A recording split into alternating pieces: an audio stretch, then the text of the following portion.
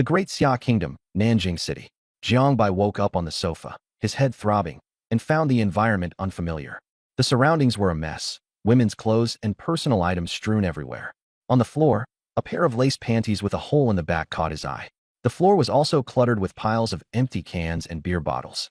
Jiangbai was puzzled. Wasn't I swimming on the beach? How did I end up here? Shouldn't I be in the hospital? Memories rushed back. He had transmigrated into a world called Blue Star. In this world, there was something known as void energy, capable of driving people insane. The only way to protect oneself was by forming a contract with a beast girl. Forming such a contract required knowledge of the beast girl's origin and species, and this information could only be purchased from official sources, often at a steep price.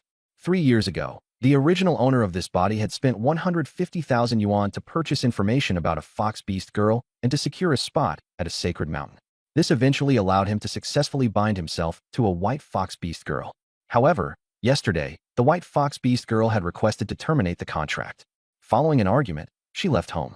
The original owner, drowning his sorrows with alcohol, drank himself unconscious, and Jiangbai's soul took over his body. Scanning the purple lace panties on the floor, Jiangbai understood the hole was for the tail of a beast girl. Rubbing his aching forehead, he grumbled about the aftereffects of fake alcohol. Grabbing a chilled bottle of water and gulping it down, he checked the phone. The original owner had been relentlessly texting Xiaobai the previous night, all pitiful, fawning messages begging the beast girl to return. Void chickens, as it turns out, were a kind of void realm creature humans bred for food. Not long after, Jiangbai looked at the phone's banking app. There was only 56.68 yuan left in the account. He was completely speechless. Can't even support himself, and he wants to raise a beast girl? No wonder she ran away. Jiangbai tossed the phone onto the coffee table and slumped back on the sofa, staring at the ceiling, thinking about his next steps. First, he needed to make money. After all, safety was paramount in this dangerous world. Surveying the chaotic room, Jiangbai sighed and began cleaning up. He stuffed the cans into garbage bags, shoved the clothing into storage bags to dispose of, and by the end of it, he was covered in sweat. Next, he decided to check out the bedroom. It was his room now. The bedroom was neat and tidy. On the desk were several books on advancing beast girls. Women or beast girls? What's more important, continuing the family line or choosing beast girls? Jiangbai shook his head, feeling the original owner wasn't entirely serious about life. On instinct, he glanced at the trash can to make sure there were no suspicious tissues. Opening the drawer, sunlight filtered through the curtains and illuminated him as he held a diagnosis report in his hand. Dissociative identity disorder. The memories came rushing back again. The original owner had lived with his grandfather since childhood. His grandfather passed away when he was 5, plunging him into a breakdown that led to hysteria. He coped by fantasizing about living with his parents. It wasn't until Xiaobai appeared that he was forced to face reality. The white fox must have been the original owner's sole emotional support, Jiangbai muttered, crumpling the diagnosis report and throwing it into the trash. He pulled back the curtains, letting sunlight flood in. Jiangbai closed his eyes, basking in the glow of this new world sun. Suddenly, there was a knock on the door. Jiangbai got up to open it, only to see a curvaceous, seductive woman with white hair, fox ears, and a tail standing at the door. From the memories, he recognized her immediately. It was Bai Yuan, the white fox beast girl who had lived with him for 3 years. Jiangbai instinctively glanced at her tail, thoughts immediately straying to inappropriate places. He coughed. "Why are you back?" Bai Yuan asked worriedly. "Jiangbai, are you okay?" When they first made their contract, Bai Yuan had been a frail and skinny young girl. It was Jiangbai's bonuses and part-time job money that had raised her into her current glamorous state. That level of dedication was extreme, though only directed at himself. Jiangbai rolled his eyes. "What does it have to do with you?" Honestly, he could understand why Bai Yuan wanted to dissolve the contract, but it still annoyed him. Hearing his cold response, Bai Yuan's eyes turned red. "How can you talk to me like this?" Jiangbai smirked. "Oh, do you still expect me to coddle you? Pamper you? Who do you think you are?" He was no longer the original owner, that pitiable simp. Tears welled in Bai Yuan's eyes as she called his name softly. Jiangbai snapped impatiently. "Stop calling me. You're driving me nuts. Say what you came to say, or get lost." At this moment, a man in a suit suddenly appeared beside Bai Yuan. Jiangbai finally noticed him and instantly recognized him as Zhang Yu, a wealthier student from the same school. Zhang Yu was infamous for throwing money around to snatch up beast girls. His proclivities were well known. Jiangbai wondered how Bai Yuan, who rarely left the house, had attracted Zhang Yu's attention. The original owner had little connection to him. Whatever the reason, though, it didn't matter now. Bai Yuan's wish to leave already made her stance clear. Jiang Bai stared calmly at Zhang Yu. If you want a contract with her, fine. Just pay me back the money I spent, 150,000 for the purchase, plus her living expenses over the years. That's a total of 500,000. A sole contract required mutual agreement. Neither party could terminate it unilaterally. Bai Yuan froze, staring at Jiang Bai in disbelief. Am I only worth 500,000 to you? Jiang Bai tapped his temple mockingly. Come on, don't be like that. You can't even compare to 500,000. Back then, it was just 100,000. Bai Yuan fell silent, and even Zhang Yu was momentarily speechless. Zhang Yu offered a polite smile. Jiang Bai, let's not joke around here. Just name your price. Jiang Bai remained unmoved. 500,000, not a penny less. Not a single penny less. Worst case, he'd apply for a contract adjudication to send Bai Yuan back to the sacred mountain. Jiang Bai, looking every bit like a money-hungry mother-in-law demanding dowry, stated unapologetically, fine. I'm dropping the act. All I want is money. The moment the words contract judgment were mentioned, Bai Yuan panicked, her tear-filled eyes darting toward Zhang Yu. In this world, individuals who formed contracts with beast companions were called beast masters. When there was an issue with a contract, one could apply for a contract judgment. If the beast companion was at fault, she would be sent back to the sacred mountain, never to return. If the beast master was at fault, they would lose the qualification to form contracts with beast companions for life. Once the judgment process started, both the sacred mountain and the great Xia kingdom would investigate jointly. Now, it was evident that Bai Yuan was the one at fault, so Jiang Bai wasn't worried at all. Note, this fox isn't the main character. She's just a narrative setup. The protagonist will later have a nine-tailed demon fox. Zhang Yu frowned and said, Jiang Bai, I know you're short on money. You initially spent 150,000 yuan, and now you're asking for 350,000 yuan to cover 3 years of living expenses? Isn't that a bit excessive? He didn't believe that Jiang Bai, a college orphan, could afford to spend 110,000 yuan annually. Jiang Bai shrugged and gestured toward Bai Yuan. She should have told you, right? She's about to ascend from the mortal rank to the silver rank. She's already level 15. Doesn't this math check out? When Jiang Bai first signed the contract with Bai Yuan, she was at the lowest mortal rank. Due to scant documentation, her ranking could have been even higher if more detailed bloodline records had been available. The only way for a beast companion's bloodline to advance was through the beast master's efforts, researching and uncovering the heritage of her bloodline. Over the past 3 years, Jiang Bai had scoured every library in Nanjiang City, poring over ancient texts. Finally, he identified the heavenly snow fox breed based on a fragment of an old manuscript. The method of ascension was simple. Help the beast companion rediscover her racial traits and awaken the resonance of her bloodline, and she would break free of the shackles holding her back. Bai Yuan, once pale yellow in color, had her fur turn snow white after learning of her identity as a heavenly snow fox, which signaled the awakening of her bloodline. A beast companion's bloodline level determined her growth potential. For instance, Bai Yuan's original bloodline allowed her to only achieve a maximum of level 20. After ascending to a heavenly snow fox, her potential ceiling increased significantly. A beast companion's skills also had to be deduced by the beast master through relevant study. For example, the thought of a rabbit beast companion using tiger-like pouncing techniques might seem absurd, but theorizing that she excelled at movements involving arching her back might actually trigger her innate instincts. After mulling over the situation for a moment, Zhang Yu said, I need you to promise not to seek out Xiao Bai ever again. Jiang Bai laughed, realizing he had won. Deal. Also, publicly dissolve your contract. Jiang Bai nodded. 2 for 1. How fortunate. Zhang Yu immediately transferred 500,000 yuan to Jiang Bai. Let's get started. In truth, Zhang Yu wasn't interested in Bai Yuan's appearance at all. He cared about her bloodline. The Zhang family had a secret technique capable of sensing bloodline strength. Zhang Yu was certain that after Bai Yuan's ascension, her bloodline would reach at least the gold rank, potentially even the diamond rank. At this level, documentation on beast companions became a lucrative commodity. Gold rank information was officially valued at 2 million yuan, while diamond rank info was only available in auction houses. Most importantly, Zhang Yu had no interest in women, and Bai Yuan appealed far less to him than Jiang Bai ever did. Once the money was received, Jiang Bai's expression transformed into a grin. He stepped aside and gestured toward the doorway. Come on in. Anyone who pays is a friend. Bai Yuan muttered. How did your face get so thick? Zhang Yu. Inside the room, Jiang Bai and Bai Yuan sat cross-legged facing each other. Their gazes locked, the atmosphere tense and silent. Jiang Bai grew impatient. Why are you just sitting there? Give me your blood. Dissolving a contract required the blood of both parties to draw the runic patterns that communicated with the sacred mountain. Bai Yuan hesitated for a moment, her gaze toward Jiang Bai growing more complex. What are you staring at? Jiang Bai raised an eyebrow. Haven't you seen someone who's afraid of pain before? Feeling aggrieved, Bai Yuan reluctantly cut her palm, letting the blood drip down. She thought to herself, Jiang Bai really has changed. He used to be scared of me getting hurt.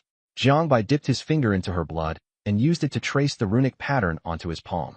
This was a basic skill of beast masters, the simplest design for communicating with the sacred mountain. After finishing the drawing, he wiped his hands clean, snapped a photo of the rune, and posted it to his social media. Congratulations to me for dissolving a contract. After putting his phone away, Jiang Bai began to chant. With blood as the medium, with the pattern as the guide, under heaven's witness and the sacred mountain's oversight, the contract, dissolve. After finishing the incantation, he pressed his palm to his forehead. A scarlet light flashed in the room, and half a gray-white rune appeared on both of their foreheads. When pieced together, it represented the soul contract's original content. Confirmed. The voice of the sacred mountain echoed in their minds. The floating contract dissolved into golden sparkles before vanishing entirely. Jiang Bai stood up, his face betraying zero emotion, as if he couldn't care less. Oh, by the way, we're celebrating today. Here's a parting gift for you. He placed a storage bag on the floor in front of Bai Yuan. Bai Yuan sat there, staring blankly at the bag, her heart in turmoil. She couldn't fathom it. Jiang Bai had truly chosen to dissolve their contract. Why was he so heartless, showing no trace of lingering attachment? In truth, dissolving a soul contract required mutual consent from both parties. If one party disagreed, it was impossible to break. Jiang Bai had encountered plenty of people like Bai Yuan, fragile in appearance, but ruthless at heart. Seeing her look heartsick and devastated only annoyed him further. Stop pretending. Save the act for someone else, and stop deceiving yourself. Now get lost. Tears streamed down Bai Yuan's face. When Zhang Yu arrived to escort her away, Bai Yuan stole one last glance at Jiang Bai, as though he were some scumbag, making him feel a bit irritated. Inside a Porsche, Zhang Yu noticed Bai Yuan's sorrowful expression and offered words of comfort. Don't take what he said to heart. You're perfect in my eyes. Truthfully, Zhang Yu had always planned for Bai Yuan to become his second beast companion. Bai Yuan shook her head. It's not because of what he said. Zhang Yu was puzzled. Confusion. Why is that? Bai Yuan. I don't want to terminate the contract with him. Zhang Yu was stunned. Bai Yuan wiped away her tears. Managing to advance, even once by following him, is already good enough. His cultivation is stuck at level 9, his abilities are lacking, and he can't sign a contract with a second beast maiden. Maiden. My younger sister is still in the sacred mountain. If I don't get her out soon, there won't be another chance. Zhang Yu felt a bit displeased. He thought to himself, even Jiang Bai has decisively terminated his contract, yet Bai Yuan is still thinking about him. So what if it's 50,000? After the two had left, Jiang Bai noticed a message from his close friend Wei Xiaohu. Before he turned 18, the two of them had shared study materials, skipped classes, gotten kicked out of massage parlors, and even smashed storefront windows together. They had gotten into all sorts of trouble together. But after Jiang Bai met Bai Yuan, he had neglected his best friend. Wei Xiaohu's message read, Husband, have you gotten yourself a vixen outside? Are you dumping me? Bah. Scumbag. Wei Xiaohu followed up. Lao Bai, why did you terminate your contract with Bai Yuan? Jiang Bai calmly responded. Couldn't afford to support her. Wei Xiaohu was shocked. Weren't you two doing fine before? What happened? Are you okay now? Jiang Bai remained silent. Was it sudden? Not really. Every departure had always been premeditated, just no one else knew. Jiang Bai said, I'm fine. I sold her and made 50,000. Wei Xiaohu was taken aback. Are you being serious? You monster. Then he inquired, what about the National University tournament? Are you not planning to participate? Jiang Bai paused to think. The tournament's results were tied closely to future prospects, and even interviews considered its ranking. It didn't matter what university you were from. Jiang Bai replied, I'm planning to go to the Sacred Mountain and contract with another beast maiden. Do you have any suggestions? Aren't you planning to contract a second beast maiden too? Have you seen the official materials?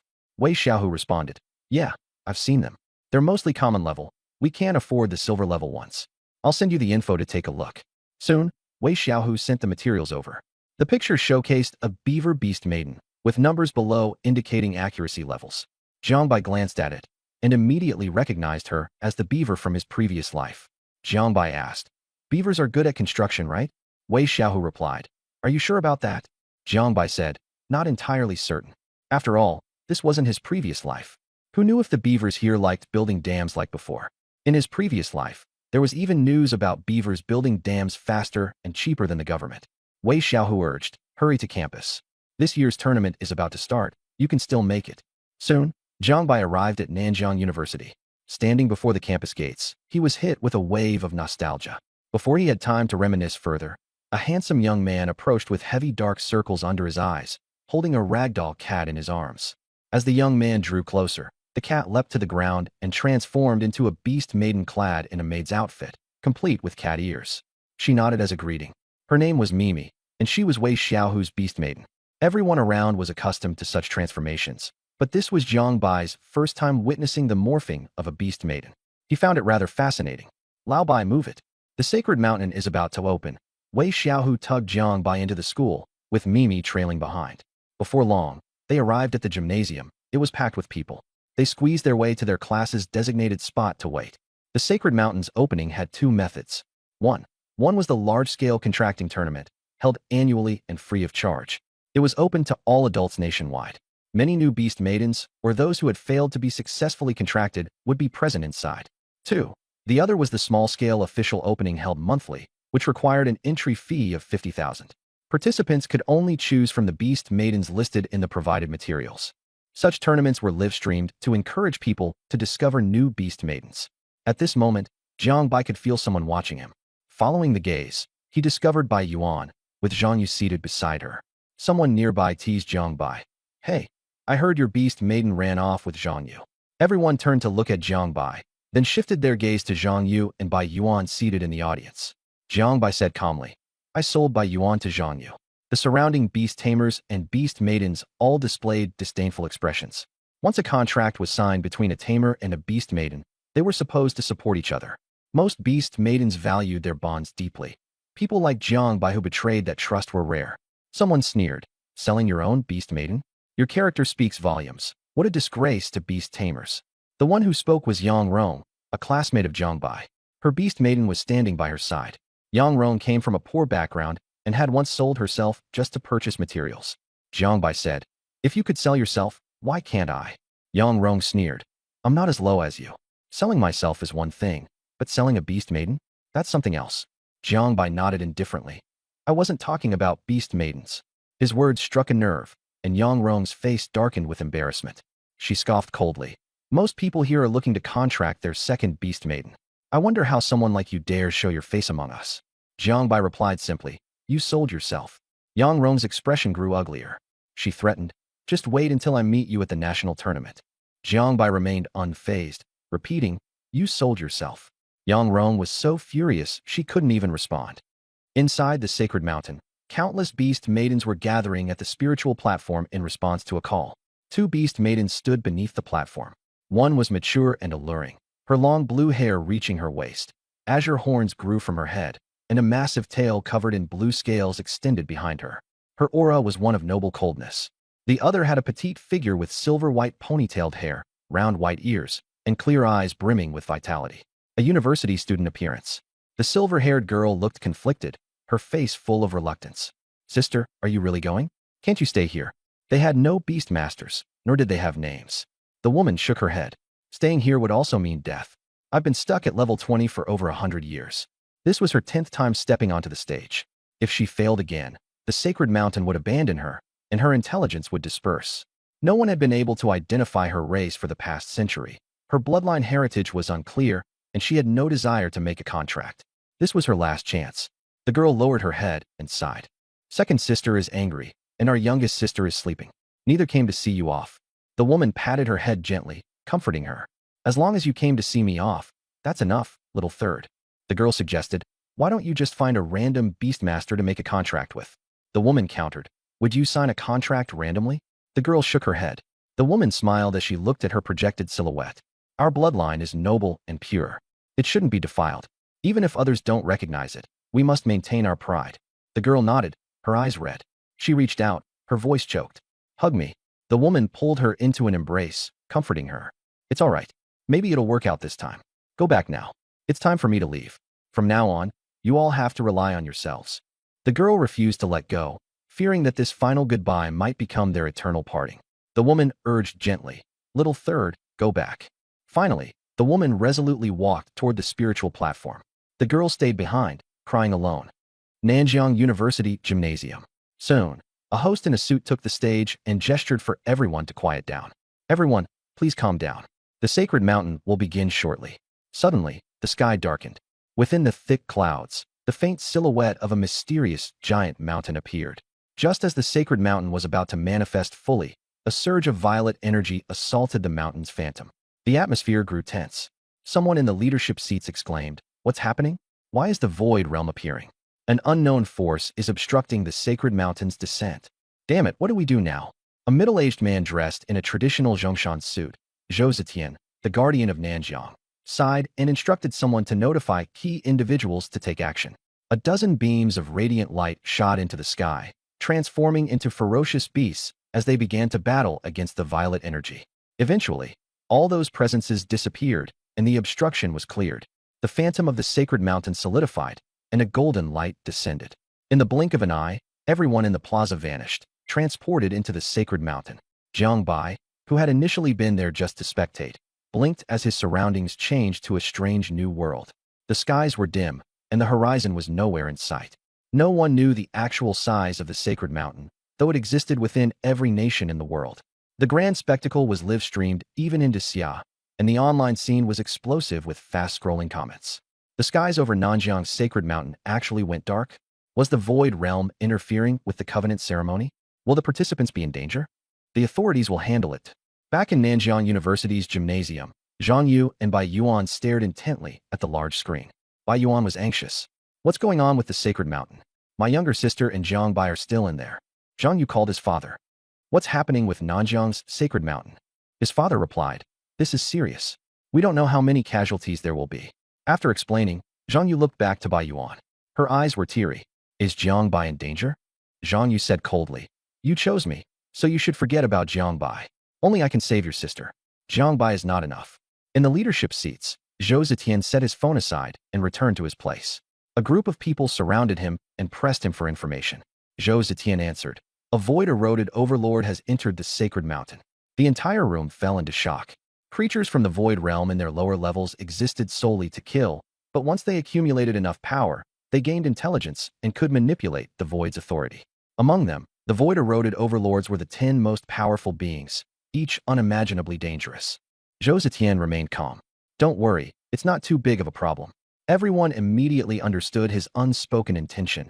Zhou Zetian planned to enter the sacred mountain himself to hunt down the void overlord. Should we wait for approval from higher authorities? Someone questioned, clearly concerned. Zhou Zetian shook his head. There's no time. This happened in Nanjiang, and we'll deal with it ourselves. Many of Nanjiang's youths are inside the sacred mountain right now. They're our future. We can't abandon them. Yang Feng, while I'm gone, you're in charge of Nanjiang temporarily.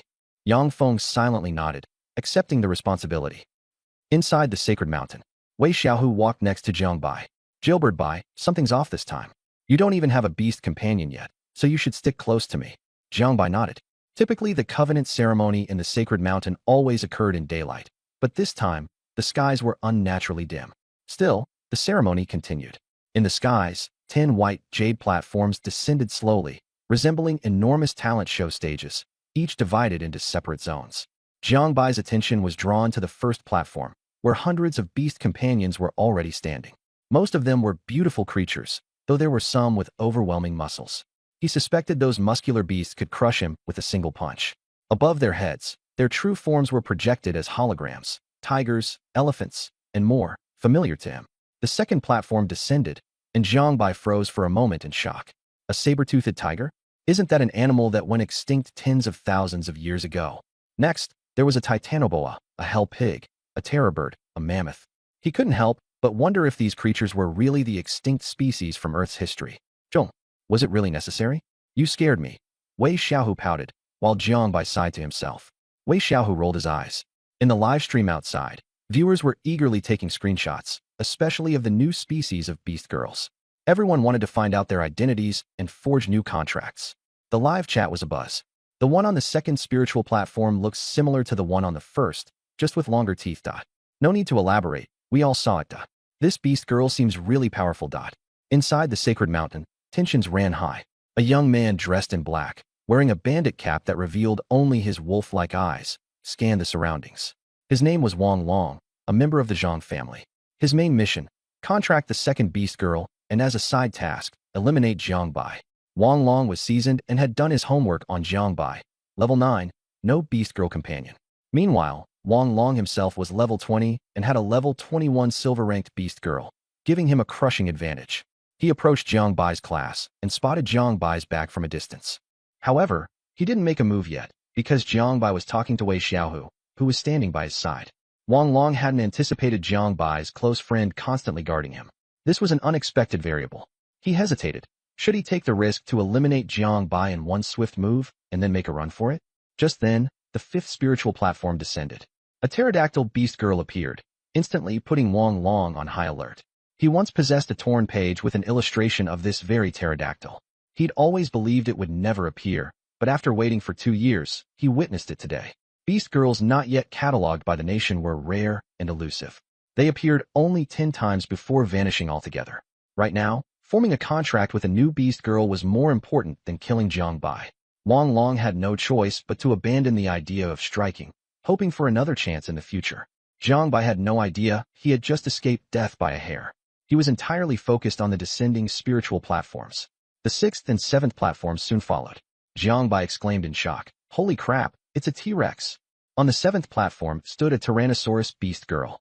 The aura of her phantom form exuded unrivaled dominance. The 8th and 9th platforms didn't feature any particularly unusual beast girls. It wasn't until the 10th platform descended that a stunningly beautiful beast girl emerged. She wore a cyan robe, a green horn crowned her head, and her blue hair flowed like waves. A tail covered in icy scales trailed behind her. Her expression was cold, her eyes devoid of emotion. The moment she appeared, a black mark surfaced on her forehead, adding an enchanting allure to her icy demeanor. Jiang Bai was utterly taken aback, staring resolutely at the phantom above her, a true azure dragon exuding an overwhelming aura of supremacy. The azure dragon was surrounded by swirling stars, gazing down upon all beings with an air of absolute power. Jiang Bai's mind was thrown into chaos. Could this possibly be the mythical azure dragon? He couldn't comprehend this world, the surreal virtual realm, the disappearance of animals, the reappearance of extinct creatures, and now the emergence of mythical beings. Wei Xiaohu noticed something was off with Jiang Bai and whispered, "What's up with you?" Jiang Bai steadied his breathing and asked seriously, "Wei Xiaohu, do you trust me?" Wei Xiaohu nodded and went so far as to point at his tabby cat beast girl, emphasizing that his preferences were straight. Jiang Bai rolled his eyes. "I'm straight too," Jiang Bai instructed. "In a bit, you head to the 7th platform and contract the T-Rex." Wei Xiaohu was taken aback. "What T-Rex?" Jiang Bai pointed it out and gave a brief explanation of the T-Rex beast girl. Wei Xiaohu was skeptical. Jiang Bai could only shake his head. The world was so different now compared to his previous life. After giving it some thought, Wei Xiaohu replied, "All right, I'll give it a shot. It's not like I know much about the other beast girls anyway." Jiang Bai nodded slightly before redirecting his full attention back to the 10th platform. Meanwhile, the tabby cat beast girl tugged at Wei Xiaohu's hand, but Wei Xiaohu motioned for her to stay quiet. The person on the 10th platform set the internet ablaze. "Quick look, the beast girl on the 10th platform is gorgeous. Every glance feels like a blessing. This is the only one of her species. If no one contracts her, her kind will go extinct." In an opulent mansion in the imperial capital, a dashing young man was glued to the live stream, staring intently at the cyan-robed beast girl on the 10th platform. He had seen her a decade ago during the contract gathering in Nanjiang, and had even given her a name himself, Qing Yi. Even though he hadn't succeeded in contracting her, he still couldn't suppress his fury. Grabbing a chair, he hurled it at the wall, which collapsed on impact. How could this happen? Why didn't she wait for me? Servants rushed in. As soon as they entered, they found their young master in a fit of rage. "Young master, please calm down." The servants knelt trembling, afraid to even meet his gaze. "You're all useless. A whole decade, and you couldn't gather even a shred of information about her," he roared. After a few moments, he forcibly composed himself and made a call. "Father, I need to go to Nanjiang." On the other side of the line, a cold voice immediately declined. "Absolutely not." Back at the sacred mountain, the 10th spiritual platform descended. 1. Everyone understood the signal to begin. Someone stepped onto the first platform. Most chose the 2nd, 3rd, or 4th platforms. Some people had gathered intel on the new beast girls. Jiang Bai spotted Yang Rong on the 4th platform at a glance. On the 5th platform, the black-clad figure ascended. Jiang Bai muttered to himself that this outfit would make him a prime suspect in any foreign nation. As the 6th and 7th platforms descended, Wei Xiaohu nodded at Jiang Bai and stepped forward. "Tiger, didn't you say you had intel on a new beast girl?" Why are we here? Mimi asked in a low voice. The reliability of the info is questionable, but Jiang Bai is a brother. I trust him. Worst case, we come back next year. Wei Xiao shrugged. But this could cost us a year of cultivation. Just a year doesn't bother me, Wei Xiaohu said indifferently. Mimi sighed helplessly, then brightened up and asked, So, does this mean we don't need to go out for a few days? Wei Xiaohu's face turned pale. He sneaked a glance at Mimi's long legs and felt a sense of despair grow in his heart. If they went back and she squeezed him dry again, what then? He could only hope Jiang Bai wasn't leading them into a trap this time. The 3 spirit platforms at the back remained unchosen, skipped over entirely. Platform 10. Jiang Bai took a deep breath and began walking toward the 10th spirit platform. But someone moved even faster, so he could only follow at the end of the line. Spectators watching on the live stream commented nonstop. Has anyone found any info on that beast maiden yet? My first love is gone. Meanwhile, some cooler heads were analyzing. Relax. None of these people will succeed in forming a contract. Why not? Have you heard of the imperial capital's Li family? Young Master Li Lingtian from the Li family has been throwing fortunes into finding that beast maiden for 10 years. No luck. If even he couldn't find her, nobody else will die. Then why are so many people rushing toward the 10th platform? Because the beast maiden can only show up 10 times. Rumor has it that a beast tamer randomly picked her out of desperation during her last appearance, and she signed a contract to survive. That beast tamer's bloodline then evolved directly into King Realmda. So everyone is trying their luck. Who wouldn't want to hit the jackpot? Li Lingtian sat on his sofa, smirking at the live chat comments. Luck? If luck worked, he would have succeeded 10 years ago. Talent and destiny are equally important. Li Lingtian had once vowed to use the Li family's resources to help Qing Yi find her purpose. But Qing Yi never paid attention to him. Only he truly understood how proud she was. On the sacred mountain, atop the 10th spirit platform, Qing Yi stared coldly at the beast tamer before her, who was making endless promises. The tamer laid out pros and cons, insisting it was her last chance. She simply spat out one word: leave. The beast tamer turned pale and walked off the platform in humiliation. What's that red thing on the ground? Oh, it's your dignity. Next clown, step up. At the end of the line, Jiang Bai grew anxious. His strength was too weak, which had made him late.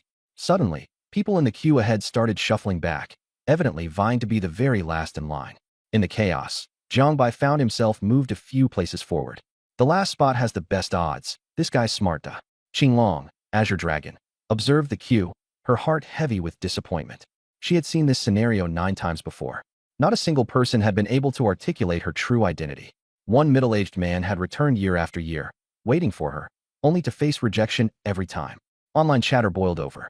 Here comes an experienced one, playing this sentimental card. Please, enough.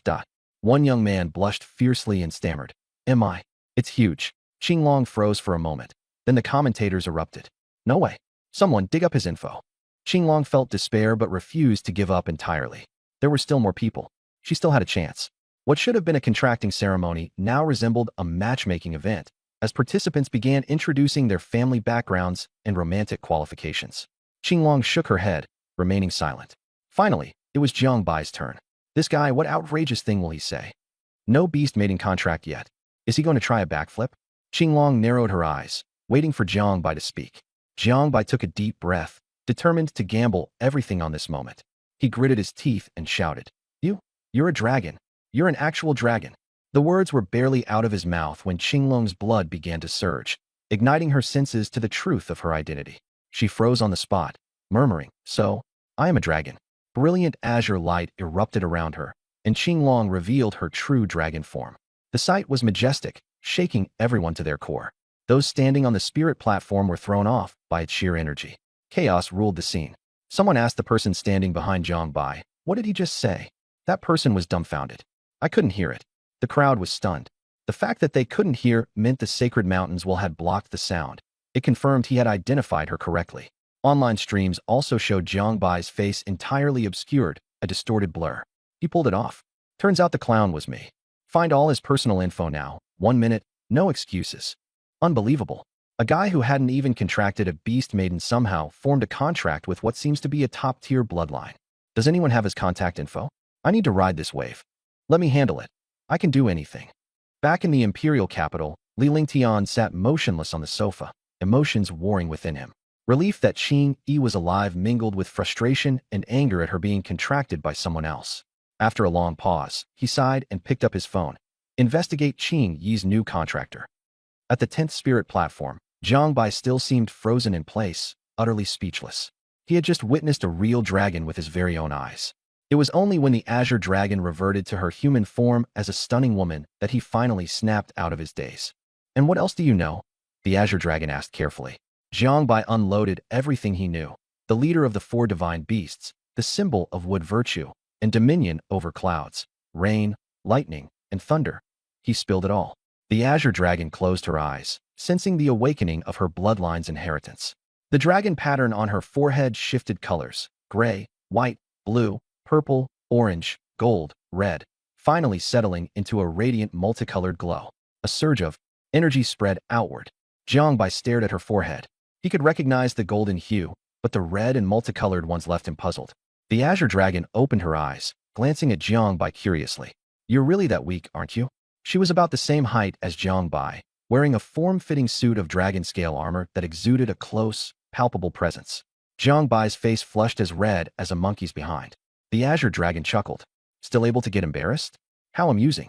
Her demeanor shifted entirely from earlier. The icy coldness was gone, replaced by warmth. Pointing to the dragon mark on her brow, she asked, "Do you know what this is?" Jiang Bai shook his head. "Mythical tier bloodline," the Azure Dragon said with a gentle smile.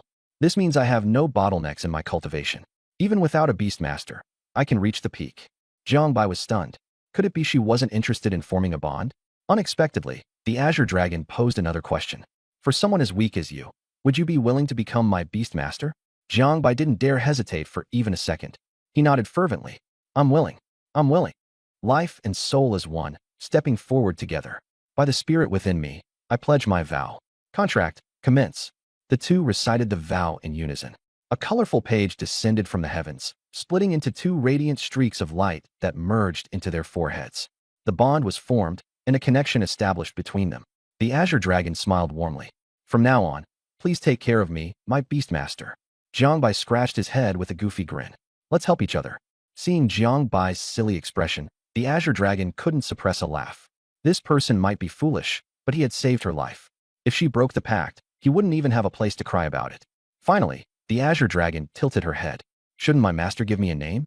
Jiang Bai froze for a moment, then took a deep breath before answering. "Then let's call you Ao Qing." Ao was the surname of the dragon clan. Ao Qing, the Azure Dragon being named Ao Qing, made perfect sense. "But why is your surname Ao instead of Jiang?" Ao Qing asked, puzzled. After forming the soul contract, she had a clear understanding of Jiang Bai's background, as well as some human customs. Jiang Bai found it difficult to explain. He simply said, "Just trust me on this. Ao Qing it is." Ao Qing mulled it over for a moment. "I've heard that among humans, siblings with different surnames can marry. If you're trying to give us different surnames, does that mean you want to marry me?" Jiang Bai was taken aback, quickly waving his hands. No, I didn't mean that. Don't overthink it." Ao Qing smirked. "Why are you in such a hurry to deny it?" "I was only joking." Jiang Bai stammered. "I'm not in a hurry." Ao Qing replied. "Oh, you're definitely in a hurry." Jiang Bai grew flustered. "I'm really not." Ao Qing laughed. All right, you're not in a hurry." Jiang Bai sighed in relief and nodded. "That's right, I'm not." But then Ao Qing suddenly leaned in mysteriously. "Actually, if you really wanted to marry me, it's not impossible. You just have to." She left the sentence unfinished. Jiang Bai couldn't help but ask curiously, "Have to what?" Casually, Ao Qing replied, "Well, since you said you don't want to marry me, why ask?" Jiang Bai was speechless. All of a sudden, Ao Qing froze, her expression changing. Without warning, she scooped Jiang Bai into her arms and dashed toward the depths of the sacred mountain. Caught off guard, Jiang Bai was completely stunned. Three thoughts swirled in his mind amid the chaos. So big, so soft, and so fragrant. The contract selection ceremony was nearing its end, with many participants already stepping off the stage. Wei Xiaohu descended as well, a grin spreading uncontrollably across his face. Beside him were two beast girls. One of them, Mimi, cautiously sized up the other. The other returned the look with a meaningful smile, even licking her lips. Startled, Mimi averted her gaze hastily and, thinking of her own treats, licked her own lips. Wei Xiaohu was brimming with excitement. Holy crap, Jiang Bai wasn't exaggerating. This beast girl really is a king-tier Tyrannosaurus. His second beast partner was unexpectedly king-tier. Jiang Bai isn't just a buddy, he's like a godsend. Skipping generations isn't just reasonable, it's necessary. Looking up to the 10th spiritual platform, He saw it enclosed by a blue energy barrier. Jiangbai was nowhere in sight, so he continued watching the platform instead. To turn down a king-tier beast girl, incredible. Could the 10th platform's partner be Emperor tier? Suddenly, the barrier shattered, and a stunning figure emerged, carrying Jiangbai in her arms as she dashed out. Wei Xiaohu froze in astonishment. Wait, isn't that Jiangbai? His gaze shifted to the mark on Ao Qing's brow, the color gray. Huh? Jiangbai's beast partner has a common tier bloodline? So this is what skipping generations means. Wait, what? Why are they running? How can a common tier move this fast? Wei Xiaohu quickly chased after them.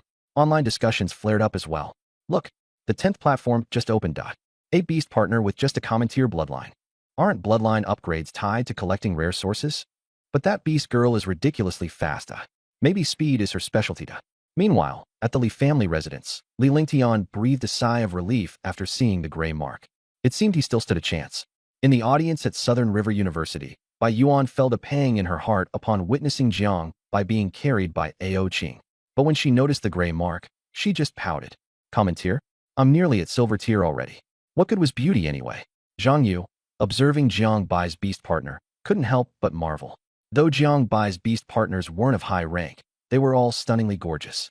Bai Yuan was already considered the most beautiful woman at Southern River University, yet compared to Jiang Bai's new partner, the difference was stark. On the sacred mountain, many directed their attention to the 10th spiritual. The platform was open, waiting for the end of the conference and for the eventual teleportation out. But no movement occurred. Why haven't we been transported yet? While still puzzled, strange noises started coming from the distance. People spotted a large shadow sweeping across the horizon, and purple mist dyed the sky a foreboding crimson. Run! It's the beastkin infected by the energy of the void realm. Beastkin in a frenzy were everywhere, both in the sky and on the ground. Wherever they passed, trees and rocks were destroyed, everything crumbling in their path. Their speed was incredible, closing the distance in the blink of an eye. Panic broke out. The crowd began a mad scramble to flee deeper into the sacred mountain. Some, in their desperation, even attacked one another, hoping to delay others and slow the pursuers. Those caught were shredded instantly, blood spraying in all directions. The scene was unbearably horrific.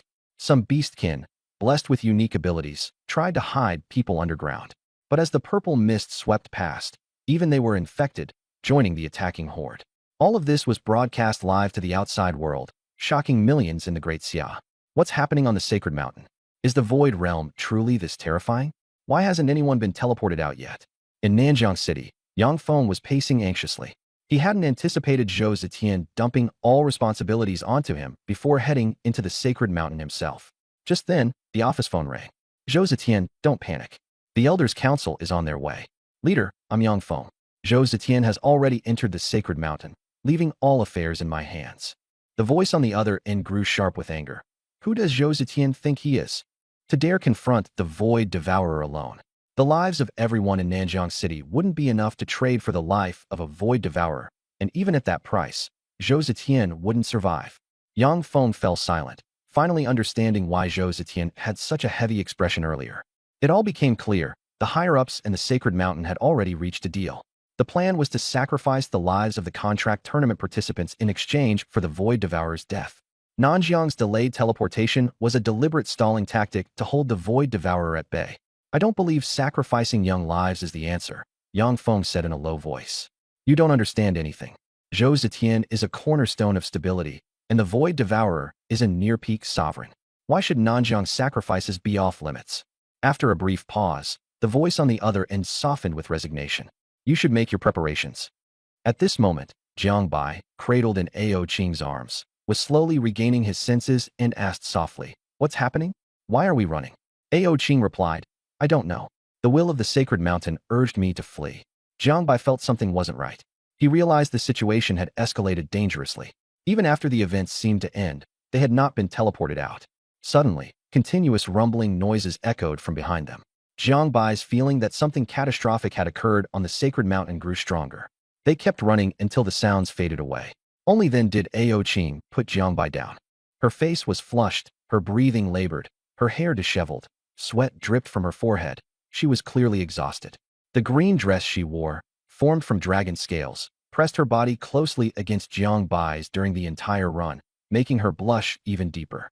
Ever since her bloodline awakened, she couldn't shake a certain restless feeling in her heart. Ao Qing took a deep breath, suppressing her emotions, and asked with concern, "Let's rest for a bit. Are you all right?" Jiang Bai shook his head, indicating he was fine. He then noticed the dragon mark on Ao Qing's brow had turned gray and asked curiously, "Why has your bloodline downgraded to a mundane level?" Ao Qing smoothed her hair and replied, "The color can be switched at will. I changed it to gray to avoid trouble." She even demonstrated it for Jiang Bai on the spot. Jiang Bai, like a set of holiday lights. At that moment, a flash of cold light streaked by. A black shadow descended from a tree, lunging straight at Jiang Bai. Just as a blade was about to pierce Jiang Bai, Ao Qing raised her hand to intercept. The knife struck her hand without leaving the slightest mark, and with a clang, the dagger broke apart. Wang Long was shocked and hastily retreated, but Ao Qing's tail swept out, striking Wang Long's body with a heavy blow. With a loud thud, he crashed to the ground, coughing up blood. Immediately afterward, a pterosaur with a 20-meter wingspan swooped in from above, aiming straight for Jiang Bai. Ao Qing transformed into her green dragon form, soaring skyward. Her sharp claws pierced the pterosaur instantly, tearing it in half. The creature's shattered corpse plummeted to the ground. Ao Qing reverted to her humanoid form and stood by Jiang Bai's side. Everything had unfolded in mere seconds. Jiang Bai hadn't even processed it yet. He stared at the blood-spitting Wang Long and shouted, "Hey man, who are you, and why are you trying to kill me?" Wang Long was terrified. He hadn't expected Jiang Bai's contracted beastkin to be this strong. Despite leveling up to 24 with the aid of his pterosaur and even possessing a diamond-tier beastkin, he'd been utterly defeated. His heart sank into despair. Rushing to explain, Wang Long said, "Dude, I've got the wrong person. Honest mistake. Can't you believe me? Jiang Bai, you think?" Trying to maintain his composure, Wang Long racked his brain for a way out. "Big bro, I swear this was just a misunderstanding. I heard you'd contracted the mysterious beastkin from the 10th Spirit platform and thought we could have a friendly spar." In truth, Wang Long had already contacted a hidden beastkin of his for a potential escape plan. Jiang Bai considered for a moment and realized he had no personal enemies. The only possible explanation was Zhang Yu. He directly asked, "Did Zhang Yu send you?" Wang Long froze, realizing that Zhang Yu had indeed tacitly approved this operation. Without hesitation, he ratted Zhang Yu out, confessing, "Yes, it was Zhang Yu who sent me. Dude, I'm just a guy doing work for money. Here, take all the money I got. Spare me, and I swear I'll never show my face around you again." Ao Qing turned to Jiang Bai, awaiting his decision. Jiang Bai shook his head. "You've already attacked. Do you think you can just walk away? The world isn't that forgiving." Panic-stricken, Wang Long yelled, "You can't kill me. If you do, the officials will hunt you down. The tournament is being broadcast live." So Jiang Bai wore a mask, aware that the outside world was watching. Drawing upon his memories, he confirmed the situation, not overthinking it, but feeling slightly conflicted. The Grand Xia Kingdom strictly prohibited beastmasters from killing each other. Wang Long let out a sigh of relief. In reality, this place wasn't even being live-streamed. "Brother, you gain nothing from killing me and may even face an investigation. How about this? I'll give you 2 million. Let me go, and neither of us takes a loss." Seeing Jiang Bai hesitate, Ao Qing suddenly spoke up. "I possess a soul enslavement secret technique." Jiang Bai's eyes gleamed. "Then why are we wasting time? Do it." Ao Qing stepped forward barefoot, the jingling of bells ringing out. Jiang Bai momentarily paused, trying to suppress errant thoughts, then forced himself to focus. Wang Long was terrified. Being enslaved was worse than death. Silently, he commanded his beast girl companion in the shadows. Ao Qing stood before Wang Long's soul seize. Wang Long was suppressed by an immense power, his consciousness gradually fading. Sweat beaded on Ao Qing's forehead, and it was clear the secret technique was draining her greatly. Suddenly, Jiang Bai felt danger looming behind him. Before he could react, a force struck him violently, sending him crashing into a tree. Blood spurted from his mouth as his consciousness dimmed. Summoning all his strength, he croaked, "Kill him." Panicked, Ao Qing coughed up blood from the backlash of her technique, but she still struck Wang Long in the chest. Wang Long's torso caved inward as he collapsed to the ground. Ao Qing quickly ran to Jiang Bai's side, cradling him and administering urgent healing. A stream of life force flowed from her palm into Jiang Bai, working to repair his injuries. Meanwhile, Wang Long's corpse was dragged into the forest by his beast girl companion, disappearing among the trees. Xiao Ling trudged through the forest with Wang Long in her arms, finally collapsing to the ground. She held him tightly, tears streaming down her face. "You promised to show me the most beautiful scenery. How did it end like this?" She lifted her gaze toward the direction of Jiang Bai's attacker, her eyes filled with searing hatred. She must seek vengeance. At that moment, A mesmerizing voice echoed. Ah, such delightful despair. Xiao Ling looked up, only to see a young man emerge from the forest. The tangled undergrowth seemed to part naturally for him. He wore a black evening suit, his violet eyes glinting with eerie malice, and atop his head were black scales and horns, a being from the void realm. Overwhelmed with terror, Xiao Ling instinctively tried to flee with Wang Long, but found herself immobilized, helpless against the overwhelming force that bound her in place.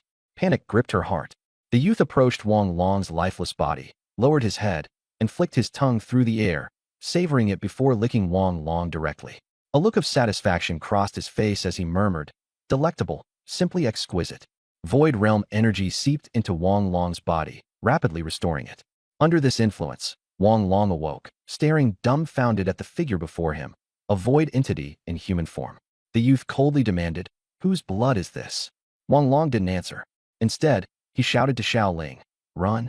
Xiao Ling struggled to activate her inherent skill and flee, but to her horror, she realized her powers were completely nullified, rendering her motionless. The young man chuckled darkly, reaching out to caress Xiao Ling's head. Disobedience deserves punishment. In an instant, Xiao Ling's head exploded, her lifeless body falling to the ground. The man turned back to Wang Long with icy indifference. "Now, keep talking." Wang Long trembled uncontrollably as he stammered a question. Who are you?" The youth flashed an ominous smile. "You may call me Zhu." Elsewhere, Zhou Zetian hastened through the sacred mountain forest, a sense of urgency in his steps. Detecting the void realm energy emanating from its depths, he raced toward the source. He knew that only by uncovering the presence of the void devourer sovereign could the plague of purple mist over Lingtai be resolved. Jiangbai struggled to open his eyes, his body racked with pain and his complexion ashen. Seeing him stir, Ao Qing anxiously asked after his condition. Jiangbai acknowledged that she had saved him. "Thank you, Ao Qing." Though relieved that Jiangbai was conscious, a lingering concern darkened Ao Qing's expression. Sensing her unease, Jiangbai asked what was wrong. Ao Qing hesitated before admitting the stark truth. "Your spiritual veins have vanished." Jiangbai was shocked. Memories surged forth. Beastmasters required spiritual veins in order to cultivate power. Yet, he had been born without them. The mystery of his cultivation and inability to advance now had a heartbreaking answer. Overcome with despair, Jiangbai felt hollow. Recognizing his disappointment, Ao Qing clasped his hand with firm resolution. "You saved my life, and I vow to protect yours. As someone with a god-tier bloodline, I have the means to restore your spiritual veins. Don't be troubled." Suppressing his emotions, Jiangbai forced a faint smile of gratitude. Deep down, he resolved to find a way to solve his cultivation crisis. "Thank you, Ao Qing." Ao Qing simply shook her head, dismissing the need for thanks. Unyielding in her convictions, she had decided she would stand by Jiangbai's side no matter the cost. At that moment, a rumble echoed through the surroundings as the earth began to quake. The sacred mountain shook violently, prompting Ao Qing to frown. "What's happening?" "There's an intense energy clashing ahead." Ever since attaining a god-tier bloodline, her sensitivity to such forces had heightened considerably. Taking a deep breath, Jiangbai said decisively, "Whatever it is, we should leave. Let's go." He glanced at Ao Qing's fair neck with slight embarrassment. "I'll have to trouble you again." Ao Qing nodded, lifted Jiangbai onto her back, and dashed toward the inner depths of the sacred mountain. As Jiangbai rested against her back, his hand unconsciously encircling her, Ao Qing felt a ripple of unease in her heart. Yet, she focused and advanced without hesitation.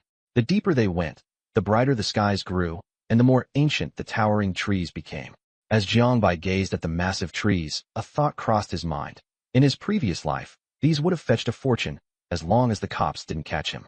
Just then, a childlike voice cried out from the woods, "Sister?" A white tiger appeared. As it approached, it transformed into a young girl, clad in a flowing dress, with white ears atop her head and a tail swaying back and forth. Her clear eyes exuded a comforting warmth. "Elder sister, are you okay?" Her voice was light and cheery. Ao Qing was momentarily stunned before her face lit up with joy. "Why are you here?" The young girl pouted plaintively. "I was planning on returning home, but then I encountered a crazed beastkin who attacked me. In the end, I got lost." She glanced curiously at Jiangbai and asked, "Elder sister, is this your beast master?" Ao Qing nodded, carefully setting Jiangbai down and steadying him. "Hello, I'm Jiangbai, Ao Qing's beast master." "Is Ao Qing really your name, elder sister?" The young girl's eyes sparkled as she eagerly sought confirmation. Once she received a nod, she lowered her voice and asked Ao Qing while still staring at Jiangbai, "Does he know your true identity?" Ao Qing silently nodded, revealing the pale coloration of the dragon pattern on her forehead. The young girl seemed to understand and became both excited and envious. That's wonderful. Elder sister, I'm so glad you're okay, she exclaimed, leaping forward to embrace Ao Qing and nuzzling her head against Ao Qing's chest. After a brief moment of sobbing, the young girl suddenly jumped back and turned to Jiangbai. Brother Jiangbai, can you guess my true form? With those words, she transformed into a massive white tiger. Black and white striped fur rippled across her body, her fangs gleamed menacingly, and her tiger tail swept powerfully in a display of dominance. Jiangbai was momentarily stunned by the imposing aura of the white tiger's true form. Just as he was about to speak, Ao Qing gave his arm a gentle pinch, signaling him to understand, though he didn't know exactly what to say. Jiangbai, just say whatever you think, Ao Qing encouraged. After fumbling for a moment, Jiangbai had a sudden inspiration and said, "You're a white tiger." The moment his words fell, the white tiger's blood seemed to boil within, filling her mind with the roaring cascade of ancient lineage information. The character Wang on her forehead kept changing colors, gray, white, blue, purple, black, before finally settling on a dazzling gold. Imperial class. As the rushing bloodlines settled, the white tiger returned to her human form, glowing with excitement. She eagerly asked Jiangbai, "Do you know anything else about me?" Jiangbai shook his head. "For now, that's all I know." The young girl looked slightly disappointed but quickly recovered and shouted joyfully to Ao Qing, "Elder sister, my bloodline shackles are broken. I've reached level 21 and it's emperor rank." Her vibrant laughter resonated through the forest. Ao Qing gently patted the young girl's forehead, a trace of guilt in her expression, as she tenderly said, "Xiao-san, you're amazing." Yet in her heart, she thought, once you become Jiangbai's beastkin, only then will you learn everything. She speculated that Xiao-san might be a divine-level beastkin, and until Xiao-san was contracted, the matter needed to remain contained. The young girl took Jiangbai's hand, her eyes sparkling with hope. "Brother Jiangbai, does that mean I'm your beastkin now?" Jiangbai's heart leaped with joy, but he quickly realized that as someone only at level 9, he didn't have the ability to contract another beastkin. A sense of helplessness arose within him. Ao Qing explained, "Jiangbai's strength isn't sufficient yet to contract a second beastkin. Xiao-san, wait until next year's contracting ceremony. Head to the spirit platform, and Jiangbai and I will come to retrieve you." She harbored hope that she could help Jiangbai recover his spiritual veins by then. Upon hearing this, the young girl's initial disappointment was quickly replaced with determination as she nodded. "Brother Jiangbai, you must come for me. I'll wait for you." "You." Seeing her radiant face, Jiangbai didn't disrupt the cheerful atmosphere. Inwardly, though, he resolved, if I still haven't reached level 20 by next year, I'll ascend the sacred mountain myself to tell her not to go to the spirit platform. "All right, I'll come for you next year." The young girl then asked, "Brother Jiangbai, can you give me a name?" Jiangbai thought for a moment. "Beilinger." Beilinger was elated, skipping and twirling around them in delight. Seeing her joy, both Ao Qing and Jiangbai couldn't help but smile along with her. "Elder sister, what exactly happened to the sacred mountain? Why has virtual realm energy been pouring in?" Beilinger asked Ao Qing. Ao Qing shook her head. She didn't have an answer. Jiangbai followed up with a question. "Linger, has the sacred mountains will said anything to you?" Beilinger hesitated briefly before replying. "No, the sacred mountains will has never communicated with me." Jiangbai nodded and exchanged a glance with Ao Qing. They concluded that the sacred mountains will likely didn't communicate with all beastkin. It might be related to the divine grade bloodline in Ao Qing's body. As the situation on the sacred mountain stabilized, people began organizing to fend off the attacking beastkin. Wei Xiaohu's Tyrannosaurus beastkin revealed her true form, her body covered in wounds and blood streaming down her form. Yet, undeterred, she ferociously bit through the attacking beastkin. Mimi also shifted into her true form. Her white fur dyed in red as she stood firmly by Wei Xiaohu's side. Wei Xiaohu was losing hope. The infected beastkin seemed endless, unyielding like a tide. A massive beastkin lumbered forward, toppling trees in its path and crushing smaller beastkin into paste under its colossal feet. Its sights locked onto the Tyrannosaurus. The Tyrannosaurus beastkin was formidable, but she was utterly exhausted. The monstrous beastkin collided into her with overwhelming force, sending her crashing to the ground with a thunderous impact. She snarled fiercely, trying to rise, but her body had reached its limit. As the massive beastkin prepared to stomp her into the earth, Wei Xiaohu shouted in desperation, "Shrink down, quickly!" In response, the Tyrannosaurus disappeared in an instant, reverting back into her wounded, humanoid beastkin form, collapsing onto the grass. Summoning all his strength, Wei Xiaohu leveraged stones and trees to just barely resist the colossal foot from driving down onto them. Sensing resistance, the massive beastkin increased its pressure. Blood spurted from Wei Xiaohu's lips as he roared at Mimi. Mimi, take her and run. The Tyrannosaurus, nicknamed Bao Bao, was Wei Xiaohu's contracted beastkin. Upon hearing his command, Bao Bao pushed Mimi away despite her tearful protests. She let out a deafening roar and forced herself to transform back into her true form, straining to support the colossal beast's descending foot. Blood seeped continuously from her mouth, staining the ground below. Bao Bao! Wei Xiaohu roared in anguish, turning to Mimi with urgency. You must. Go quickly, I'll rescue Bao Bao. Mimi was crying like rain, shaking her head desperately. I'm not leaving. Wei Xiaohu was about to lose his temper when, suddenly, the huge claw vanished, leaving only an unconscious beast girl in its place. Wei Xiaohu breathed a sigh of relief, picked up Bao Bao, and dragged Mimi deeper into the sacred mountain. All the infected beast girls in the vicinity had collapsed, leaving no one to block their path. In the forest, Zhou Zetian staggered forward, his face filled with pain, his clothes soaked in blood. Blood dripped onto the overgrown weeds. He had searched for Zhou, fought fiercely alongside several beast girls, but Zhou had been severely injured, and Zhou himself gravely wounded. Zhou had disappeared into the forest. Sustained solely by his willpower, he was determined to deliver the Void Lord's true goal beyond the sacred mountain and seek an opportunity to eliminate him. Elsewhere, the white tiger was racing at full speed, carrying Jiang Bai and Ao Qing on its back, skillfully dodging obstacles. Upon hearing a loud noise, they decided to venture further into the sacred mountain. Jiang Bai was injured, and Ao Qing was exhausted, so Bai Linger willingly reverted to her original form to lead the way. Suddenly, a figure appeared ahead, leaving no time to stop. Ao Qing struck the ground hard with her dragon tail, using the recoil to propel the white tiger into the air, successfully leaping over the figure.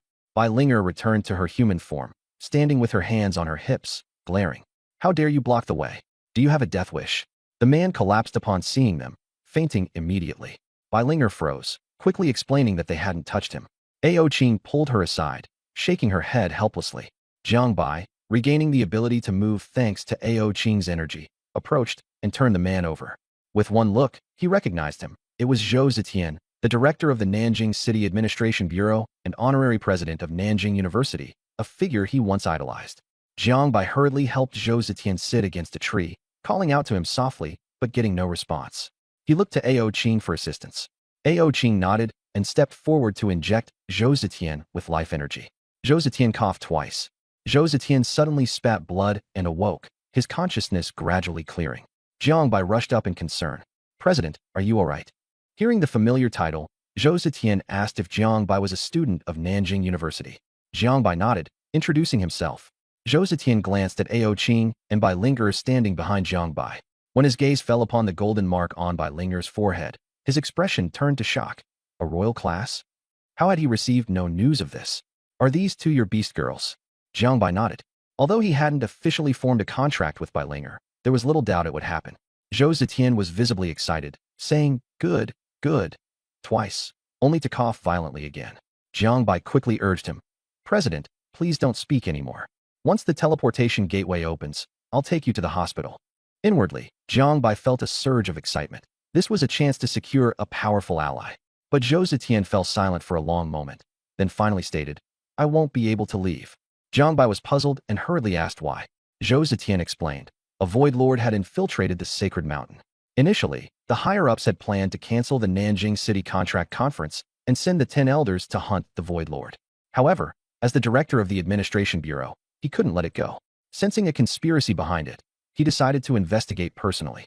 Now, he had uncovered that the Void Lord's real purpose was merely a distraction, while the Void Society's true objective was to conduct a blood sacrifice of the entire Nanjing City. Jiang Bai was stunned. Zhou Zetian looked at Jiang Bai seriously. If you manage to get out alive, find Deputy Director Yang Feng and tell only him. He'll know what to do. Finally, he handed Jiang Bai a jade Buddha. Deliver this to Zhou Qingya for me, and tell her I'm sorry. When Zhou Zetian mentioned Zhou Qingya, a complex look flashed in his eyes, and his voice became hoarse. Holding the white jade Buddha in his hand, Jiang Bai couldn't believe the renowned cold beauty of Nanjing University had any connection to Zhou Zetian.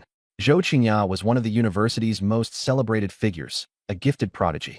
Zhou Zetian suddenly looked up again, his tone calm. You should leave now. Remember to tell Yang Feng the Void Society's target. He'll reward you for it. With that, Zhou Zetian started walking toward the distance. Where purple energy was rising and destructive, bloodthirsty power was about to become a storm. The Void Lord had revealed itself. Jiang Bai felt a heavy knot tighten in his chest. He glanced back at Zhou Zetian but didn't say a word. He understood that Zhou Zetian was never coming with them. Following Zhou Zetian would mean confronting the Void Lord directly, and the risk was far too great. Linger, let's go. Jiang Bai shook his head, dismissing his distractions, and had Bai Linger transform back to her original form to carry him and Ao Qing away swiftly. Sitting on Bai Linger's back, he could hear the constant roar behind him. He looked back frequently, knowing Zhou Zetian had already engaged in combat with the Void Lord. Ao Qing could feel Jiang Bai's unease. She wrapped her dragon tail around his neck. Jiang Bai understood her gesture of comfort and smiled, patting her tail. I'm just worried he won't last long. His opponent is the Void Lord, after all. Ao Qing's ears turned red from Jiang Bai's gentle action. We'll definitely make it out safe, she said, holding his hand firmly. Jiang Bai suddenly noticed something unusual. Ao Qing's body felt very hot. Ao Qing, why are you burning up? Ao Qing blinked and held her forehead wearily. I think. I'm exhausted. With that, her body fell backward. Jiang Bai quickly moved to catch her. Stay? Bai Linger sensed the situation and prepared to stop, but Jiang Bai stopped her. Linger, keep running, don't stop. Jiang Bai pressed his fingers to Ao Qing's temples, gently transferring a calming energy. Ao Qing closed her eyes and leaned against him, her long eyelashes trembling slightly. Jiang Bai noticed her ears turning red and burning hot. Could it be a fever? He wondered. He said to Bai Linger, find a safe spot to stop for a moment. Something seems off with Ao Qing. I'm fine. Let Linger keep running. I just need a little rest, Ao Qing said weakly. Jiang Bai nodded and adjusted Ao Qing's posture to make her more comfortable. Ao Qing let out a barely audible leaving Jiang Bai momentarily stunned. He wondered if she was feeling shy, but he quickly returned his focus to their escape.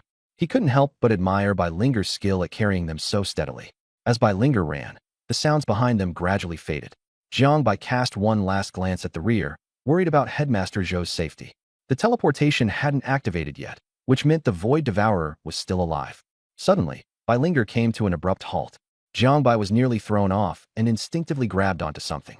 It felt soft. Once Bai Linger steadied herself, Jiang Bai opened his eyes and realized his hand had landed on Ao Qing's chest. He quickly pulled back and stammered, I'm sorry. I'm so sorry, it wasn't intentional. Ao Qing lowered her head and softly said, It's okay. Jiang Bai regained his composure and noticed the atmosphere had shifted. Bai Linger was as alert as a bristling cat, staring intently at the forest ahead, growling lowly. She felt a deadly threat. Jiang Bai dismounted Bai Linger and asked Ao Qing, What's wrong with Linger? By now, Ao Qing had calmed down and was gazing seriously ahead. In the dense forest, vigilance was etched on the girl's face. The tension was palpable, and no one spoke. A breeze brushed past Jiang Bai. At that moment, a man's voice echoed from deep within the woods. I can smell it, the delightful scent. A swaying figure emerged, horns on his head, dressed in tattered black formal wear, a massive wound on his chest leaking purple blood. The grass and trees it touched withered instantly. His arrival turned the sky a deep purple, and a suffocating aura enveloped everyone. Jiang Bai's eyes filled with terror. The Void Devourer, the legendary monster, had appeared. He couldn't even think to flee. He knew in his heart this was his end. The man's voice was weak as he muttered to himself. Just a small fry, yet it managed to break my ethereal form. Truly aggravating. But the thought of savoring 2 beast maidens, now that lifts my mood. Bai Linger glared fixedly at the Void Devourer. Her teeth clenched as she muttered, Elder sister, you take Brother Jiang and leave first. This bastard is heavily injured. I'll hold him off. Even though hopelessness crept into her heart, she tried her best to appear resolute. Ao Qing hesitated, looking at Jiang Bai. Jiang Bai shook his head firmly, refusing. No, we can't leave Linger behind. He knew very well that even if the Void Devourer was gravely injured, none of them stood a chance against him. Abandoning Linger wouldn't save the rest of them. Their only option was to fight. Bai Linger looked at Jiang Bai, her heart filled with both emotion and guilt. Grinding her teeth, Bai Linger said, Brother Jiang Bai, you and elder sister go now. Come back to Sacred Mountain next year and get me. From afar, the Void Devourer clapped and sneered. How touching, sacrificing for each other. Such a shame no one else will witness this scene. Scratching his chin, he suddenly suggested, Kid, why don't you leave the 2 beast maidens here with me, and I'll let you go. How about that? The moment he finished speaking, Ao Qing and Bai Linger turned to gaze at Jiang Bai. The pressure on Jiang Bai's mind was immense. but recalling his past promises, he shook his head with determination. Your idea sounds interesting, but I don't agree. Just as he finished speaking, Ao Qing transformed into a green dragon and launched herself at the enemy, while Bai Linger followed closely behind, aiming for the Void Devourer's wound. The Void Devourer blocked their attacks with mockery in his eyes. His figure flickered, and in an instant, he appeared behind Bai Linger. Kid, do you realize? Before finishing his sentence, he kicked the white tiger squarely in the back. Bai Linger was sent flying, crashing into a group of trees, instantly flattening an area of the woods into a clearing.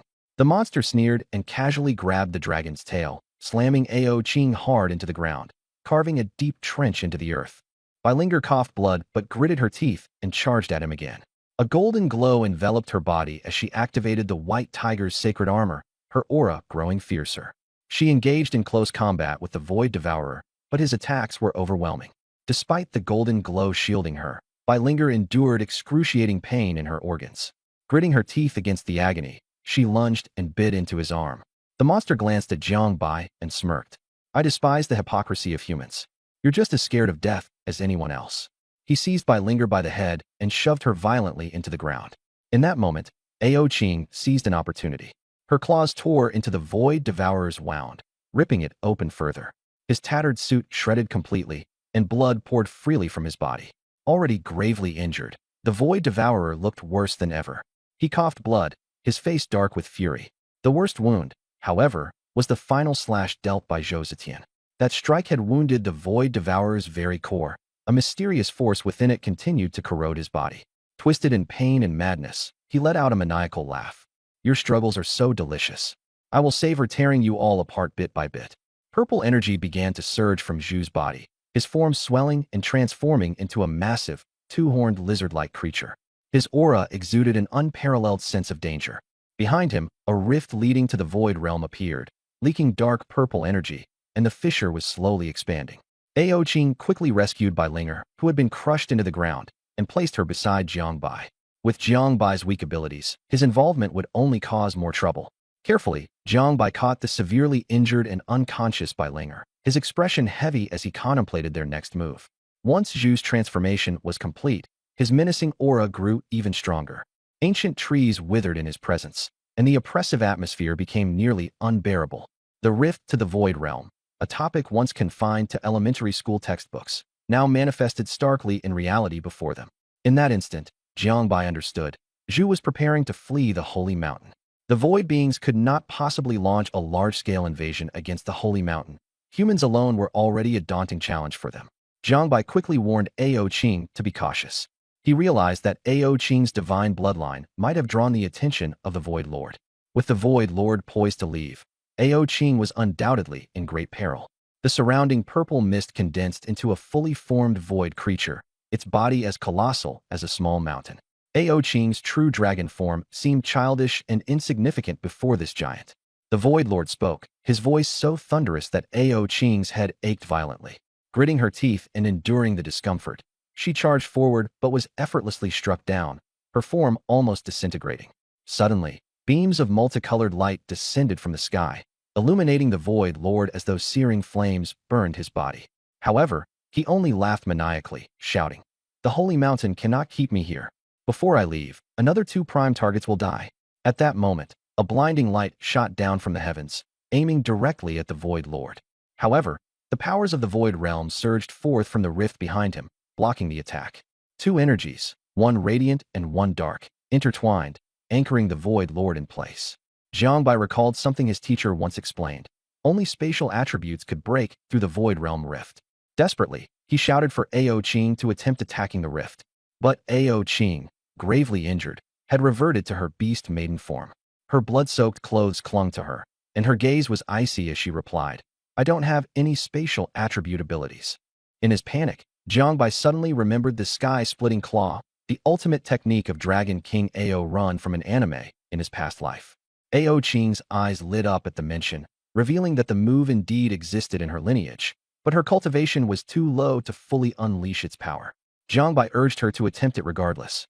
Ao Qing's dragon markings turned multicolored, and a phantom of a true dragon materialized behind her, her aura spiking substantially. With a great roar, she unleashed the sky-splitting claw, a dazzling green dragon claw tearing toward the Void Realm rift. Though its power was immense, the rift merely trembled slightly before restoring itself. Ao Qing coughed up blood and plummeted from the sky. Jiangbai rushed forward, catching her just in time. Zhu laughed uproariously at the sight, mocking the duo. Yet suddenly, the Void Realm rift silently vanished, leaving Zhu in stunned bewilderment.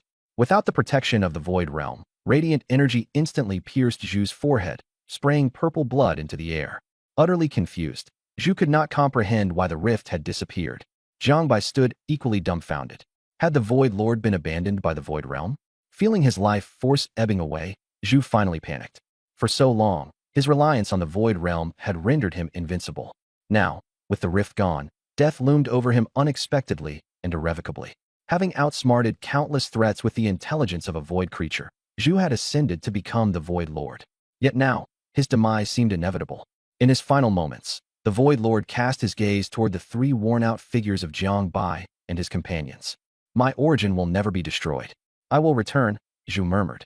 He then reached into his chest with his bare hands, pulling out a mass of dark purple energy before flinging it to Ao Qing. Shortly after, his massive body collapsed lifelessly. Sensing danger, Jiang Bai instinctively shielded Ao Qing. Yet Zhu's essence directly merged into Jiang Bai's body, beginning to corrode his will. Arg! Jiang Bai's eyes turned an unnerving shade of purple, as if torn apart by the influx of energy. The overwhelming force threatened to shatter him before he finally succumbed to unconsciousness, collapsing onto Ao Qing. Uncertain how much time had passed, Jiang Bai awakened to find himself inside a shopping mall. Where am I? He wondered aloud. Suddenly, he noticed another version of himself, not far away, drenched in sweat and trembling in fear as he repeated under his breath, "Void creatures. How? How are there void creatures here?" The shopping mall was in chaos, people running in every direction, cries and screams blending into a cacophony. The other, Jiang Bai, stood frozen in terror. From a rift on the top floor emerged grotesque, purple-skinned beings that slaughtered anyone in sight. Finally snapping out of his stupor, the other Jiang Bai avoided the fleeing crowd and climbed into a ventilation shaft, carefully making his way upward. As void creatures prowled below, he held his breath, terrified of being discovered. Through the slits, he witnessed a familiar female shop assistant being torn apart and devoured. Fear consumed the other Jiang Bai, his body shuddering uncontrollably. Watching this unfold, Jiang Bai was utterly puzzled. What is this, a movie? Suddenly, a long, snow-white leg extended from the rift, followed by the arrival of an enigmatic, horned woman. She entered a nearby boutique, donning a purple gown and high heels while concealing her horns. Though she appeared human, her cold demeanor starkly contrasted with the surrounding carnage. Click-clack, click-clack. She walked toward the ventilation shaft, stopping and gazing upward with an eerie smile. "Ah, there's still a little mouse hiding up there," she remarked. The moment the other Jiang Bai locked eyes with her, he lost consciousness instantly. Jiang Bai's perspective went black as well. Much later, "Captain, over here. We've found a survivor." A distant voice rang out near Jiang Bai. Jiang Bai woke up groggily, his head aching, unable to remember what had happened. "Hey, this kid's pretty cunning, hiding in here and not coming out. If he'd gone out, he'd be dead for sure." A burly man with a scruffy beard chuckled, a cigarette dangling from his mouth, while behind him stood a cold-faced beast made holding a blade. Jiang Bai didn't respond. He mumbled softly to himself, "I'm level 9 now. I can start cultivating." Jiang Bai only felt his head spinning, disoriented, just like when he had first transmigrated. Big sis, he's awake," an excited girl's voice exclaimed. Jiang Bai opened his eyes to see Bai Linger approaching with an eager expression, repeatedly calling out, "Big sis." Jiang Bai Gidge, "Big brother, are you okay?" The girl crouched beside him, mischievously touching his forehead and poking his cheek. They were in a cave, the space small and filled with a heavy, earthy smell of mud. Jiang Bai awoke to find himself lying on a straw bed. Ao Qing walked in from the cave entrance, gently asking if he felt unwell. Jiang Bai struggled to sit up, his body aching, so Ao Qing supported him with her tail. Jiang Bai asked how long it had been and what had happened to the Void Devourer's sovereign. Ao Qing wasn't sure, only knowing that when they woke up, everyone had been unconscious, and the Void Devourer's sovereign's corpse wasn't far away. Bai Linger blinked proudly, saying she was the one who had dug Jiang Bai into the cave. Ao Qing patted her head, expressing gratitude to Linger.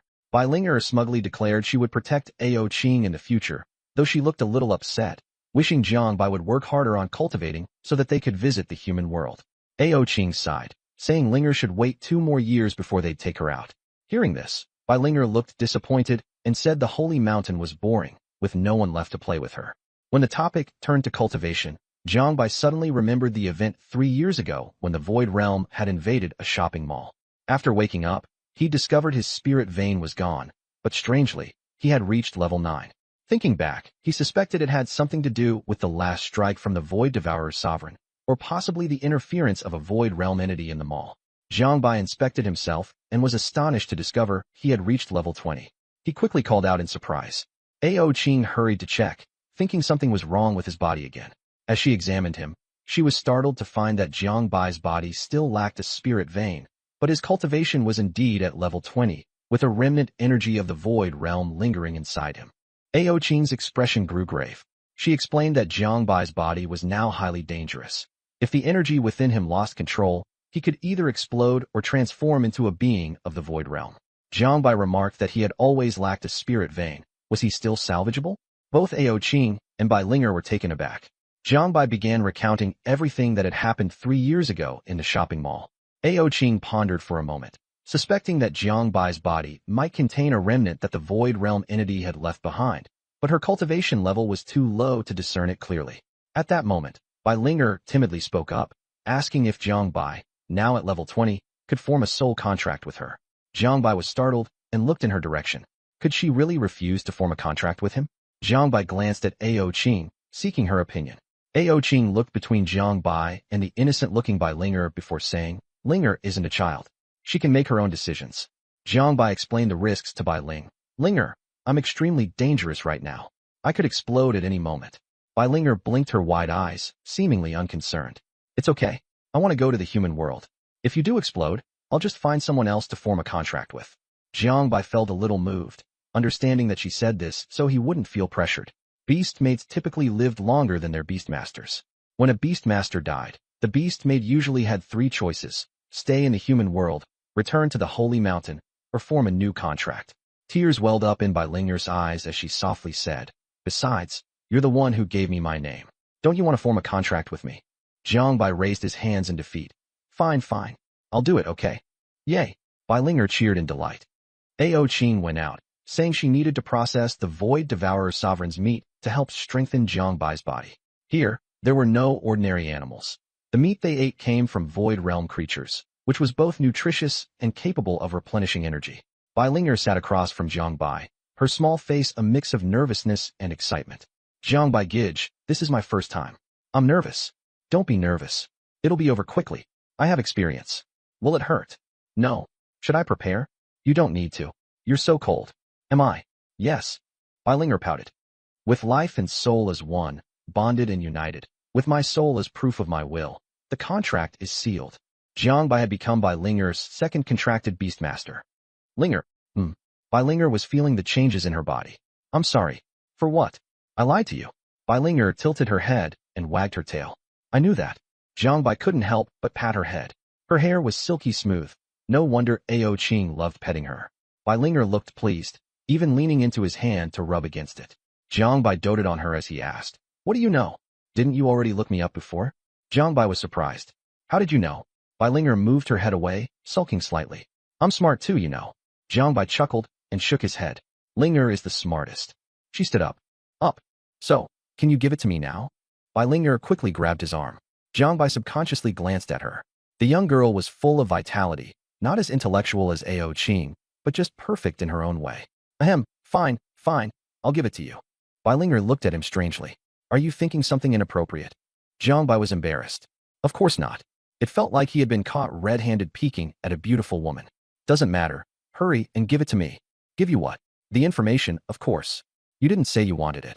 I do want it. Hurry and give it to me. Bai Linger rubbed against him playfully, acting coy. Jiang Bai coughed twice, feeling the softness from her touch. All right. I was just teasing you. White Tiger, one of the 4 divine beasts, the guardian of the Western 7 mansions, symbolizing slaughter, warfare, and law. It governs over killing, weapons, and strength. Jiang Bai recited long passages of records about the White Tiger in one breath. Bai Linger's bloodline surged, energy almost spilling out of her. Arg, that's enough. She quickly ran outside, unable to suppress the overwhelming power within her body. Jiang Bai, was she doing this on purpose? He promptly chased after her, and saw Bai Ling had already.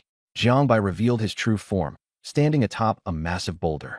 The roar of a tiger echoed through the heavens, shaking the entire holy mountain, as if declaring, "The king has returned." Bai Ling reverted to her beast woman form, her cheeks flushed as she excitedly jumped beside Jiang Bai. She pointed to the colorful king mark on her forehead with exhilaration.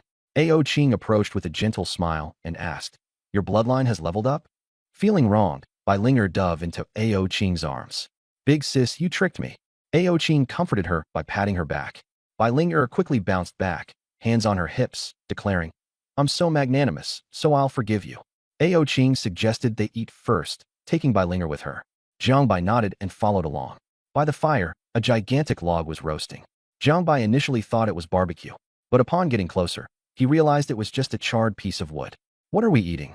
he asked, puzzled. Ao Qing pointed to the wood. "Barbecue." Jiang Bai was stunned. Was this thing even edible? Ao Qing looked proud. Don't humans love eating cooked food? Jiang Bai could only awkwardly nod in agreement. Ao Qing began educating Bai Ling on adapting to human diets. Bai Ling, however, was resistant. "I prefer raw food." Jiang Bai chimed in. "Actually, eating raw meat occasionally isn't too bad. Sashimi, for instance, is quite delightful." Ao Qing grew suspicious. "Are you two implying my cooking is bad?" Jiang Bai laughed nervously, quickly changing the subject. Determined, Ao Qing decided to eat the cooked food herself, leaving them with the raw meat. She pointed toward the eviscerated corpse of the Void Erosion sovereign nearby, and noted that its missing leg had been the barbecue ingredient. Jiang Bai, intrigued, wondered aloud why the corpse of the Void sovereign appeared so small. Ao Qing explained that any Void creatures dying on the Holy Mountain would have their energy absorbed by the mountain, leaving only skeletal remains. Bai Ling grumbled indignantly, saying that previously, the Void beasts they had captured would often be drained by the mountain as well, forcing her to go hunting on battlefields for food. Jiang Bai asked, "On the battlefields against the Void realm?" Bai Ling nodded and nudged him over to eat. Meanwhile, Ao Qing stared at the blackened barbecue, unsure of how to approach it. Should her beast woman form just take one big bite? No, in the human world, she couldn't eat like that. Bai Ling used her paws to slice off a piece of the sovereign's meat. The slice was tenderly white, gleaming faintly, and even emanating a pleasant aroma. Although the fragrance tempted Jiang Bai, he still hesitated. "Jiang Bai-gij, why aren't you eating?" Bai Ling asked, her cheeks puffed out adorably as she chewed. Jiang Bai glanced at the munching Bai Ling before looking at the conflicted Ao Qing. After a moment of hesitation, he picked up a stone to create a makeshift grilling tool. He laid the sliced meat on the hot stone and walked over to Ao Qing. "How about I give it a try?" Ao Qing, puzzled, asked. "Isn't it already cooked?" "It's burnt to charcoal, you can't eat that." Jiang Bai sighed, finding a slab of stone to place over embers and heating the meat slice to a golden brown on both sides. "It's ready. Give it a taste," he said, handing it to Ao Qing. Despite the lack of seasoning, the meat was exceptionally fresh and flavorful. Ao Qing's eyes lit up after trying it. So, cooked food could be this delicious. Jiang Bai took a bite as well. The enriched energy filled his body, banishing fatigue. Ao Qing, still unsatisfied, nudged him, and Jiang Bai grilled a few more pieces. While grilling more meat, Ao Qing kept glancing at the charred barbecue. Eventually, she took a bite, only to grimace and mutter under her breath, "The taste really isn't great." Noticing the black smudge on her lips, Jiang Bai couldn't help but burst out laughing. The three of them quickly ate their fill, with Bai Ling and Jiang Bai patting their stomachs in satisfaction. No wonder sovereign meat is so rich in energy, and it tastes great, too. Jiang Bai marveled. Bai Ling nodded in agreement. "Back when I ate lower-tier void beasts, they neither tasted good nor filled me up." Looking at the large chunk of leftover meat, Jiang Bai sighed. "Shame we can't take it all with us." Bai Ling's eyes sparkled. "I just awakened a new ability. I can store meat in this small space I have." Jiang Bai was elated. What a treasure she was turning out to be. The void beast meat disappeared into Bai Ling's spatial storage. "Jiang Bai-gij, don't forget to roast meat for me when we get back," Bai Ling said excitedly. Jiang Bai readily agreed. But upon thinking about returning, he started to sink deep into thought again. The Void Lord was dead, and the teleportation hadn't activated yet. Did that mean they had to go to the contract summit? His rapid leveling would surely arouse suspicion, and not having enough spatial storage for beast girls was another problem. When he shared his worries with the two women, they quickly provided a solution. The mark of the Beastmaster. "What's a beast mark?" Jiang Bai asked, hearing about it for the first time. Bai Ling chuckled. A flash of white light enveloped her, and then she disappeared.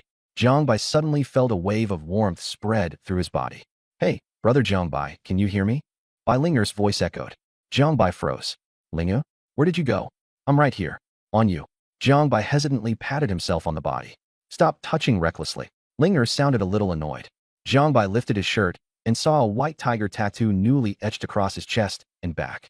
This is you? Jiangbai asked incredulously. Yep, this way no one can find me, Linger replied smugly. Jiangbai couldn't help but praise. Linger, you're really amazing. At this moment, Ao Qing smiled and explained. Beast marks can enhance cultivation speed and hide your strength. However, after becoming a beast mark, beast girls lose their ability to perceive the outside world and can only communicate with their beast masters. Can it mask one's aura? Jiangbai inquired. Ao Qing nodded. That's right. A beast mark can simulate an aura, but the maximum level it can mimic is limited to the original power level of that beast girl. Jiangbai seemed a bit disappointed but continued. Can Linger still hear us now?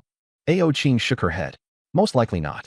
Only the contracted beast master can communicate with a beast girl in her beast mark state. Jiangbai nodded approvingly. Then he said, all right, let's head to the White Jade Spirit platform. Ao Qing responded softly. Do you need me to carry you? Remembering how she carried him at top speed before while escaping, Jiangbai shook his head after a moment of thought. I'm already level 20, my speed should be sufficient. Besides, there's no danger now. Ao Qing agreed with a nod. At the White Jade Spirit platform, the surviving Beastmasters and official teams had gathered. Wei Xiaohu blended into the crowd, carefully leading his beast girls as he searched for Jiangbai. Behind him, both of his beast girls looked pale, and Wei Xiaohu's heart was heavy. He suspected Jiangbai might have already perished. But then again, he was the fastest runner. Maybe he was still alive and just hiding somewhere deeper. Suddenly, someone tapped his shoulder. Wei Xiaohu turned around and, to his great relief, saw Jiangbai. Overcome with emotion, he grabbed Jiangbai's hand tightly. Lao Bai, I just knew you were okay. Jiangbai, is this the beast girl you just contracted? Wei Xiaohu's gaze fell on Ao Qing, evidently taken by her beauty. Her name is Ao Qing. Jiangbai introduced her briefly. Ao Qing, this is Wei Xiaohu, my good brother. Wei Xiaohu greeted Ao Qing, who responded with a slight smile. Then, Jiangbai glanced at the girl standing behind Wei Xiaohu. What about your new beast girl? She's called Bao Bao, Wei Xiaohu whispered in Jiangbai's ear.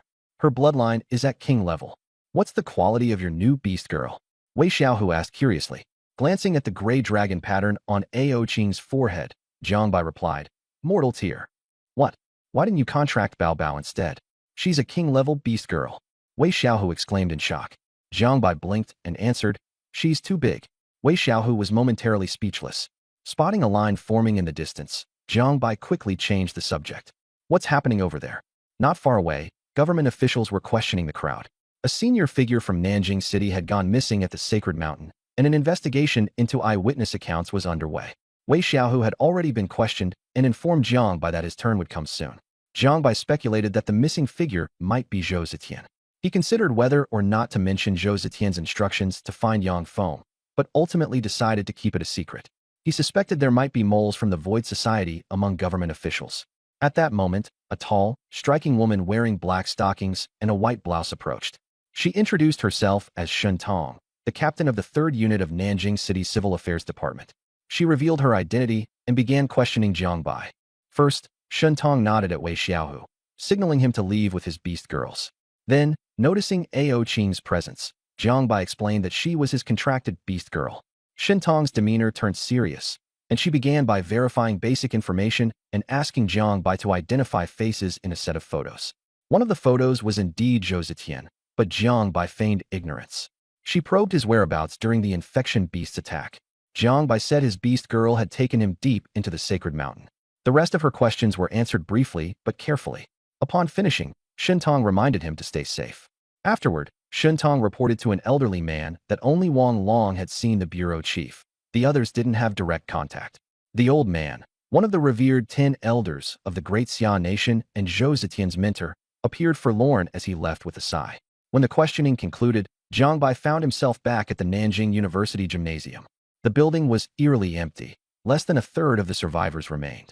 Wei Xiaohu sighed, lamenting that although many had entered, only a few had made it out. Jiangbai's class of 14 students had dwindled to just 5 survivors. Yang Rong, who gave her life to save her beast girl, perished on the Sacred Mountain. Jiangbai felt a pang of sorrow and an even stronger determination to become powerful. He couldn't afford to die a silent death like so many others. The school principal, looking visibly exhausted, took to the stage in an effort to rally the remaining students to fight against the Void Realm. Jiang, I learned that the entire trip into and out of the Sacred Mountain had taken 2 days. The whole process was live-streamed online, sparking nationwide outrage and mourning. In the bullet comments, some vowed to hunt down creatures of the virtual world, while others speculated that Jiang Bai was simply lucky to survive.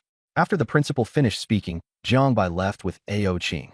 As Jiang Bai walked toward the school gates, curious glances kept coming his way, making him feel uneasy. Suddenly, a blushing girl blocked his path and stammered, "Senior, can I take a picture with you?" Jiang Bai was stunned. "I'm not some kind of celebrity, so why does she want to take a picture with me? Could it be she's attracted to my good looks?" He smiled and agreed. The girl was overjoyed and asked a beast-eared little lowly to help take the picture. Although she clearly wasn't thrilled, the little lowly still took the phone. The girl held on to Ao Qing's arm as the three stood together for the photo. Click. A picture was taken. "Thank you, senior." Similar requests happened several more times along the way, and only then did Jiang Bai realize that the popular one was actually Ao Qing. "Who would have thought you're so famous in the Grand Xia Kingdom?" Jiang Bai teased. Ao Qing gave a bitter smile. "I have no idea either." Being photographed and stared at made Ao Qing increasingly uncomfortable, and her expression grew colder and colder until the crowd finally left them in peace. Jiang Bai patiently introduced Ao Qing to the human city as they walked. Before long, the two arrived at Jiang Bai's home. The moment Jiang Bai stepped inside, he collapsed onto the couch with a sigh. "I didn't expect the contract convention to be so dangerous. It left me so frustrated." Ao Qing smiled and comforted him. Jiang Bai wanted to look up why Ao Qing was so well known, but just as he was about to search, he noticed Ao Qing sitting right beside him, making him nervous. Once he confirmed there was nothing strange in his search history, he finally relaxed. He quickly found the reason. The internet was filled with posts and trending topics about Ao Qing and the Li family's Li Lingtian. There were comments condemning Jiang Bai for stealing a beast girl coveted by the peerless genius, Li Lingtian. Some boldly put up million-yuan bounties to force Jiang Bai to return Ao Qing. However, others sided with Jiang Bai, arguing that contracts relied on ability, and since Li Lingtian failed to secure one, he had no grounds to complain. The more Jiang Bai read the comments, the angrier he got, his mood growing heavier by the second. TCH, what if Ao Qing just wanted to survive? Jiang Bai probably just got lucky with the contract. Didn't you watch the live stream? Everything he said was muted. So what? She's just a lower-tier bloodline. Knowing her name might be the extent of it. Even so, that makes her better than Li Lingtian. Angrily scrolling through Douyin, Jiang Bai found dozens of private messages, all accusing him of stealing Li Lingtian's beast girl. Some even sent friend requests, but he couldn't be bothered to respond. Ao Qing grabbed Jiang Bai's trembling hand and softly reassured him, "I don't even know who he is." Jiang Bai sighed. "I know, but that's not the issue right now." Someone had doxed him, revealing his photos, home address, and school information online. Ao Qing's face grew cold, and she said, "If anyone dares come here, I'll kill them outright." After a moment of reflection, Jiang Bai decided, "Let's just move to a new place." Li Lingtian was handsome, came from a good family, and had a massive fan base. Who knew if there might be some deranged fan planning to target him? Suddenly, Jiang Bai turned to Ao Qing. "Ao Qing, help me record a video." All right. The video was quickly uploaded with the title, "My name is Ao Qing. Haters, stay back." In the video, Jiang Bai sat on the couch looking wronged, as though he was on the verge of tears. Ao Qing, dressed in a green robe, sat gracefully beside him, her long legs crossed, exuding a gentle and doting aura. Jiang Bai lamented, "Big sister, they're all bullying me and calling me names."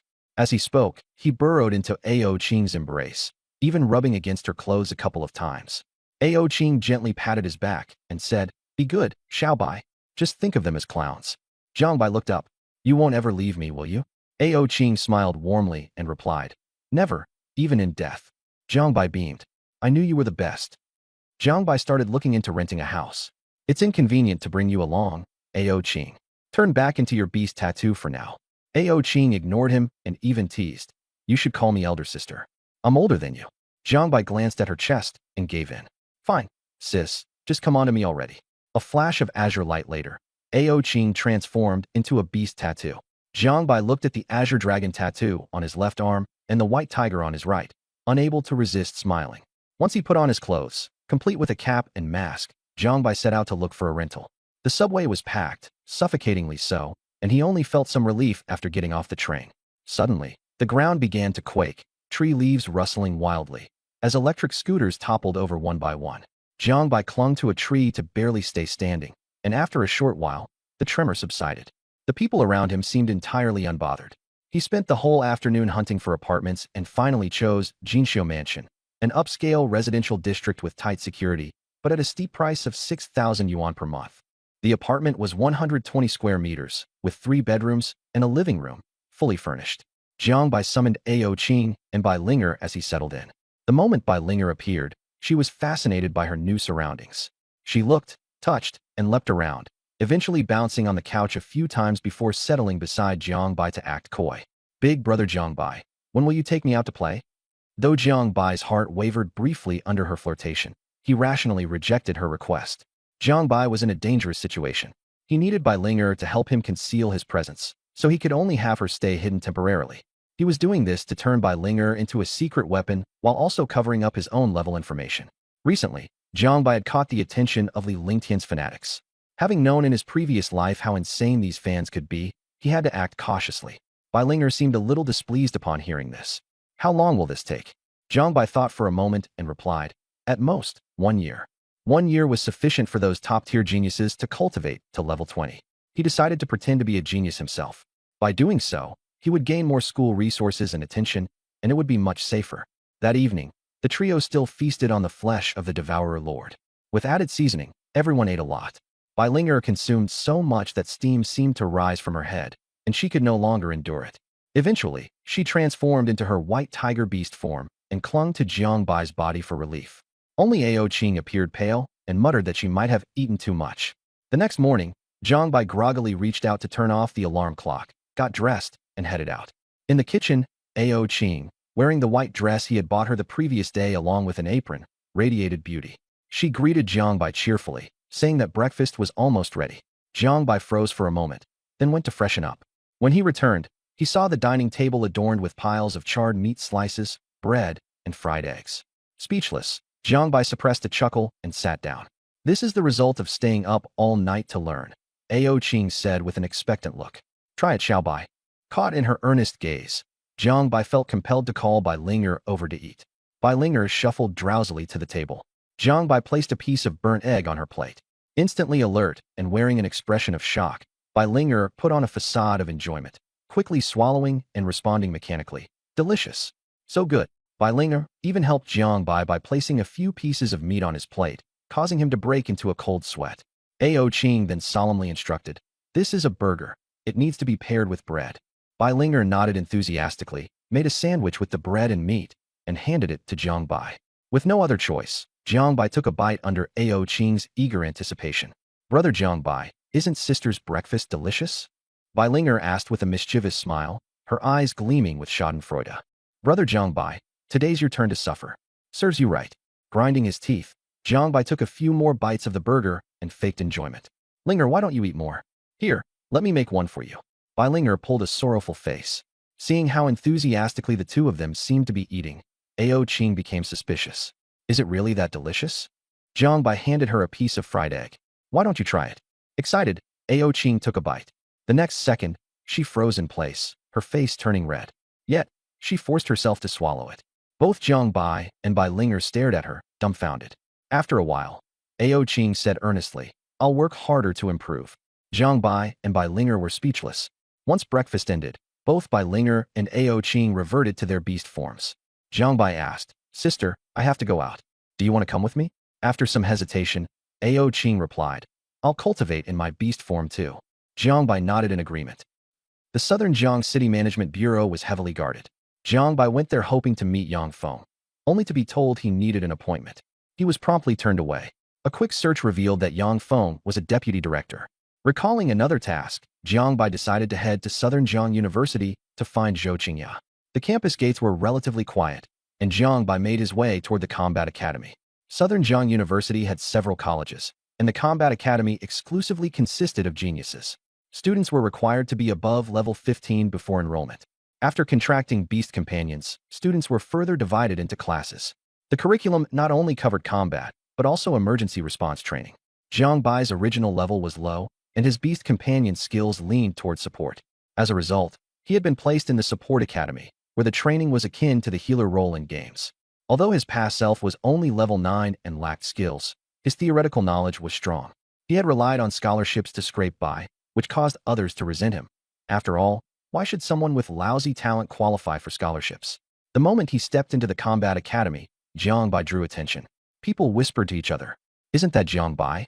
The guy who openly challenged Li Lingtian in that video yesterday. He's gutsy for going against Li Lingtian. If I had such a rare beast companion, I'd be brave too." Li Lingtian recently hunted a level 50 virtual beast at the border, and the capital city's been singing his praises. Killing a level 50 virtual beast at only 29? That's a bona fide genius. Jiang Bai frowned, surprised at how strong Li Lingtian was. Beastmasters capped out at level 80, with every 20 levels marking a major threshold. Advancing got increasingly difficult the higher one went. Beyond level 80 came the king rank, and above that was the emperor rank. The intense battle between Zhou Zetian and the Devourer Lord, which ended in mutual defeat, showcased the terrifying strength of a peak king rank. Jiang Bai casually stopped an average-looking girl and asked, "Excuse me, do you know which classroom Zhou Qingya is in?" The girl's heart skipped a beat at the sight of the handsome boy, but her expression soured upon hearing Zhou Qingya's name. "She's probably running on the track right now." "Thanks." Jiang Bai nodded politely and left. The girl pouted as she watched him walk away, muttering, "Another one courting death." Measured effort. On the sports field, Zhou Qingya, being a celebrity in school, attracted a swarm of male students running laps around the perimeter. They were all running clockwise. Who in their right mind runs clockwise? Jiang Bai instantly saw through their intentions. Wasn't it just so they could get a better view of the girls running toward them? Disgusting. Jiang Bai disdained those lustful guys in his heart, but still joined the clockwise running crowd. Don't get the wrong idea. He was just going along with the flow. Soon, the pace of the crowd slowed, and Jiang Bai knew Zhou Qingya had arrived. Zhou Qingya was dressed in gray sharkskin leggings and a white tank top, a blue towel draped around her neck, her black hair tied up in a high ponytail. Youthful and eye-catching, especially those long legs. As they passed each other, a whiff of fragrance hit Jiang Bai. He immediately turned around and followed Zhou Qingya. The people around were stunned. What a creep, they thought. But no one dared to confront him, instead quietly observing the scene. "Senior Qingya, do you have time to talk?" Jiang Bai approached her. Zhou Qingya stopped, frowned, and asked, "It's you? What is it?" Jiang Bai looked into Zhou Qingya's eyes and said, "This isn't really the place. Can we go somewhere else? I have something important to discuss with you." Zhou Qingya seemed visibly impatient but still politely declined. "Sorry, I don't have the time." She turned to leave. Jiang Bai lowered his voice and said, "It's about Bureau Chief Zhou." Zhou Qingya froze, her gaze fixed intensely on Jiang Bai. "What do you know?" Jiang Bai smirked lightly. "I'll be waiting at the cafe just outside the school." With that, he turned and walked away. Zhou Qingya watched his retreating figure, her expression pained. Finally, she grabbed her jacket and followed. The group of male spectators erupted upon seeing Zhou Qingya leave with Jiang Bai. What the hell? Inside the cafe, Zhou Qingya and Jiang Bai sat across from each other. The steaming coffee filled the air with its rich scent. Jiang Bai took a slow sip, thinking to himself that it's expensive for a reason. Zhou Qingya couldn't hold back and pressured him. "What exactly do you want to say?" Jiang Bai set down his cup and asked, "First, a question. What's your relationship with Bureau Chief Zhou?" Zhou Qingya's face turned cold. "No relation." Jiang Bai chuckled. "No relation? Then I found the wrong person. Consider the coffee my treat." Zhou Qingya's gaze bore into Jiang Bai. "Senior, don't look at me like that. The person I'm looking for isn't you." Bureau Chief Zhou's final words. "I can't share them with you." Hearing the words, final words, Zhou Qingya froze. Her eyes welled up instantly. What did he say before the end? Jiang Bai pushed a jade Buddha figurine toward her. "He said he's sorry, and he asked me to give this to you." Zhou Qingya could no longer hold back. She clutched the jade Buddha tightly, tears streaming silently down her face. Jiang Bai said nothing and waited for her to compose herself. Soon, Zhou Qingya calmed down. Her eyes remained red as she choked out, "Thank you. Senior, there's one more thing Bureau Chief Zhou entrusted me with." "What is it?" "You're familiar with Yang Feng, right?" "Yang Feng? From the Bureau?" "Yes. There's something the Bureau Chief wanted me to share, but only with Yang Chief. I haven't been able to meet him, so I was hoping you could arrange something." Zhou Qingya nodded. "No problem.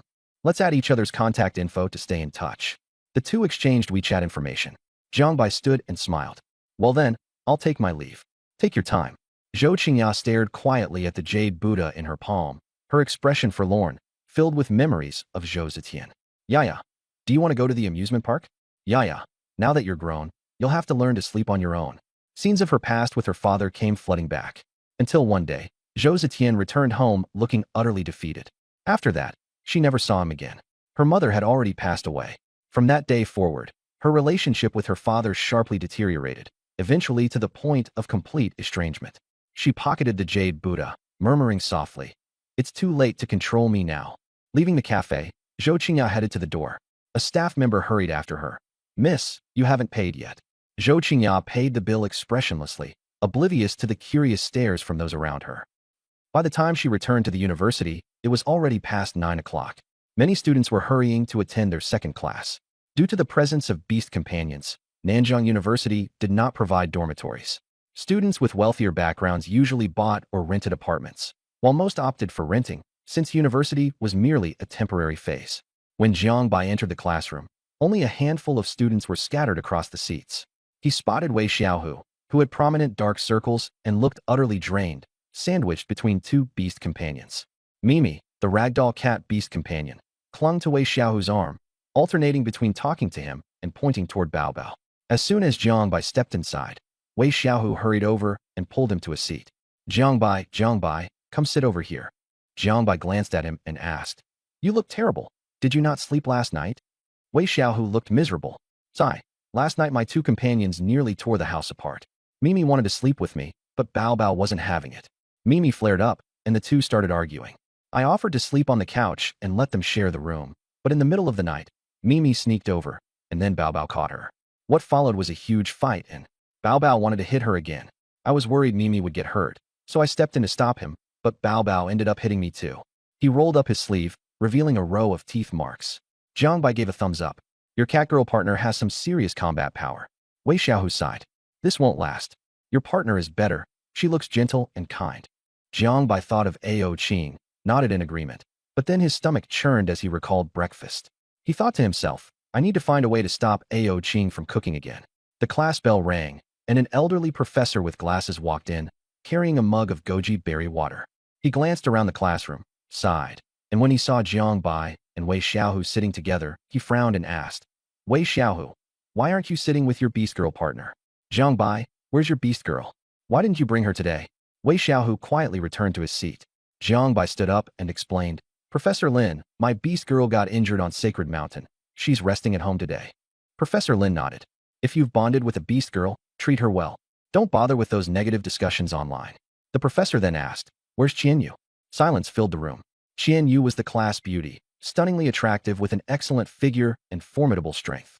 But everyone knew she was involved with a rich sponsor and was likely spending time with him elsewhere. Professor Lin jotted down some notes on the attendance sheet, then turned to the blackboard and wrote large characters, "How support-type beastmasters and their beast girls survive on the battlefield." He turned back to the class and asked Jiang Bai, "What's your take on this?" Jiang Bai froze and tentatively replied, "Kill all the enemies?" The entire class burst into laughter. With a stern face, Professor Lin responded, "That's one method, but I don't recommend it. As a support-type beastmaster, the first thing you need to do is..." The lecture quickly came to an end. Wei Xiaohu ran over, thrust his phone under Jiang Bai's nose, and said, "Jiang Bai, the national championship qualifiers open for registration at 12 noon. Are you signing up?" The national championship had 3 stages. Finish in the top 100 at the city level, top 50 at the provincial level, and then the final top 50 nationwide. Without hesitation, Jiang Bai nodded. "I'm signing up." Participating in the national championship would earn him the Genius label and came with fantastic rewards. Huh. And your first beast girl is a mundane grade 1. Watch out for an instant elimination, and don't forget the medical bills for your beast girl, teased a male student from the back row. Jiang Bai shrugged. "No worries." Wei Xiaohu looked concerned. "Do you think your fallout with Li Lingtian online will affect you?" Jiang Bai smiled. "He's not even in Dongjiang province. What's there to be afraid of?" Wei Xiaohu relaxed, thinking Jiang Bai probably wouldn't run into him.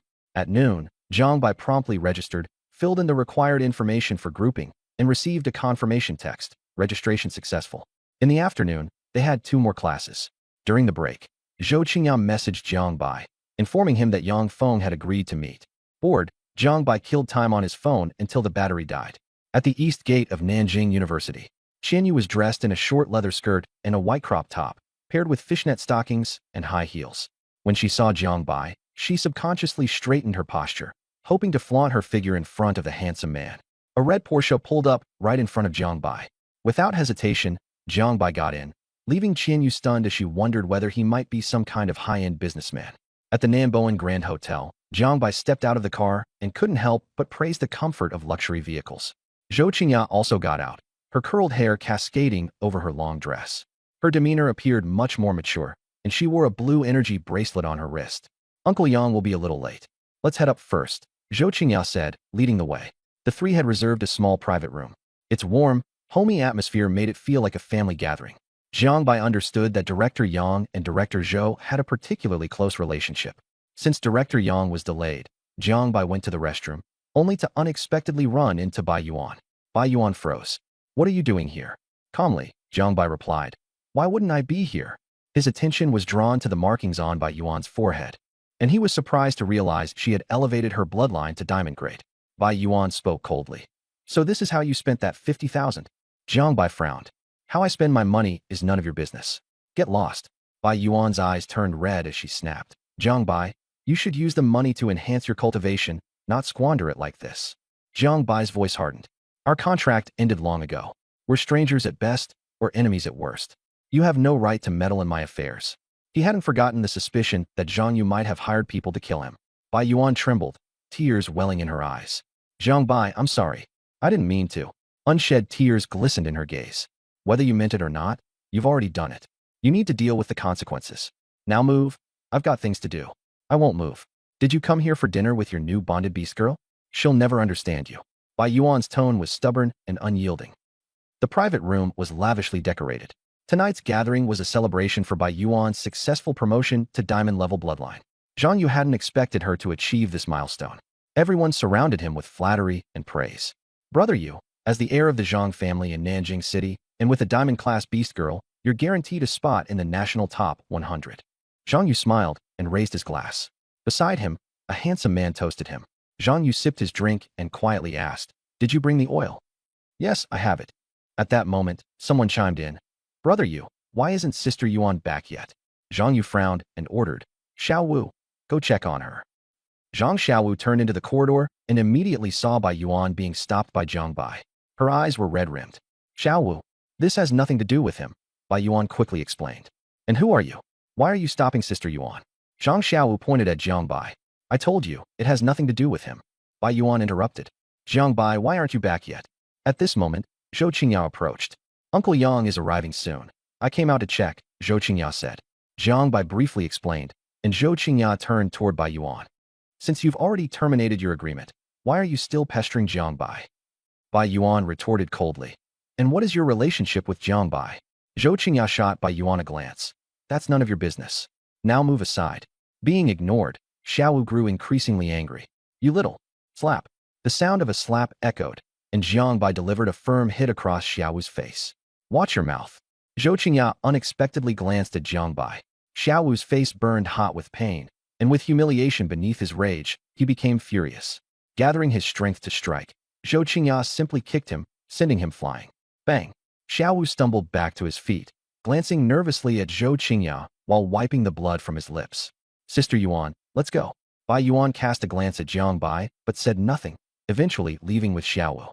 Zhou Qingyao fixed her gaze on Jiang Bai. Your cultivation might not be that advanced, but you're quick to act. Jiang Bai scratched his head. They weren't prepared, that's all. He changed the subject. Has Director Yang not arrived yet? Just as he finished speaking, the door swung open. A middle-aged man with a crew cut and dressed in a Zhongshan suit stepped inside. Zhou Qingyao immediately wrapped herself around his arm. Uncle Yang, what took you so long? He flicked her forehead in jest while sounding slightly exasperated. You little troublemaker. When was the last time you even called your Uncle Yang? Yang Feng looked down at Zhou Qingyao affectionately, memories flashing through his mind. Back in the day, this noisy little girl always wanted to play outside. Zhou Qingyao's mother, being busy, had often left her with her father, who in turn had passed her off to him. He had practically raised her himself. Thinking about Zhou Zetian, a pang of sadness flickered in Yang Feng's eyes. At this moment, Jiang Bai spoke up as well. Director Yang. He stood and nodded politely in greeting.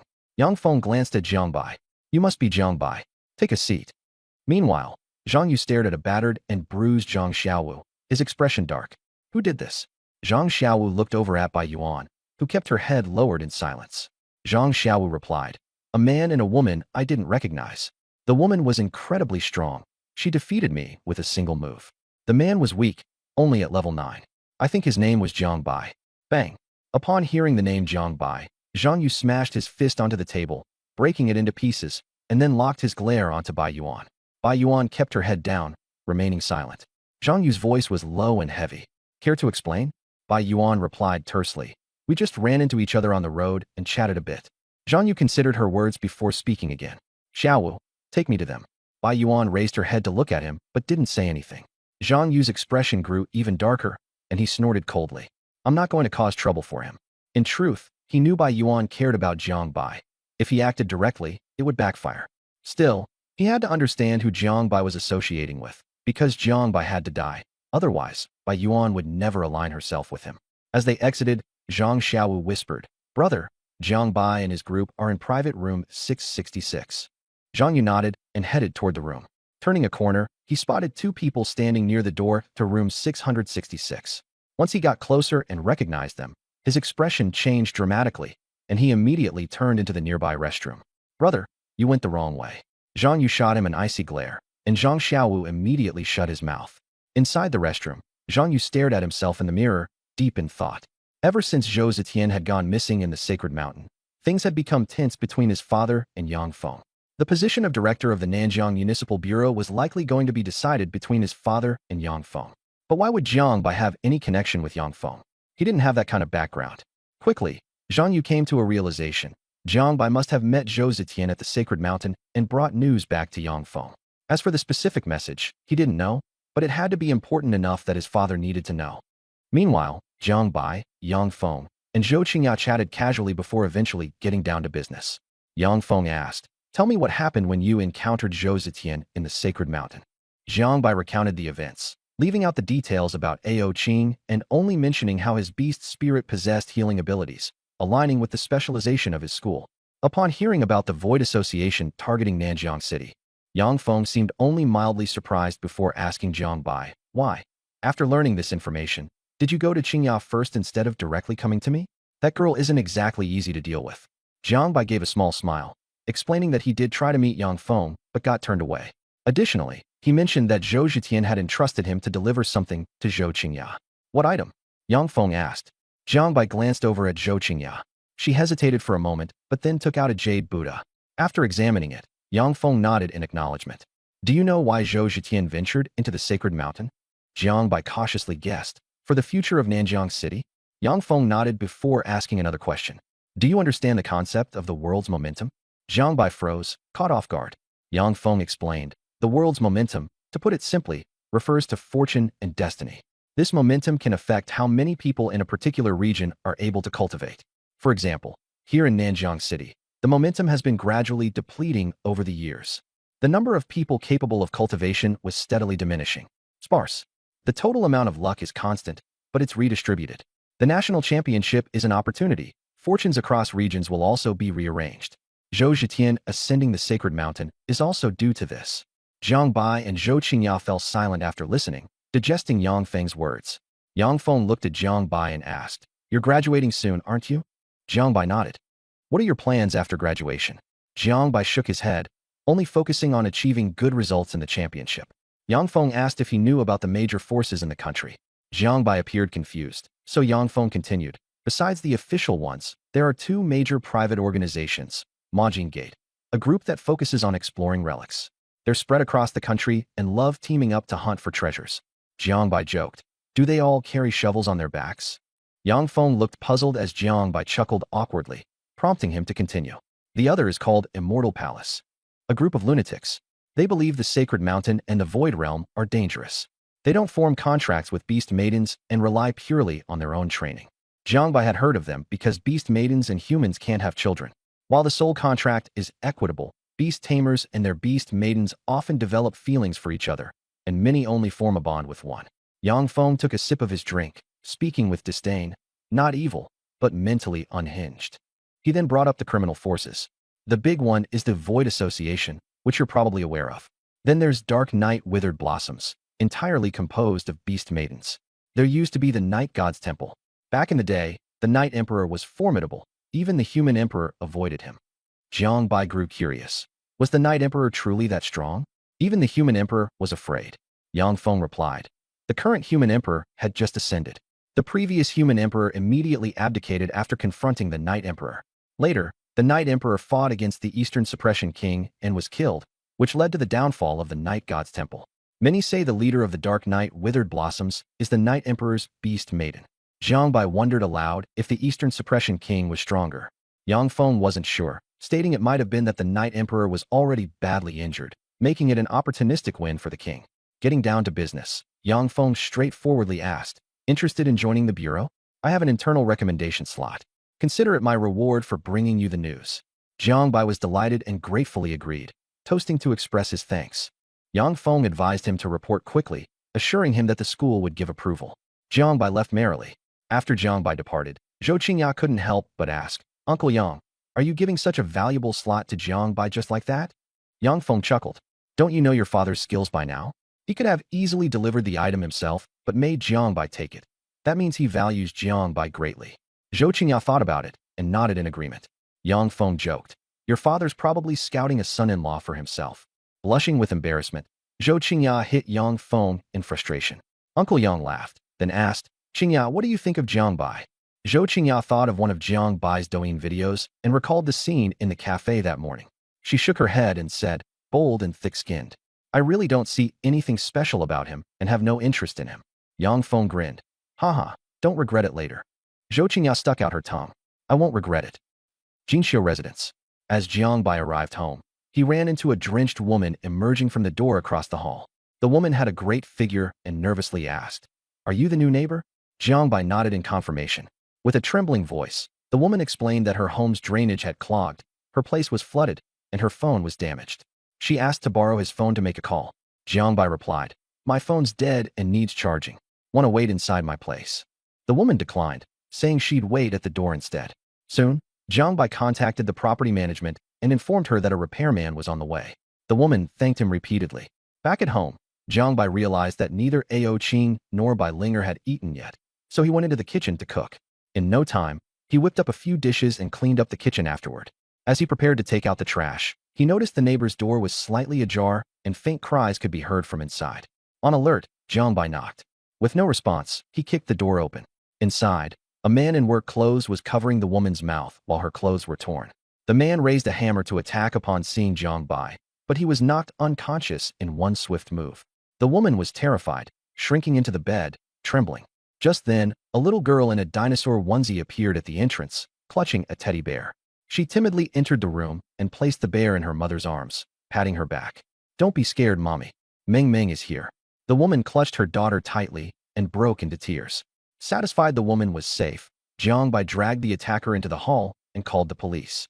The bureau quickly arrived and took the man into custody. It turned out the woman's name was Bai Jia, an ordinary person whose husband had passed away. She had been kicked out of her in-law's home and lived here with her daughter. The attacker was her brother-in-law, who had orchestrated the pipe clog to create an opportunity for assault. At the door, Bai Jia held her daughter's hand, tearfully thanking Jiang Bai. The little girl, Meng Meng, raised her hand and said, "Thank you, big brother." Big brother hug. Jiang Bai scooped her up and playfully pinched her nose. By the time he got home, it was already past 10 and the food had gone cold. Jiang Bai reheated the dishes and called Bai Linger and Ao Qing to eat. At that moment, Bai Linger yawned comfortably. Catching the scent of the food, her ears perked up and she shot toward the table. But just as she reached out, her hand was ensnared by Ao Qing's tail. "Open." Ao Qing smiled and said, "Linger, go wash up first." Bai Linger snorted, dashed into the bathroom, and shouted, "If I take too long, there'll be nothing left to eat." After breakfast, Bai Linger curled up on the sofa with a bag of chips, watching TV and laughing like a little hamster. Her silver hair was tied into a ponytail, and her tail swished incessantly. She wore ultra-short shorts, her legs resting on Jiang Bai's lap, breaking into laughter from time to time. Bai Linger had a low threshold for humor. Even the smallest things would make her laugh to the point of spasms, leaving Jiang Bai restless as he was jostled by her laughter. "Bai Linger, ha ha ha." Jiang Bai hiss. Sitting gracefully on the other side of Jiang Bai was Ao Qing, her long hair draped over her shoulders, carrying a faint fragrance. She turned to Jiang Bai and asked, "Xiao Bai, is something wrong with you?" Jiang Bai suppressed his discomfort, pretending to be fine, and pulled out his phone to scroll through TikTok. A video he'd posted yesterday had gone viral with over 5 million views, and the comment section was filled with scorn and teasing. Scoundrel Jiangbai, move aside and let me do it. Liling Tian, your wife got snatched. Look quick, I'm from Nanjing City. Crowdfunding to buy spirit liquid and smash Jiangbai in a match. Ao Qing doesn't look good, does she? That Bai can't get his sister, take care of my wife. Jiangbai glanced at Ao Qing but couldn't detect anything unusual. He asked, sis, are you feeling unwell? Ao Qing brushed her hair aside and softly replied, I'm fine really. The next morning, Jiangbai was woken by a knock at the door. Standing there were Bai Jie and Ming Ming. Bai Jie wore a red dress and carried breakfast, while Ming Ming held up a food container. Big brother Jiang, I brought you breakfast. Bai Jie chuckled and said. She insisted on carrying it. Jiangbai took the items and invited Bai Jie inside, but she declined, saying she needed to take Ming Ming to kindergarten. Ming Ming said in her chirpy voice, bye-bye, big brother. The breakfast portions weren't enough, so Jiangbai quickly cooked up 2 more servings. Calling Bai Linger to rise and eat, she groggily asked where the food came from. Then, Jiangbai went to call Ao Qing, but there was no response from her room. Pushing the door open, he found Ao Qing's face deathly pale, unconscious. Jiangbai quickly carried Ao Qing on his back, knocking on Bai Linger's door. Linger, something's wrong with Ao Qing. Bai Linger hastily opened the door, still dressed only in underwear. She immediately transformed into her beastly form, her runes attaching to Jiangbai as they rushed to Nanjing City's first hospital. At the emergency room door, Jiangbai waited anxiously. Soon, the female Dr. Lin Jia exited, a beast girl assistant behind her looking utterly drained. Lin Jia's expression was grim as she questioned, how have you been taking care of a beast girl? She's this injured, and you only bring her in now. Jiangbai asked nervously, how is she? Dr. Lin shook her head with a sigh. Did she forcefully activate her power? Jiangbai recalled the Sacred Mountain ordeal when Ao Qing had been severely injured by the Void Demon Overlord, but pushed herself to perform the sky-splitting claw. He nodded. Dr. Lin confirmed, forceful activation causes severe damage to her spiritual channels. She can't be treated in Nanjing City. Jiangbai asked softly, what kind of consequences will it have? Dr. Lin replied, it'll cause issues with her future cultivation. Jiangbai entered the room. Ao Qing had already woken up, but her face was still pale. Seeing Jiangbai, she forced a smile and patted the bed, signaling him to sit down. When Jiangbai saw her pallor, his guilt deepened. Ao Qing held his hand gently and comforted him in a soft voice. It's all right. My bloodline isn't that fragile. There'll be a solution. Jiangbai stroked her face and said earnestly, Ao Qing sis, we're partners. I will find a way to heal you. Ao Qing stayed silent. Enduring pain had long become a habit for her. She wasn't one to show vulnerability. Jiangbai sighed and said solemnly, don't worry. I'll figure something out. In a soft voice, Ao Qing said, Xiaobai, let's go home. Okay. Back home, the summer breeze teased Ao Qing's blue hair. She reclined slightly on the sofa, reassuring the tearful Bai Linger, I'm really fine. Bai Linger sobbed. Sis, once again you're hiding your injuries from me. Jiangbai reflected, so this wasn't the first time. He spent the entire day online, researching ways to repair a beast girl's spiritual channels, but the information was sparse, and he made 0 progress. Finally, Jiangbai resolved to start working for the bureau in hopes of finding a solution there. The next day, Jiangbai followed the directions to an office. A spirited young woman casually asked him a few questions and then had him sign a contract. Shortly after, a woman in heels entered, dressed in a white blouse, black skirt, and black stockings, exuding an air of dominance. She seemed surprised upon seeing Jiangbai. You're Jiangbai. Jiangbai recognized her. It was Shen Tong, someone he'd encountered at the Sacred Mountain. I'm your team captain from now on. Follow me, Shen Tong said, explaining that the Civil Affairs Division primarily handled conflicts between humans and beast tamers. Soon, Shen Tong led him to an office labeled Civil Affairs Division, where a team of ordinary people was immersed in various tasks. Jiangbai was puzzled. Does the Bureau also employ ordinary people? Shen Tong replied, paperwork doesn't require beast tamers. The two then went upstairs to a spacious floor where individuals worked meticulously. Shen Tong ushered Jiangbai into a meeting room. Shortly after, Tao Ming and He Xiao entered. One had severe dark circles under his eyes, and the other wore a sky blue long dress, her round face looking drowsy. Shen Tong made introductions. New colleague, Jiangbai. Tao Ming, He Xiao. They're the only ones in the office today. As for the rest, went upstairs together. Zhao Linglong, wearing her elegant Chong Sam, noticed the details as they investigated. The room bore no signs of forced entry, and everything seemed perfectly in place. However, the faint remnants of fire elemental energy hung in the air, just as the case details had described. Zhao Linglong gestured toward a barely perceptible scorch mark on the floor. See that? Fire elemental users often leave traces like this when they aren't being careful. Jiang Bai crouched, observing the mark closely. What kind of fire elemental could do this without breaking through the door? And how would they manage to take a child silently? Zhao Linglong crossed her arms, lips curving into a small smile. That's the question, isn't it? Guess you're not just a pretty face after all. Ignoring the tease, Jiang Bai continued examining the room. When they entered the child's room where Do Do had vanished, he instantly felt a strange, lingering energy, faint but foreign. He frowned. This doesn't feel like regular fire energy. It's mixed with something else. Zhao Linglong raised a brow. Oh, mixed with what? Jiang Bai shook his head. Not sure yet. But if I'm guessing right, could it be void energy? Her teasing demeanor vanished immediately as her eyes widened. Void energy? You've had encounters with it. He hesitated, momentarily flashing back to his own inexplicable encounters with the void and the mysterious changes in his own body. I've read about it. It's possible whoever did this is working with abilities beyond just fire. Zhao Linglong narrowed her eyes, scanning the room again with renewed focus. Void energy changes the game. Let's hope that's not the case. Jiang Bai could sense the sudden tension in her tone. It wasn't something she dismissed lightly. Suddenly, Zhao Linglong's comm device rang. She answered briskly while still pacing the room. Jiang Bai only caught fragments of her conversation. No leads yet. Suspect may still be nearby. Understood. She ended the call and glanced at him. We've got some time. Search every inch of this house. Anything unusual, no matter how small, call me over. Got it, Jiang Bai replied, immediately setting to work. As they searched, Jiang Bai couldn't shake the foreign energy lingering in the space. If his hunch was right and void energy truly was involved, this case might be even more dangerous than either of them anticipated. For now, all he could do was focus on the clues left behind, while Zhao Linglong seemed to watch him with an air of curiosity mixed with faint caution, as though she were trying to figure out the depths of this new recruit. An agent comforted the crying mother, while the father stood by with a dazed expression. Middle-aged agent Xie Bing approached. Xiao Zhao, I'm bothering you again, huh? Zhao Linglong smiled and pointed to Jiang Bai. He's the one in charge this time, our new colleague, Jiang Bai. Xie Bing greeted Jiang Bai briefly before handing him a tablet. Here are the energy detection results. Zhao Linglong explained. The energy tracker can detect traces of energy in the air. Jiang Bai looked at the tablet and realized it resembled a radar. A white light scanned back and forth until it quickly located a cluster of red aura. Following the tracker's guidance, Jiang Bai entered a room. The moment he stepped in, a wave of heat hit him. The room had children's drawings on the walls, a bed with guardrails, and an unfinished family portrait on an easel. Jiang Bai picked up a paintbrush and gently ran it across the surface of the easel. The window was locked from inside, with no signs of tampering. Xie Bing walked in. No marks on the window, just like the previous cases. This is likely the work of a beastmaster.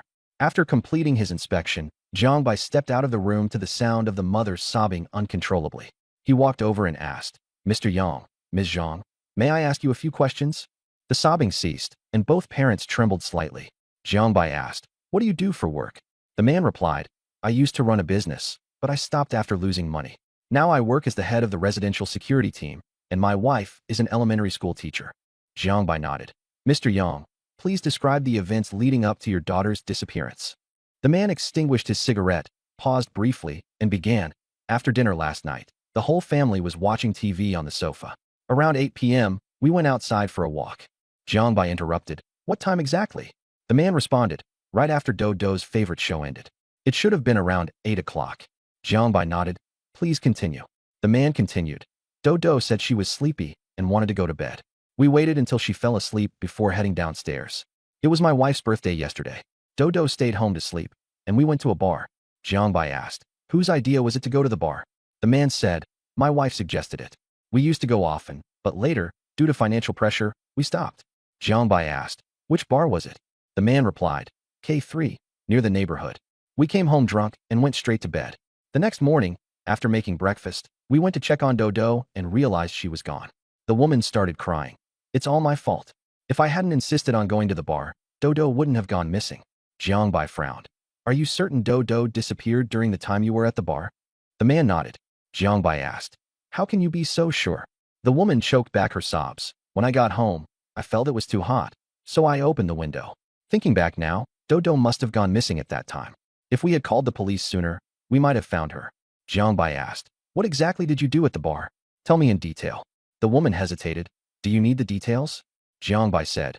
The more detailed, the better. The woman described. As soon as we entered the bar, we started drinking. After a few shots, my husband said he felt dizzy and asked me to help him to the restroom. But he ended up pulling me into a restroom stall. Jiangbai quickly interrupted. Let's skip that part. Start from when you came out of the restroom. Zhao Linglong interjected. Wait, you didn't buy any condoms? The woman blushed. No. We were planning to have another child. The man added. After that, we came out, continued drinking, and then both ended up having stomachaches and went to the restroom again. We probably ate something bad last night. Afterward, we just kept drinking until we finally went home. Jiangbai asked, have any children of your relatives or friends gone missing recently? The man shook his head. The woman nodded. Dear, I told you before. A colleague at my school had her child go missing, and they haven't found the kid yet. The man froze. What? That happened. The woman insisted. Yes, it did. Jiangbai smiled. I think I have a good idea of where your daughter went. The woman grabbed Jiangbai's arm. Tell me quickly. Where's Dodo? Jiangbai looked at the man. Mr. Yang, is there anything you'd like to confess? The man became emotional. Please help bring my daughter back. To everyone's surprise, Jiangbai suddenly shouted. Yang Ming, why are you pretending? You're hiding your daughter. What's your real plan? Yang Ming's expression shifted dramatically. He yelled angrily. What nonsense are you saying? How could I hide my own daughter? The woman glared at Jiangbai. Stop talking nonsense. My husband was with me the whole time. If you keep this up, I'm filing a complaint against you. Then she turned fiercely to Xie Bing. Is this how you conduct investigations? I'll report all of you. Xie Bing looked somewhat awkward. His assistant nervously shrank behind him. He glanced at Jiangbai, waiting to see his next move. Zhao Linglong sat quietly, her head down as she fiddled with her fingers, remaining silent. Jiangbai remained calm and composed. You're just ordinary people. Don't mistake fire-attributed energy traces for the handiwork of a beast master. For a little girl, a beast master wouldn't even need to act personally. I felt something was off the moment I entered. It wasn't until I found this in Dodo's room that the picture became clear. He extended his hand, revealing a faint streak of red on his finger. This is actually a common type of brush stain found on the market. You used your wife's birthday as an excuse to cook for the whole family, then slipped drugs into your wife's and child's bowls. When your wife went to the bathroom, you took the chance to carry away Daodu. You're the security team captain for the neighborhood, so you know the surveillance too well and could easily avoid it or tamper with it. You were afraid the investigation into the cameras would expose you, so you bought a decorative pattern with a fire attribute as a disguise. Jiangbai said lightly, right, Yang Ming? Also, if your finances are so tight, why are you still thinking about having a second child? Yang Ming roared. You're saying all that, but where's the evidence? I want evidence. Jiangbai's tone turned cold. I don't have evidence, but I do have a beast girl who can control people's minds. Want to try? Though it might drive you insane. After hearing that, beads of sweat the size of soybeans slid down Yang Ming's face, his body trembling. Finally, unable to withstand the pressure, he completely broke down and confessed. Holding his head, he cried, I'm sorry, I didn't mean to. His wife collapsed, screaming, and suddenly grabbed Yang Ming by the collar and tore at him. Bastard, give me my daughter back. In the end, Yang Ming slumped to the ground and muttered, Daodu isn't coming back. The woman rushed into the kitchen like a madwoman to grab a knife, but was stopped in time by Xie Bing. Jiangbai asked, what did you do to Daodu? Yang Ming looked utterly dazed and finally told everything that had happened. He had no spiritual meridians, but his family had originally been beast tamers. When he was young, they had been well off, and after his parents died unexpectedly, he inherited the estate and went into business. Later the business failed, and he could only rely on his wife finding work to support the family. Last month, he was taken to a casino by an old friend. At first he won some money and got carried away, but in the end he not only lost all his savings, he also racked up loan shark debt. The other side threatened to kill his whole family. When he went to the casino boss to plead for mercy, the man told him to sell his daughter to pay the debt and promised him 100,000 yuan. Afterward, Jiangbai sat in Zhao Linglong's car and sighed. Gambling ruins people. I, Jiangbai, swear that for the rest of my life I'll be irreconcilably opposed to gambling and drugs. Zhao Linglong couldn't help laughing. Then what about porn? Jiangbai looked solemn. Under heaven above, I swear this life to be irreconcilably opposed to gambling and drugs. Zhao Linglong was amused to the point of laughter. You knew from the start that Yang Ming was the killer, didn't you? Zhao Linglong said. Why would you think that? Then why did you ask his wife whether she was wearing a condom? I was just asking casually. Really? Forget it, I admit it. I can read minds, Zhao Linglong said. Jiangbai rolled his eyes. Then do you know what I'm thinking right now? Zhao Linglong looked at him for a moment. Thinking. Jiangbai, She really could read minds? Jiang Bai was so frightened he leaned back. A blue supercar stopped at the entrance of a private estate. The two guards at the gate warned, "No parking." Jiang Bai smiled. "We're here to pay our respects at the dock." Hearing that they were paying their respects at the dock, the two hurriedly informed the people inside. "Brother Dao, someone's here to pay their respects. Let them in." After the gate opened, a tall, thin man in a suit came out to greet them. "How did you find this place?" "A friend introduced us." "Who?" "Li Dong." Yang Meng's friend's name. Brother Dao nodded. "All right, show your credentials first." Zhao Linglong took out a black card. "Is this enough?" "Enough, enough. Please come in, both of you." Seeing that it was a high-value bank card, Brother Dao immediately became enthusiastic. After the two went in, Brother Dao said into the walkie-talkie, "A big fish has arrived. Find a few experienced hands."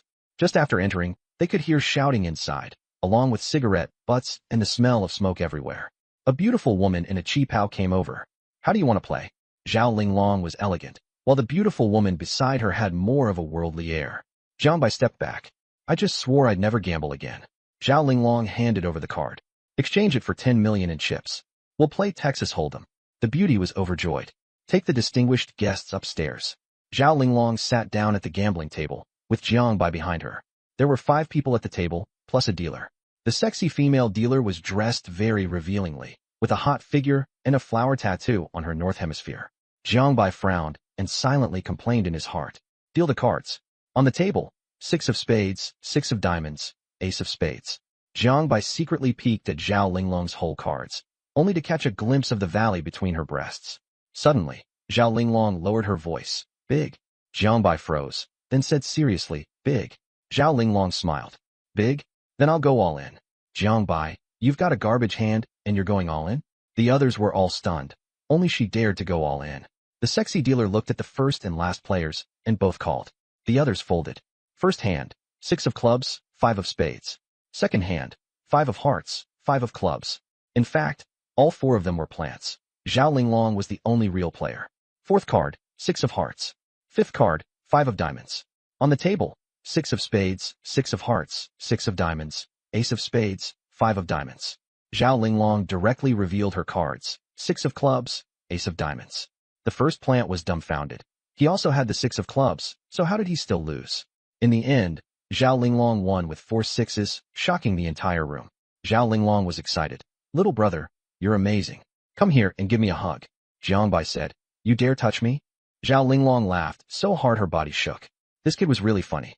Next, they won 3 rounds in a row, and the sexy dealer's face darkened, going all in every hand. Even the plants were dumbfounded. In the pink room, "Boss, I was wrong. Stop hitting me," the beautiful dealer pleaded coquettishly. Knife Bro anxiously banged on the door. Wang Hu opened it impatiently, and, seeing Knife Bro's dark face, asked, "Speak. What's the big deal?" Knife Bro said in panic, "Boss, a ruthless player showed up at the casino. Everyone who sat down lost, and we're down almost 100 million. Cheating. No energy fluctuation detected." Wang Hu cursed, kicked Knife Bro over, threw on his clothes, and went downstairs. Wang Hu was tall and fierce. When he entered and stared at Zhao Linglong, his temper flared again. When he saw Jiang Bai, he was a little surprised. He gave the order, the beautiful dealer was driven away from the table, and he sat down himself and asked, "Which faction are you with?" "Are you with?" Zhao Linglong smiled. "Why ask so much? You're just trying to keep this gambling den out of the light." Wang Hu stared at her. "Play a few hands." "Sure." Wang Hu told Jiang Bai to deal. The 3 cards, King of Hearts, Queen of Hearts, Jack of Hearts. Wang Hu's original hearts 8 and 9 were flicked by his fingers into Ace of Hearts and 10 of Hearts. Zhao Linglong didn't even look at her cards and went straight for it. "All in." Wang Hu laughed. "Got the guts to raise the stakes? If you win, the casino is yours. If you lose, Jiang Bai stays." Zhao Linglong agreed with a loud laugh, and Jiang Bai forced a stiff smile as he held on. The dealing continued. Fourth card, Ace of Clubs. Fifth card, Ace of Spades. Cards revealed. Zhao Linglong. Ace of Diamonds, 10 of Hearts. Wang Hu was dumbfounded. Where was his 10 of Hearts? The crowd let out a breath. Even the boss got stripped by the shuffle. Wang Hu roared, "You dare cheat." Zhao Linglong smiled. "Got any proof?" Wang Hu screamed wildly. "Everyone attack. Cripple her." The 4 of Heaven, Earth, Mysterious, and Yellow made their move. Tian swung a chair, but Zhao Linglong flicked out a burst of cyan light and sent him flying, crashing through a wall. Di tried to ambush her, but Jiang Bai kicked him over. Outside, a group of beast girls rushed in. Wang Hu said viciously. Hack the women to pieces, leave the men crippled but alive. The beast girls surrounded them. Handling the beast girls, Jiang Bai barely managed to hold on, but he couldn't counterattack. Zhao Linglong suddenly snapped her fingers, and the whole room fell silent. Everyone froze like puppets. Jiang Bai asked curiously what was going on, and Zhao Linglong said casually that it was just a little trick. Jiang Bai was speechless. This was no little trick. It was clearly AoE control. Even the casino boss was under control. Zhao Linglong walked over and asked where Yang Meng's daughter was. Wang Hu replied blankly that she had been taken away, but he didn't know where, and denied any involvement in the missing children case. Zhao Linglong kept pressing him. Wang Hu said it might have been his older brother who did it, but before he could even say the name, the female dealer behind him pierced his heart and killed him on the spot. Zhao Linglong struck instantly and subdued the female dealer. Blood spilled from the corner of the dealer's mouth. In desperation, she summoned 2 beast girls, one red and one black. The 2 beast girls, seeing Zhao Linglong attacking their master, immediately charged over. Seeing this, Jiang Bai directly went after the red-haired fox beast girl, striking ruthlessly. He was familiar with the fox beast girl's weakness, and the moment he made his move, the fox beast girl turned to meet him. The black-haired beast girl and the female dealer were being pinned down and beaten by Zhao Linglong. Seeing that things were turning bad, the female dealer detonated herself desperately. Zhao Linglong grabbed Jiang Bai and leaped out the window. Behind them, the casino exploded instantly and turned into ruins. Jiang Bai asked in shock, Sister Linglong, what do we do now? Zhao Linglong fell into thought, staring at the ruins. A self-detonation is meant to cover something up? At night, Zhao Linglong drove a supercar to send Jiang Bai to Jinxiu residence. Smiling, she asked if he wanted to invite her upstairs for a sit-down, but Jiang Bai guardedly refused. Watching Zhao Linglong leave, Jiang Bai finally breathed a sigh of relief. If she had gone to his home, it would be hard to explain Ao Qing's matter. Jiang Bai went upstairs and ran into his neighbor, Bai Jie, taking out the trash. Bai Jie was wearing a nightgown, her hair still wet. Seeing Jiang Bai, she asked in surprise if he had just come back. Jiang Bai said he had been working overtime. Bai Jie invited Jiang Bai to dinner tomorrow night to thank him. Jiang Bai declined, saying he didn't want to put her in a difficult position, and that Meng Meng had also brought breakfast this morning as thanks. Bai Jie insisted, and Jiang Bai quickly changed the subject, asking where Meng Meng was. Bai Jie answered gently, she's asleep. You should get some rest early. I won't disturb you. Jiang Bai closed the door, and Bai Jie felt a little disappointed. That faint stirring in her heart had also disappeared. Bai Linger stood on the sofa with her hands on her hips, pointing at Jiang Bai. Jiang Bai, give me back my chips. Jiang Bai hid behind Ao Qing. Linger, stop eating them. They're almost gone, and Sister Ao Qing and I haven't had any yet. Ao Qing sighed helplessly and turned to go into the kitchen. Bai Linger suddenly put on a pitiful, coquettish look. Brother Jiang Bai, give them to me. Jiang Bai said coldly. No, Bai Linger's eyes reddened. Lowering her head, she said miserably, I transform my beast pattern every day to help you hide your aura. I shouldn't have come. I should have stayed on Sacred Mountain long ago. Jiang Bai's face darkened. Bai Linger, you're not allowed to watch TV anymore. Bai Linger jumped down, snatched the chips, and made a face. I'm going to watch TV anyway, and I'm going to eat chips and drink cola too. The two of them chased and played around in the living room. Ao Qing brought dinner out. Stop messing around. Come eat. The two of them immediately quieted down and sat at the table. There were several steaming dishes on the table. Ao Qing said, I made soup for you.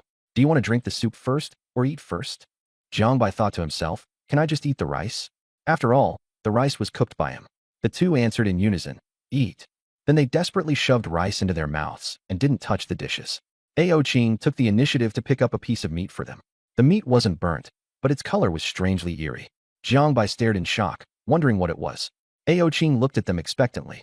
Jiang Bai could only force himself to take a bite. Salty, spicy, and impossible to chew. Energy surged inside him as he stubbornly ground the meat apart and swallowed it. Seeing Jiang Bai like that, Bai Linger could only grit her teeth and pick up a piece of meat to eat, but even her teeth couldn't bite through it. Ao Qing said cheerfully, I just learned this dish, and I added a little secret ingredient. How is it? Jiang Bai and Bai Ling. Ao Qing tried to bite herself. The next morning, Jiang Bai arrived at the office, and Ao Qing and Bai Linger were still in beast tattoo possession form. A new employee had come to the office, and Zhao Linglong wasn't there. Just as Jiang Bai walked in, someone followed him in. Jiang Bai, here. A middle-aged man slapped a file onto Jiang Bai's desk, his tone forceful. You've been transferred to the Pioneer team. Report there this afternoon. After speaking, he turned and left. He Xiao crowded over to look at the file, panicked. Jiang Bai, did you offend someone? Jiang Bai looked blank. No, I didn't. Then why were you transferred to the Pioneer team after just one day on the job? What's wrong with the Pioneer team? Tao Ming came over to explain. The Pioneer team is a special squad under the Bureau. The pay is high, but the work is dangerous. They're mainly responsible for exploring relics. Exploring relics? Jiang Bai had never heard of that before. Tao Ming nodded. Relics produce national strategic resources, such as spiritual liquid materials, medicinal herbs, rare metals, as well as beast tamer secret techniques and beast maiden records. But the most dangerous part is when a relic is first opened up. In the first month after opening, no one above level 40 could enter. Jiang Bai was confused. What happens if they do? Tao Ming explained. The relic gate is unstable. If someone too strong goes in, it'll cause the gate to collapse, and anyone inside will never come out. He added, no one knows what dangers are inside the relic. There could be phantom beasts, infected beings, or bizarre things. At level 10, going in is basically a death sentence. Jiang Bai blinked. Can I refuse to go? He Xiao said. You just started work, so by rights you shouldn't have to go. The only reason is that you offended someone. Do you think being transferred there means a pay raise? Jiang Bai asked again. Why not wait until the relic gate stabilizes before going in? He Xiao said. There's more than one entrance. Different factions rush in first to fight for ownership rights. Tao Ming picked up the thread. Whoever gets the heart of the relic can close the other entrances, and all the resources become theirs. So the people entering the relic aren't necessarily all official personnel. After a moment of silence, Jiang Bai asked, then is there still any hope for me? He Xiao. No hope. Just wait to die. Tao Ming said seriously. It's not like there's no way. Jiang Bai was delighted. What's the solution? Tao Ming looked at him. Quit. Jiang Bai. He couldn't possibly resign. Setting aside the convenience of looking things up, there was also the matter of the Void Spirit Flower. Besides, he was already level 20, with 2 mythic beast girls inside him. Maybe he could survive. Maybe they'd really even raise his salary? Soon he realized he was overthinking it. Shintong's office. Jiang Bai said with a miserable face. Captain Shan, the person who transferred me to the pioneering team really wasn't Director Yang? Shintong frowned. Director Yang hasn't come in these past 2 days. He's tied up with the Void Association. He didn't call you to the pioneering team. She suddenly looked at him. You really haven't offended anyone? Jiang Bai thought about it. He really hadn't. At most, there were 2. One was Li Lingtian of the Li family, and the other was Zhang Yu. He had implied things about Li Lingtian on Douyin, and Zhang Yu probably wanted to deal with him. He told her his guess. Shintong shook her head. It's not Li Lingtian. He's in the imperial capital and can't interfere with the Nanjiang City Administration Bureau. You getting into the bureau was also thanks to Yang Feng's recommendation, the face of Nanjiang City's number 2. The one who dares to move against you now is the father of the bureau's number 3, Zhang Yu, Zhang Tianqing. That morning, Jiang Bai anxiously made it until lunchtime. Zhao Linglong walked in unhurriedly, wearing a blue and white porcelain cheongsam, and immediately spotted Jiang Bai slumped over his desk. She walked over and sniffed him. Jiang Bai was puzzled. What are you sniffing for? Zhao Linglong glanced at him sideways. Checking whether you smell like some weird flower. Why do you look like you've been emptied out first thing in the morning? Jiang Bai leaned back in his chair. Want to get closer and smell? Tao Ming almost spat out his water. Zhao Linglong laughed and sat down opposite Jiang Bai. What happened? Don't tell me you really got drained dry by beast girls at home yesterday. He Xiao leaned over and explained the situation. Zhao Linglong fell into thought. You didn't feel all of South Jiang City shaking a few days ago? Jiang Bai thought for a moment, then nodded. A few days ago, just as Jiang Bai walked out of the subway station, he felt a strong tremor through the ground, though it only lasted a very short time. Feeling it means you noticed it. That day was when the Tianyan Mountain ruins were about to emerge, which is why the ground shook. Tianyan Mountain? I heard the entrance to the ruins will stabilize tomorrow. If they're transferring you to the Wilderness Expansion team at this time, it's very likely they want you to go in and investigate. Huh? Tomorrow? He Xiao was startled and immediately urged Jiang Bai. Jiang Bai, you should resign. This is obviously aimed at you. Jiang Bai fell silent. He actually also wanted to quit. He had never entered a ruin before and didn't know how dangerous it was inside. Zhao Linglong spoke at this moment. Actually, the Tianyan Mountain ruins are probably not appearing for the first time. Jiang Bai frowned in confusion. What do you mean?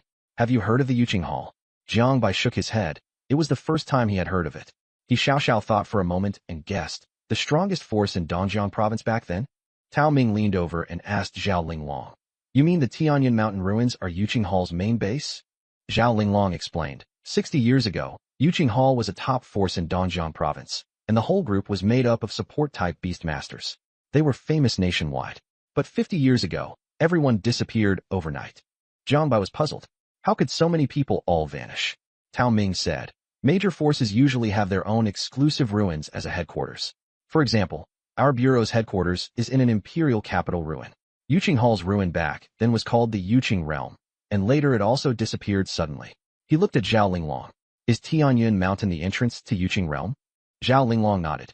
Yes, I read related records in a book. Tao Ming became excited. That's amazing.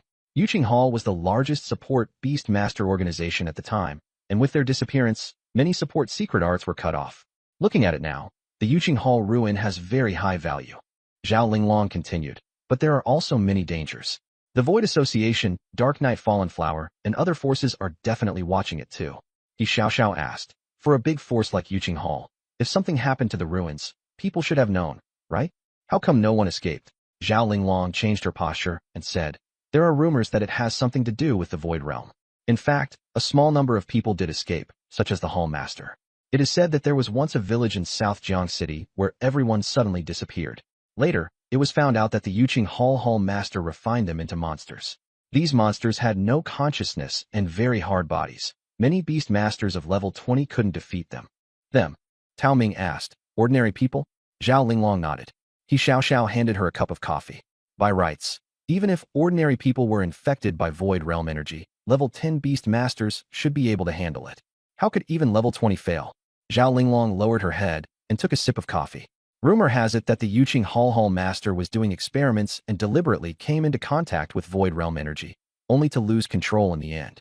After she escaped Yuqing Realm, she went mad and attacked forces people everywhere. Those she attacked would return and die with their whole body stiffened. The major forces then jointly surrounded her, and in the end she accidentally entered the Void Realm and died. That settled the matter. Jiang Bai asked, so you think the destruction of Yuqing Realm had to do with Void Realm energy? Zhao Linglong nodded. A lot of people guess that. There may still be remnants of Void Realm energy inside. Jiang Bai fell silent. If Yuqing Realm was really destroyed by Void Realm energy, then there might be clues to Spirit Flower inside. Although Ao Qing's body was fine, the problem with her spiritual meridians was hindering her cultivation. When he Xiao saw him fall silent, she advised, Jiang Bai, why don't you resign? Yuqing Realm is too dangerous. Zhao Linglong said calmly, it's too late. Someone has already targeted him and won't let him resign smoothly, at least not before he enters the ruin. Jiang Bai shook his head and said firmly, I won't resign. I'm going into Yuqing Realm. He looked at Zhao Linglong. Sister Linglong, do you know anything else about Yuqing Hall? Tell me. Zhao Linglong put down her cold coffee, stretched lazily, and her curves were obvious. Come on, if you're asking a girl to do you a favor, you should at least show some sincerity. Jiang Bai flattered her, Sister Linglong, whatever you want, as long as I have it, I'll give it to you. Zhao Linglong blinked. My heart's been feeling cold lately. I need someone to warm me up. Jiang Bai, he hesitated. Sister Linglong, this isn't very convenient here, is it? Zhao Linglong laughed, resting a hand on her shoulder as she twisted her body.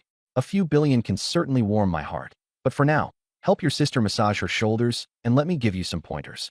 Jiang Bai walked over to massage her shoulders, only to find they were ice cold. He asked, Sister Linglong, why are you so cold? Zhao Linglong said, I haven't been feeling well lately and caught a chill. Harder. Jiang Bai's hand was sore, but it still wasn't enough, and Zhao Linglong said again, that's it?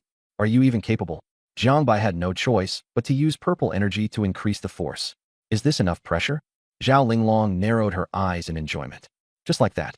Listen up, every faction has a training room, a battle arena, an experimental lab, a library. When you enter the relic, never go to the laboratory. The things there are the most dangerous, especially if there's Void Realm energy. The battle arena cultivates combat-type beastmasters, and it's dangerous too. The library holds centuries of accumulated treasures and is a battleground the major factions all compete for, so it's risky as well. The most dangerous place is still where the heart of the relic is. The Void Realm energy there is the densest, and all sides will fight over it too. If you want to stay safe, find somewhere to hide and wait until the ownership of the relic's core is decided before coming out. If the Void Association gets the relic core, then probably no one else will be able to come out. You can only pray they don't get their hands on it. Jiang Bai asked casually. So the Void Realm energy around the relic core is very dense. Zhao Linglong nodded and patted his hand, signaling him to stop. Yes, if you want to survive and come out alive, then keep a low profile and don't fight head-on. Jiang Bai withdrew his hand, looking regretful, and inwardly complained that Sister Linglong wasn't any good either. Zhao Linglong teased in a low voice. You look like you're not satisfied yet. Are you thinking about me? Maybe I can satisfy you. Jiang Bai said seriously, I don't like fighting bloody battles. Zhao Linglong chuckled. Jiang Bai returned to his workstation to sort through his things, then suddenly asked, Sister Linglong, has anything from last night been investigated? Zhao Linglong nodded. I looked into it. Yesterday's. The casino boss Wang, who had an older brother named Wang Long. He had previously been saved by Bureau Chief Zhou on Sacred Mountain, but now he was missing. Zhao Linglong handed her phone to Jiang Bai, showing him a photo of someone. Jiang Bai took one look and his pupils contracted. It was exactly the same person who had attacked him on Sacred Mountain before. Jiang Bai said in a low voice, Sister Linglong, I know this person. Zhao Linglong's eyes lit up. What's going on? Jiang Bai briefly explained the ambush on Sacred Mountain. Zhao Linglong looked at him in confusion. You can deal with the Beastmaster over level 20? Jiang Bai tensed up and hurriedly explained.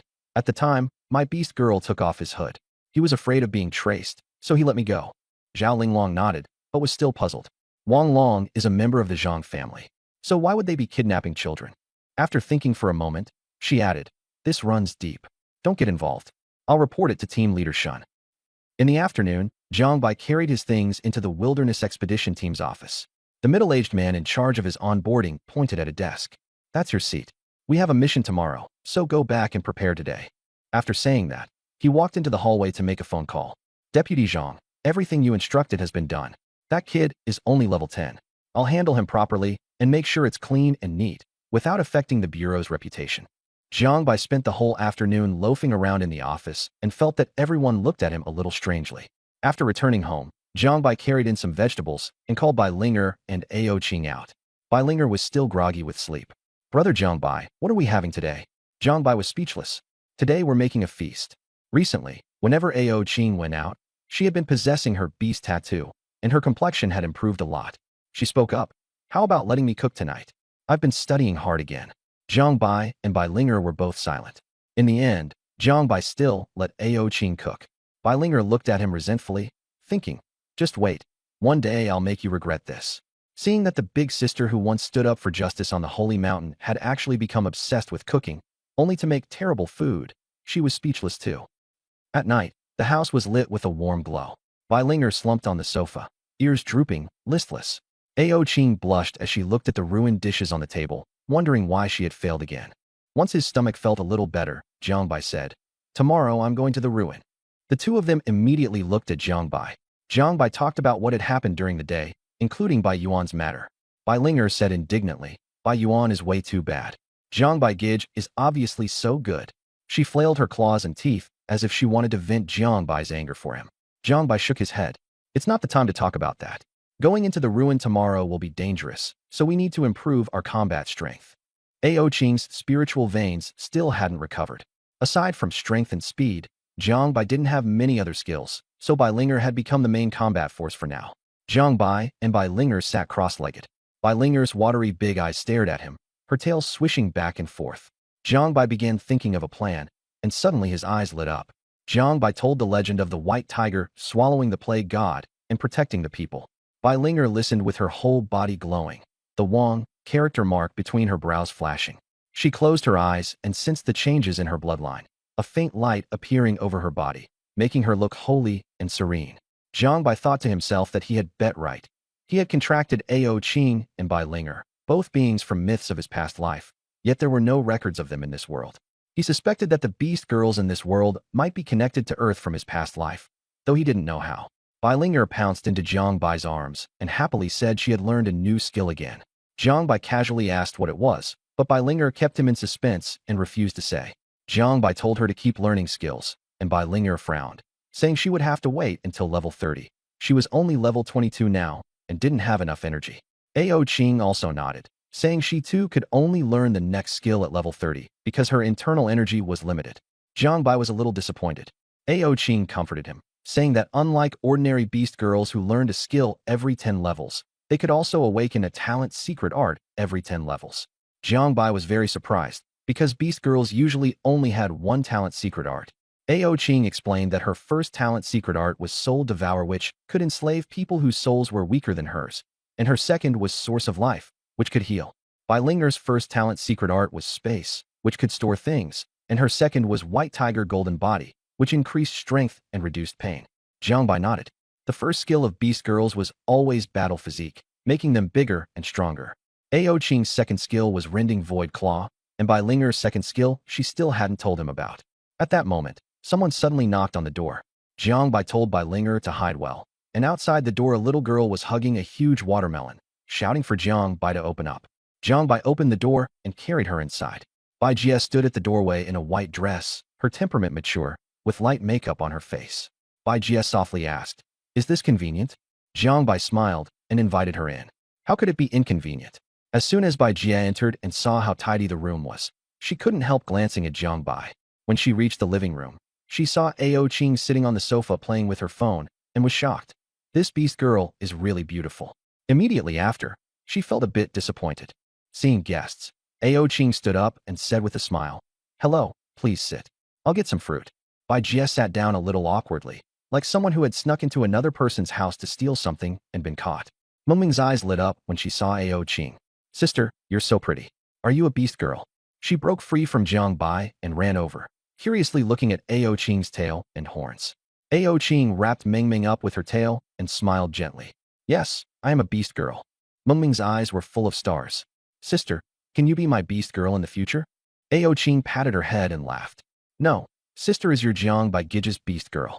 When you grow up, you'll also be able to contract even prettier beast girls." Bai Jie left Jiangbai's home with Mengming, and it was already 8 o'clock. Mengming hugged Bai Jie and asked, "Mom, can Brother Jiang be my dad? I like him." Bai Jie pinched Mengming's cheek, feeling disappointed inside. Mom isn't good enough for him. The next morning, early, just as Jiangbai got out of the car, he saw a tall young woman. She was wearing a blue qipao, with a great figure and a dignified, confident air that made her stand out wherever she went.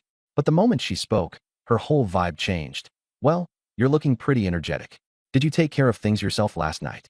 Jiangbai said seriously. "Last night, all I could think about was you, Sister Linglong." She giggled. "If you were thinking of your sister, you should have said so earlier." As she spoke, she hooked her arm through Jiangbai's and leaned in. "Little brother, actually, your sister can help you solve your troubles too." Jiangbai kept a straight face. "How does Sister Linglong want to help me?" She handed him a map. "This is the map of the Jade Green Realm. I only found it last night. Things have been getting very messy in the Jade Green Realm lately, with a lot of factions getting involved, so be careful." Jiangbai looked at the map, moved. "Thank you, Sister Linglong." Linglong smiled. "It won't be too late to thank me after you can make it out alive." In the office, the pretty woman turned to the middle-aged man and said, "Captain, can you put me on a team with Jiangbai?" Her voice was weak, with a faint moan mixed in. The captain immediately became alert. "What did you discover?" Nervously sweating, the woman gave her guess. Jiangbai, a level 10 beast tamer, was transferred here to take part in frontier development. He must have offended someone. The captain narrowed his eyes. Trying to curry favor with someone above? The woman nodded frankly, then shook her head. "Captain, I only want to follow you and help you with your work. Don't forget me if there's any benefit." After a moment of thought, the captain agreed. The woman was overjoyed and quickly had her beast girl support her weak body.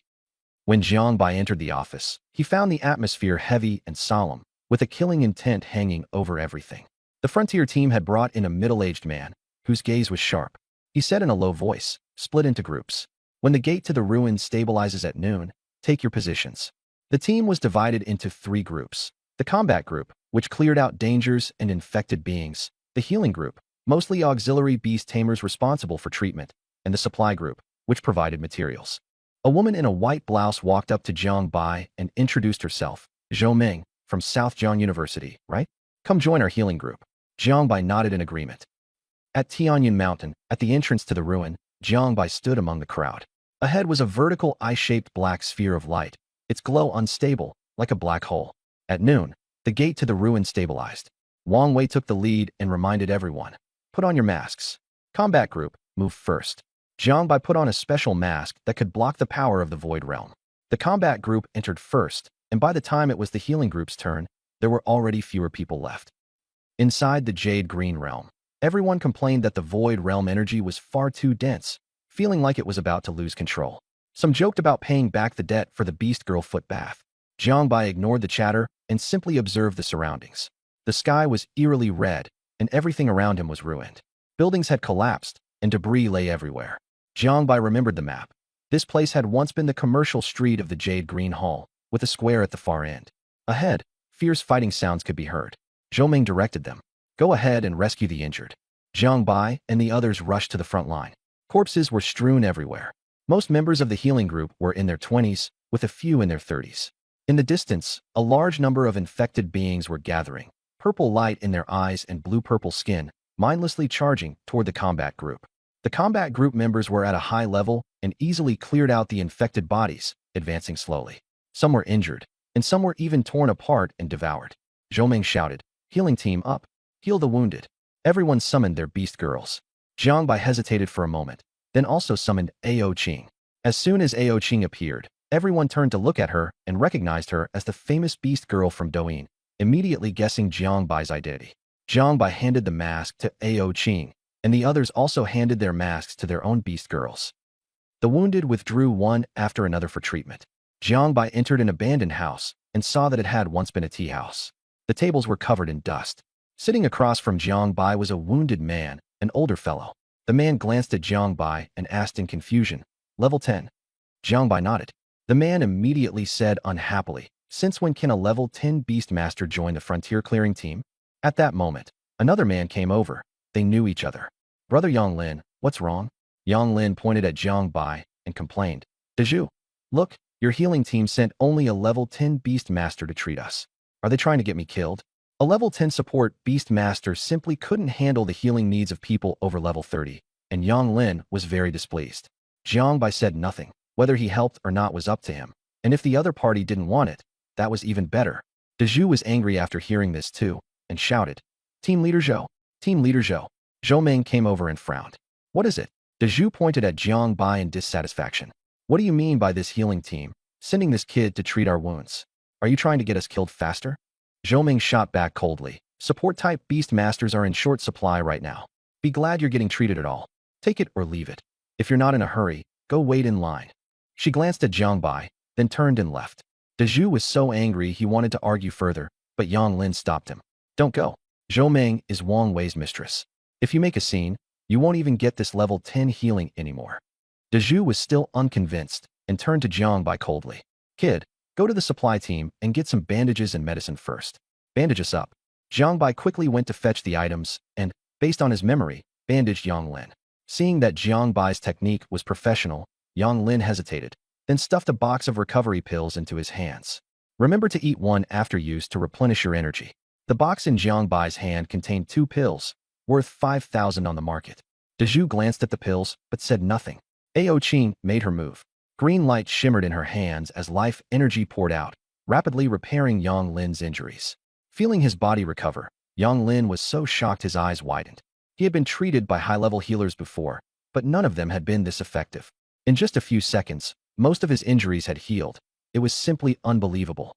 "You." Yang Lin stared at Jiang Bai, clearly unable to find the words. Seeing this, Dazhu felt a little uneasy and glared at Jiang Bai. "If something goes wrong, you'll be in for it." Yang Lin panicked after hearing that and shouted, "Dazhu, apologize to him." Dazhu froze. "Me? Apologize?" Yang Lin said sternly, "Hurry up."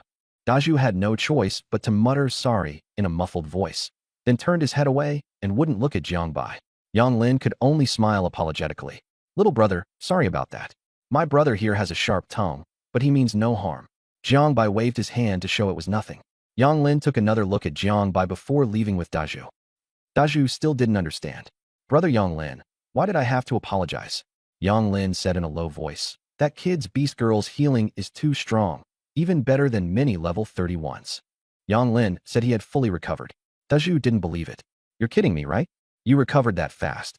Yang Lin pressed his injured hand on Dazhu's shoulder, and Dazhu immediately felt the powerful strength there, saying in shock, "Really, really healed?" Yang Lin nodded. "That's why I made you apologize. I hope he isn't petty." On the battlefield, making friends with healers was very important, which was also why Yang Lin had given Jiang Bai recovery medicine. He hadn't expected to run into a healer with such high talent. Dazhu scratched his head. "Should I go back and give him some medicine too, and properly apologize?" "I even told him to go get the medicine himself, just now." Yang Lin shook his head after thinking for a moment. He has strong talent, but he was sent into the pioneering team at level 10. He probably offended someone. Let's not get too close, but don't let things get awkward either. His abilities, don't spread them around. Otherwise, you won't even be able to queue up in the future. Dazhu nodded. "Got it." Then should we keep heading to the front line? Yang Lin said irritably. I'm an injured man now. I need to recover, understand? Daju said. But aren't you already healed? Yang Lin replied. Who said I'm healed? Daju said. You said it yourself.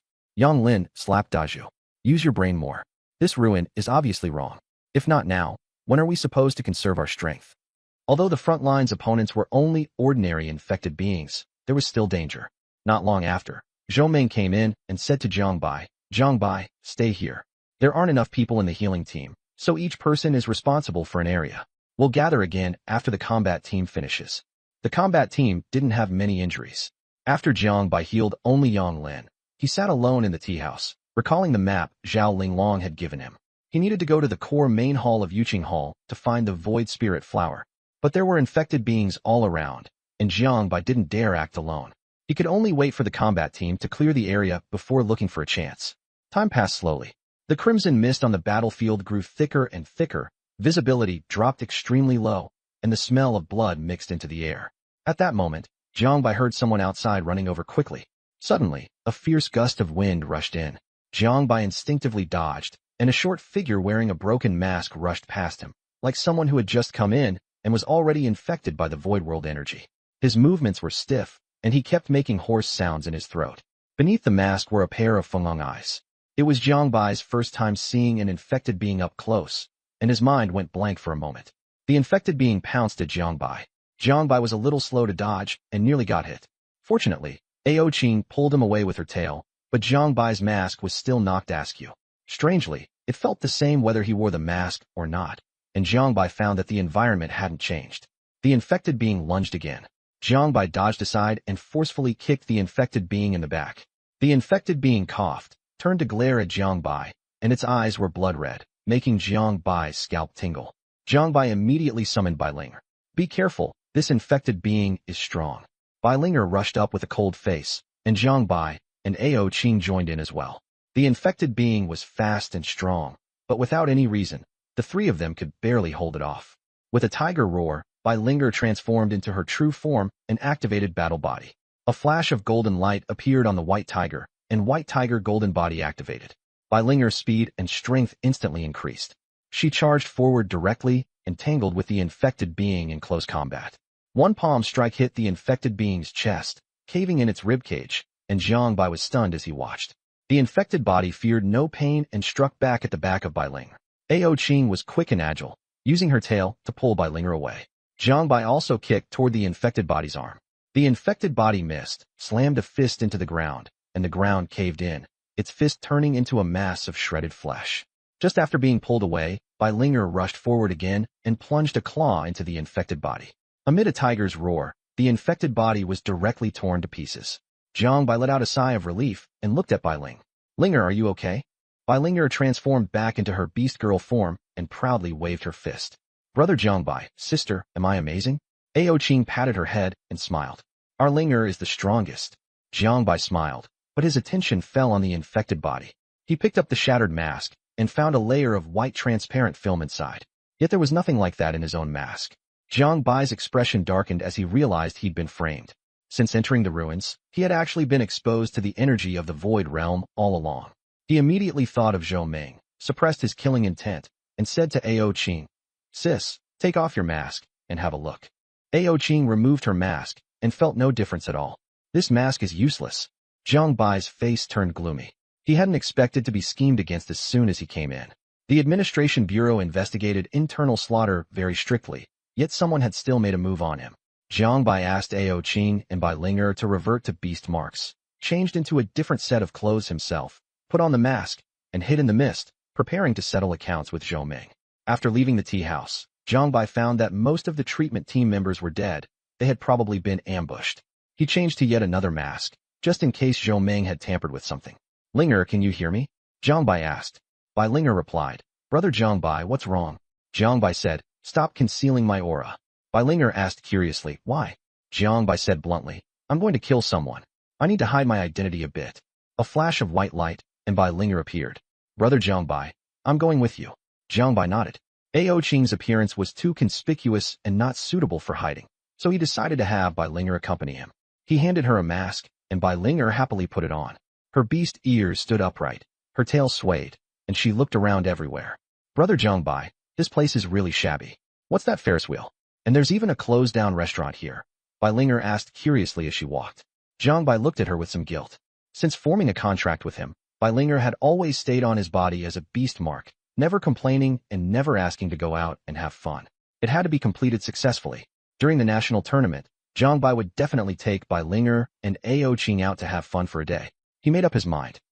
The commercial street was long, and the blood-red thick fog affected visibility. Along the way, Jiangbai saw many co-workers, and in the end, everyone gathered together and headed toward the square. The Beastmaster next to me got infected. Luckily, other Beastmasters helped out, otherwise it would have been dangerous, someone complained. Who isn't? Luckily I ran fast. The team slowly moved forward and finally met up with the main group. Team leader Zhou, Captain Wang asked me to call you over. Seeing Zhou Meng, Jiangbai stepped forward and said. Zhou Meng frowned. Wasn't he just here? What does he want me to go over for? Jiangbai said. Someone is seriously injured, and they're very important to Captain Wang. He wants you to go over personally. Zhou Meng thought for a moment and nodded in agreement. Jiangbai led her through the alleyway to the abandoned basketball court. He stopped and turned to look at Zhou Meng. Seeing this, Zhou Meng said calmly, What? You're not going to keep pretending. Jiangbai was stunned. He hadn't expected Zhou Meng to have seen through him long ago. Zhou Meng asked, How did you hide your cultivation level? Did your beast girl have that skill? Jiangbai replied, I can answer that, but you have to answer a few questions of mine too. Zhou Meng nodded. Go ahead. Ahead. Jiangbai asked, How did you see through me? Zhou Meng smiled. Simple. I'm not a healing-type beastmaster at all. You can speak now. So Zhou Meng had been led into the healing group through backdoor connections. Jiangbai said, I don't want to say. Zhou Meng. Zhou Meng smiled again. You thought I was a healing-type beastmaster, so you dared to leave me here? Jiangbai fell silent, nodded, and realized he had miscalculated. Jiangbai asked, Who ordered you to attack me? Zhou Meng said, Wang Wei. The people behind him are from above. I don't know exactly who. Zhou Meng asked again. I tampered with your mask, so why weren't you infected? Logically, your level 20 should not have been able to withstand the Void Realm energy. Jiangbai. Inner complaint. How would I know? Zhou Meng suddenly asked. Are you from the Void Association? Jiangbai shook his head. Zhou Meng's expression changed. If not, then go die. With that, two beast girls appeared. Bai Linger immediately activated Battle Body and transformed into a white tiger. Jiangbai recognized Zhou Meng's beast girls, a level 30 elk and a hyena. With a tiger's roar, the energy inside the elk and hyena stilled as they felt the suppression of their bloodlines. Meng, her beast girl bloodline is very high, the elk said. Zhou Meng's eyes burned with heat. Want to come with me? He's only level 20 and doesn't deserve you. Follow me, and spiritual liquid will be in unlimited supply. Bai Linger cursed angrily. Follow your damn mother, and lunged straight at the opponent. Zhou Meng's two beast girls, sensing bloodline pressure, still charged forward. Zhou Meng sneered, believing that with her two level 30s against a level 20, there was nothing to fear. She didn't know that Bai Linger was a mythic-grade beast girl. The three beast girls were about to clash. The hyena beast girl bared her fangs, golden light flashing as she used her innate secret technique ass-pulling, coordinating with the elk to encircle Bai Linger and prepare a sneak attack. Bai Linger sensed it. A chill ran up from behind. The white tiger warily stared at the hyena beast girl. In front, the elk beast girl's hooves glowed as she raised a leg to stomp hard on the white tiger's head. The white tiger reacted extremely quickly, sitting down like a human to dodge the attack. The elk's hoof slammed into the ground, cracking it open. The white tiger took the chance to slap the elk on the head, sending her flying into a wall. The hyena beast girl seized the opportunity to rush in, but was pinned by the white tiger's gaze. Under the immense pressure, she could only squeeze out, I was just passing by. Do you believe that? The white tiger lunged straight at her, and before the hyena beast girl could even beg for mercy, one bite down on her spine brought excruciating pain. Seeing her own elk beast girl sent flying, Zhou Meng froze, cursing inwardly that it was unscientific. How could a level 30 beast girl beam at Ed like that? She rushed toward the white tiger to save her beast girl, but Jiangbai blocked her. Jiangbai taunted, Your opponent is me. Zhou Meng snorted coldly and immediately closed in, sweeping at Jiangbai's head. Jiangbai blocked with both hands, but he was still knocked back several meters, his arms numb. Zhou Meng sneered, and before she even finished speaking, she drove a knee into Jiangbai's abdomen, sending him flying straight into a wall. The courtyard wall collapsed. Zhou Meng then moved in on Jiangbai again, preparing to finish him off completely, when a sudden gust of force came from behind. She was slammed by White Tiger into the wall and buried beneath the rubble. White Tiger asked Jiang Bai, "Brother Jiang Bai, are you okay?" Jiang Bai got back up, wiped the blood from the corner of his mouth, and said he was barely fine. Zhou Ming crawled out of the ruins, glanced at the hyena beast girl lying on the ground, disdainfully wiped the blood off her face and even licked it, then stared at White Tiger seductively. "Want to come with me?" White Tiger remained silent. Seeing this, Zhou Ming turned coldly away. "If you want to die, I'll oblige you." A strange laugh curled from the corner of her mouth as red-purple mist surged into her body. Her pupils turned purple, and an evil aura leaked out, twisting even the air. Jiang Bai suddenly realized that Zhou Ming was an undercover agent of the Void Association. No wonder she had been probing their identities earlier. Zhou Ming looked at Jiang Bai with a sinister grin. "Your talent's not bad. I wanted to recruit you at first, but now I only want to kill you." As soon as she finished, she teleported behind Jiang Bai and kicked him flying, sending a sensation that his internal organs had shifted. Then she followed with another kick, and White Tiger was also sent flying by the shockwave. At this moment, the deer girl's entire body flared with golden light again as she forced herself up from the ground. Tap, tap, bang. The deer girl's hoof struck Bai Linger, who coughed up blood and immediately counterattacked, sending the deer girl flying. At this moment, Zhou Ming rushed to Bai Linger's front and raised her fist to smash down. Jiang Bai moved in instantly and kicked Zhou Ming flying. "Linger, are you okay?" Bai Linger shook her head and adopted a wary combat stance. Jiang Bai was relieved and shifted his attention to Zhou Ming. Zhou Ming sneered, struggling on the brink of death. Suddenly, the phantom of a giant dragon appeared behind Zhou Ming, and a sense of danger hit like a tide. She hurriedly dodged, but was still struck by a cyan claw shadow, leaving 3 bloody gashes across her back. A flash of cyan light appeared, and the deer girl's head vanished instantly. Zhou Ming was shocked. Spatial skill. She felt the flesh on her side waist vanish and became murderous. "Who the hell are you?" Jiang Bai roared angrily. "I'm your dad." Then he rushed at Zhou Ming, and Bai Linger joined in to surround and attack her. Seriously wounded, Zhou Ming was driven back step by step, battered by Jiang Bai's torrential fists. Coupled with the searing pain from her wounds, she gradually fell into despair and began to regret it. Smack! Bai Linger slapped Zhou Ming flying, smashing through an abandoned building. Jiang Bai and Bai Linger stayed alert, knowing Zhou Ming was not dead. Zhou Ming spat blood, her eyes filled with madness and hatred. Thinking of the humiliation she had suffered, she was unwilling to fall at Jiang Bai's hands. Biting her teeth, Zhou Ming laughed wildly. "Come and see hell with me." Purple energy swirled in the sky and surged into her body. She howled in pain, purple lightning coiling around her, then bellowed, "Die." In an instant, she turned into a streak of purple light, blasting Jiang Bai away, then teleporting onto his flight path to kick him down. A mushroom cloud of dust exploded on the spot. Jiang Bai was smashed into the rooftop, coughing blood as he lay in a crater. Zhou Ming twisted her neck in midair, purple markings spreading across her entire body, making her even more terrifying as she charged at Jiang Bai again. Jiang Bai screamed, "She's about to lose control. Run." Ao Qing swept Jiang Bai up and jumped down. Bai Linger caught both of them precisely, then turned and ran. Boom. The skyscraper was instantly reduced to rubble. Zhou Ming pursued relentlessly, muttering over and over, "You can't escape. You all have to die." On the rooftop, Bai Linger carried Ao Qing and Jiang Bai as they fled desperately, but Zhou Ming followed like a shadow. Boom. Zhou Ming struck and collapsed the building, blocking their path. Jiang Bai took a deep breath, ready to fight for his life. Ao Qing joined the battle as well, but Zhou Ming felt no pain and was incredibly fast. Pa! Pa! The 3 of them joined forces, yet they still couldn't withstand Zhou Ming's assault. Ao Qing and Bai Linger were blasted into the building, and Ao Qing coughed blood and passed out. Seeing this, Jiang Bai was furious beyond measure, his killing intent surging.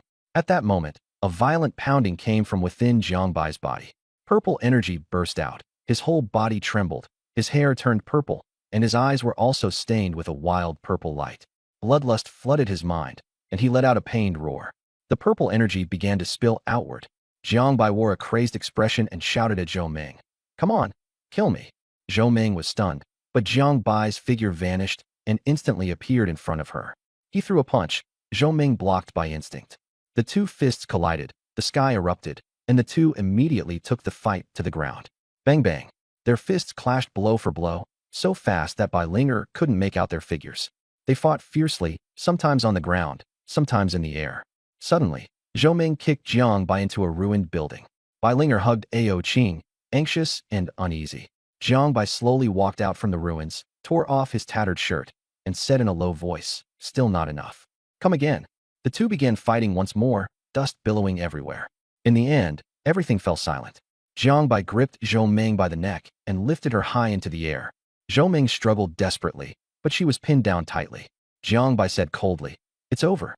He tightened his grip, and the energy within Zhou Meng kept being drawn away. Gradually, she regained her senses. Looking at Jiang Bai, she gave a strange smile through the pain. "I'll be waiting for you in hell." After saying that, she died completely. Jiang Bai let go and dropped Zhou Meng to the ground, then turned to look at Bai Linger and murmured softly, "It's safe now." After saying that, he fainted. Bai Linger hurriedly rushed over. After leaving, Bai Linger quickly retreated with Jiang Bai, because the commotion here was too great, and she was afraid it would attract the authorities. More than 10 minutes later, dozens of people arrived. Wang Wei looked at Zhou Meng's corpse and ordered, "Investigate." Someone reported, "Captain, Jiang Bai is gone." Wang Wei analyzed two possibilities. First, Zhou Meng killed Jiang Bai and was then killed by someone else. Second, Jiang Bai killed Zhou Meng and then escaped. He leaned more toward the first. After all, Jiang Bai was only level 10. Meanwhile, Bai Linger led Jiang Bai through a moldy alley, nimbly avoiding obstacles. Suddenly, she stopped. On the rooftop ahead sat a ghost-faced woman, level 38, the tense atmosphere maxed out. The ghost-faced woman asked which branch they were from, and Bai Linger played dumb. "I don't understand." The ghost-faced woman smiled, pointed out Jiang Bai's unusual condition, and said, "No need to pretend. I'm also from the association." Bai Linger relaxed and asked back, "Which branch are you from?" "The Moda branch. Dongjiang province." The ghost-faced woman was curious that someone from Dongjiang province had also come, and asked, "What happened to your beastmaster?" Bai Linger calmly said they had run into the authorities and fought them. The ghost-faced woman gave a thumbs up. "You've got guts." Bai Linger wanted to leave, but the ghost-faced woman stopped her and said she had lost her map and wanted to borrow one. Bai Linger said, "I lost my map while fighting just now. If you want it, go pick it up yourself, but the authorities might still be over there." The ghost-faced woman hesitated, but in the end could only decide to take her chances. After taking a few steps, she turned back again and said, "You're a good person. Wait for me. I'll come find you later." Bai Linger agreed on the surface, but inwardly thought, "Who's waiting for you?" Jiang Bai woke up from the smell of mildew and saw a gray-white ceiling and a broken wall. Bai Linger handed him a skewer with a smile. "Brother Jiang Bai, have something to eat." Jiang Bai took a bite, and it actually tasted pretty good, so he even praised Bai Linger. He suddenly asked, "Where's Sister Ao Qing?" Bai Linger said, "While you were unconscious, Sister woke up and then turned into." The beast one attached itself to Jiang Bai's body, and he looked down to see the cyan dragon head on his chest. Bai Linger clenched her fists, anxious. After hesitating, she still told Jiang Bai that the eldest sister was in very bad shape now and they needed to find a way to save her. Jiang Bai panicked and immediately tried to contact Ao Qing, but got no response at all. He became even more determined to get the Void Spirit Flower. Seeing this, Bai Linger changed the subject and said Jiang Bai had a problem with his body. Only then did Jiang Bai realize his hair had grown longer. Recalling what had happened before, when he had raged, the source power of the Void Erosion Lord within him had erupted. He had been consumed with killing Zhou Meng, and his level had risen to 22. He suspected he could absorb Void Realm energy to level up. After that, Bai Linger talked about meeting the ghost-faced woman and said Jiang Bai had been mistaken for someone from the Void Association. Jiang Bai was shocked. Suddenly the door was pushed open, and the ghost-faced woman came in, brushing off dust as she complained. Jiang Bai and Bai Linger exchanged a look, both stunned. The ghost-faced woman noticed the skewer in Jiang Bai's hand and curiously asked what kind of void beast meat it was and where it came from. Jiang Bai was alert but kept a calm expression, saying it was stolen from the authorities and asking if she wanted some. The ghost-faced woman hesitated and refused, saying she was afraid of being poisoned. Bai Linger immediately blew up, loudly retorting. Jiang Bai quickly held Bai Linger back and explained that she had a bad temper. The ghost-faced woman hurriedly apologized. Bai Linger snorted and turned her head away. Jiang Bai asked whether she had gotten the map. The ghost-faced woman nodded and said she had, and that it was all thanks to Bai Linger's idea, while complaining that the authorities were stingy. Jiang Bai then asked about the Modu Association's purpose, whether they also wanted the relic heart. The ghost-faced woman was surprised and asked how Jiang Bai dared to say their mission out loud, saying he would be punished for it, but that meeting her today counted as good luck. Jiang Bai was speechless, but he didn't dare argue. Seeing that Jiang Bai wasn't asking anymore, the ghost-faced woman took the initiative to ask why he wasn't asking about her mission. Jiang Bai probed her, and she said she wasn't afraid of punishment. So Jiang Bai asked what her mission was. The masked woman asked Jiang Bai if he knew who the relic originally belonged to. She told him about the origins of the Jade Green Realm, mentioning a rumor that the Jade Green Hall Master had once obtained immortal arts, but failed in cultivation, causing the Jade Green Hall to decline. Jiangbai was shocked when he heard the words, immortal arts, and interrupted her. The masked woman nodded in satisfaction and continued speaking. No one in the Jade Green Realm knew what had happened back then. Later, after the Hall Master of Jade Green Hall escaped, he created a group of cultivators. These people could absorb divine power, but in the end they all turned into sentient-less infected beings. The association had once captured a batch of these special infected beings. Research found that their heads were protected by a mysterious energy that prevented erosion. This energy was very likely to have come from some mysterious secret art. But the Hall Master had already died in the Void Realm, and the Jade Green Realm had also disappeared, so the exact truth had never been known. The masked woman finished speaking in one breath and reminded Jiangbai not to tell anyone else, since all of this had been something she had secretly seen. Jiangbai stared at her, thinking that the Void Association really was full of notorious lunatics. He had only had contact with them twice before, and each time he had felt they were utterly insane. Yet the masked woman before him seemed like a naive little girl. Jiangbai asked why she was telling him all this. The masked woman said earnestly that she hoped Jiangbai would help her. Jiangbai asked how she had come alone, and she said she had sneaked out to surprise her dad for his birthday. Jiangbai could tell that her father held a high position in the association. Jiangbai thought about it, and said he could help her, but she would have to help him with something too. The masked woman readily agreed, and asked what he wanted her to do. Jiangbai said he wanted her to follow him later to find the heart of the relic. The masked woman agreed, and the two decided to go to the library tower first. Before setting off, the masked woman thought Jiangbai's mask was ugly and even took out a bunch of masks for him to choose from. Jiangbai had no choice but to change into a ghost face mask, and Bai Linger also picked one she liked to wear. Once Jiangbai put it on, his aura was instantly maxed out. The masked woman asked him his name, and Jiangbai casually said his name was Tao Ming. The masked woman said her name was Feng Ling. Just as the three of them were about to leave, Feng Ling was still holding the map upside down, and Jiangbai was speechless, so he could only point out the correct direction. It seemed Feng Ling really didn't know how to navigate. No wonder she needed help. They passed by the training room area, which had once been a place where auxiliary beast tamers cultivated. Crimson mist shrouded everything, and the three of them slowly made their way forward, eventually arriving at a dilapidated villa district. The lights flickered on and off. Gulp. The ghost-faced woman swallowed and unconsciously moved closer to Jiangbai. Should we take another way around? The ghost-faced woman asked in a low voice. Jiangbai remembered the map Zhao Linglong had given him. Taking a detour would mean passing through the laboratory and combat zones, both of which were especially dangerous, and Zhao Linglong had specifically warned him about that. If we go around, it'll take too long. Aren't you afraid someone else will get the item first? Then your dad's birthday present will be gone, Jiangbai joked. Feng Ling hesitated for a long time before muttering softly. Actually, he might not even need to celebrate his birthday. I can prepare something else too. Jiangbai was speechless, and Bai Linger was speechless too. In the end, Feng Ling still didn't get her way, and the group had no choice but to enter the cultivation zone. As soon as they stepped in, a chill wind swept by. Their vision blurred, and the surrounding scene suddenly changed dramatically. They appeared on a brightly lit street, with streams of pedestrians coming and going and lively chatter all around. Under the lights, bronze bells sparkled, their crisp ding-ding-ding sounds pleasant and clear, creating a peaceful and tranquil atmosphere, completely unlike the eerie place from before. People were talking. The weather changed again. It's been thundering nonstop lately. No idea what's going on. I heard senior sister made it into the top 100 in the national competition this time. The hall master was so happy he even had clothes made for her. The hall master really dotes on senior sister. Who told senior sister to be both beautiful and talented, unlike the junior sister? Don't let senior sister hear you, or if she punishes you to sweep the floor, don't cry. I'm going to report you unless you wash my socks. Jiang Bai and the other two looked at each other, completely baffled. What on earth was going on? At that moment, a girl in a white dress with a high ponytail suddenly blocked their way and asked warily, "What are you guys doing in the cultivation zone?" Jiang Bai froze, thinking she wasn't talking to him, and quickly led the others to move aside. The girl immediately put her hands on her hips. "Hey, I'm talking to you. Where are you going?" Jiang Bai stopped and pointed at himself. "You're talking to us?" The girl frowned. "If not you, then who else? Is there anyone else here?" Then she seemed to remember something, her eyes lighting up. "Are you from the combat zone? Here to sneak a look at senior sister?" Jiang Bai took the hint and nodded. "Yes, we've admired senior sister for a long time. We heard she made it into the national top 100, so we came specially to congratulate her." The girl snorted. Don't you know people from the combat zone aren't allowed into the training quarters?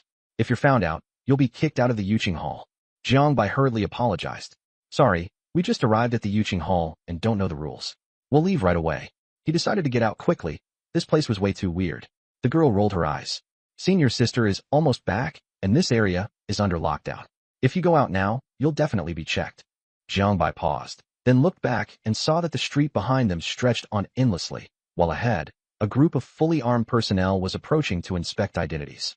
Seeing this, the girl urged, Did you even hear me? Me? Hurry up and take off your masks. They'll make you stand out even more. The few of them exchanged glances and reluctantly removed their masks. Jiang Bai's pupils and long hair were still light purple. He was already handsome, and now he looked even more sinister.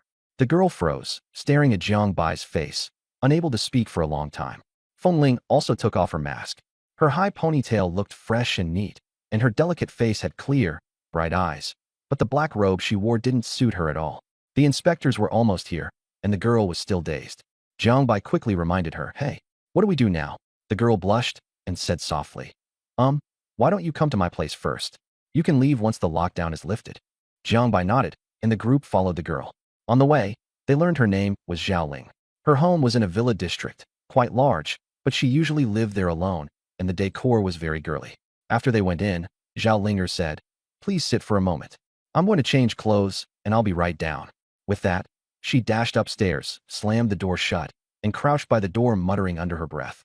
Zhao Linger, how could you bring them home? If Master finds out, she'll definitely scold me to death. Zhao Linger rolled around restlessly on the bed, then thought maybe she could send them to the inn, but after considering it again, she gave up and finally decided to change clothes first. Jiang Bai sat in the living room and caught a faint fragrance, sighing, What's going on now? Bai Linger shook her head, and Feng Ling suddenly said, We may have traveled through time and returned to Yuqing realm from 50 years ago. Jiang Bai fell into thought. He himself was a time traveler, so he believed it. At that moment, the sound of leather shoes rang out upstairs. Zhao Linger came downstairs in a white princess dress, her face flushed with embarrassment, unsure how to speak. After holding it in for a long time, she only said, How about I make dinner for you? The three of them were all speechless.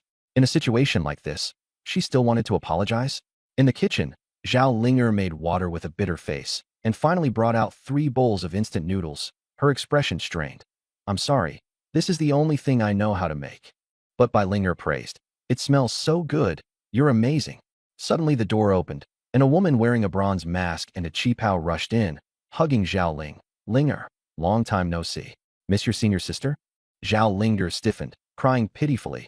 Big senior sister, why are you here? The woman smiled and said, Of course I came to see whether you've grown up. Her hand even reached toward Zhao Linger's collar. Zhao Linger screamed and dodged like a frightened little rabbit, her face red as she covered her chest. What are you doing, senior sister?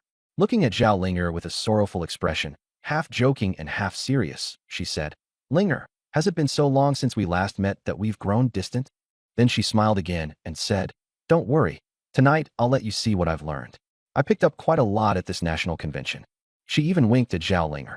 Then senior sister sniffed the air, so fragrant. What's that smell? Zhao Linger's breathing tightened as she looked at the 3 bowls of instant noodles on the table. Senior sister said in surprise, Linger, you prepared this for me on purpose? Why are there 3 bowls? I can't finish that all by myself. Could it be your appetite has gotten bigger lately? Bai Linger, Feng Ling, Jiang Bai, Zhao Linger. Zhao Linger spoke softly. Senior sister, what's wrong with you? Senior sister looked puzzled. Me? I'm fine. Zhao Linger looked fearfully at the 3 of them. Just as she was about to speak, she suddenly fainted. Jiang Bai instinctively moved to support Zhao Linger, but she simply passed through Jiang Bai's hand and collapsed. Senior sister reacted quickly and passed through Jiang Bai's body to catch Zhao Ling. Linger, what's wrong? The 3 of them were all stunned.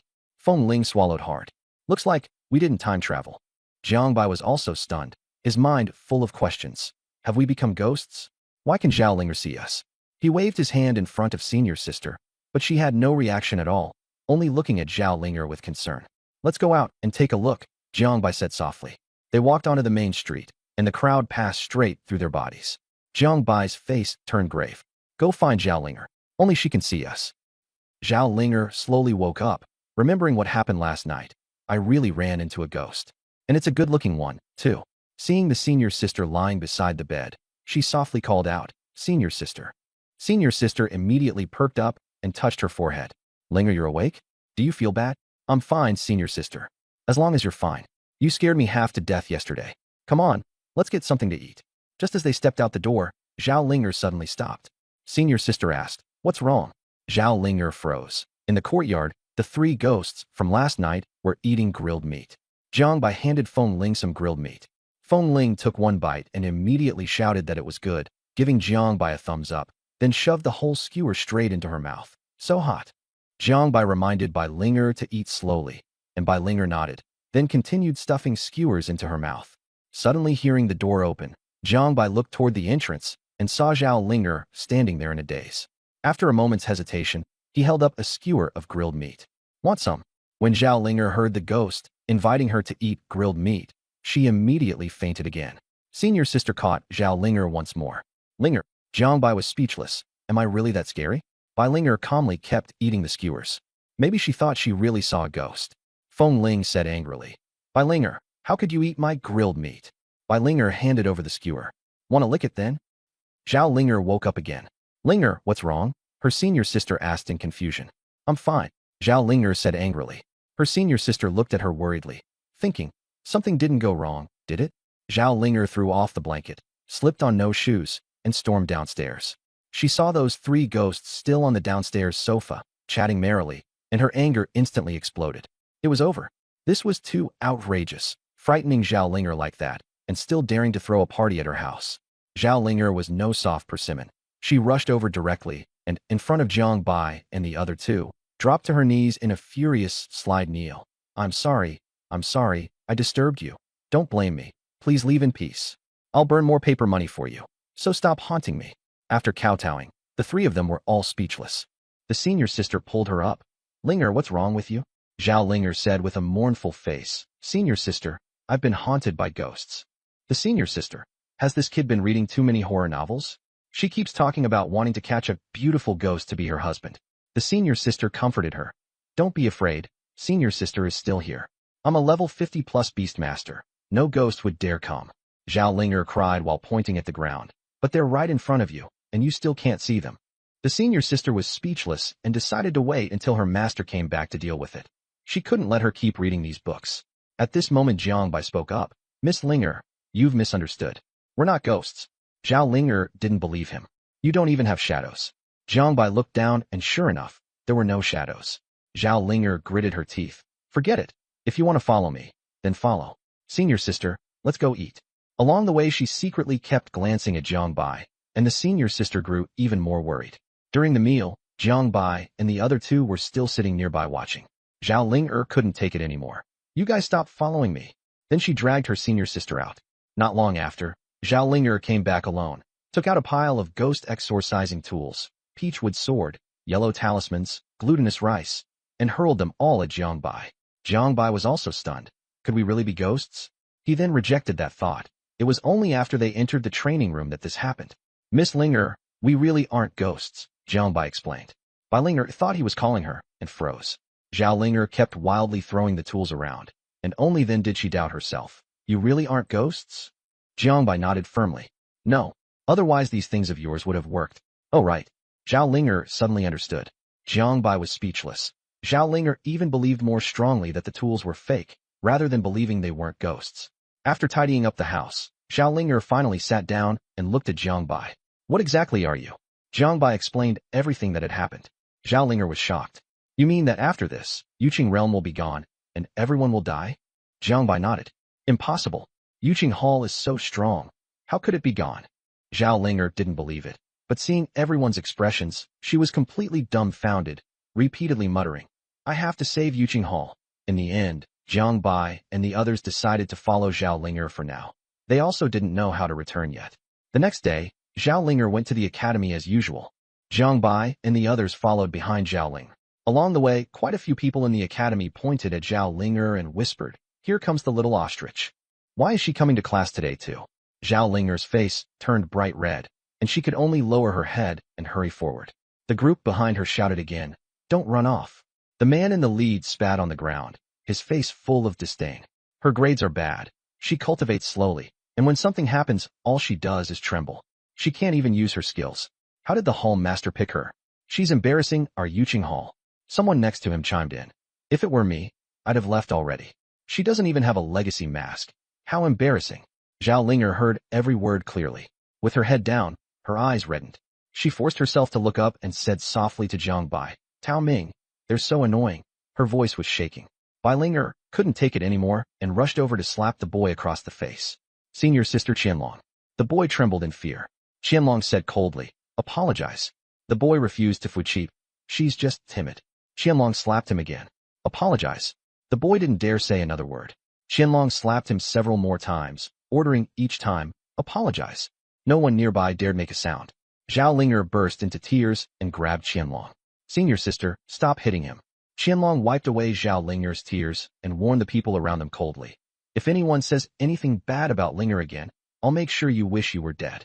Then she led Zhao Linger away. Bai Linger was so furious she kept stomping her feet and even tried to kick the boy, but missed. Tisich, scum who bullies girls. Zhao Linger took Qianlong's hand and asked softly, Senior sister, why are you here? Qianlong patted her head. I was worried you'd get bullied. Every time, I have to come clean up the mess. You're the hall master's student. Can't you be a little tougher? Zhao Linger lowered her head and said weakly, Senior sister, bullying people is bad. Qianlong sighed. How did the ghost catching go last night? Zhao Linger secretly glanced at Jiang Bai and said in a low voice, I caught it. Qianlong asked, was it good looking? Zhao Linger blushed. It was good looking, Qianlong teased. Planning to become a necromancer knight now? Zhao Linger's face turned even redder. Senior sister, don't talk nonsense. Qianlong tapped her forehead with a finger. Stop reading horror novels. Be careful you don't rot your brain. Hee hee. In the afternoon, Zhao Linger took the auxiliary Beastmaster theory test. Jiang Bai understood every question at a glance, but Zhao Linger was scratching her head in frustration. In the end, Jiang Bai secretly told her the answers. Zhao Linger felt that cheating was really wrong, and by the time the exam ended, she was sweating. When the results came out, she got a perfect score, shocking both the whole class and the teacher. Zhao Linger was so embarrassed her face was bright red. Over the next few days, Jiang Bai took on the role of teacher and discovered that Zhao Linger was actually very smart. She was just timid, always bullied, and never got any peace in class. He also taught Zhao Linger how to deal with bullying. During this period, Zhao Linger was very happy, because besides senior sister, she had gained new friends. Under Jiang Bai's guidance, Zhao Linger's grades improved greatly, and no one dared bully her anymore. The group often played together, and life was very happy. Jiang Bai also discovered another trait of Zhao Linger. Zhao Linger would occasionally make a small blunder, and the atmosphere was always relaxed. Feng Ling always looked at the map upside down, and everyone thought she was quite special. A few days later, Qianlong came to Zhao Linger and said the teacher was back. What Zhao Linger feared most was the Lord of Yuqing Hall. Whenever she saw her, she always hid behind Qianlong, trembling nervously. The hall master wore a green robe and a mask, her gaze sharp as she swept over the crowd, finally stopping on Zhao Linger. Linger, causing trouble again. Zhao Linger was so frightened she didn't even dare speak. Qianlong helped explain that someone had bullied Linger first. Linger first. The hall master nodded in approval. The hall master instructed Zhao Linger to study more, or else she would keep getting bullied, then gathered everyone together to announce the big news. The Yuqing realm is about to collapse, and the problem is getting more and more serious. All the inheritances are here. We can't abandon them. We can only rely on cultivating the new immortal art, the Nining secret technique, to save ourselves. Everyone was startled and began discussing it. The palace lord took out a golden ancient tome and ordered everyone to cultivate with full effort. Jiang Bai was also shocked, discovering that Feng Ling seemed to know many secrets of immortal arts. Later, Zhao Linger fell into arduous cultivation, but she still could not comprehend the Nining secret art, and her mood sank low. One day she remembered what Feng Ling had said and suspected that immortal arts were related to the energy of the void realm. After reporting this to the palace lord, she received approval. Later, Jiang Bai privately asked Zhao Linger to summon beast girls. Zhao Linger summoned 3 beast girls, and her strength rose to king level. She excitedly cried out and even lunged at Jiang Bai, but missed completely, blushing in embarrassment. She lowered her head, too embarrassed to look at him. Watching Jiang Bai leave, a flicker of disappointment passed through her eyes, but she quickly cheered herself up again, clenching her fist and believing she could save the Yuqing realm, and that she would see Jiang Bai again in the future. A few days later, Zhao Linger awkwardly came to Jiang Bai and said, Tao Ming, can you help me with something? Jiang Bai asked in confusion, what is it? Zhao Linger shyly said, Can you identify the beast girl of senior sister? Help her advance a bit. Jiang Bai agreed. The next day, Zhao Ling'er coaxed Qianlong to the villa and summoned her beast girls in front of Jiang Bai. Jiang Bai took one look and was struck hard in his heart. Qianlong's beast girls were no ordinary ones. Titan python, Giganotosaurus, and a somewhat special heart moon fox. Titan python and Giganotosaurus were both gold level, while heart moon fox was the lowest, at the mortal level. Jiang Bai remained silent, and Zhao Ling'er hurriedly explained. Tao Ming, it's okay if you don't know them. Jiang Bai said, I know them. After much hesitation, he only told Zhao Ling'er the information about the Titan python and the Giganotosaurus, and did not mention the heart moon fox. As a result, the Titan python and Giganotosaurus advanced to king level, while the heart moon fox advanced to emperor level. Qianlong asked Zhao Ling'er in shock, Junior sister, how do you know these things? Zhao Ling'er smiled and said, secret. Qianlong reminded her seriously. This must be kept secret. No one can be told. Zhao Ling'er was stunned. Not even the teacher? Qianlong nodded. Jiang Bai sat on the sofa, calling out to Ao Qing in his heart, but there was no response. He asked Bai Ling'er, and Bai Ling'er guessed it might be because only the three of them were here. Jiang Bai then asked Feng Ling, but she also couldn't summon any beast girls. Every attempt failed. Jiang Bai finally felt relieved. As time passed, Zhao Ling'er appeared less and less, spending every day studying immortal arts, and Qianlong rarely showed up as well. Jiang Bai took Bai Ling'er and Feng Ling around the entire Yuqing realm. One day, when they returned to the villa, Feng Ling collapsed onto the sofa and cried out that she was tired. Jiang Bai calculated the time and realized they had been in the Yuqing realm for nearly 8 months. Recently, the thunder in the sky had grown weaker. They should be close to success. Suddenly, a scene flashed before Jiang Bai's eyes. A ruined street, then it vanished. He blinked, feeling as if it were an illusion. Bai Ling'er also asked him whether something had flashed past his eyes, and Feng Ling nodded, saying it looked like a scene from the training room area. Jiang Bai froze, guessing that they might be about to return. The scenes flashed more and more frequently, and Jiang Bai went to find Zhao Ling'er. Miss Ling'er, are you still busy? Zhao Ling'er opened the door, her face full of exhaustion, dark circles heavy under her eyes. Jiang Bai said, Miss Ling'er, we may have to leave. Zhao Ling'er froze. Zhao Ling'er stared blankly at Jiang Bai's face. Seeing her dazed, Jiang Bai waved a hand. Miss Ling'er. Zhao Ling'er came back to herself, took a deep breath, and asked, when are you leaving? Jiang Bai shook his head. I don't know. Seeing her sadness, he advised, if you can't hold on, then run. As soon as he finished speaking, his figure gradually dimmed and turned into starlight, disappearing from the villa. Zhao Ling'er panicked and ran downstairs to look for him, but Bai Ling'er and Feng Ling were also nowhere to be seen. She crouched down and hugged herself, shrinking in the darkness.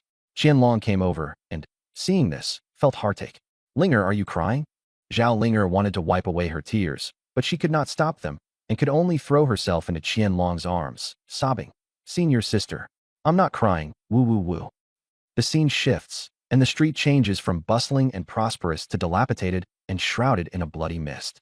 Looking at the familiar yet unfamiliar street, Jiang Bai felt a mix of emotions and guessed that Zhao Ling'er and the others had still failed. Bai Ling'er and Feng Ling were both stunned. Feng Ling murmured, why is it like this? What exactly happened in Yuqing realm back then? Jiang Bai walked along the old street, filled with sorrow. The past 8 months of life felt like yesterday. Bai Ling'er and Feng Ling followed silently, and this time Feng Ling was no longer afraid. They passed by a shop, Taiping Daoist General Store, its signboard broken, with a notice by the door that read, selling all kinds of ghost banishing tools, fair to both young and old, tenfold compensation for any counterfeit. Continuing on, they reached the restaurant they used to visit often. Back then, Zhao Ling'er and Qianlong would eat here, while Jiang Bai, Bai Ling'er, and Feng Ling would wander outside. They could always see Zhao Ling'er looking around restlessly. In the end, the three arrived at the villa. The once elegant villa was now dilapidated and in ruins.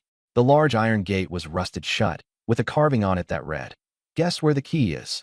Jiang Bai skillfully lifted a floor tile and found a craft paper-wrapped patch, inside of which was the key and 2 lines of text. "You really did peek at where I hid the key, but I forgive you. I left you a gift. Hurry in."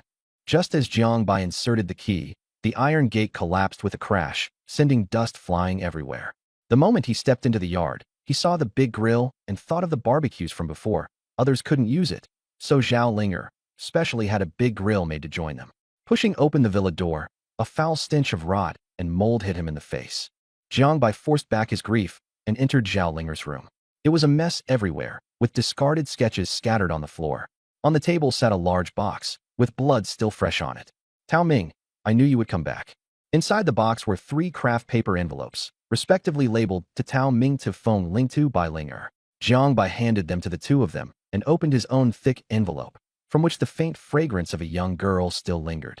The first letter read, Tao Ming, 5 days after you left, I already regretted not playing with you all a little longer. The letter contained Zhao Linger's daily notes. Tao Ming, last night senior sister slept with me, but her hands and feet kept moving around, so annoying. Tao Ming, senior sister hasn't come for several days, and I'm so bored. I discovered that the 9-yin immortal art can be used on patterns. Maybe I can summon you back. By then I'll definitely give you a huge surprise. It failed. The yellow paper from the general store couldn't withstand the power of the pattern. I modified the pattern. This time it will definitely work. Still failed. Senior sister hasn't appeared for a long time, and teacher is gone too.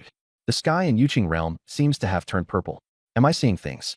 Today infected beings appeared in Yuqing realm. I don't know where they came from, but this time I wasn't afraid. I'm very brave now. The pattern failed again. I miss you all so much. Yuqing realm has changed, and several senior brothers and senior sisters are gone too. Teacher suddenly ordered everyone outside the Yuqing hall to return to the team. I want to see senior sister, but teacher said she is carrying out a mission. Half a year later, I found senior sister. She's been locked up in Sigua Mountain. I went to find the teacher, but the teacher disappeared too. Senior sister has lost her cultivation and is unconscious. The Jade Qing realm has been sealed off, and no one can get out. I'm so scared. Senior sister disappeared. I became the new senior sister. The teacher reappeared and told me to cultivate properly. When I asked about senior sister, she flew into a rage and said senior sister had betrayed the Jade Qing Hall. I don't believe it. I have to find out the truth. The pattern engraving failed for the 240th time. Going to Sigua Mountain tomorrow. The teacher has gone mad. She killed all the senior brothers and senior sisters. I saw their frozen corpses deep in Sigua Mountain. I'm so scared. A void realm being appeared in the Jade Qing realm. The teacher had me lead people to hunt them down. The look in her eyes was wrong. It felt like she was going to kill me too. Only half of the people I took out came back. I discovered that my 9-yin immortal art can absorb void realm energy. I have a terrifying suspicion. The teacher's gaze at me is growing more and more satisfied. I'm really scared, so I've decided not to sleep. Senior sister once said that if I start absorbing void realm energy, I should flee the Jade Qing realm. But now the entrance has already been sealed shut, and there's no way out at all. The more Jiang Bai read, the deeper his frown became. In the end, he picked up a blood-stained letter, his heartbeat quickening. Recently, a large number of void realm beings have appeared in this area again. I led people in a battle for 3 days straight before killing them all. I'm injured, and many fellow disciples died. That hurts even more than the injury. Today I must ask the teacher what on earth is going on. Let me tell you a secret. The first time I saw you, I actually wanted to take you to an inn, but you were too good-looking, and on a whim, I brought you home instead. Senior sister was right. I really am a lovesick fool. Now I'm very strong. In the Jade Qing realm, aside from the teacher, I'm basically the strongest. Thank you for teaching me to learn, for teaching me to fight back against those who bullied me.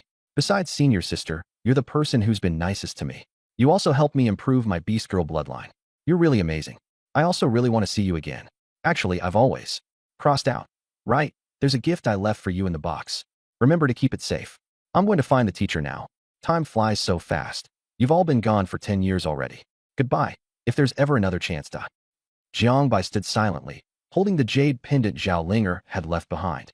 It was the last letter. What exactly happened after that? Bai Linger and Feng Ling had also finished reading the letter, their eyes red as they stood behind him. Brother, let's go take a look at the main hall, Bai Linger said hoarsely, wanting to know what happened to Zhao Linger afterward. Jiang Bai looked at Feng Ling, since she had already completed her task in the Jade Qing realm. Feng Ling, with red eyes, said, "Don't look at me like that. I'm loyal. Zhao Linger is my friend, so of course I have to go take a look too." Jiang Bai sat alone in the villa room, closed his eyes, and comprehended the essentials of the 9-yin immortal art. The netherworld serves as the guide, the yellow springs as the matchmaker. The room turned cold, and void realm energy gathered above the villa, forming a huge vortex, eerie and dangerous. 9-yin runs through the meridians, opening the profound, and entering the subtle. The center of the purple vortex suddenly burst into bloom. Purple light exploded, and the final beam of light shot toward Jiang Bai like a waterfall. Void realm energy poured wildly into his body, instantly spreading through him. Jiang Bai let out a muffled groan, as if he had fallen into an ice prison. The pain was almost enough to make him lose control. He gritted his teeth and held on, allowing the energy to course through his body. Jiangbai had long suspected that he could only level up by absorbing void realm energy. Now the opportunity had come, and he absolutely could not give up. A vast chill, wrapped in void realm energy, crashed down wave after wave. Water vapor froze into ice, and the room was instantly covered in frost. Bai Linger wanted to go in out of concern, but Feng Ling stopped her at once. Don't go in. He's at a critical moment. The two had no choice but to leave the villa. Jiangbai trembled, his body covered in ice shards clinging to every hair, forcibly maintaining the flow of energy. Suddenly, he sensed a strong danger as a consciousness peered in, nearly suffocating him. The power of the void crazily hammered his mind, and all kinds of bloodthirsty, destructive thoughts kept eroding his will. With no other choice, he gave up resisting the cold and desperately suppressed the void realm energy in his mind. The ice grew thicker and thicker, and Jiangbai was quickly frozen into an ice sculpture. At the critical moment, the jade pendant in Jiangbai's pocket flew out, hovering in the air and glowing, its warmth melting away the frost. He let out a sigh of relief, but just as he opened his eyes, the pendant suddenly shattered. A beam of light and shadow appeared. It was a recorded image of Zhao Linger. She called out, "Tao Ming, can you hear me?" Jiangbai responded. Zhao Linger's eyes were a little forlorn as she muttered to herself, thinking that only Tao Ming would have picked up the jade pendant. Jiangbai understood that this was just an image. Zhao Linger said that since he had learned the 9 immortal arts, he must be feeling cold. She recalled how, when she cultivated it herself, she was frozen every day to the point she couldn't sleep, and sighed that the 9 was actually incomplete. She brought up the incident from back then when she bought a peachwood sword, even mocking how her senior sister failed to recognize the pure yang secret art. She cleverly bought it down, and in the end spent 2 years completing the 9, thereby mastering the yin-yang immortal arts. Zhao Linger sighed that since she had already cultivated the 9, she could no longer rebuild the yin-yang immortal arts. So she left the complete foundational manual here for Jiangbai, and whether he would give it to Feng Ling was entirely up to him. She sat cross-legged and recited the general outline of the yin-yang immortal arts. The extreme of yin gives rise to mysterious ice. The extreme of yang nurtures blazing fire. The 9 yin are like ice sinking into the 9 abysses. The 9 yang are like fire burning through the 9 heavens. When yin and yang harmonize, truth is revealed in chaos. Take reincarnation as charcoal, forge the furnace of creation. After she finished, the beam of light and shadow gradually dispersed. At the end, Zhao Linger reminded him that she did not know whether he was Tao Ming, and if not, to pass the immortal art on to him. As the image faded, streaks of light flowed into Jiangbai's glabella. A few more incantations for the yin-yang immortal arts appeared in Jiangbai's mind. His heart tightened, and he whispered, "I'm sorry, my name is Jiangbai." After calming himself, Jiangbai formed hand seals with both hands and began cultivating sun and moon radiance together. Outside the villa, there had originally been only one purple vortex, but now a red vortex had appeared as well. The red and purple streams of light surged into Jiangbai's body at the same time.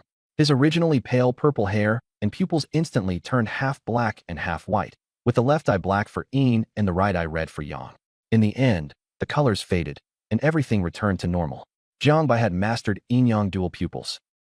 In a dim alley, Wang Wei looked terrified, gasping for breath, while the trusted aides behind him were also covered in injuries. "Captain, what do we do now?" After clearing the infected in the commercial district yesterday, they had accidentally wandered into the laboratory area and were chased here by a powerful infected. Wang Wei looked at the map and after some thought said, "We're now at the edge of the main hall of the Jade Green Palace. Let's go find the heart of the ruins first and secure ownership rights. Once the gate stabilizes, we'll have experts come in to clear it out."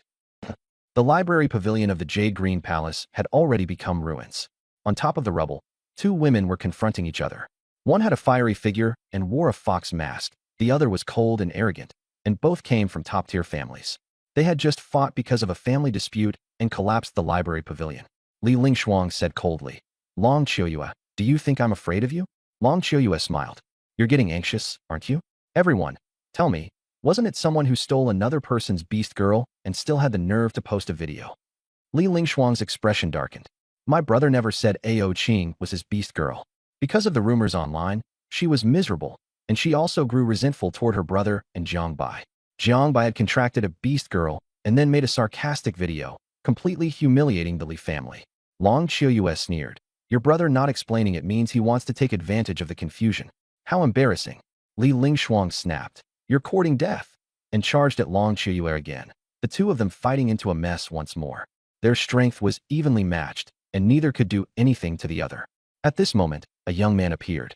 He had an extraordinary presence and a confident expression. He was Qian Duoduo, the young master of the Yunlai Commerce Association. His own strength was level 39, and beside him were two golden beast girls. Qian Duoduo advised everyone, right now the most important thing is to go to the main hall and fight for the heart of the ruins. There are too many people from the Void Association and the Dark Knight Fallen Flowers in the Jade Green Realm. If we let them get it, none of us will be able to leave alive. The crowd was unhappy, but wary of Qian Duoduo's status, so none of them objected. Li Lingshuang snorted coldly and turned away. Long Qiuyue smiled, taking it as tacit agreement. Suddenly, the ruins trembled. A hand stretched out, and then a man crawled out, ragged all over, cursing as he went. He had shackles on his feet, and iron chains clanged and rattled. Qian Duoduo recognized him at a glance. A person from the Immortal Palace. The Immortal Palace does not contract beast girls. It only cultivates the self, tempering the body year-round through extreme methods. The man introduced himself, Qi Tian. From now on, I'm your boss. You all have to help me find the heart of the ruins. His tone was arrogant. Someone was unconvinced and was just about to speak when Qi Tian vanished in a flash. All they heard was the clatter of chains, and the man had already been blasted away, coughing up blood. Everyone was shocked and wary. No one dared to say another word, all turning to look at a few big shots like Li Lingshuang. Seeing that they made no statement, everyone fell silent. Qi Tian smiled and said, "Now, to the main hall." Linger and Feng Ling had stood guard outside the villa for 2 days. Linger was worried about Jiang Bai, while Feng Ling comforted her, saying the problem wasn't serious and that the energy fluctuations would soon end, so Jiang Bai would come out quickly. Sure enough, Jiang Bai walked out of the villa. Linger asked concernedly about his condition, and Jiang Bai shook his head to indicate that he was fine. Feng Ling circled around Jiang Bai, saying that his body had changed. Jiang Bai was alarmed, but only said that his hair color had changed, and Feng Ling believed him. Jiang Bai was now level 24. After cultivating the Yin-Yang immortal art, his physique had changed dramatically, allowing him to absorb the energy of heaven and earth to strengthen himself. At the center of the Jade Green realm, Jade Green Peak towered into the clouds, with the main hall atop the summit. When the three of them, Jiang Bai and the others, arrived at the foot of the mountain, they were shocked to find that the Jade Green Peak, which had once been like a fairyland, was now covered in cracks, purple light flashing as if it might collapse at any moment. In the past, they could still take an elevator, but now they could only climb the mountain themselves. Looking at Jade Green Peak, Jiang Bai suddenly remembered what Zhao Linglong had said before entering about the disappearance of Jade Green Palace back then. The palace master had once appeared and even told the ordinary villagers to go cultivate, only to be besieged and die in the void realm in the end. Thinking about it now, Zhao Linger might have already been in trouble when she went to look for the palace master. Jiang Bai felt heavy-hearted. Since coming to this world, he had spent the most time in the Jade Green realm. Although only a short time had passed in reality, 8 months had passed in his consciousness. The terrain along the way was difficult, and the higher he climbed, the stronger the void realm energy became. But Jiang Bai felt no pressure. Instead, his cultivation accelerated. Bai Linger was also fine because of her bloodline, while Feng Ling was the quietest, constantly suppressing the erosion of energy. When they reached the mountaintop, a frivolous voice came to Jiang Bai's ears. "Oh, a level 24 can still climb up here? Stronger than the trash behind me." Jiang Bai wore a ghost mask and did not reveal his cultivation, so what others sensed was only level 23. He saw a half-naked young man with chains around his ankles, and below the cliff, there were people clutching the chains and climbing up. After Qi Tian finished speaking, he waved his arm, and the entire group below was thrown up. Jiang Bai felt a chill in his heart, knowing that this person was very strong. Seeing the chains, Feng Ling asked, "The little grandson of the 7th Palace Master of the Immortal Palace?" Qi Tian was clearly surprised when he heard that, and he restrained his flippant demeanor, asking who Feng Ling was. Feng Ling said directly, "My name is Feng Ling." Jiang Bai was speechless for a moment. Someone asks, and you just answer? If they told you to do something else, would you just do that too? Qi Tian thought for a moment. Never heard of it. Feng Ling only replied, "Oh." Jiang Bai felt that Feng Ling might not be very smart. Qi Tian waved his hand. "Doesn't matter. You're my people now. Help me find the heart of the ruins." Jiang Bai wasn't competing for the heart of the ruins. He only wanted the void spirit flower. Feng Ling quickly agreed. Okay. Another group of people climbed up, and the square was filled with people and beast girls. There were beast girls without beast masters. Jiang Bai guessed they were from Dark Knight Remnant Flowers. There were also quite a few members of the pioneering team. Their masks were ugly, obviously mass-produced. Jiang Bai recognized Wang Wei from the pioneering team. He was leading and giving commands. At a glance, he was a familiar face. The atmosphere in the square grew tense, and no one dared enter the main hall because the energy outside was too intense. Chi Tian looked at everyone. Anyone willing to go in voluntarily? The crowd fell silent. Jiang Bai wanted to go in, but he didn't want to be the first to step forward. Chi Tian was dissatisfied and shouted, "Why is everyone suddenly mute? Cheer up." Someone shot back, "Why don't you go?" Chi Tian shrugged. "Because I'm afraid of dying." Everyone was speechless. Someone suggested voting to pick one person to go in, and everyone agreed. That person pointed at Jiang Bai. "This kid is level 24 and really good at resisting energy. Let him go in first and lead the way." Everyone's eyes turned to Jiang Bai, all looking sympathetic and all expressing agreement. "Let me go in, okay?" Just as he was about to agree. "No." Feng Ling and Chi Tian refused at the same time. Bai Linger said nothing. She had long known Jiang Bai was special. Chi Tian looked coldly at the person who made the suggestion. "I suggest you go in first." Then he swept his gaze over the crowd. "Who agrees? Who disagrees?" "Agree." The crowd chimed in. As long as it wasn't them, it was fine. The person who made the suggestion glared at Chi Tian. "Chi Tian, you're too domineering. Aren't you afraid everyone will gang up on you?" Chi Tian sneered. "What's there to be afraid of? Why don't you try it and see who can still walk out alive?" The people nearby silently retreated a few steps, not daring to face off with Chi Tian. The person's face turned ugly. Chi Tian mocked. "No one's willing to back you up now, right? I'll give you two choices. Go in yourself, or I send you in." The man lowered his head and conceded. "I'll go in myself." Looking at his back, Chi Tian spat. "Tch, I hate people like that the most." Then he smiled at Jiang Bai. "Bro, do you think I'm handsome?" Jiang Bai answered seriously. "I'm seeing it now." Chi Tian. The crowd. Bai Linger blinked. "Brother, see what?" "I want to see too." Feng Ling nodded. Together. Jiang Bai, Chi Tian, the crowd. The summit of Jade Green Peak was utterly silent. Wang Wei from the pioneering team suddenly went alert and looked downhill, his eyes narrowing. A black shadow shot up the mountain at high speed. It was the monster they had seen in the laboratory earlier. Wang Wei quietly told his confidant to notify the pioneering team to assemble. "Let's go to the main hall first." Then he shouted, "Our pioneering team will go first." He led the group into the main hall, and Jiang Bai hurried to follow. Chi Tian stared at Feng Ling behind Jiang Bai, frowning. A large part of why he was willing to help Jiang Bai was because of Feng Ling. He felt they had an unusual background and also had some goodwill toward Jiang Bai. However, he didn't follow the rest of the group through the door, feeling that someone should go in first to test the situation. The 30-member pioneering team, including Beast Girls, was led by Jiang Bai, with Bai Linger and Feng Ling following behind. As they got closer to the main hall, the temperature dropped lower and lower. Some people had already started shivering, and a layer of frost had formed on the ground at the entrance. After going in, they found that the person who had earlier suggested Jiang Bai enter the hall was now standing with his back to the crowd in the center of the great hall. Thick purple mist blurred their vision.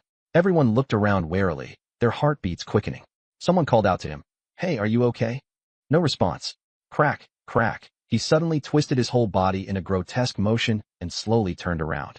Jiang Bai saw that his eyes were full of bloodlust and brutality, shrouded in purple mist.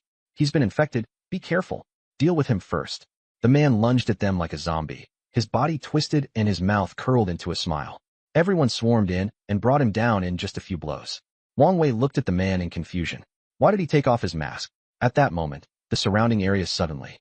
Jiang Bai was running at full speed when a gust of wind suddenly swept down from the sky. He looked up and saw an infected body pouncing at him. Jiang Bai reacted extremely quickly, dodging to the side. The other party's fist slammed into the ground, instantly cracking the floor. Jiang Bai recognized this infected body as Zhao Linger's senior brother, and his heart shook.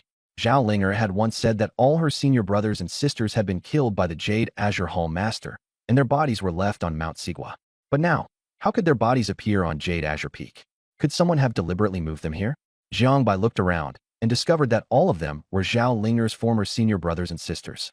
His scalp went numb at once.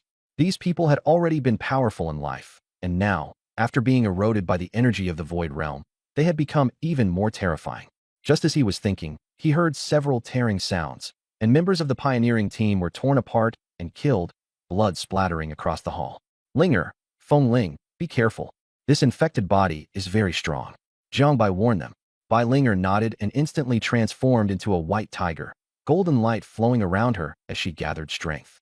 Feng Ling also summoned her beast girl, with her true form guarding on the side. The infected body charged forward wildly again. The yin-yang immortal art in Jiang Bai's body erupted, and purple energy boiled. The main offense still relied on Feng Ling and her beast girl. She was extremely fast and her attacks were fierce, repeatedly lashing the infected body. Seeing the infected body momentarily pause, Jiang Bai transformed into lightning and punched its head. The infected body was sent flying backward, then immediately got up and pounced at Jiang Bai again. Jiang Bai shook his hand and grimaced in pain. So hard. One punch of his could kill a level 30 beast master, but it was almost useless against this infected body. The infected body was extremely fast and instantly killed up behind Jiang Bai. Jiang Bai's pupils turned black and white as he activated the yin-yang twin pupils. Two black and white vortexes appeared behind the infected body. Space twisted as they tightly locked it in place, continuously grinding its body apart. The infected body screamed miserably as chunks of flesh fell off, but Jiang Bai's level was too low, so he still couldn't kill it completely. At the critical moment, Bai Linger's giant palms smashed down, slamming the infected body into the wall. The infected body began to wriggle again inside the wall, preparing to break free. Jiang Bai looked around. Even with everyone attacking together, they were still being driven back by the infected body. Linger, Feng Ling, retreat, he decided quickly. Bai Linger and Feng Ling immediately followed him and rushed there. Before Jiang Bai could even run out the door, someone kicked the door open, and Shi Tian cursed loudly. Your pioneering team is too damn black-hearted. You didn't even mention there were such powerful infected bodies outside. Before he finished speaking, he saw the chaotic battle inside, and quickly changed his tone. Forget I said anything. Shi Tian charged deep into the great hall, chains rattling loudly as the others followed closely behind. The inner hall wasn't big, and only core members of the Jade Azure Hall were allowed in. Jiang Bai had once met the hall master here. As soon as Shi Tian entered, a voice suddenly rang in his mind, urging him to remove his mask. He forcibly suppressed the urge and stared at the people behind him. Someone couldn't hold back and took off their mask, immediately letting out a painful howl. Shi Tian did not hesitate and instantly twisted their necks, coldly warning the others. If you don't want to die, control yourselves. He looked at Jiang Bai in surprise, amazed that this guy could actually withstand such dense void realm energy. Frost hung in the inner hall, and purple light shimmered from the ice spikes overhead. Deep inside, an ancient tome floated in midair, runes flowing across it, its aura mysterious. Everyone's gaze was locked entirely on that 9-een immortal art text. A woman in a tight-fitting outfit made the first move. Wearing a cyan mask, she shot straight toward the ancient tome like a spring. Long Qiuyue smiled faintly and followed close behind, condensing a golden light sphere in her hand and hurling it at the woman's back. Sensing danger, the woman nimbly dodged, stopped in her tracks, and glared at Long Qiuyue before striking out with a kick. Long Qiuyue raised a hand to catch her leg, teasing her with a smile. The woman's expression turned cold. She twisted around to counterattack, and Long Qiuyue let go and dodged. The two faced off, the atmosphere tense. Shi Tian stared at the 9-een immortal art and asked in confusion, but no one paid him any attention, so he directly cursed under his breath. Li Lingshuang suddenly said, Shi Tian, help me get the secret technique, and I'll help you get the heart of the relic. Shi Tian wasn't falling for that, and asked back whether he couldn't just snatch it himself. At this point, Qian Duo called out to the outer members, your abilities are limited. Help me get the secret technique, and everyone can read it together. After we get out, each of you gets 500,000, and you can also join the Yunlai Commerce Association. Many people were tempted. After all, their foundations were nowhere near those of the major powers, so opportunities like this were already hard to come by. The conditions he proposed were very tempting. Just the chance to join the Yunlai Commerce Association was enough to move many people. Jiang Bai suddenly pointed at the ancient tome and said, do you know what that is? Everyone froze. Shi Tian's eyes lit up. Bro, tell us what it is. Jiang Bai smiled. That's an immortal art, true immortal art. As soon as he finished speaking, Shi Tian charged straight toward the ancient tome, so fast that no one could react in time. Fortunately, Long Qiuyue and Li Lingshuang reacted quickly, both shouting, you're asking for death. Shi Tian fought the two of them without the slightest fear, even mocking. So you've been waiting here all along. Both the Long family and the Li family were top-tier families, so of course they weren't afraid of the immortal palace background. Only then did Shi Tian realize he had been played all along on the way here. Other people's target had never been the heart of the relic at all, but the immortal art. Hearing the words, immortal art, the others around them also excitedly fixed their eyes on the ancient tome. An immortal art could casually create a superpower, and it was far more precious than the heart of a relic. No one could resist the temptation of an immortal art. The inner hall instantly descended into chaos. Everyone attacked with all their might. the scene a complete mess, with all kinds of energy crashing everywhere. Many people approached the ancient tome only to be killed on the spot. Qi Tian had gone completely wild, wielding an iron chain and sweeping through a wide area. The entire inner hall was in turmoil, while Jiang Bai watched coldly from the side. In fact, he had already obtained the advanced version of the immortal art. Seeing that the time was right, he took Bai Linger and Feng Ling and quietly moved along the edge of the hall, their target the sleeping quarters of the Yuqing Hall master. Someone charged at them like a madman, but before they could even get close, Feng Ling grabbed and killed him with one hand. Jiang Bai shuddered inwardly. He had thought she was a sweet, silly type before. The three of them entered a dark corridor. The farther they walked, the colder it became, and thick ice had formed on the sleeping chamber's door. Jiang Bai gathered energy in his fist and smashed the door down with one punch, unleashing a surge of energy from the void realm. His vision blurred, as if he had stepped into a sea of purple flowers. In the center of the sleeping chamber was a stone platform, on which sat a crystal coffin emitting an eerie purple glow. The coffin was covered in mysterious patterns, candlelight was dim, and the atmosphere was suffocating. Jiang Bai suppressed the unease in his heart and searched for the void spirit flower. The void spirit flower came in 3 tiers, 4 petals, 6 petals, and 8 petals, with more petals meaning a stronger effect. Inside the room, there were only 4-petaled ones beside the coffin. He managed to find a few 6-petaled ones, but not a single 8-petaled one. After putting away the 6-petaled void spirit flowers, Jiang Bai turned his attention to the coffin. He carefully pushed it open and saw a stunning woman with fair skin, tender red lips, and a tear mole at the corner of her eye, as if she were asleep. But Jiang Bai only felt a chill all over, because he recognized this woman, the one he had seen in the mall 3 years ago, the woman who had walked out from the void realm. Bai Linger noticed Jiang Bai's abnormal reaction and stepped to his side. Bai Linger grabbed Jiang Bai's hand and found that his palm was covered in sweat. She asked softly, "Brother, are you okay?" Jiang Bai forced down his fear and looked at the hand on the woman's abdomen, where there was a glowing 8-petal Zuling flower. He comforted Linger, squeezed her hand, then wrapped his own hand in void realm energy, carefully reached into the coffin, and slowly pulled the Zuling flower outward. The process was tense. Jiang Bai's heartbeat sped up. Suddenly, the flower got stuck and wouldn't move. He quickly looked at the woman's face, and seeing no reaction, he finally breathed a sigh of relief. The Zuling flower had been caught on the woman's clothes, so Jiang Bai could only carefully lift the fabric and rescue the petals. At that moment, his hand suddenly went soft, startling him. Anger flared in his heart, but he still endured it and kept working, finally managing to pull the flower out. Just as he was about to withdraw his hand, he found it clamped tightly, unable to move. The woman's eyelashes trembled, as if she were about to wake up. Jiang Bai felt his energy being frantically drained by her. Bai Linger and Feng Ling watched in shock as Jiang Bai was dragged into the coffin. The coffin lid closed automatically, and the two of them couldn't open it no matter what they did. In the darkness, Jiang Bai was pressed against the woman, his energy being rapidly siphoned away. He felt that her constitution was cold, and that she cultivated the 9-yin immortal art. The two of them both relied on void realm energy. Jiang Bai suddenly counterattacked, biting the other party's lips directly and frantically, using the yin-yang immortal art to absorb energy back. The yin-yang immortal art surpassed the 9-yin immortal art. Jiang Bai's power grew stronger and stronger, and his body kept breaking through. In a short time, he leveled up 6 times in a row, finally blasting the coffin lid open and being thrown out. Jiang Bai shouted excitedly, "Demon woman, if you've got the guts, let's fight 300 more rounds." The thrill of leveling up was unbelievably intense, and he wanted to go back into the coffin, but the lid immediately closed, refusing to let him in. He slapped the coffin frantically and yelled, "Let me in now." The coffin trembled violently and released a terrifying aura. Frightened, Jiang Bai quickly backed away. "My apologies." He then turned and urged Bai Linger and Feng Ling to run. As he left, Jiang Bai vaguely heard someone say, "I'll come find you." Seeing Qian Duo and the others, Qi Tian sneered, "You're really not afraid of death?" Everyone was on guard. Qi Tian was far too strong. Qian Duo had been beaten until his clothes were in tatters and suggested, "Why go so far as to fight to the death? Isn't it fine to watch together?"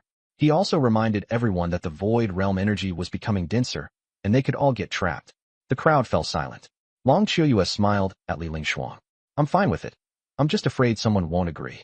Li Lingshuang snorted and turned her head away. "Whatever." Qi Tian suggested. "Fine, let's change the rules. The 4 of us will work together to clear out the small fry, and we'll all watch the immortal art together." Everyone glared at Qi Tian. Qi Tian toyed with the iron chain in his hand. "If you're unconvinced, come try again." Someone said coldly. Chi Tian, aren't you afraid everyone will fight you to the death together? Chi Tian didn't care. I may not die, but you definitely will. The man didn't dare make a sound. At that moment, Jiang Bai came out with Feng Ling and Bai Linger, and everyone looked at him. Jiang Bai was nervous. You all continue. We're not participating. Chi Tian was surprised that Jiang Bai wasn't dead, but since Jiang Bai wasn't fighting for it, he didn't bother with him. Suddenly, Wang Wei questioned Jiang Bai. You disappeared for half a day, and now you don't even want the immortal technique. Did you get some good stuff?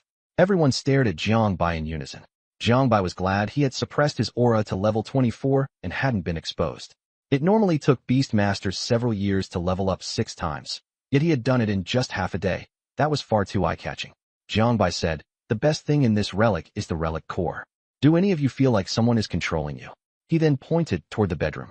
There really is good stuff inside. Do you dare go get it? Chi Tian became curious. What is it?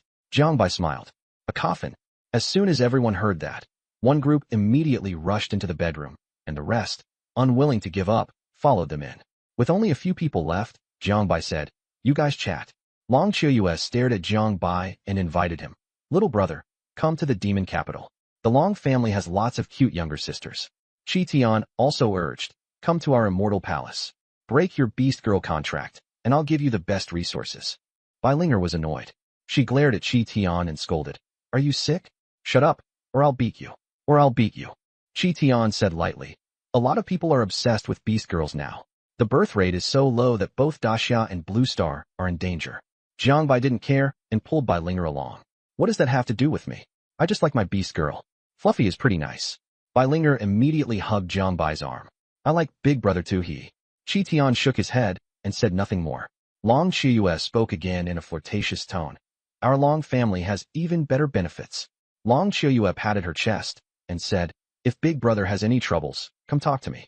I can help solve any trouble. Her movements were too exaggerated, leaving everyone stunned. Jiang Bai could only think to himself, you're so slutty. Li Lingshuang snorted coldly. Our imperial capital Li family welcomes you too. Jiang Bai raised an eyebrow. The imperial capital Li family? Li Lingshuang lifted her head. That's right. Jiang Bai asked. What's your relationship with Li Lingtian? My biological brother. Jiang Bai shook his head. Then I'm not going. I heard Li Lingtian likes to snatch other people's beast girls. I'm afraid mine will be taken. Long Qiuyue laughed nonstop. What little brother said makes sense. If I had a brother like that, I'd go bang my head against a wall. Li Lingshuang's expression darkened. Boy, don't refuse a toast only to be forced to drink a forfeit. Jiang Bai smiled. I'm telling the truth, aren't I? Your brother's brain-dead fans go around threatening people under other people's accounts every day. You dare say he didn't order it? Li Lingshuang said coldly. That was their own behavior. Now apologize to my brother. Jiang Bai narrowed his eyes. What if I don't apologize? If you don't apologize, I'll tear your mouth apart. Li Lingshuang rushed over directly, but Long Qiuyue stopped her. Sister, what he said isn't wrong. Your Li family really is overbearing. At that moment, the people behind Li Lingshuang also charged at Jiang Bai.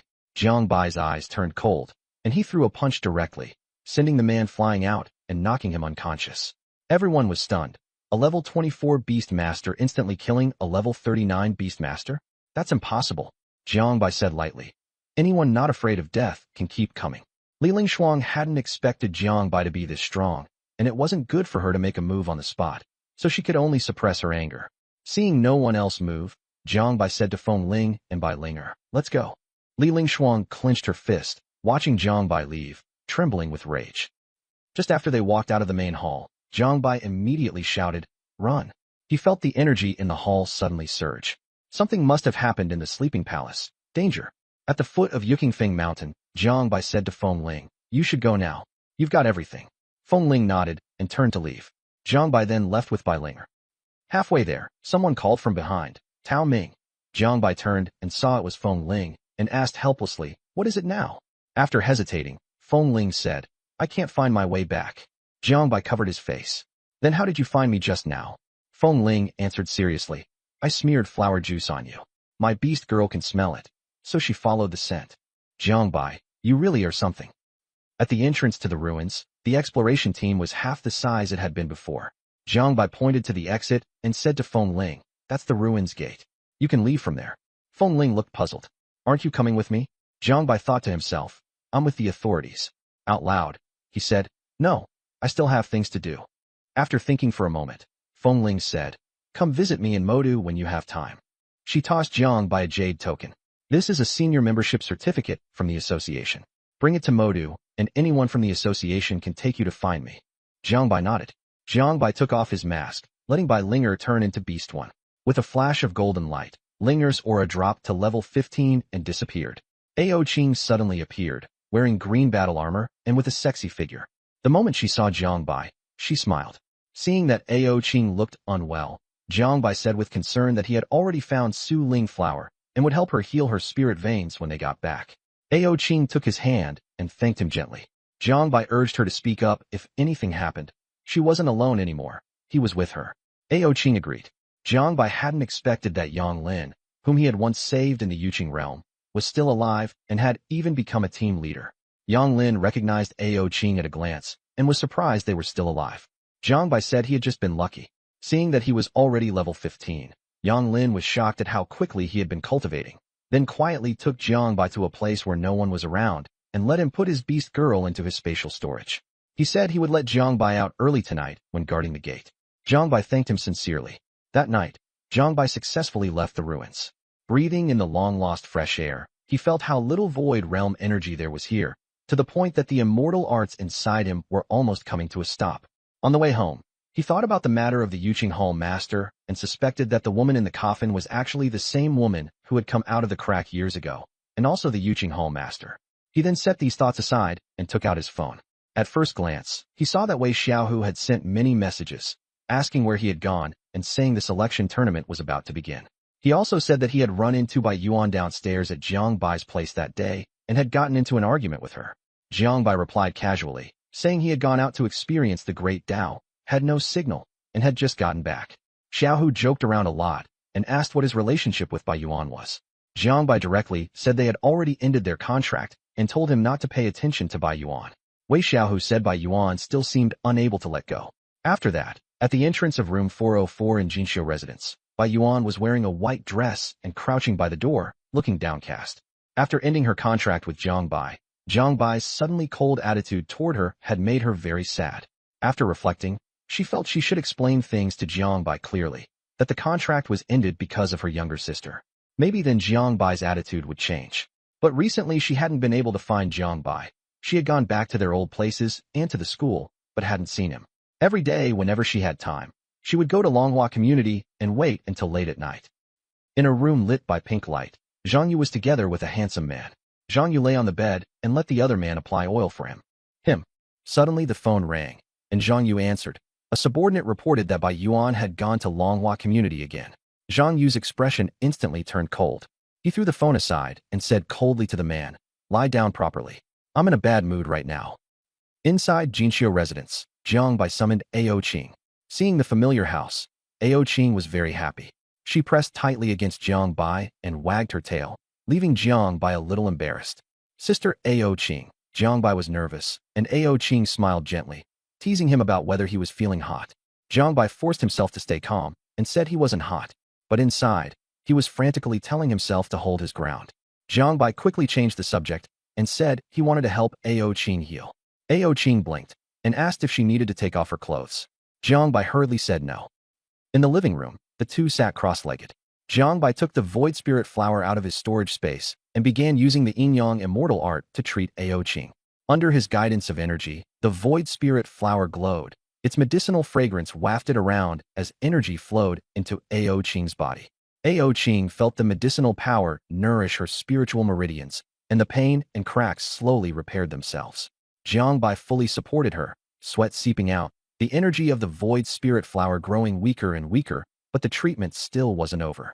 Ao Qing focused all her attention on absorbing the medicinal power. The white dragon patterns turned colorful, and her aura surged. Ao Qing's spiritual power kept increasing, jumping directly from level 21 to level 28, for levels higher than Bai Linger. Ao Qing sensed the change in her body, opened her eyes, and saw Jiang Bai covered in sweat and looking at her with heartache.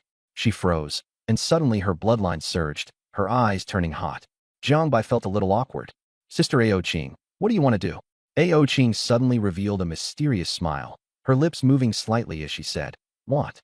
Jiang Bai was stunned. "Sister Ao Qing, you, MMPH." Before he could finish, his mouth was blocked. Jiangbai had not lived in the Jinxiu residence for long and didn't know many people. The downstairs neighbor happened to be Zhou Zetian's daughter, Zhou Qingya. She didn't know that the son-in-law her father had taken a liking to was actually living upstairs. At this moment, Zhou Qingya was wearing a robe, writing at her desk. Her three beast girls were holding snacks and watching the trending drama, Fenghu. The plot had reached its climax, and screams kept coming from the TV. Zhou Qingya frowned and shouted, "Can you keep it down?" The beast girls exchanged glances, feeling that they weren't being very loud, but they still turned the volume down.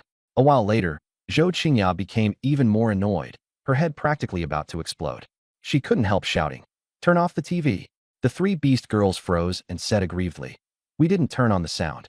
Zhou Qingya was stunned. Listening carefully, she realized the sound was coming from upstairs, alternating from the living room, kitchen, and bedroom. That night, she didn't sleep at all. In the morning, Zhou Qingya lay sprawled on the bed, staring at the ceiling, burning with rage. She grabbed a pillow and hurled it at the ceiling. "Bastard! You deserve to die." Under the lights, Ao Qing's eyes were full of charm as she looked at the sweat-drenched Jiangbai. Jiangbai was glowing like a saint. Under the light, Ao Qing's skin was fair and smooth, and her waist was slender. But only one thought remained in Jiangbai's mind. My second brother is invincible in the world. Looking at Ao Qing's delicate features, Jiangbai sighed. "Sister Ao Qing, you're too fierce." Ao Qing rarely blushed, suspecting that Jiangbai had practiced some kind of evil technique. Otherwise, how could she have lost control and turned the tables? But she quickly regained her composure and casually asked, "Did you give me some strange medicine?" Jiangbai looked innocent. "Heaven and earth bear witness. I'm the one who was wronged," he said gloomily. "Sister Ao Qing, why does your 37-degree mouth speak so coldly?" Ao Qing smiled and looked at the sky. "It's still early. Want to go another round?" Jiangbai licked his lips and leaned close to Ao Qing's ear to whisper something. Ao Qing's face instantly turned red after hearing it, and she stared wide-eyed. "Why didn't I realize before that you had such a thick skin?" Then she bit Jiangbai hard. Dawn broke, and the room was filled with the scent of stone skin flowers. Jiangbai was not tired at all after the night. Instead, he was brimming with energy. Last night, while sparring with Ao Qing, he had circulated the yin-yang immortal art within his body, and both of their cultivation levels had surged. Jiangbai felt that his upgrade was just within reach. This immortal art was no different from the dual cultivation techniques in novels. Could he really level up while lying down in the future? Originally, Ao Qing wanted to make breakfast to replenish herself, but Jiangbai sprang up from the bed. "Sis, you've been busy all night. Let me make breakfast." He didn't dare let Ao Qing cook it all. Watching Jiangbai move with practiced efficiency, Ao Qing sat stunned on the bed while Jiangbai sliced up the flesh of the void-eroding lord, pan-fried it in butter, and served it with noodles and void eggs. Helpless, Ao Qing sat on the sofa and watched Jiangbai busily bring her plates, peel eggs, and feed her, his expression rarely so gentle. "Xiaobai, there's no need to treat me like an invalid. I can do these things." Ao Qing had leveled up last night and was already close to level 29. Jiangbai said seriously, "From now on, I'll handle these things. You just focus on cultivation." Ao Qing was stunned. "But I want to learn how to cook." Jiangbai. After breakfast, Jiangbai rested his head on Ao Qing's lap, and the two chatted idly. Suddenly, Jiangbai slapped his own forehead. He had forgotten that Bai Linger still hadn't had breakfast. Ao Qing suggested, "Make some for her too while you're at it."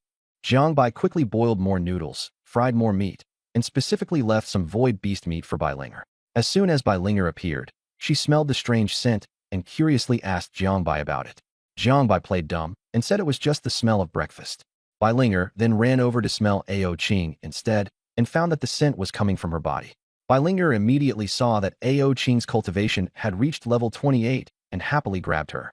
"Big sister, your injuries are healed." Ao Qing nodded, and Bai Linger hugged her tightly, crying with excitement. Ao Qing comforted her. "I've made you worry, Linger." Bai Linger turned around with red eyes and said, "Brother Jiangbai, thank you." Jiangbai patted her head. "Silly girl, no need to thank me." They rested in the morning. And in the afternoon, Jiangbai planned to go to school to confirm his identity for the selection competition. Bai Linger transformed into a beast mark and attached herself to Jiangbai so that his cultivation wouldn't stand out too much and attract attention. Ao Qing wore a white floral dress, and her temperament was a little more alluring than last night's. She quietly followed behind Jiangbai, drawing everyone's attention. People in the crowd were discussing, "Ao Qing is too beautiful. Those legs, that figure, perfect. My beast girl can't compare at all. I wish I had a beast girl like that. Go dream about it at home." Jiangbai walked into Nanyang University, thinking with emotion about how he used to skip classes, and now he simply wasn't even attending them. Just after entering the school gate, a clear voice called out to him. Jiangbai turned around and saw Bai Yuan. Her face looked haggard, and in her eyes flashed a hint of envy and a trace of regret. She forced herself to stay composed as she walked over. Jiangbai, can we talk? It was almost time for class at Nanjing University in the afternoon. As students passed under the trees, they all looked at Jiangbai and Bai Yuan. Jiangbai had recently become a celebrity in Nanjing because of a video mocking Li Lingtian from the capital online. Everyone knew about the grudge between him and Bai Yuan, and quite a few students gathered in the distance to watch the commotion. Bai Yuan looked at Jiangbai and recalled the past. Back then, she was a weak beast girl and was bullied until Jiangbai appeared. He had asked her then, "Would you be willing to become my beast girl?" At that moment, she was very happy, thinking she would never be able to enter the human world until Jiangbai contracted with her. Seeing Bai Yuan dazed, Jiangbai frowned and said, "What do you want with me? We've already terminated the contract. Let's each live our own lives." Bai Yuan said softly, "Big White, I had my reasons for terminating the contract." Jiangbai looked at her and said, "Go on." Bai Yuan took a breath and said, "My younger sister is about to lose her chance to form a contract. Your cultivation is stuck at level 9, so I terminated the contract with you so Zhang you could help my sister form one." Jiangbai was stunned after hearing this, then laughed. "Bai Yuan, can't you come up with a more decent excuse? What younger sister? I've seen your clan records. You grew up alone." Jiangbai was certain Bai Yuan didn't have a younger sister.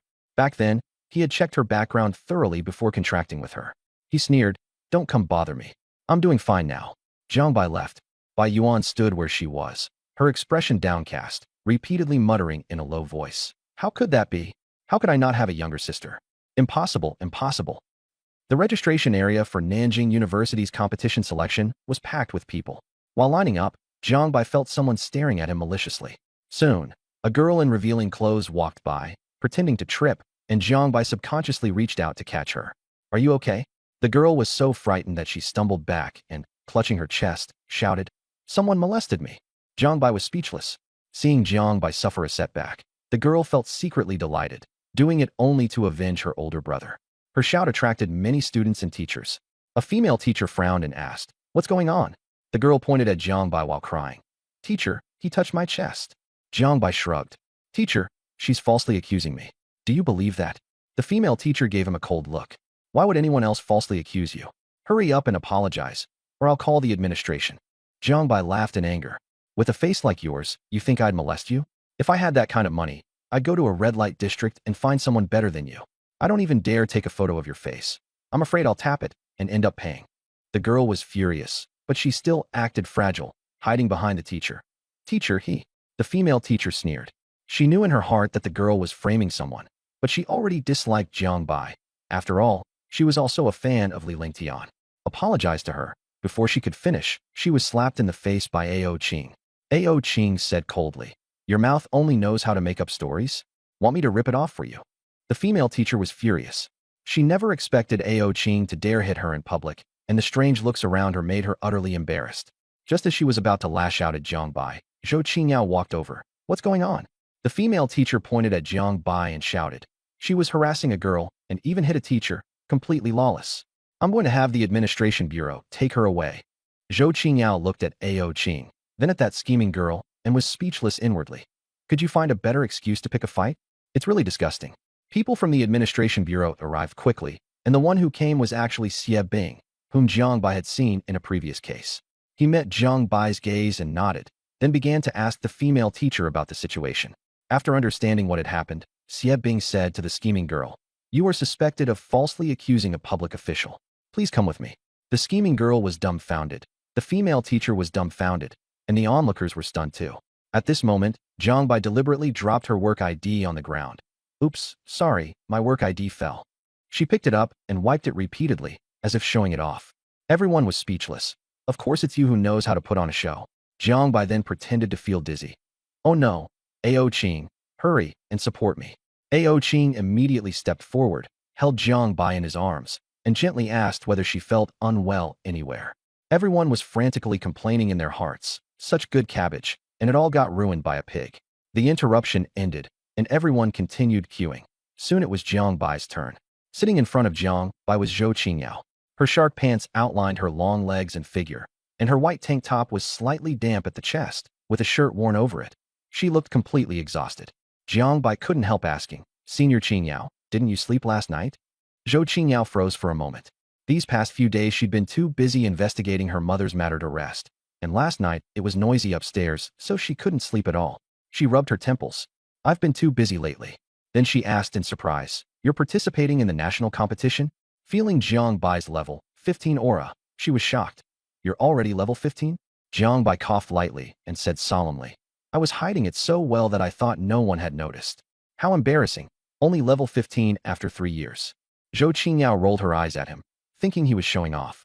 "Why is your cultivation speed so fast?" Jiang Bai put on a sorrowful expression. "The last beast girl ran off with someone else, so I made up my mind to cultivate hard. Women can only slow down cultivation." Zhou Qingyao glanced at Ao Qing behind him, who was smiling beautifully, and Jiang Bai added, "Sister Ao Qing only helps me cultivate." In the brightly lit conference room, Shintong, wearing a white shirt, black short skirt, black stockings, and high heels, came in carrying documents. She stood in front of the big screen and swept her gaze across the room. At the far end of the round table was Yang Feng, who had been missing for several days, his face pale as he rested with his eyes closed.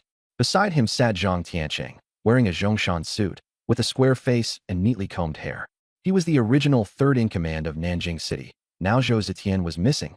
In the Sacred Mountain, Nanjing City still had not selected a new bureau chief, so Shintong was temporarily the second-in-command. Below sat the leaders of the various squads.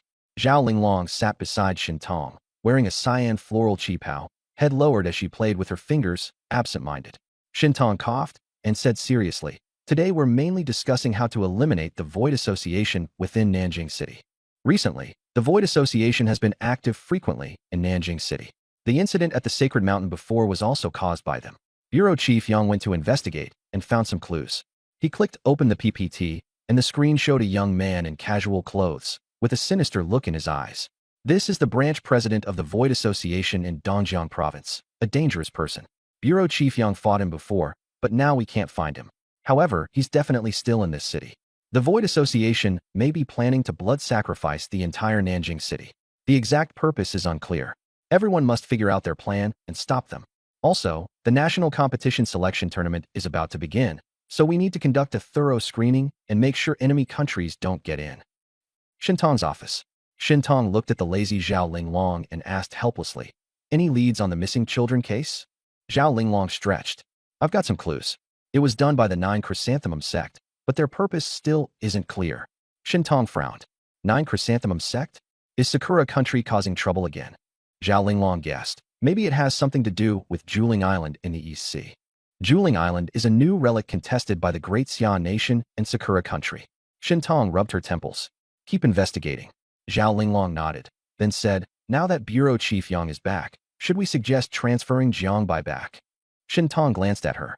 "You care a lot about him, huh?" Zhao Linglong sighed. "Everyone in our office is too rigid. It's rare to find a little guy I like, and he got reassigned again." Shintong said unhappily, "You just like him because he'll go crazy with you?" Zhao Linglong pretended not to hear and continued asking, "Who exactly did Jiang Bai offend? Why go so far as to kill him?" Shintong thought about it and guessed it might be related to the director position. Maybe someone high up, like Zhang Tiancheng, had given the word, and the people below would take action. Zhao Linglong was a little worried. "I wonder if he can come back safely." After leaving the office, Zhao Linglong sat down and looked at her phone. Seeing the message, a smile appeared on her face. Jiang Bai was back. Jiang Bai took Ao Qing on a tour of Nanjing University when he suddenly received a call. "Sister Linglong? What's up? You're back," and didn't even say a word. "I only found out after Xie Bing saw you." Jiang Bai replied calmly. "I just got back yesterday and was too tired. I was about to contact you when you called." Ao Qing listened from the side as they talked. It was a woman on the phone. Her willow-like brows furrowed slightly, then quickly relaxed. Zhao Linglong smiled. "We really are in sync. There's new progress on the casino matter. Come to the office tomorrow to talk." Jiang Bai said seriously. "We definitely need to have a good discussion." He still remembered Wang Long attacking him on Sacred Mountain, and of course he wanted to know that man's whereabouts. At dusk, the streetlights came on. Jiang Bai and Ao Qing walked side by side, drawing frequent glances from passers-by. They had just finished shopping at the vegetable market, and Jiang Bai was carrying groceries. They took a taxi home, squeezed together in the back seat. Jiang Bai thought it was time to buy a car. The driver was around 40, with pronounced wrinkles, and he hadn't said a word the entire ride. Jinxiu Residence was an upscale residential area in a remote location. When the car reached the gate, it screeched to a stop. The driver was covered in cold sweat, gripping the steering wheel tightly, clearly terrified. Jiangbai asked in a low voice, "What's going on?" The driver trembled. Sorry, I can't bring you in. They'll kill my family." Jiangbai kicked the door open and got out of the car with Ao Qing. A dense crowd surrounded them, their faces impossible to make out. The other side wasted no words and immediately summoned their beast girls to attack. These beast tamers and beast girls worked together with remarkable tacit understanding, and their strength was around level 30. Not simple at all. Jiangbai dodged the skill, floated in midair, and black and white light burst from his eyes. Yin-yang dual pupils. In the dark night, a white energy vortex exploded, along with an invisible black vortex. The next second, 10 of them were instantly torn apart, and the rest were so frightened they tried to run. They had originally agreed it would just be a level 10 support beast tamer. Who would have thought he'd be this ruthless? Ao Qing narrowed her eyes and instantly teleported into action, finishing off all those who tried to flee. With a cold face, Jiangbai interrogated them. "Who sent you to kill me?" He could sense virtual realm energy within these people. They were members of the Nihility Association. Jiangbai was secretly puzzled. He had never had a direct conflict with the Nihility Association, so why were they trying to kill him? The leader coughed up blood and sneered. "Jiangbai, you've hidden your strength deeply, but you're definitely going to die. We just miscalculated. Next time, someone stronger will deal with you." A jade token lit up in Jiangbai's hand, and he said calmly, "Can you talk now?" When Lu Dali saw the jade token, his eyes flew wide open in terror. Thinking of the higher-ups in the association, his fear was even stronger than death. He knelt down and banged his head on the ground repeatedly. "My lord, it was the bishop's order. I was only obeying commands. Please spare my life." Jiangbai pressed further. "Why?" Lu Dali pressed his head to the ground. "I don't know the reason. Please, my lord, just put me to death." Jiangbai pondered for a moment. "Don't worry. I won't kill you." When Lu Dali saw that Jiangbai wasn't going to kill him, his face instantly went deathly pale, and he frantically cowed out. "My lord, kill me instead." Jiangbai was speechless. "Do you have a death wish?" Jiangbai added. "I'm sparing your life so you can work for the association. Not many people know my identity right now, so go back and make up whatever story you need. I don't want to be disturbed." Then he said, "Give me your contact information. I'll find you if anything comes up." Lu Dali froze. "You're letting me go?" After reacting, he hurriedly added the contact. "I'm really fine now." Jiangbai glanced at him. "Do you still want something to happen to you?" Lu Dali slapped himself hard several times. "I'm sorry. I've disturbed you, my lord." Scram. Lu Dali fled in a panic. Jiangbai was irritated. He had only been relaying a message for Zhou Zetian, yet he had gotten dragged into all sorts of trouble. First there were people in the administration targeting him, and now the Nihility Association had come knocking as well, making it hard to keep a low profile and grow quietly. Sensing the atmosphere, Ao Qing took his hand, kissed Jiangbai on the cheek, and said softly, "Xiaobai, you still have us." Jiangbai came back to himself, pulled Ao Qing into his arms, and kissed her directly. Ao Qing hugged him tightly, and even her tail wrapped around him. After they separated, Jiangbai looked at Ao Qing and couldn't help pinching her cheek. "Little greedy cat, I'll deal with you when we get home." Ao Qing softened her body and pouted coquettishly. "Don't say weird things." Jiangbai didn't know whether to laugh or cry, feeling that she was clearly acting spoiled. Just as they reached the front door, the door opposite opened and Meng Meng jumped out. "Brother Jiang, you're back." Jiangbai picked her up. "Meng Meng, where's your mom?" Meng Meng grinned mischievously. "Mom's taking a bath. Want to go look with me?" Jiangbai, this kid really knew how to stir things up. "How did you know I was back?" "Mom said you'd come back. I couldn't knock on your door, so I waited by the window. When I saw you return, I came downstairs to find you." Jiangbai rubbed her head. Meng Meng turned to Ao Qing. "Big sister, hug me." Ao Qing smiled as she took her into her arms. "Is Meng Meng being good?" Meng Meng nodded and whispered, "Big sister, my house is haunted." Ao Qing asked with a smile, "What kind of ghost?" Meng Meng said earnestly, "Really, at night I always hear a female ghost making hum sounds." Jiangbai was dumbfounded. "Huh," Meng Meng emphasized, "Really?" At that moment, Bai Jie came out, her face red with anxiety. "You little brat, stop talking nonsense." "Mom, it's true, I really heard it." Bai Jie was wearing a nightgown, her hair half dry, her face red as can be, her toes gripping her slippers so hard she wanted to move out on the spot. Jiangbai understood immediately and smiled awkwardly. He thought to himself that this little ghost really didn't treat him like an outsider. After chatting for a while, Bai Jie carried Meng Meng and went back inside to close the door, and only then did Jiangbai return home. In the kitchen, Jiangbai was seriously cutting vegetables. Today, he wasn't making Grand Duke meat. He only bought a virtual chicken that had been raised for 2.5 years. The Laoban even said this virtual chicken could listen to music and dance. Upon hearing that, Bai immediately bought the virtual chicken home. But after discovering it couldn't dance, he cursed the swindler and just stewed it for dinner. Ao Qing and Bai Linger were sitting in the hall. Bai Linger was concentrating on the TV, while Ao Qing kept glancing toward the kitchen from time to time. Unable to hold back, Ao Qing went into the kitchen and hugged Jiang Bai from behind while he was cooking. Jiang Bai turned around, and seeing Ao Qing's shy eyes, pulled her upright and kissed her directly. Ao Qing panicked and pushed him away, saying, "Linger is still outside." Jiang Bai smiled and said, "She's watching TV, she won't notice." As he spoke, he kissed her again, and Ao Qing began to cooperate as well. Bai Linger had been watching TV, but when she heard a strange sound, she turned around. Her eldest sister was gone. She went into the kitchen and saw Jiang Bai cooking, with her eldest sister standing by and watching, as if she were learning culinary skills. Bai Linger asked in confusion, "Did you two hear anything just now?" Jiang Bai acted clueless. "What sound?" Bai Linger scratched her head. "Maybe I heard wrong." After Bai Linger left, Ao Qing poked Jiang Bai on the forehead. "No more messing around next time." The next day, Jiang Bai went to the Nanshur City Administration Bureau early in the morning. As soon as he entered, he heard the sound of writing. When he reached his seat, Zhao Linglong, wearing a qipao and with a graceful figure, took the initiative to speak to him, her smile bright and beautiful. Jiang Bai pulled out a chair and invited her to sit. Thanks to the map she had given him, he had been able to return safely. Zhao Linglong sat down and asked him to make her some coffee, and Jiang Bai quickly brought some over. Seeing her warming her hands around the cup, he asked if she was cold. Zhao Linglong sighed and said that maybe she felt cold because she was too lonely. Jiang Bai joked that if she needed anything, she could call him. Zhao Linglong laughed for a while, then asked seriously what had happened in the Jade Qing realm. Jiang Bai briefly described his experiences inside, only revealing some clues about immortal techniques. After hearing this, Zhao Linglong immediately pulled him to see Director Yang. Jiang Bai followed her, knocked on the door, and entered the room, where he saw Yang Feng looking pale and resting. Yang Feng joked and asked Jiang Bai whether he had become a deserter, then was surprised that his cultivation had improved so quickly, already reaching level 15.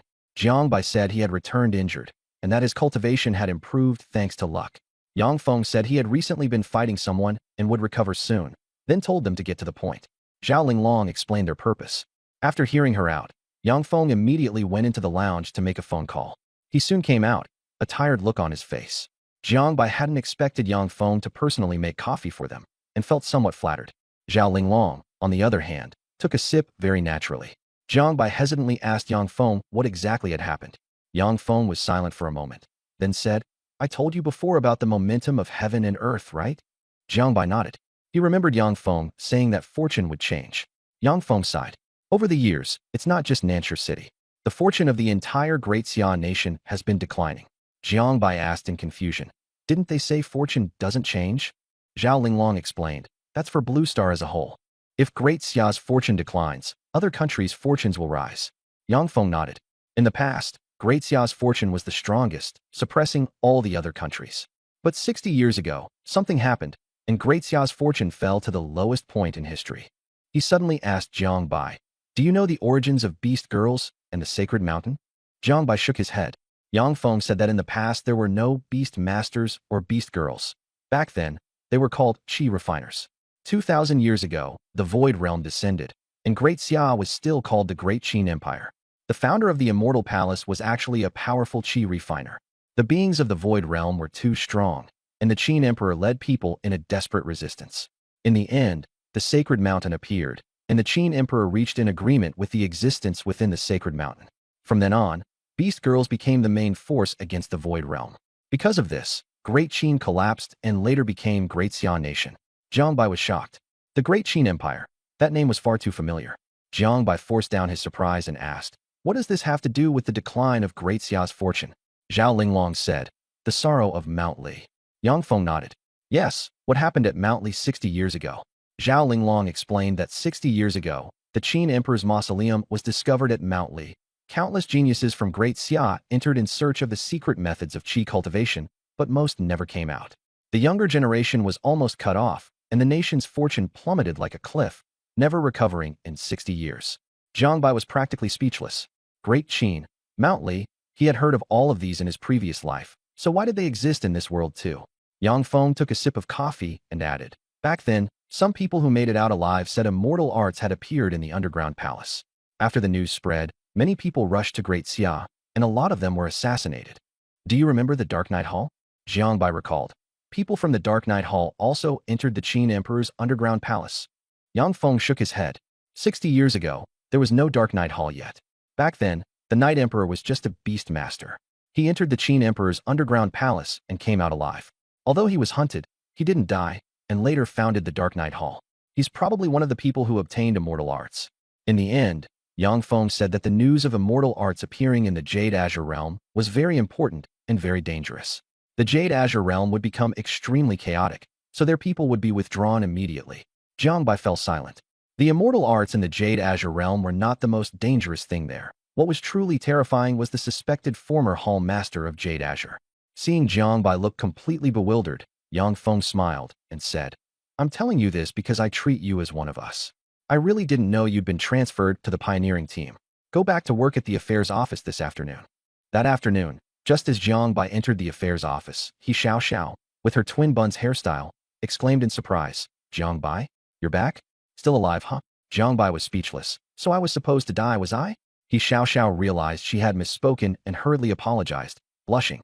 That's not what I meant. I'm really happy you're still alive. Jiangbai rolled his eyes at her and tapped her on the head. He Xiao Xiao clutched her head in grievance. Why are you hitting me? I already apologized. Jiangbai walked back to his old seat and saw Tao Ming lying in front of the computer. Jiangbai felt a little guilty. After all, he had used Tao Ming's name in the Jade Azure realm. Jiangbai asked, Tao Ming, what are you doing?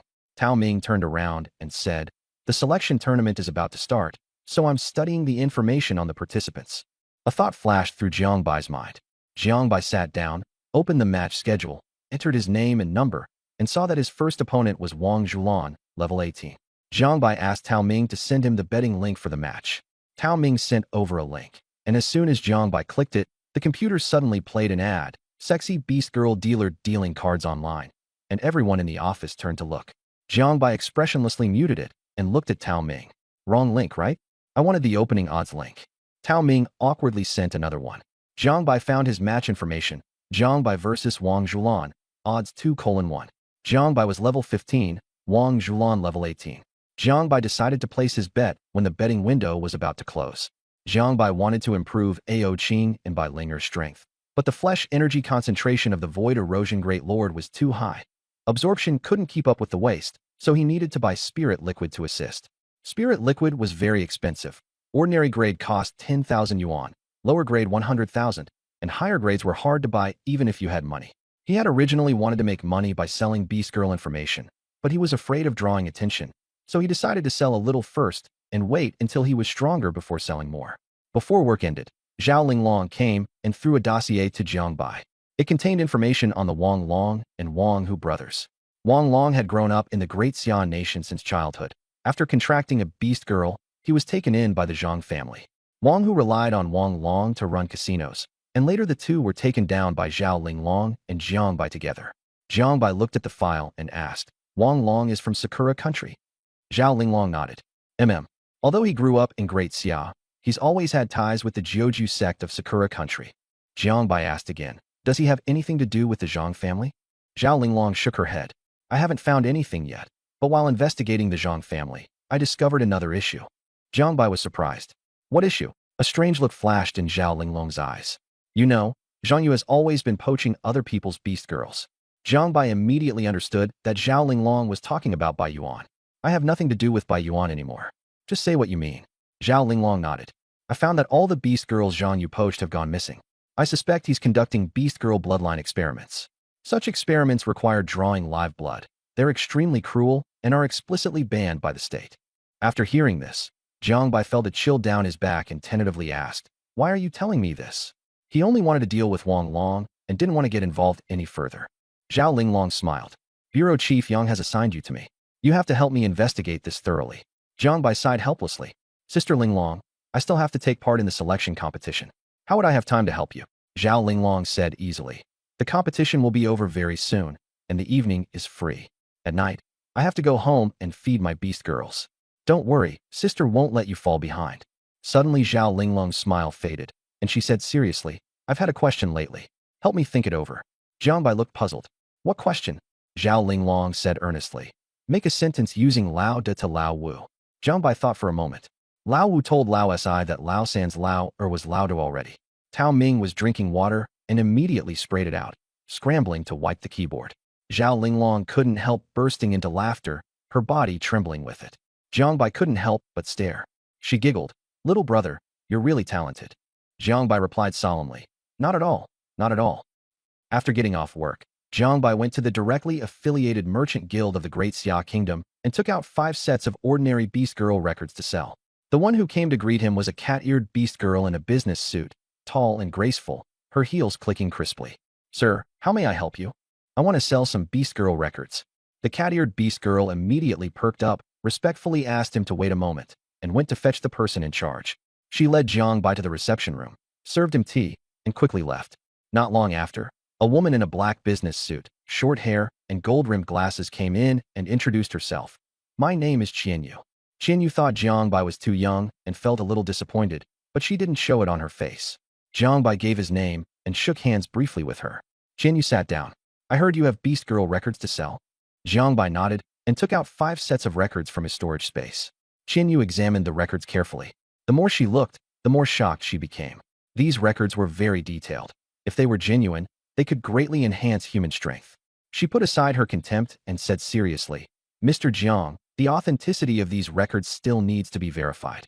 We can't give you an answer right away. Jiang Bai frowned, not expecting it to be so troublesome. He had originally wanted to sell them quickly and get the money. Qianyu explained. Before, someone sold fake records, took the money, and ran. So now we have to verify each set before paying. Jiang Bai said he understood and asked, Then how is the price calculated?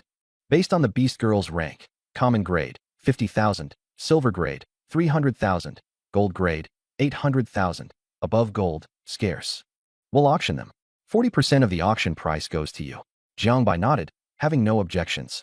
When his cultivation was higher, he could bring out more records to make money. He'd definitely have enough to spend. After Jiang Bai left, Qianyu took out her phone and made a call. Help me check someone. I'll send you his photo. Jiang Bai went home and summoned Ao Qing and Bai Linger out. Bai Linger pounced into Jiang Bai's arms and acted spoiled. Brother Jiang Bai, I missed you. Jiang Bai patted her head. What's up? Ao Qing pulled Bai Linger away. Why are you clinging to Xiao Bai every day? Bai Linger refused to accept it. Big sister can stay with brother Jiang Bai, while I can only be attached as a beast pattern. It's rare for me to see him, so let me hug brother Jiang Bai. After saying that, she hid behind Jiang Bai and stuck out her tongue at Ao Qing. Jiang Bai felt a little guilty. After all, after the two of them formed a contract, Bai Linger had been staying in beast pattern form all along, only appearing when they got home. He comforted her. Linger, once my aura reaches level 20, you'll be able to come out freely and play. Yay, Bai Linger said happily. After Jiang Bai finally settled Ao Qing down, he went into the kitchen to cook. After finishing his work, he carried a dish out and found Ao Qing watching chemistry videos on her phone. Jiang Bai took a look. It was teaching chemistry knowledge. Jiang Bai asked in confusion, Why are you studying this? Ao Qing said seriously, To learn how to cook. Following tutorials always fails, and someone said the taste has to do with chemical molecules. If I learn chemistry well, the food will definitely taste good. Jiang Bai was shocked, but he didn't discourage her. He could only encourage her. Keep it up. Jiang Bai went to call Bai Linger for dinner and knocked on the door, but there was no response. Linger, dinner's ready. He knocked a few more times. I am coming. Don't come in. Bai Linger opened the door in a panic, her face red, breathing fast, tail standing straight up. Jiang Bai looked suspicious. What are you doing? Bai Linger hurriedly denied it. Nothing. In her heart, she was screaming wildly. How could I click on such a strange video? So embarrassing. At the dining table, Bai Linger ate in a daze, absent-minded. Ao Qing asked with concern, What's wrong with you? Bai Linger shook her head and forcibly changed the subject. Big sister, this dish is really delicious. Did you make it? Ao Qing looked puzzled. You haven't even eaten the dish yet. Huh? Bai Linger said awkwardly, quickly picking up some food and stuffing it into her mouth. I won no by the toss. Everyone fell silent. Jiang Bai handed her a glass of juice. Bai Linger took it subconsciously, then panicked and pulled her hand back, but in the end she still accepted it. Bai Linger drank the juice in one gulp and patted her chest, saying she was fine. Dinner ended quickly, and she hurried back to her room, shut the door, and even locked it from the inside. Ao Qing wondered why she was in such a rush, and Jiang Bai was equally baffled. Jiang Bai couldn't help inviting Ouching to cultivate together at night, but Ouching said she would come after Bailinger fell asleep. Late at night, Jiang Bai lay on the bed. The bedroom door opened, and Ouching slipped in wearing a silk nightgown, using one tail to coil Jiang Bai over to her. The two began cultivating. Energy circulated, and their cultivation levels rose, and Ouching couldn't help but let out a soft hum. On the other side, in Bailinger's room with the curtains drawn, she was buried under the covers scrolling on her phone, her cheeks flushed red. Suddenly, she heard strange sounds and thought it was her phone, so she hurriedly turned the volume down, but the sound still came through. She realized it wasn't her phone, but coming from Jiang Bai's room. She carefully pushed open the crack in Jiang Bai's door and took a look, freezing on the spot. After returning to her room, she lay on the bed in a daze, her beast ears drooping, feeling down inside and not understanding why her sister and brother Jiang Bai were doing such things behind her back. She felt abandoned. Over the next few days, Bailinger remained in low spirits, unable to sleep well at night and looking completely listless. Jiang Bai worried about her and asked what was wrong, but Bailinger wouldn't say. Jiang Bai comforted her, saying that after a while they would be able to go out and meet people. Right now, he only appeared to be level 17, but in reality, he had already cultivated to level 32, and soon he would be able to openly take her out together. After hearing this, Bailinger merely nodded, her mood still complicated. At the entrance of the detention center, a woman drove over to pick up Wang Zhulan, who had just been released. Wang Zhulan felt complicated.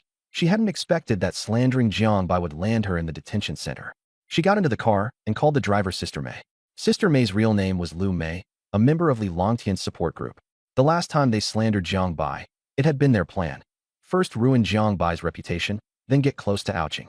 Qing had originally been arranged to side with Li Longtian, but Jiang Bai turned out to be an official member, and the plan failed as soon as it began. Lu Mei stepped on the gas and said, Xiaolan, I pulled some strings so that in the first round of your selection match, you'll face Jiang Bai. Handle it yourself. Wang Zhulan's eyes lit up. Don't worry, Sister Mei. I'll definitely kill Jiang Bai. In truth, Lu Mei hadn't wanted Jiang Bai dead. She only wanted to cripple him, but Wang Zhulan's hatred was clearly much deeper. Lu Mei reminded her, with a referee there, it won't be easy for you to make a killing blow. There won't be many chances. Wang Zhulan said calmly. I know, but there are also times in a match when the referee's rescue comes too late. Seeing that she couldn't be persuaded, Lu Mei changed the subject. Tonight at Qiushui Villa, the sisters have prepared spiritual liquid for you. Let's see if you can break through one more level. Wang Zhulan said gratefully. Thank you, Sister Mei. Jiang Bai is only level 15 now. He cultivates quickly, but tonight I can reach level 19. By then dealing with him will be easy. When they arrived at the villa, everyone expressed concern for Wang Zhulan. Sister Lan, are you okay? Did the official people make things hard for you? If anything happens, we'll back you up. Jiang Bai is too much, using his official identity to detain you. Was that really necessary? How could Ouching form a contract with him? Who would even want that kind of man? Sister Lan, tomorrow in the match you must teach Jiang Bai a lesson and let him know what happens to anyone who steals our brother's beast girls. Right, cripple Jiang Bai and make Ouching despair, then the contract will be broken. By the way, why didn't our brother come? He was supposed to come, but his grandfather grounded him. That old man still controls our brother? So annoying. Sister Lan, good luck. We're all betting on you to win. Sisters, hurry and place your bets on Sister Lan. The whole place was lively. At Jinxiu Manor, Jiang Bai sat in front of his computer and opened the betting pool under the dim blue glow. Jiang Bai versus Wang Zhulan, odds 1.5:1. Jiang Bai, level 15, had not placed a bet. Wang Zhulan, level 18, had already bet 560,000. Jiang Bai grinned, put all 450,000 of his own money on himself, and the odds instantly changed to 2:1. The next day, the arena was packed with people, and Jiang Bai arrived with Ao Qing. Jiang Bai, Wei Xiaohu was waiting at the entrance with two beast girls, dark circles under his eyes. Jiang Bai smiled and said, been living pretty well lately? Wei Xiaohu looked miserable. Not well at all. I'm almost getting drained dry. Then he asked in surprise, you joined the administration bureau? That's hard enough to get into. Jiang Bai said modestly, yeah, just got lucky. Fine, go ahead and show off. Zhao Linglong walked over with Tao Ming and he Xiao, wearing a cyan qipao. She glanced at Ao Qing's dragon horns and said to Jiang Bai, this is your beast girl? She's beautiful. Jiang Bai nodded and introduced her. Her name is Ao Qing. Ao Qing recognized Zhao Linglong's voice and knew she was close to Jiang Bai, so she gave a gentle nod in greeting.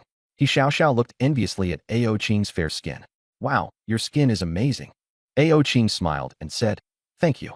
Jiang Bai asked, you're participating in the selection competition too? Tao Ming and He Xiaoxiao both nodded.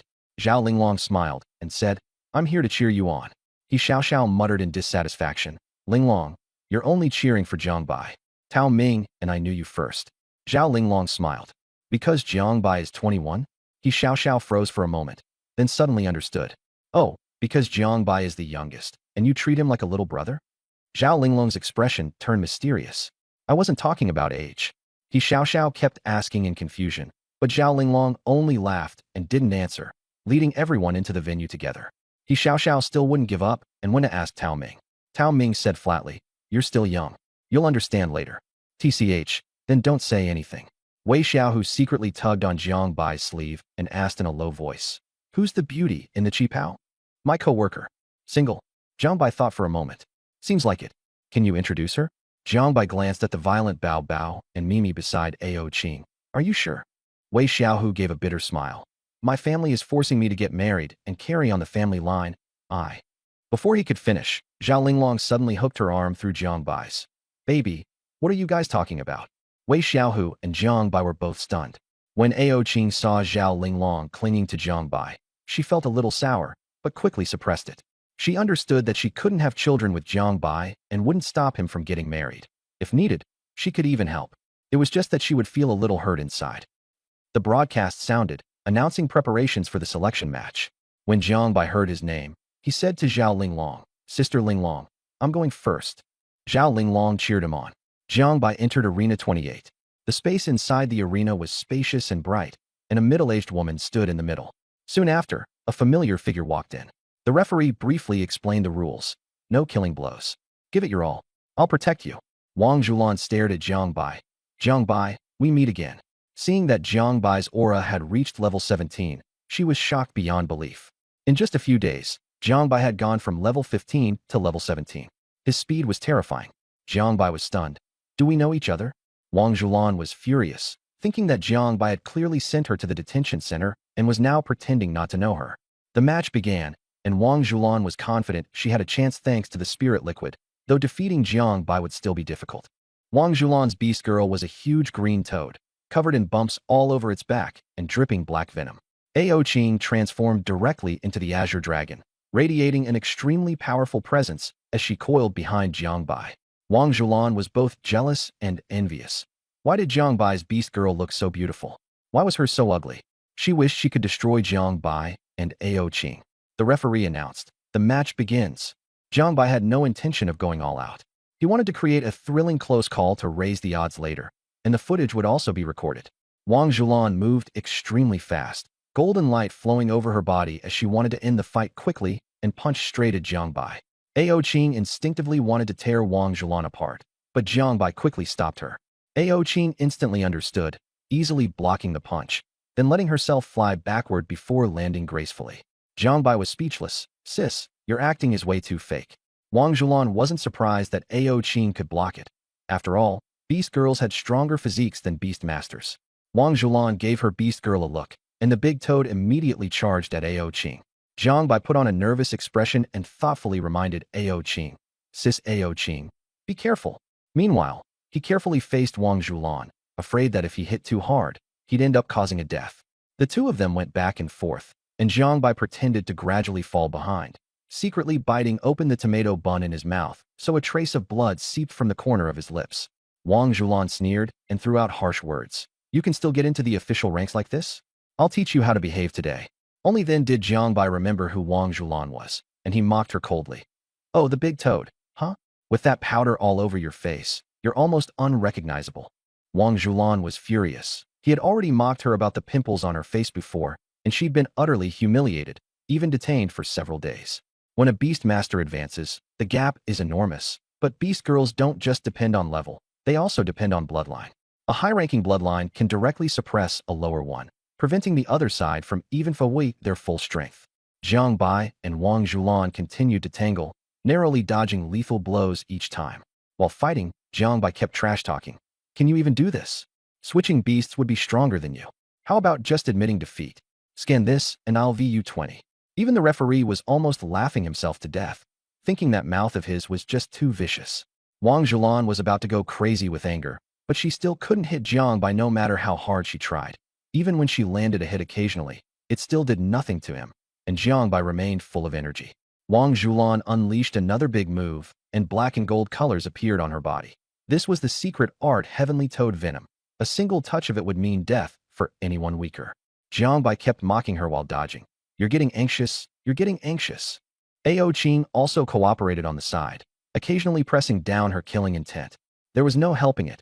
Jiangbai needed to perform, so she could only keep acting with him. The big toad beast girl couldn't quite figure out Ao Qing's strength for the moment. Her aura was terrifyingly strong, yet it seemed weak and strong at different times.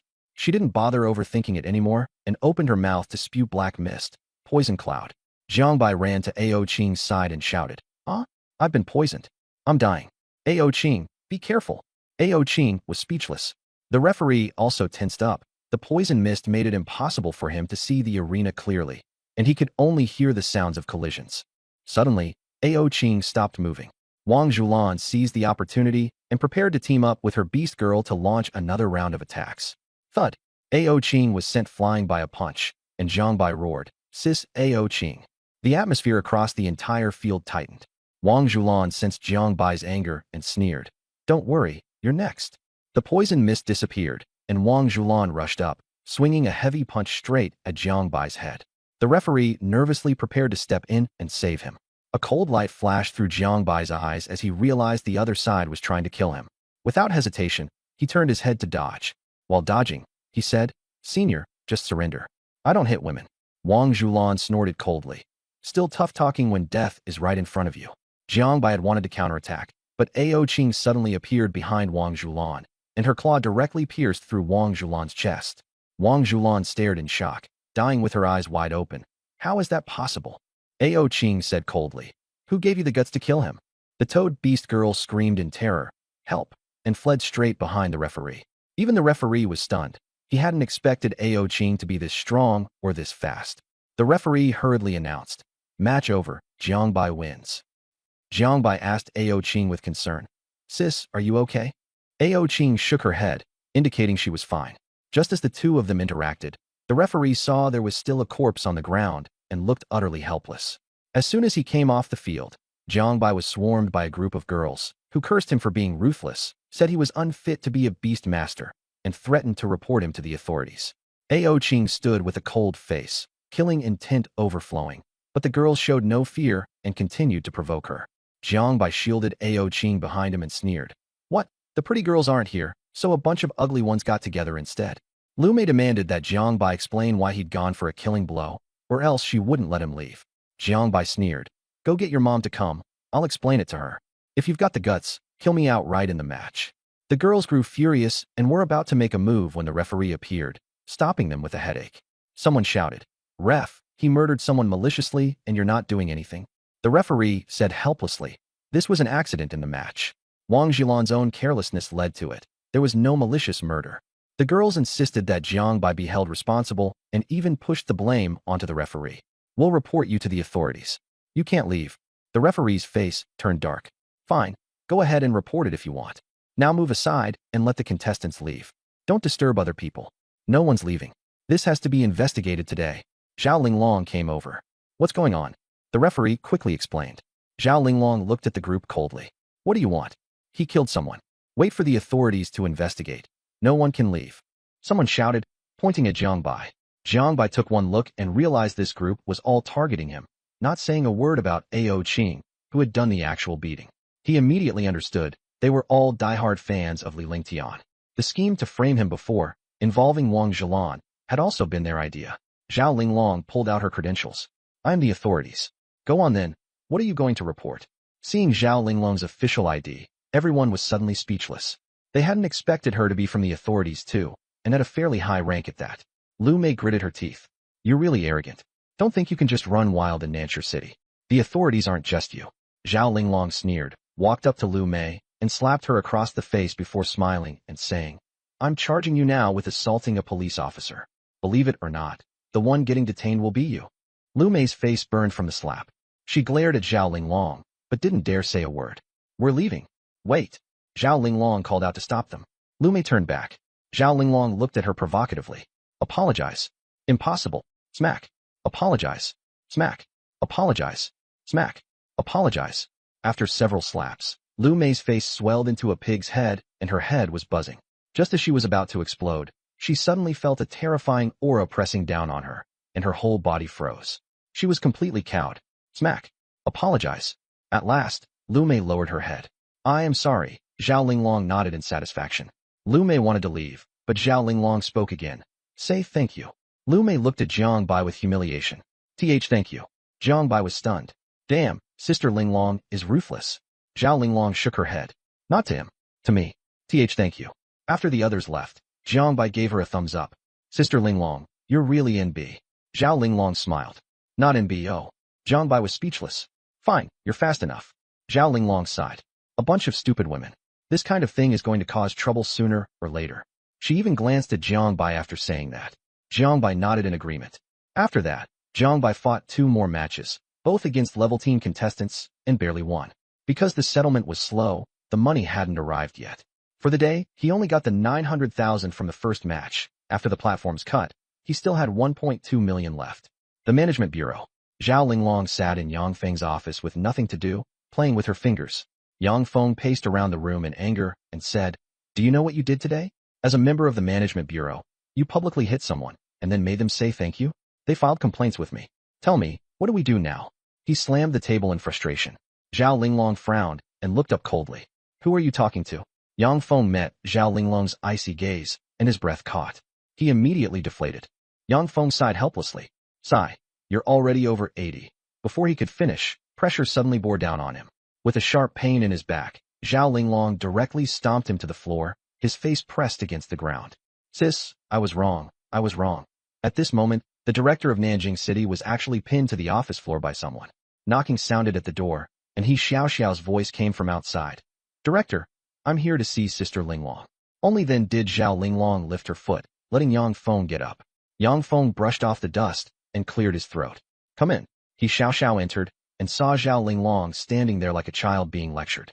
Sister Linglong, children have gone missing again in the South District. Zhao Linglong nodded. You go first. I'll be there soon. After Xiao Xiao left, Yang Feng stood up and walked behind Zhao Linglong to knead her shoulders, his eyes full of concern. Sis, I really was wrong, he cautiously asked. Sis, aren't you being too good to Jiang Bai? Is he the person you're looking for? Zhao Linglong froze. I don't know either. Linger said back then that she had seen 3 people, Tao Ming, Feng Ling, and Bai Linger. But after all these years, I still haven't found any of them, and Tao Ming doesn't seem like the person Linger described. Yang Feng guessed. Could Sister Linger have remembered wrong? Maybe there weren't actually those 3 people. He didn't dare say it too bluntly. After all, Zhao Linglong had even changed her name because of Linger. Zhao Linglong answered indifferently. Impossible. Linger definitely wouldn't have known my beast girl information. There should have been someone else at the villa that time. I just didn't notice. Yang Feng was puzzled. A person from the future went back to the past, and even helped Linger and your beast girl advance. The 9-yin immortal art that cultivates void world energy was supposedly provided by Tao Ming, but how could he possibly know all that? Zhao Linglong did not reply. This paradox, she also had no way to explain. She only remembered Linger telling her before her death that she must find a man named Tao Ming, because he could solve the flaw in the immortal art. Meanwhile, in a dim rental room, Wang Long shivered, purple patterns spreading across his body to his chest, tormenting him with pain. When exactly did I get infected with void world energy? Was it when I encountered the Void Corrosion Lord on Sacred Mountain? There was suddenly a knock at the door. He struggled to his feet and rasped. Who is it? Food delivery. I didn't order any food. Brother Long, it's me, Xiao Zhang. You once saved me before. Wang Long remained wary. Get lost. I don't know you. Bang. The one who burst through the door was Zhang Yuan in a suit, followed by a woman in a low-cut outfit. Zhang Yuan glanced around and put on a look of concern. Brother Long, you've fallen to this state and still don't look for your little brother, and even pretend not to know me. That's really hurtful. Wang Long's face turned cold. Zhang Yuan, what exactly do you want? Zhang Yuan sneered. Ever since Brother Long came back from Sacred Mountain, you've been hiding from us. I just want to know why. Wang Long was trapped in the darkness, and someone persuaded him to tell them his difficulties, saying he didn't need to hide in a place like this. Wang Long softly refused, saying he didn't need help. But that person said they needed Wang Long to keep his mouth shut forever. The moment the words fell, the woman behind him suddenly made a move, thrusting a dagger straight toward Wang Long's vital point. The secret art within Wang Long began to circulate, but the woman's movements were too fast, and she vanished in an instant. Wang Long only felt a chill at his neck, and the dagger was already close at hand. He bellowed and dodged the attack, then struck back with a punch flashing with golden light toward the woman's chest. The woman hurriedly retreated, abandoning the pursuit. Zhang Yuan drew a gun and fired several shots at Wang Long, but Wang Long dodged every bullet. Zhang Yuan threw away the handgun, cursed, then rushed forward with a punch aimed straight at Wang Long's heart. Wang Long sidestepped to avoid the fatal blow and used the force to smash through the window and escape. The streets were empty. Wang Long fled desperately, with Zhang Yuan in relentless pursuit, even mocking him for struggling so hard. Wang Long sneered back, saying if he had the guts, they might as well die together.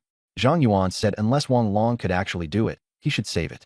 As soon as he finished speaking, his two beast girls appeared and blocked Wang Long's path. Wang Long stopped and asked whether it was the adult who had sent Zhang Yuan to kill him. Zhang Yuan did not answer, instead continuing to mock Wang Long for having limited ability. Wang Long closed his eyes and let the virtual realm energy within his body run wild. His body began to tremble, making strange sounds. Zhang Yuan sensed something was wrong and rushed up together with the beast girl. Jiang Bai and Ao Qing walked hand in hand down the street. Ao Qing was in a good mood. Jiang Bai teased her for being a terrible actress and told her not to study chemistry, but to watch more performances when she got home. Ao Qing obediently agreed. Jiang Bai messed up her hair and, smiling, promised to help her comb it when they got home. Suddenly, a blood-soaked figure rushed past them. Jiang Bai recognized at a glance that it was Wang Long. He acted without hesitation, punching Wang Long in the back and sending him flying to the ground. Blood seeped from the corner of Wang Long's mouth as he looked at Jiang Bai in terror, unable to believe it. Jiang Bai mocked him for getting weaker, then told Ao Qing to use her soul-devouring skill to interrogate Wang Long about the missing children's whereabouts. Ao Qing reached out, and a green light enveloped Wang Long. His intelligence rapidly collapsed, and he turned into a bizarre, infected being. Jiang Bai sneered and placed his hand on top of Wang Long's head, circulating immortal arts and crazily absorbing the power within Wang Long's body. Wang Long struggled in agony, but he could not break free from Jiang Bai's hand at all. Wang Long convulsed a few times and turned into a dried corpse. Jiang Bai threw the corpse onto the ground, let out a breath, and felt great. His cultivation level rose to level 33. Ao Qing asked whether there were any side effects. Jiang Bai said there were none. He had already discovered in the Yuqing realm that the Yin-Yang immortal arts could absorb virtual realm energy, and today just happened to be a successful test. Ao Qing nodded and told Jiang Bai that the missing child had been taken away by Wang Long using a secret technique and sent to a villa called Fengting Shi. Wang Long's attack on Jiang Bai was only for Zhang Yu's bounty and had nothing to do with the Zhang family. These people also did not sound like citizens of Great Xia. Jiang Bai sent the news to Zhao Linglong, then went home with Ao Qing. Just after reaching upstairs, he noticed that the door across from them was open. Bai Jia was sitting on the sofa in a nightgown, emotionally shattered. He Xiao and Tao Ming were also there. He Xiao and Tao Ming were very surprised to see Jiang Bai. Jiang Bai explained that he lived right across the hall, then asked what had happened to Bai Jia. Bai Jia threw herself into Jiang Bai's arms and cried. Ming Ming is gone. Jiang Bai comforted her and told her to explain slowly. Bai Jia cried and said that she had gone to take a shower, and when she came out, Ming Ming was gone. Jiang Bai asked Tao Ming to check the surveillance footage, and Tao Ming said that Xie Bing had already gone to check. Soon Xie Bing came back and said that the footage showed the child never leaving the house, so they suspected a beast master had done it. Jiang Bai immediately decided to act. He told Xie Bing to stay at home and keep Bai Jia company, and took He Xiao and Tao Ming with him to rescue the person. He Xiao drove, and Jiang Bai said the destination was Fengting Shi. He was very worried about Ming Ming. On the way, Zhao Linglong called. Jiang Bai told her about Ming Ming's disappearance. Zhao Linglong said she would hurry over right away. When the car arrived at the entrance of Fengting Shi, the place was huge. There was an iron fence at the gate, and 2 pillars were coiled with python sculptures. 2 short men with sinister faces came out and told them to leave immediately. He Xiao told Jiang Bai that this was the villa of Okamoto Nikawa, a wealthy tycoon from Sakura country. Without organizational approval, they could not enter to search, or they would be punished. Jiang Bai nodded. He got out of the car immediately. The man pointed at Jiang Bai again and cursed. Didn't you hear me talking to you? Parking is not allowed here. A bunch of uncultured trash, just like your whole race. Thud. Jiang Bai's expression turned cold, and he kicked the man in the stomach. The man fell to the ground, clutching his belly and shouting, "Kill him! Kill him!" The other man rushed toward Jiang Bai, and at that moment the others had also gotten out of the car. Tao Ming rushed over to stop him. Don't fight. Don't act on impulse. The other party sneered. You people from Great Xia dare to make a move? Aren't you afraid of being punished by the state? Kneel down and apologize now, and I can let you off this once. Tao Ming pulled Jiang Bai aside and said in a low voice, if this keeps escalating, we won't get in. We should call Captain Shintong and have her approve a permit, then go in again. Jiang Bai's face looked grim. He knew that by the time the permit came through, they would have long since moved the person. Tao Ming explained, this is a diplomatic issue. It's no longer something we can resolve. Great Xia still has to cooperate with Sakura Country. The people from Sakura Country shouted again, kneel down now. At this moment, Zhao Linglong's Cyan supercar also arrived. She got out wearing a qipao. He Xiao called out, Sister Linglong. The man's eyes lit up as he stared at Zhao Linglong. Beautiful flower girl, I've changed my mind. As long as this woman keeps us company tonight, I'll forgive you. Zhao Linglong ignored him and just glanced at Jiang Bai. The next second, Jiang Bai suddenly vanished and instantly appeared behind the man, grabbed his neck and snapped it, then threw him to the ground like a dead dog. The remaining Sakura Country man was so frightened that he trembled, his lips quivering. You can't kill me. I want to see your officials. You uncivilized bastards. Thud. Jiang Bai kicked him in the heart again, and the man lost all signs of life. Tao Ming said with a bitter face, Sister Linglong, this is getting out of hand. Zhao Linglong didn't care. It's fine. I'll take responsibility if anything happens. Then she asked Jiang Bai, are you sure it's here? Jiang Bai nodded. This was where Ao Qing had found it using Wang Long's memories. The group walked into Fengting Shi together. The villa was luxurious, but there was no one inside. He Xiao complained, these dogs are living way too comfortably. This world was the same as his previous one. Sakura Country and Daxia Country had a blood feud, and the two nations often clashed over the ocean relics. Zhao Linglong walked in front and explained, legend says the ancestors of Sakura Country were cultivators sent out by the Qin Emperor. They failed their mission and didn't dare return, so they settled there. Jiang Bai didn't speak, only observed the villa. There were many chrysanthemum patterns on the walls. Zhao Linglong pointed at them and said, this is the symbol of Sakura Country's 9 chrysanthemum sect. They like to plaster their symbol all over Daxia Country. The previous child disappearance case was also traced back to them, and now we've found their lair. Zhao Linglong smiled and asked Jiang Bai, how did you find this place? Jiang Bai said, on the way home, I ran into the seriously injured Wang Long and had Ao Qing use a secret innate technique to track it down. The group began searching separately. Tao Ming suddenly shouted, I found something. Jiang Bai walked over. Scattered in the room were children's toys and daily necessities, clearly showing that children had once lived here. Zhao Linglong said, they've already been moved away. He Xiao ran over carrying a stack of blueprints. Sister Linglong, I found this. Tao Ming asked, what is it? Zhao Linglong frowned. It looks like some kind of formation. We'll need to go back and check. He Xiao asked, what's a formation? Formation is something ancient Qi refiners studied. Jiang Bai asked, isn't this just a pattern? Zhao Linglong shook her head and said that patterns are merely simplified versions of formations, more refined and convenient. Jiang Bai stared at the design, feeling it was very familiar but unable to remember where he had seen it. Zhao Linglong arranged for Xiao to keep watch over the site and seize anyone who came in or out immediately. Tao Ming was to investigate the contents of the blueprints. Jiang Bai asked what he was supposed to do, and Zhao Linglong told him to prepare for the competition, saying the tournament was more important than he thought. Jiang Bai agreed. Zhao Linglong suddenly asked Jiang Bai how old he thought she was. Jiang Bai looked at her seriously and said, at least AD. Zhao Linglong suppressed a laugh and said she meant her age. Jiang Bai said 18. Zhao Linglong praised him for having good judgment, while thinking she would have to deal with her younger brother who had casually said she was 80 years old. After Zhao Linglong left, Jiang Bai took Ao Qing home, then after some hesitation went to knock on Bai Jie's door. Bai Jie looked haggard, clearly already aware that Meng Meng was missing. Jiang Bai comforted her. Don't worry, I'll do everything I can to find Meng Meng. You should take care of yourself first. Bai Jie thanked him weakly and told Jiang Bai to leave first. Jiang Bai went home, called Bai Linger out, then flopped onto the sofa, desperately trying to recall the pattern in his mind, but no matter how hard he tried, he couldn't remember it, and he grew irritable. Suddenly Ao Qing appeared, wearing an apron and holding a spatula, asking what they wanted to eat. Jiang Bai and Bai Linger both felt a bad premonition and hurriedly said in unison, noodles. Ao Qing was dissatisfied and said the rice was already cooked, so they'd have noodles tomorrow, then went straight into the kitchen to get busy. Seeing Ao Qing full of enthusiasm, Jiang Bai felt helpless. He didn't understand why she was so obsessed with practicing cooking, when his own cooking was clearly pretty good too.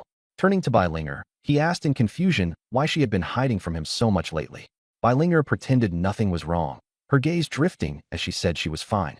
Jiangbai was speechless, thinking, can you at least look at me when you talk? Your tail is about to be clamped shut, and you're still pretending everything's fine. With a dark expression, Bai stood up and took out a bouquet from under the table. It was bought yesterday, originally meant for Bai Linger to put in the vase in her room, but he had forgotten about it yesterday. Jiangbai walked over to Bai Linger. Bai Linger seemed frightened, stepping back and crossing her arms over her chest. Her silver-white tiger ears stood straight up, and she looked at Jiangbai in terror, her little face full of panic. Jiangbai froze. Are you backing away that seriously? Linger, what's really going on? If something's wrong, tell me. Jiangbai slowly approached. I'm really fine. Bai Linger kept retreating step by step. Really, don't come any closer. Bai Linger was forced into the corner, with nowhere else to retreat. She could only steel herself and think, come on, I'm not afraid of you. Inwardly panicked, she thought, it's over. Is Brother Jiangbai really going to make a move on me? Should I refuse him? The more she thought about it, the redder her face became, her mind in complete chaos. Seeing her blush, Jiangbai reached out and touched her forehead, murmuring, it's not hot. White Linger suddenly screamed, ah. Ao Qing poked her head out from the kitchen and asked, what is it? Nothing. I just wanted Linger to put the flowers in the room. Jiangbai held up the flowers. Put them in. White Linger's eyes widened as she shook her head and waved her hands frantically. No, they're too big. That place is too small. It'll break. Jiangbai was puzzled. The flowers aren't that big. Linger's vase should fit them, right? Linger, this can fit in there. No, it'll break. Jiangbai became suspicious. Could the vase really be that small? Or did I buy too many? It's okay. I can just split them up and put them in. White Linger froze. You can split them? Jiangbai glared at her, thinking, if the flowers don't fit, can't I just split them in half? White Linger said softly, then let's try tonight. Why not now? Huh. A few minutes later, White Linger was lying on the sofa with her head buried in a pillow, like an ostrich refusing to see anyone. She just wanted to cry and go back to the holy mountain, never to come out again. She cursed herself inwardly. Why did I have to say something like that? It's all Jiangbai Gige's fault for always doing weird things with my sister, making my own brain all messed up too. Jiangbai sat at the dining table, nervously watching Ao Qing bring out the dishes. Linger, dinner's ready. Ao Qing called softly. I'm not eating. Ao Qing lifted the pillow, and White Linger threw herself into her arms, sobbing. Big sister, Jiangbai Gige is bullying me. Jiangbai was completely dumbfounded. Ao Qing glared at Jiangbai. At the dining table, Bai Linger, with red eyes, picked dishes for Jiangbai. Brother Jiangbai, eat more. Don't bully me in the future. Jiangbai was speechless. Just as he was about to pick some food back for her, Bai Linger stared at him. Why aren't you eating? Jiangbai. After returning to his room, Jiangbai opened his computer, logged into the website, and clicked on the match information. Jiangbai versus Sun Ming odds 3:1 Jiangbai. Level 17, no bet, Sun Ming. Level 20, 200,000 bet placed. Jiangbai directly bet all 1.2 million on himself. Taking out his phone, Jiangbai made a call. Hello, Lu Dali. Just as Lu Dali on the other end of the line started to speak, a woman's voice came through, followed by slapping sounds. Shut up, I have something important. Then came the sound of putting on clothes, and Jiangbai was helpless. Jiangbai asked, done.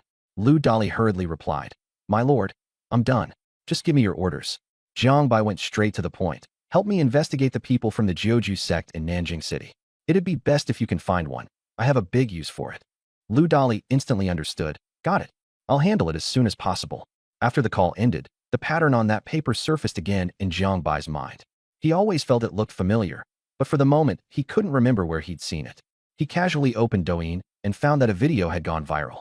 The video title was, Beastmaster Jiangbai from the Support Academy of Nanjing University deliberately killed someone in a match, and the officials are covering it up. In the video, a woman with a swollen face was crying and accusing. She was exactly the one who had been beaten by Zhao Linglong during the day. She said, Wang Zhulan is my best friend, kind and hardworking. She shouldn't have died like this. We need to make the wicked pay and have the officials investigate thoroughly. Jiangbai is just a college student. How could he be one of the officials? We need an explanation. We need the truth. Justice cannot be buried. The comments section was full of people cursing Jiangbai. Sisters, Jiangbai's Douyin account has been posted. Go after him. So dark. People like this can even get into the official ranks. If the country lets these people hold power, it's doomed. Why didn't Jiangbai die on the holy mountain? What a long life for such a villain. Hell is empty. Devils are among us. There were also people speaking up for Jiangbai. It was clearly Wang Zhulan who went for the kill first, so Ao Qing counterattacked. How could Ao Qing, a basic level beast girl, possibly instantly kill a level 19 beast master? Could it be that the referee and Jiang Bai are in cahoots, secretly controlling Wang Zhelan? Come on, this is the national competition. Are you seriously questioning the referee? I'll give 1 million to whoever cripples Jiang Bai. Jiang Bai casually scrolled through a couple of comments and didn't take it to heart, but he did notice some people pointing out his cultivation had improved. Jiang Bai was only level 9 when he contracted with Ao Qing, and now he's level 17. How does he cultivate so fast? Maybe he was slow before because he was putting all his effort into Bai Yuan. He must be a genius.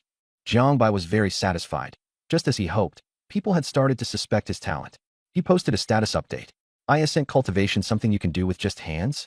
Surely there isn't really anyone who cultivates slowly, right? Then he turned off his phone, lay down on the bed, and fell asleep in one smooth motion. In his dream, Jiang Bai heard a gentle voice. Xiao Bai, get up quickly. You're going to be late. He got dressed in a daze and went downstairs. In the hall, Grandpa was sitting in a grand chair reading a book. Grandpa, I don't want to go to school. Little Jiang Bai rushed into the old man's arms. The old man smiled and rubbed his head. Good grandson. Little Jiang Bai flipped through Grandpa's book. Grandpa, what is this? The old man opened the book. This is the art of fate and fortune, something passed down in the great Xia kingdom for thousands of years. It can read feng shui and find places with the strongest fortune. Little Jiang Bai widened his eyes, looking at the strange patterns in the book. What is feng shui? Huh? The old man pinched little Jiang Bai's face. You'll understand when you grow up. Hurry and wash up. I'll take you to kindergarten. Little Jiang Bai lowered his head and said softly, Grandpa, I don't want to go to kindergarten. Why? What happened? They said I'm a child without parents, and they won't play with me. The old man laughed. If you don't have parents, how did you come to be? Little Jiang Bai's eyes widened. Then where are my parents? The old man recalled.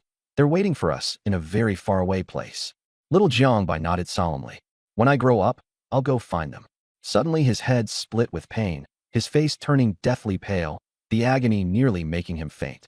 At that moment, a warm hand pressed on his head, and a wave of coolness flowed into his mind. He immediately recovered. Little Jiang Bai asked in a trembling voice, Grandpa, when will my illness get better? The old man sighed. Soon. After breakfast, little Jiang Bai put on his backpack. Grandpa, let's go to school. All right. The old man suddenly asked, Xiao Bai, if one day I'm gone, would you be willing to live with your aunt? Little Jiang Bai froze, his eyes reddening. Grandpa, you don't want me anymore? Don't cry. How could Grandpa not want you? The sky was gloomy. Jiang Bai woke up and stared at the ceiling. He was certain he had seen that scene before. In his memory, Grandpa was a short, chubby old man who often sat smiling in the residential complex's fitness area watching people. Whenever a woman passed by, he would comment a few words. This one's good. Big butt, can bear children. No good, breasts too small, not enough milk. He would always get dirty looks, yet he enjoyed it immensely. Sometimes Jiang Bai would wake up in the middle of the night and find Grandpa gone, only for him to return the next day smelling of perfume. Grandpa, where did you go? Aha, took care of some big business. In the living room, Jiang Bai was bare-chested, with a white tiger beast tattoo drawn on his shoulder, making him look fierce. Ao Qing was wearing a cyan soft armor, the twin horns on her head glowing under the light, and her blue high ponytail carried a heroic air. Jiang Bai felt that Ao Qing was gentle in a way that wasn't as cold as she seemed outside, especially after how ruthlessly she killed Wang Zhelan on the competition stage yesterday. Jiang Bai smiled and said, Sister Ao Qing, can you be a little fiercer? Ao Qing froze, looking at him in confusion. Like you were on the competition stage yesterday. Ao Qing thought about it, nodded, and in an instant her expression turned cold, her killing intent overflowing. Little brother, help sister take off her battle armor. Jiang Bai almost couldn't hold it in and directly pulled Ao Qing into his arms and kissed her. After the two separated, Ao Qing said coldly with a blank expression, Who allowed you to kiss me? Jiang Bai groaned inwardly, thinking, You little enchantress. If it weren't for business today, I'd definitely teach you a lesson. Seeing Jiang Bai's embarrassment, Ao Qing laughed, leaned closer, and whispered, There's still plenty of time. Jiang Bai scratched his head. Wouldn't that be too troublesome? Ao Qing smiled meaningfully, her tail swaying. A tail is not just for scratching itches. At the entrance to the arena, Jiang Bai got out of the car and immediately saw Zhao Linglong, arms crossed, and leaning against a cyan supercar, still wearing a cyan high-slit qipao. Jiang Bai thought of the spinning kick she used at the casino last time, and guessed she must be wearing safety shorts. Zhao Linglong stared into Jiang Bai's eyes. You come here, and the first thing you do is look at your sister's legs. Want to touch them? As she spoke, she stretched her leg out from the qipao. Jiang Bai was stopped early in the morning by Zhao Linglong. This is your opponent's information for today. Hurry up and take a look. He took it casually and didn't pay much mind, just respecting Sister Linglong. The file said, Sun Ming, female, 25 years old, level 20, measurements 75 hours 60 minutes 70 seconds. Jiang Bai silently complained about her figure and continued flipping through the pages, only to discover that Sun Ming had contracted Beast Girls and joined the Tomb Robbers Gate at 18, with an extremely impressive record of exploring secret realms. He was a little surprised, thinking he'd run into a tough one this time, not those greenhouse-grown opponents from yesterday. Linglong stared at Jiang Bai and asked, She has 2 Beast Girls. Can you handle it? Jiang Bai wasn't fazed at all. Definitely. Linglong encouraged him.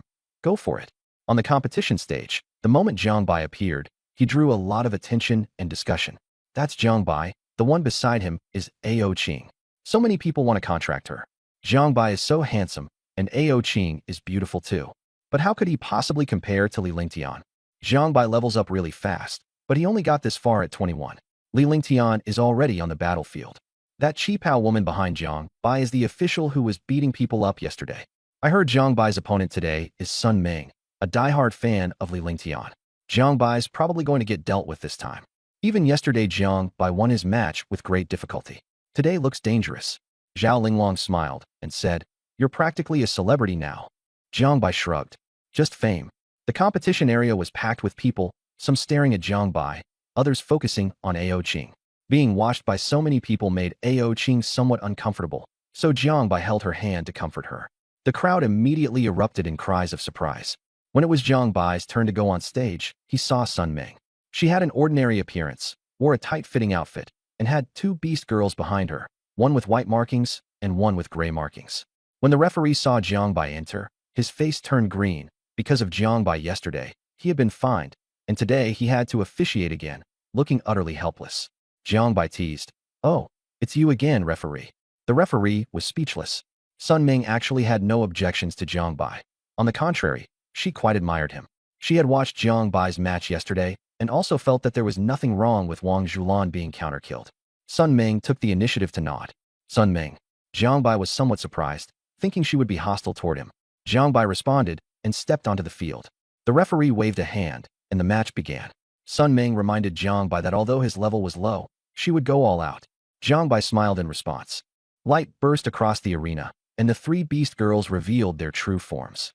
A storm of energy swept through the field, and Jiang Bai's hair whipped wildly. The girls outside the arena, seeing this, immediately became infatuated with Jiang Bai and started arguing over who was his #1 fan. At the front row of the spectator stands, Zhao Linglong locked her gaze on Jiang Bai, staring intently without looking away. Jiang Bai recognized his opponent's 2 Beast Girls, a green snake and a tabby cat. The green snake's combat form was large, but much smaller than Ao Qing's. Some people discussed how long Jiang Bai could hold out. The longest guess was 10 minutes, while others were pessimistic and thought he would have a hard time lasting even a minute. The green snake suddenly contracted and instantly turned into a streak of green light, shooting toward Ao Qing.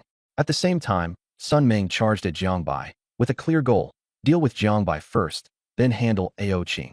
Sun Ming was wrapped in blue light, a water element secret technique focused mainly on defense. But Sun Ming was extremely fast, and her fist almost brushed Jiang Bai's face. Jiang Bai dodged nimbly and countered with a punch aimed at Sun Ming's chest. The audience outside gasped, saying Jiang Bai was too fast. Sun Ming was hit, blushing faintly, and her expression turned serious. On the other side, Ao Qing was tangled in combat with the green snake, while the tabby cat looked for an opening to interfere. After drawing near, the green snake felt Ao Qing's overwhelming pressure and was nearly suffocated. Instinctively, it wanted to flee, but it still forcibly suppressed its fear and used its skill, Giant Serpent's Fang, against Ao Qing. The green snake opened its mouth and its venomous fangs bit straight toward Ao Qing. Meanwhile, the tabby cat leaped with sharp claws aimed at Ao Qing's head. But Ao Qing turned his dragon head, and the tabby cat met his gaze. It immediately abandoned the attack, only to be sent flying by Ao Qing's dragon tail. Right after that, the green snake seized the chance to bite onto Ao Qing. With a crisp crack, the green snake's venomous fangs shattered completely. Ao Qing froze, realizing his true strength had been exposed. He hurriedly restrained himself and pretended to have been hit, his body crashing heavily to the ground before reverting to Beast Girl form. The tabby cat and the green snake also reverted to Beast Girl form, and the match entered a new stage. The girl stood behind Ao Qing, trembling. Just now, she had thought she was going to die. The green snake beast girl was even worse off, her mouth full of blood, with two of her teeth shattered. Too hard. Ao Qing's body simply couldn't be bitten through. The green snake beast girl wore a look of despair. Who exactly was at the silver rank here? At that moment, she saw Ao Qing clutching his chest, staring fixedly at her with an expression of fear, anger, and pain, while his eyes even carried a hint of "hurry up and hit me. I'm injured." The green snake beast girl was stunned. She's really injured? The stands outside erupted. Holy crap, what kind of race is Ao Qing? This is way too terrifying. Everyone was shocked. Ao Qing was only of mortal grade physique, yet he managed to block a silver rank beast girl and even injured the green snake in return. After ranking up, he became something formidable. A passerby was brimming with confidence, thinking he was invincible. The moment he saw Ao Qing, he completely lost it and asked whose beast girl she was. In the end, everyone else despised him, and then they all looked back at Jiang Bai, happily playing in the arena, their eyes full of envy, jealousy, and resentment. Had this guy saved the world in his previous life? The author is desperately asking for comments and tips.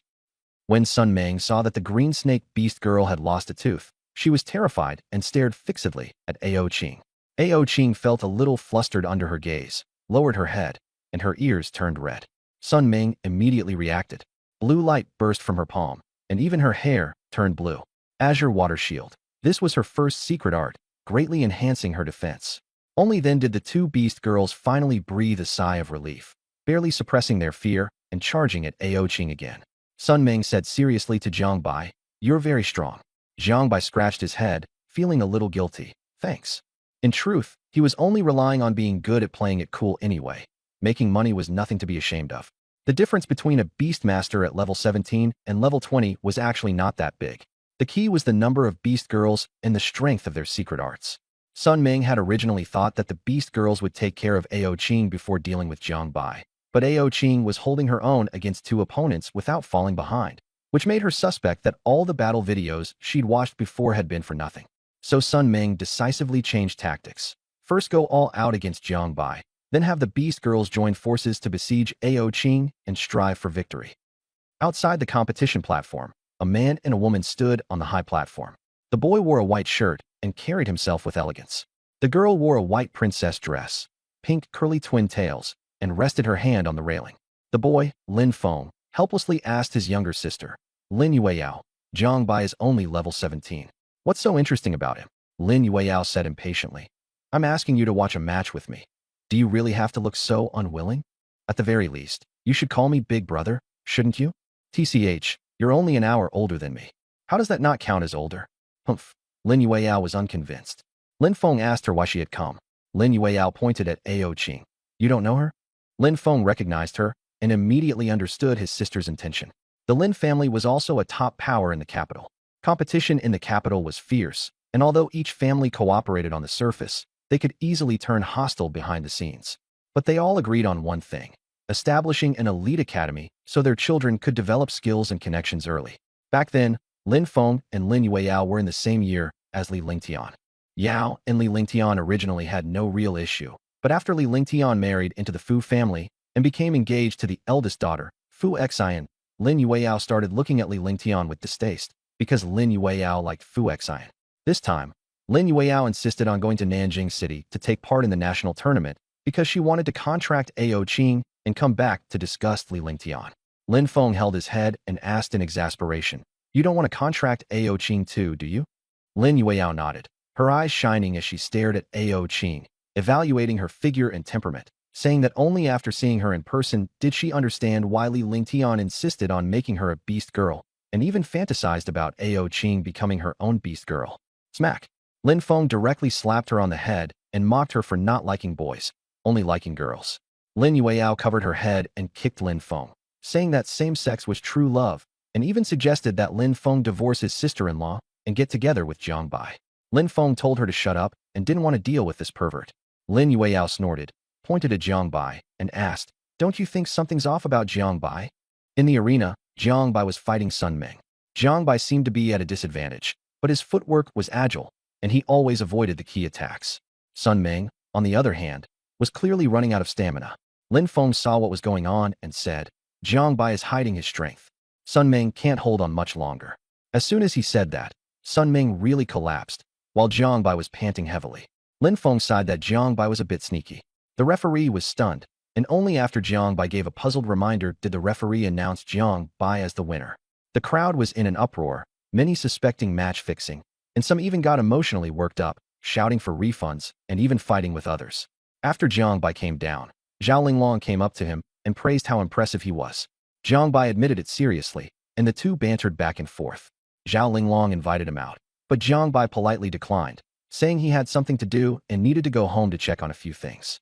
After Zhao Linglong left, Jiang Bai had just stepped out of the venue when he received a text saying 4.8 million yuan had been credited to his account. After checking, he learned that the odds on the bet he had placed had risen to 5 times, and he secretly marveled at it, a smile tugging at the corners of his mouth. Longhua residential community was an old neighborhood, with neatly arranged apartment buildings and not much greenery. Most of the road was used for repairs, but it wasn't wide, and cars still had to be parked along both sides. Jiang Bai quickly entered the complex, and there were rustling figures around him, mostly ordinary residents. Passing the exercise area, the old equipment creaked as children played on it, and a group of elderly people sat on a rusty bench chatting. Jiang Bai remembered how his grandfather, Jiang Yi, often carried a tobacco pouch and liked watching him here. Whenever he saw a beautiful young married woman, his grandfather would call Jiang Bai over and tell him to hug the gorgeous lady. When Jiang Bai was little, he was adorable and talkative and could always make the beautiful women laugh, after which they would hold him in their arms. Then his grandfather would secretly ask, "Good grandson, how does that feel?" There was an evergreen camphor tree downstairs, and in winter the snow would pile up thickly. Every time, his grandfather would call Jiang Bai over, then kick the tree and run off like a monkey, leaving Jiang Bai buried in the snow. His grandfather would stand nearby laughing and say, "Today I'll teach you how sinister people's hearts can be." Jiang Bai would always pounce on him, but in the end he would be pinned down by his grandfather in one move. Building B, Room 404 used to be Jiang Bai's home. When he was nearly 5, his grandfather brought back a beautiful woman and said she was Jiang Bai's aunt. There weren't enough rooms in the house, so his aunt stayed in Jiang Bai's room. She had a strange personality, spoke very little, and often sat on the sofa spacing out. Jiang Bai would talk to her, and she would always only answer with a single She never smiled, as if she were hiding many secrets. The three of them lived together for a few months until the day his grandfather died. Jiang Bai cried so hard it felt like his heart was being ripped apart, crying until he was exhausted, falling asleep, then waking up and crying again. His aunt didn't comfort him. She only said, "I'm leaving," and then departed. Jiang Bai never knew her name. When he reached the door of 404, the rusty blue door had been splashed with red paint, with the huge character written on it, along with all kinds of vicious words. "Why don't you just die? Someone like you shouldn't waste air. Hand over Qingyi." Jiang Bai's face darkened. Luckily, he had moved out early, otherwise there would have been endless trouble. He knew those extreme fans were all brainless. Most of the road was used for construction, but it wasn't wide, and cars had to park on both sides. Jiang Bai walked briskly into the residential complex, where people bustled about, mostly ordinary residents. As he passed the fitness area, the old equipment creaked under the children's play, and a group of elderly people sat chatting on rusty benches. Jiang Bai recalled how his grandfather, Jiang Yi, would often carry his tobacco pipe and enjoy watching him here. Whenever he spotted a pretty young woman, Grandpa would call out to Jiang Bai to go give her a hug. As a child, Jiang Bai was adorable and talkative. He could always make the women laugh, and they'd end up holding him in their arms. Afterward, Grandpa would sneakily ask, "My good grandson, how did that feel?" Downstairs stood a camphor tree that remained lush year-round, and in winter, the snow lay thick upon it. Every time, Grandpa would call Jiang Bai over, then kick the tree with his foot and scamper away like a monkey, leaving Jiang Bai buried in the snow. Grandpa would stand nearby laughing and say, "Today I'll teach you how treacherous people can be." Jiang Bai would lunge forward every time, only to be pinned down by Grandpa. Unit 404 in Building B used to be Jiang Bai's home. When he was almost 5, Grandpa brought home a beautiful woman, introducing her as Jiang Bai's aunt. Since there weren't enough rooms in the house, his aunt moved into Jiang Bai's room. His aunt had a strange personality. She was quiet and would often sit on the sofa, staring into space. When Jiang Bai tried to talk to her, she'd only ever reply with a single hom. She never smiled, as if she were hiding many secrets. The three of them lived together for a few months, until the day Grandpa passed away. Jiang Bai cried his heart out, crying himself to sleep and waking up to cry some more. His aunt didn't comfort him. She just said, "I'm leaving," and walked out. Jiangbai never knew her name. At the door to room 404, the rust-blue door had been splashed with red paint, bearing a huge character for death and all sorts of vicious messages. Why don't you just die? A worthless piece of trash like you shouldn't be wasting air. Hand over Qingyi. Jiangbai's expression darkened. Thankfully, he had moved out early. Otherwise, the trouble would never have ended. He knew those extreme fans were all brainless. Ouching grabbed him. Jiangbai patted her hand and said, "Sister Ouching, I'm fine." He used the key to open the door, and the room still looked the same as always. Jiangbai went into the bedroom, crouched by the bed, and dragged out a large suitcase from under it. It was his grandfather's relic. He opened the suitcase. It was full of books, and he quickly found the one he used to read as a child, Feng Shui's Secret Arts. He flipped open the old book, smelled the musty scent of the paper, and followed his memory to the pattern he had seen at Fengtish. Devouring Fate Grand Array as soon as he saw the contents, his scalp went numb. Using a national border as the array, select 81 pairs of boys and girls born in Een year, Een month, and Een day, and continuously pour in sacrifices for 49 days to seize the fortune of an entire region. Once the array is formed, the plundered land will completely decline, all living beings will be annihilated, cultivators will be rendered useless, and the spiritual veins will dissipate. Note, the boys and girls must be local natives. This method harms the harmony of heaven and earth. Use with caution. Jiangbai understood that the Jiuju sect wanted to seize the fortune of the Great Xia Empire. He dared not delay and immediately took out his phone to call Zhao Linglong. Jiangbai got through and briefly explained the function of the array pattern he had seen at Fengtish. After hearing him out, Zhao Linglong hung up immediately. Jiangbai put down his phone and fell into thought. The Void Association wanted to use blood sacrifice in Nanjing City, and now it was also connected to the Jiuju sect of Sakura Country, which gave him a headache. He had to improve his strength as soon as possible. There were 3 ways he could improve his strength. 1. Use the Yin-Yang Immortal Arts to absorb the energy of the Void Realm within his body. 2. Absorb the energy of cultivators of the 9 Yin Immortal Arts. 3. Cultivate together with Ouching. The first 2 were fast but risky. The third was slower, but safe. Seeing Ouching, Jiangbai had a thought and decided to cultivate with her. With the situation urgent, the 2 of them cultivated again. 2 hours later, the cultivation ended. There was a faint floral fragrance in the living room, and Ouching's face was slightly flushed. Jiangbai looked pleased, and Ouching glared at him. "All you know is messing around." Jiangbai retorted, "How is cultivation messing around? You even leveled up." Ouching had already reached level 29. Just after leaving the neighborhood gate, his phone rang again. Jiangbai thought it was Zhao Linglong, but it turned out to be Lu Dali. He was very efficient and had already found the person. Jiangbai told him to take him there immediately. Lu Dali drove over to pick him up and said as he drove, "The person we're looking for is Yu Aiming. He's a beast master cultivated by the Jiuju sect, and he's currently working as a teacher at a middle school." Sitting in the back seat, Jiangbai could sense the Void Realm aura on Lu Dali's body. As long as he activated the Yin-Yang Immortal Arts, he could drain him dry at any time. Jiangbai suddenly asked, "What has the association in Nanjing City been busy with lately?" Lu Dali was stunned for a moment, then said somewhat awkwardly, "My rank is too low, so I can only follow the bishop's arrangements. I don't know the specifics." Then he asked, "The last contract convention was organized by us." "Sir, do you know about that?" Jiangbai nodded. Lu Dali said excitedly, "Last time, the president held a sacrifice to the Void Realm, and we never expected to summon a Void Corruption Duke. That really brought honor to the association." Jiangbai continued asking, "Is it difficult to summon a Void Corruption Duke?" Lu Dali was surprised. "Of course it's difficult. In the past, no Void Corruption Duke had ever been summoned through sacrifice." Jiangbai could sense Lu Dali's suspicion. Lu Dali asked again, "Sir, which branch are you from?"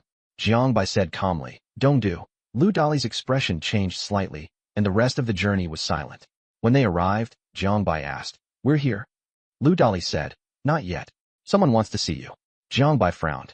"Didn't I tell you not to reveal my identity?" Lu Dali gave a bitter smile. "My lord, there was nothing I could do. The bishop found out that you weren't dead. If I didn't say anything, I'd be punished." During his probing, Lu Dali discovered that Jiangbai knew nothing about the rites of prayer and suspected that he wasn't even a member of the Nihility Association. Jiangbai also realized that he was being suspected, and his mood turned sour. The 2 got out of the car together. Bai discovered that he was surrounded by people from the Nihility Association, and all of them had Void Realm energy. A seductive woman stepped out from the crowd. She was dressed in very little, her long legs so white they seemed to glow, looking just like my Shirinui from Bai's previous life games. The woman naturally carried an alluring aura, and even Bai nearly couldn't hold himself back. She swayed her waist as she walked over and, with her red lips slightly parted, said, "This servant failed to welcome you from afar. Please punish me, my lord." But her attitude was very off, as if she suspected Bai was an impostor. Bai's face darkened, and he warned coldly, "Don't make such a big fuss when you see me next time." Bai was actually panicking inside. He couldn't see through her cultivation, which meant she was at least level 40. There were also several others around whom he couldn't see through. If things went south today, he might really be done for. Miu continued probing, saying, "May I ask which prohibition you plan to use to punish this servant, my lord?" Bai reacted extremely quickly and slapped her across the face. "Remember it first. I'll deal with you later." Miu covered her face, murderous intent surging in her eyes, but she didn't dare retaliate because she still hadn't figured out Bai's identity. Just as she was about to probe further, Bai turned his cold gaze toward Lu Dali. "You revealed my whereabouts. You deserve to die." Bai's hair turned purple, and his aura changed drastically. He looked like a fiend descending into the world, scaring Lu Dali so much that he turned and ran. Bai raised a hand, and a burst of purple energy shot out. Lu Dali's running speed plummeted, and he was pulled back. Bai grabbed his neck, instantly draining him dry, then casually threw him to the ground. Bai casually ordered Miu to handle the corpse, and his imposing presence withdrew once more into a harmless appearance. By killing Lu Dali was both to intimidate everyone and to show off his void realm energy. With purple hair and divine power, he looked even more like a high-ranking member of the Nihility Association than a Jade Token did. The more Miu thought about it, the more shocked she became. Someone who could wield divine power so smoothly was usually only a big shot in the association, and he also seemed very young. She regretted provoking Bai. Bai asked her name in a flat tone. "Miu, why did you probe me?" Bai leaned lazily against the car and casually put his arm around Ao Qing. Miu's face turned deathly pale. "I heard that your lordship's Jade Token was lost in Dongjiang. You thought I picked up the Jade Token and pretended to be a member of the association?" Bai tossed the Jade Token Feng Ling had given him to Miu. As soon as Miu saw the Jade Token, her hands started trembling. This Jade Token actually had 7 patterns, several levels higher than her own 3-pattern token, and she was instantly stunned. Not even a tiny bit. Mei Wu guessed that the highest in Dongjiang province was only 7 patterns, and the association president in Nanjing City was only 5 patterns. Thud. She dropped to her knees, trembling. "Please punish me, my lord." Jiang Bai frowned. "Stand up and speak. I still prefer the arrogant look you had just now. Bring some of that back." Mei Wu gave an awkward smile. "You're joking, my lord." In truth, she was trying to figure out Jiang Bai's real intention. Jiang Bai asked directly, "Your Nanjing branch has been making such huge moves lately. What are you trying to do?" Mei Wu glanced at the people behind her. Jiang Bai waved his hand. "You all leave first." Everyone immediately withdrew. Some were so terrified they went limp and had to be dragged away by their companions. After all, who wouldn't be scared after witnessing someone being sucked into a dried corpse with their own eyes? Jiang Bai fixed his gaze on Mei Wu. Mei Wu gritted her teeth and said, "The headquarters in Dongjiang City ordered us to find the Night Emperor's inheritance." Jiang Bai looked calm on the surface, but he was shocked inside. The Night Emperor had once obtained immortal arts, and, for a time, his strength surpassed that of the previous human emperor. No wonder the Void Association was making such a big move. Mei Wu added, "The Night Emperor fell in Nanjing back then, and the inheritance was lost. The headquarters has been investigating it for many years." Jiang Bai nodded and asked again, "Then what does inviting the Void Erosion Grand Duke to Sacred Mountain have to do with this?" Mei Wu lowered her head. "I don't know the specifics. The president didn't say. My guess is it's to lure Zhou Zetian to Sacred Mountain. Leave me a contact method. I'll look for you if anything comes up." Jiang Bai took out his phone and asked her to scan the code, then added, "By the way, why did you send people to kill me?" Mei Wu hurriedly explained, "It was the president's order. I really don't know. I have a skill that can control a man's mind, and I was going to tell the president about the value of controlling you." Jiang Bai was very satisfied.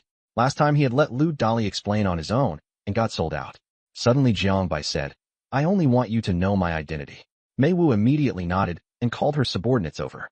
Soon more than 10 people stood before him, their eyes filled with fear and awe. Jiang Bai asked, "Are they all here?" "All here," someone answered. Jiang Bai looked at Mei Wu. "Make your move. Keep them alive." Mei Wu understood, and her aura burst outward. Jiang Bai instantly judged that if she really made a move, he wouldn't stand a chance. Everyone froze, unable to move. The crowd panicked. "What's wrong with the bishop? Please spare me, bishop. Sir, save me." Someone begged Jiang Bai, and Mei Wu curled her lip. "Lip. I'll grant you release right now." An hour later, more than a dozen dried corpses lay on the ground. Mei Wu swallowed hard, utterly shocked. This young lord's cultivation methods completely overturned her understanding of the Void Association. Her rank was still too low, and she simply didn't understand how terrifying the higher-ups truly were. She lowered her head respectfully. If you need anything in the future, please just ask Mei Wu, sir. Mei Wu will never refuse. Within that hour, Jiang Bai had looked at her legs 46 times, her chest 33 times, and her, but 40 times. Clearly, he was also a person of taste. Mei Wu had never minded using her body to exchange for benefits. If she didn't agree, it was only because the benefits weren't enough. A young, capable higher-up was the target she would fight desperately to win over. All right, you can head back first. Jiang Bai waved her off. Yes. After the person left, Jiang Bai finally showed a pained expression and leaned weakly against the car hood. Ao Qing hurried to support him, only to find his back soaked through with sweat. Xiao Bai, are you okay? I was too careless. Hurry home, Jiang Bai said in a low voice. A bloodthirsty, savage emotion filled Jiang Bai's entire body. His eyes were red, his whole body trembled, and the massive energy surging within him was almost tearing him apart. More than a dozen strange voices were clamoring in his mind. Jiang Bai had splitting headaches, his face was pale, and cold sweat poured down him. Damn it, he'd absorbed too much energy and suffered backlash. Jiang Bai gritted his teeth and forced himself to hold on. Sister Ao Qing, let's go home first. After getting home, Jiang Bai called out Bai Linger and went into his room, shutting the door. What's wrong with brother Jiang Bai? Bai Linger sensed something was off. He absorbed too much energy from the void realm, and now he's suffering backlash. Ao Qing said worriedly. The two could only wait outside, anxious and uneasy. Jiang Bai sat cross-legged with his upper body bare, black mist coiling around him. Within the mist, more than a dozen spirit shadows struggled to get out, yet instead tangled with him instead. Piercing sounds kept interfering with the operation of the yin-yang immortal art.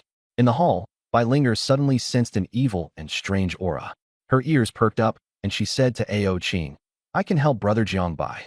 Ao Qing hesitated for a moment before agreeing. Bai Linger pushed the door open and entered the room. At first she felt a chill, then saw Jiang Bai's sturdy upper body. She swallowed, steadied herself, and called out, Brother Jiang Bai. Jiang Bai barely opened his eyes and said in a hoarse voice, Linger, what are you here for? I'm here to help you, Bai Linger said as she sat down opposite Jiang Bai and closed her eyes to channel her power. Golden light and electric arcs swirled around Bai Linger. The king character pattern on her forehead shone brightly, and her aura became sacred and imposing.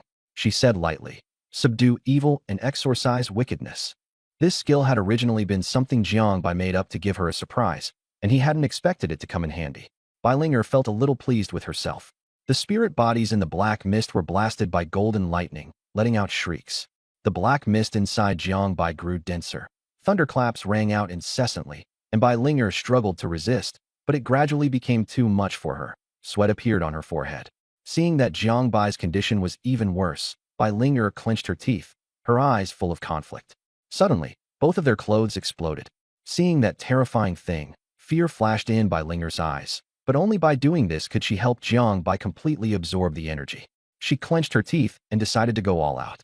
After a while, Bai Linger, in pain, forcefully activated Subdue Evil, Exorcise Malice, using the energy to purify the strange aura within Jiang Bai's body. The cold receded, the temperature rose, and Bai Linger's complexion also turned rosy. Jiang Bai felt the warmth and frantically absorbed the energy. Bai Linger's aura surged step by step, from level 26 to level 31 before stopping. Jiang Bai's power also soared to level 40, and he gradually regained consciousness. Seeing the blood beneath him, he felt guilty and self-reproachful, and hugged Bai Linger tightly. Linger, I'm sorry. Bai Linger fluffed up in panic. Why you're awake? She wanted to run, but Jiang Bai held her back and said in a low voice, Don't rush, the cultivation isn't over yet. Bai Linger hurriedly refused. Big sis is outside. Jiang Bai, don't be afraid, Sister Ao Qing is the same. Bai Linger blushed and said softly, I heard that at night. Jiang Bai suddenly understood, so that was why she had been acting strange before. 2 hours later, Jiang Bai came out of the room refreshed and invigorated, and saw Ao Qing sitting on the sofa. Ao Qing asked, Finished? Jiang Bai nodded. Ao Qing said she was tired, and directly transformed into Beast One to attach herself to Jiang Bai. Bai Linger hurriedly asked Jiang Bai again, Did you tell Big Sis? Jiang Bai, not yet. Bai Linger panicked. I'm doomed. Jiang Bai comforted her that he would explain, but Bai Linger sulked and wouldn't come out. Jiang Bai hurriedly asked again, Can I level up like this next time? Bai Linger directly refused. Only this once. Jiang Bai let out an oh and rubbed his nose, understanding. That day Jiang Bai competed and fought again, and by the time it was getting late, just as he was about to rest, he received a call from Zhao Linglong, telling him to come to the unit. He rushed over at full speed, and Zhao Linglong, wearing a chi pao, said as she walked, "The relic gate of Yuqing realm is about to kala." The relic gate was about to collapse, and the organization urgently mobilized manpower for rescue. Xiao Xiao had found the hiding place of the Jiuju sect, and the bureau was short-staffed, so they had called Jiang Bai over. Jiang Bai asked, "Sister Linglong, are we going to Yuqing realm?" "Yes, what's wrong? Can I act with Tao Ming and the others?" Zhao Linglong frowned. "It's very dangerous on Tao Ming's side. Yuqing realm was even more dangerous." Jiang Bai knew that clearly. After all, he had absorbed that woman's cultivation inside and was afraid of being hunted down. Jiang Bai forced an excuse. "I hate people from the cherry blossom country. I have to take part." "No, you're coming with me. I can take care of you if we go." Jiang Bai hesitated for a moment, then said, "Sister Linglong, I've actually hidden one thing from you." Zhao Linglong froze for a moment. "What is it?" "There's a terrifying woman lying in a coffin in the Jade Green realm. It's very dangerous in there." Zhao Linglong stared at Jiang Bai for a while. "Are you sure?" "Yeah." Jiang Bai nodded. "We'd better not go." But Zhao Linglong suddenly became interested. "Is that woman pretty?" Jiang Bai was puzzled, but answered truthfully, "Very pretty." "Any distinctive features?" Jiang Bai thought for a moment and said, "A tear mole at the corner of her eye." Hearing this, Zhao Linglong narrowed her eyes, then agreed to let Jiang Bai go with He Xiao Xiao and the others. Jiang Bai was surprised. "You're still going to the relic gate in the Jade Green realm?" "Yeah, to see someone along the way. But it's dangerous there. I'll go tell Director Yang." "No need, I'm going."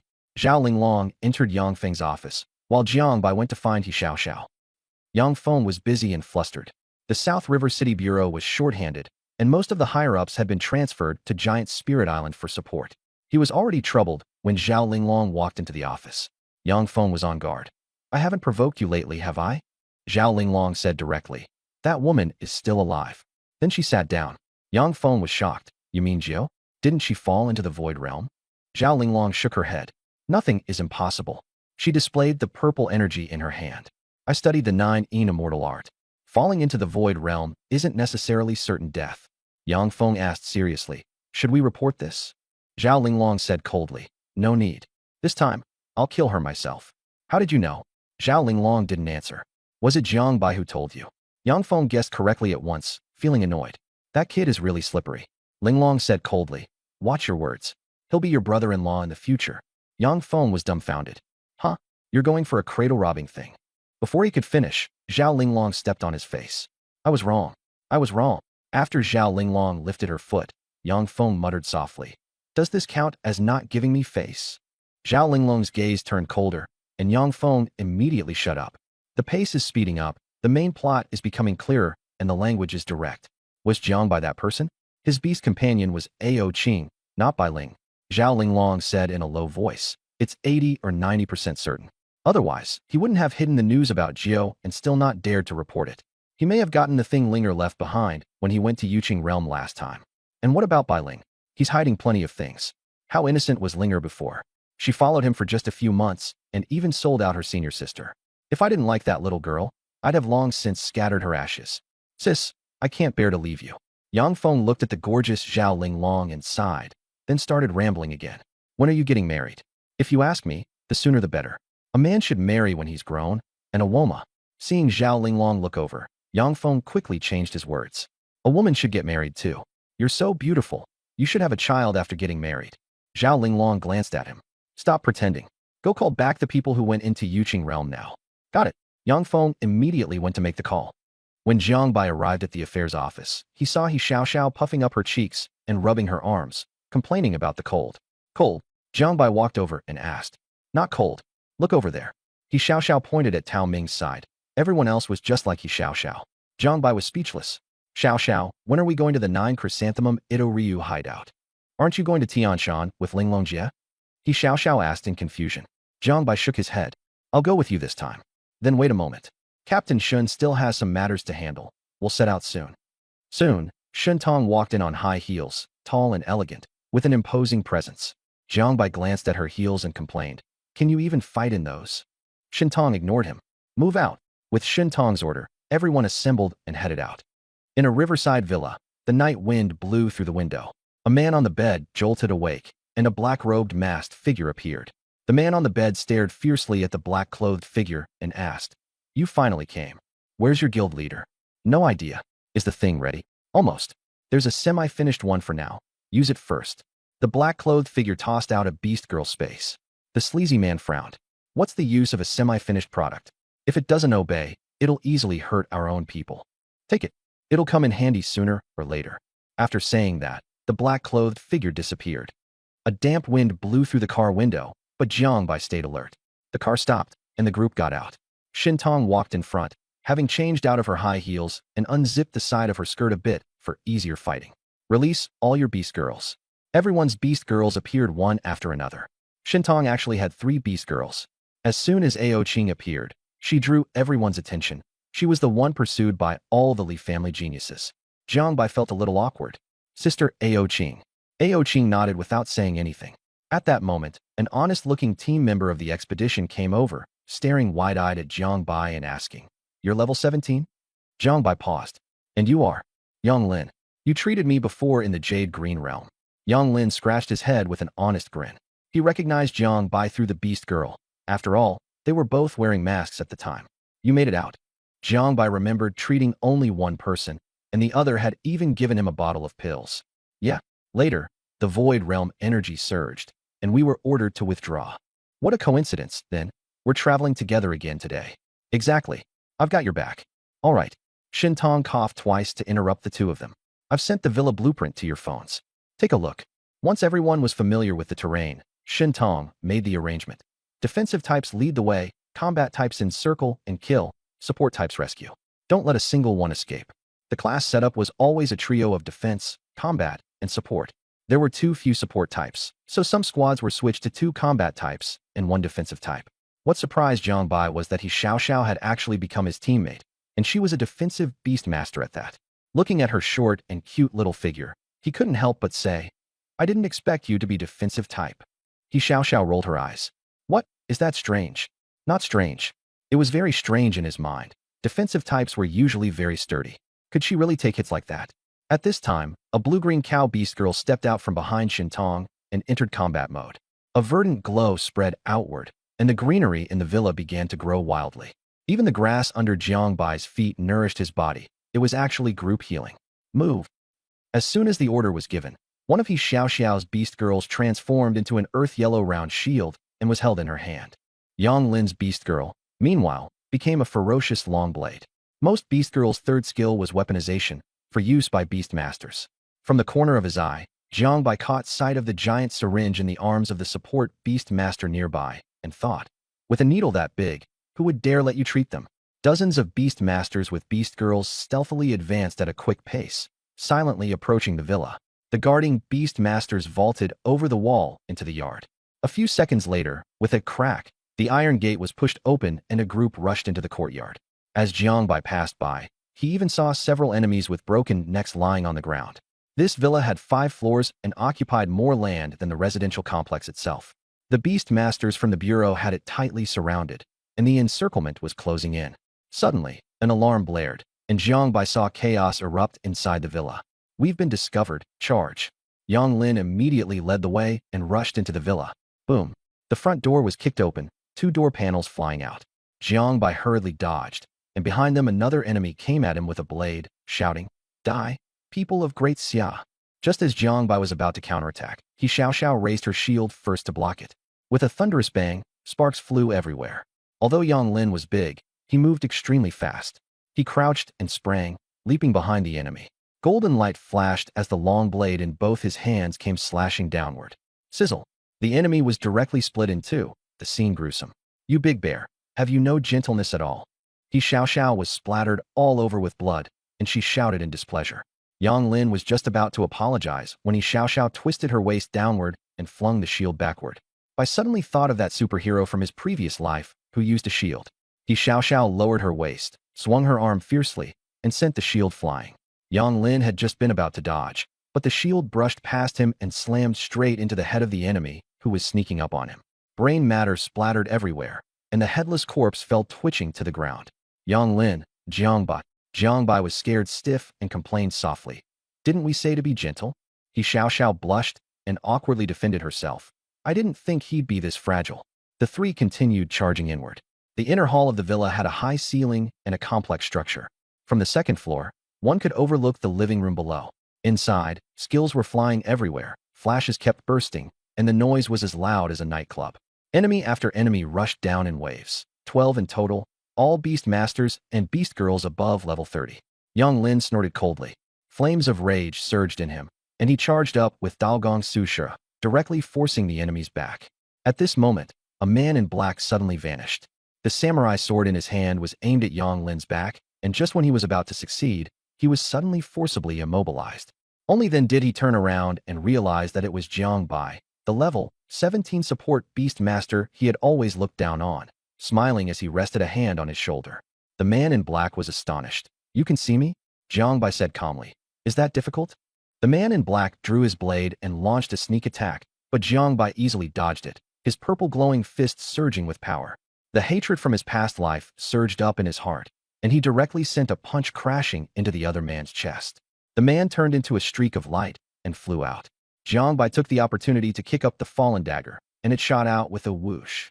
Yang Lin was in the midst of a fierce battle when he suddenly heard the sound of a blade flying. Then the enemies one after another had their chests pierced and fell to the ground, dying with their eyes wide open. He Xiao widened her eyes and stammered, "Why you?" Jiang Bai raised an eyebrow. "What?" He Xiao was shocked. "You're Jiang Bai," Jiang Bai said carelessly. "Genuine as it gets." He Xiao, confused, confirmed, "Why are you so strong?" Jiang Bai said calmly, "As long as you have hands, anyone can do it. Don't you still have a South River City Support Academy student ID at home?" "Yes, I am a support-type beastmaster," Jiang Bai said solemnly. "Do you think I helped you at all?" He Xiao thought of how he had just wiped out 5 enemies with one move and was instantly speechless. This. I guess so." Yang Lin also came to his senses and stared at Jiang Bai in shock. He was level 17, yet he killed 5 beastmasters above level 30 with one move? That made no sense. The remaining members of the 9 chrysanthemum sect around them were so frightened that they fled in all directions. Jiang Bai licked his lips and tilted his head. "Did I say you could leave?" Purple lightning coiled around him as his figure flashed. In an instant, he caught up to the fleeing people, twisted one man's neck with a single hand, and tossed the body into the living room, his face carrying an excited, bloodthirsty look. "Continue." He looked upstairs. Yang Lin swallowed hard and hurried to keep up, afraid Jiang Bai would deal with him on the way. He Xiao was still stunned. Only after Yang Lin pulled her did she snap back to reality. Oh. The people upstairs, seeing Jiang Bai come up, fled in terror like maniacs. The beastmasters and beast girls on the scene were all stunned. Are level 17 beastmasters this strong now? As soon as Jiang Bai reached the second floor and saw someone running toward the end of the corridor, he grabbed with his right hand and pulled the man back. "Spare me." The man trembled in fear. Jiang Bai's tone was gentle. "Take a deep breath. It'll be over soon." With a slight squeeze of his hand, there was a crisp crack, and the man immediately lost all breath. He tossed the corpse downstairs casually. Jiang Bai muttered at the empty hallway, "Why run? It doesn't actually hurt." He Xiao, Yang Lin, and the others looked utterly speechless. "Xiao, go check whether Meng Meng is here," Jiang Bai reminded her. The group searched every room but found no sign of the child. Jiang Bai's expression darkened. "Let's go. Keep looking." Just as they were about to leave, a figure appeared at the end of the corridor. It was one of their own. He Xiao thought. "He seems a little disappointed." Yang Lin rushed over to support him. "Old Lu, how did you get hurt this badly?" Old Lu panted. "I just ran into a group of 9 chrysanthemum sect people." Thinking of Jiang Bai behind him, Yang Lin was about to speak, but Old Lu asked Jiang Bai instead, "You're a support beast master? Can you heal? I only have 1 recovery pill left. Use it first." Jiang Bai took the bottle and had Ao Qing heal Old Lu. Very soon, Old Lu was fully recovered. He said in shock, "That really is a healing skill?" Ao Qing ignored him and returned behind Jiang Bai. Old Lu said admiringly, "Brother, stick with me later. I'll protect you." Yang Lin and He Xiao both fell silent. Old Lu looked unhappily at Yang Lin. "What's with that expression? Don't believe I can protect him?" Yang Lin shook his head without speaking, remembering how he had once said he would protect Jiang Bai. His face turned red. Jiang Bai said directly, "Let's go." Old Lu urged, "There are too many people. Going in like this is suicide." Jiang Bai ignored him and, with Ao Qing, kept moving forward. Jiang Bai and the others walked all the way, encountering only their own people. Old Lu was puzzled. There were so many people just now. Why did they suddenly all disappear? He Xiao secretly glanced at Jiang Bai, suspecting those people might have fled long ago.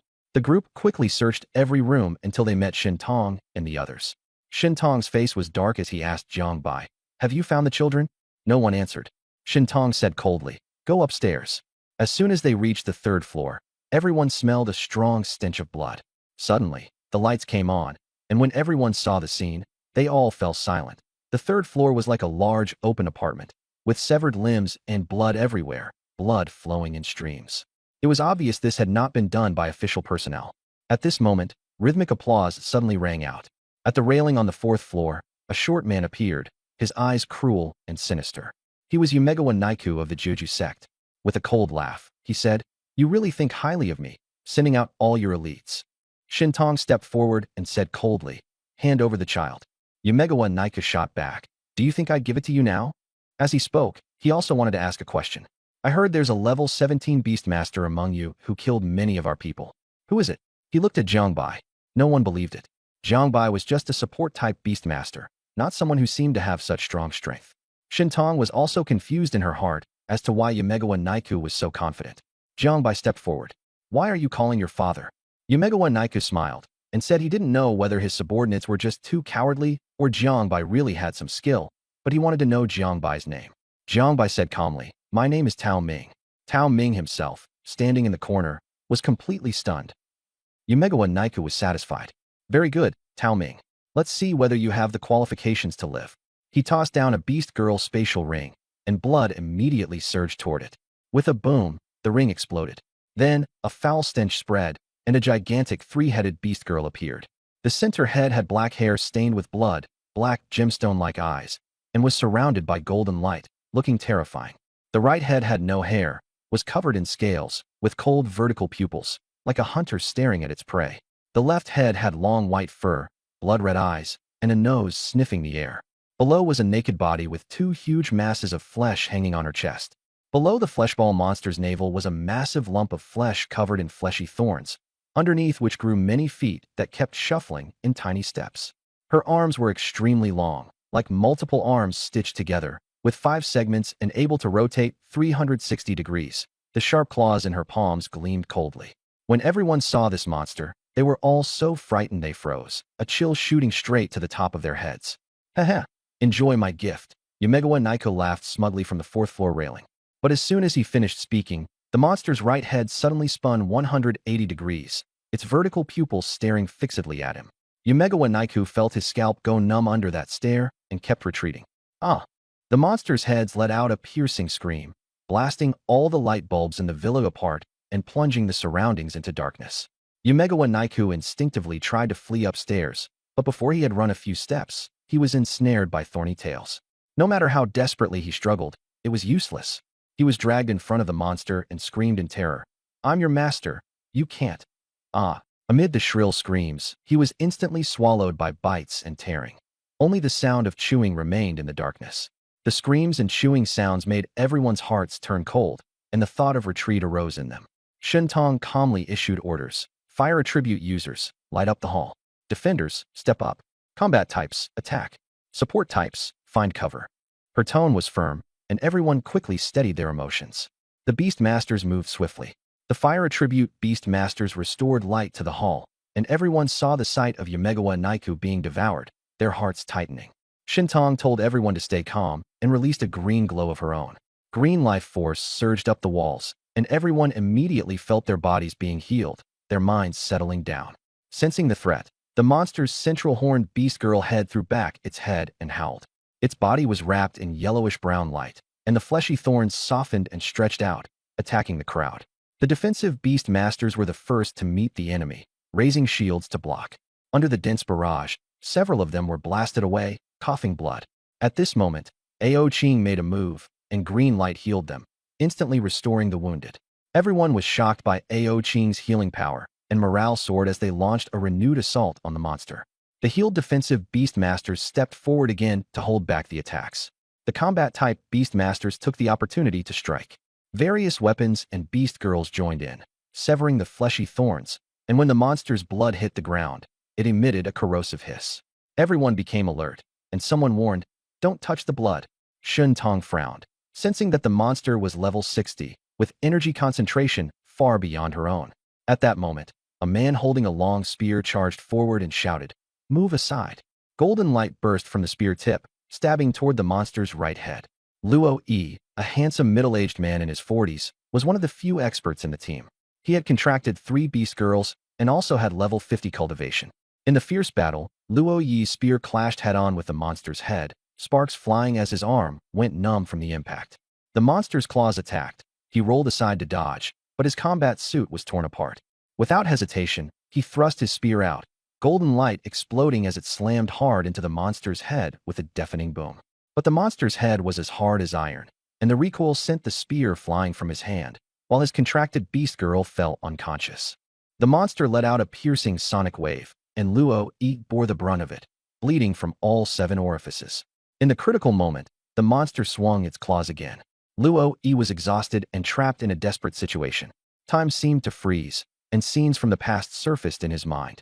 He had been outstanding since childhood, becoming a beast master and team leader. His life had gone smoothly, and the only thing he could not let go of was his good brother Zhao Qingshi.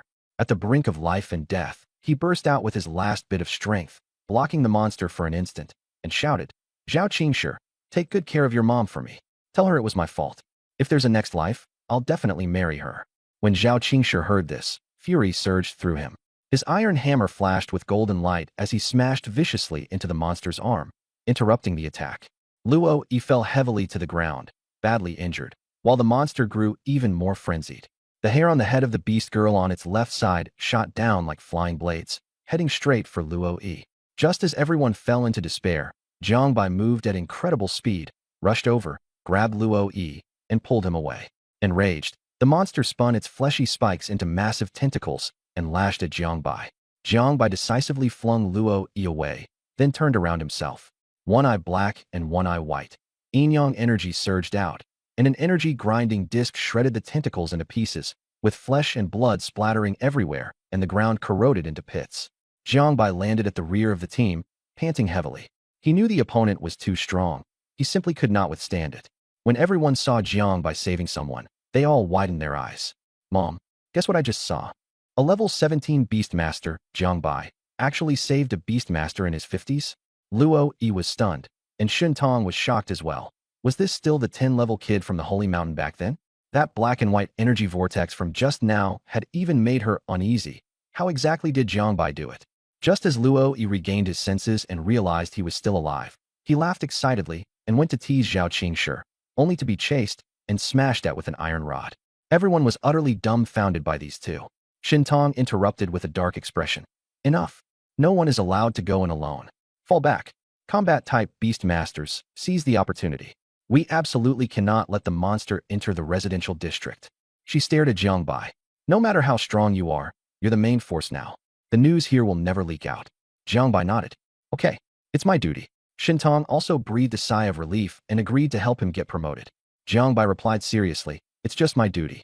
If the organization recognizes me, I'll accept it."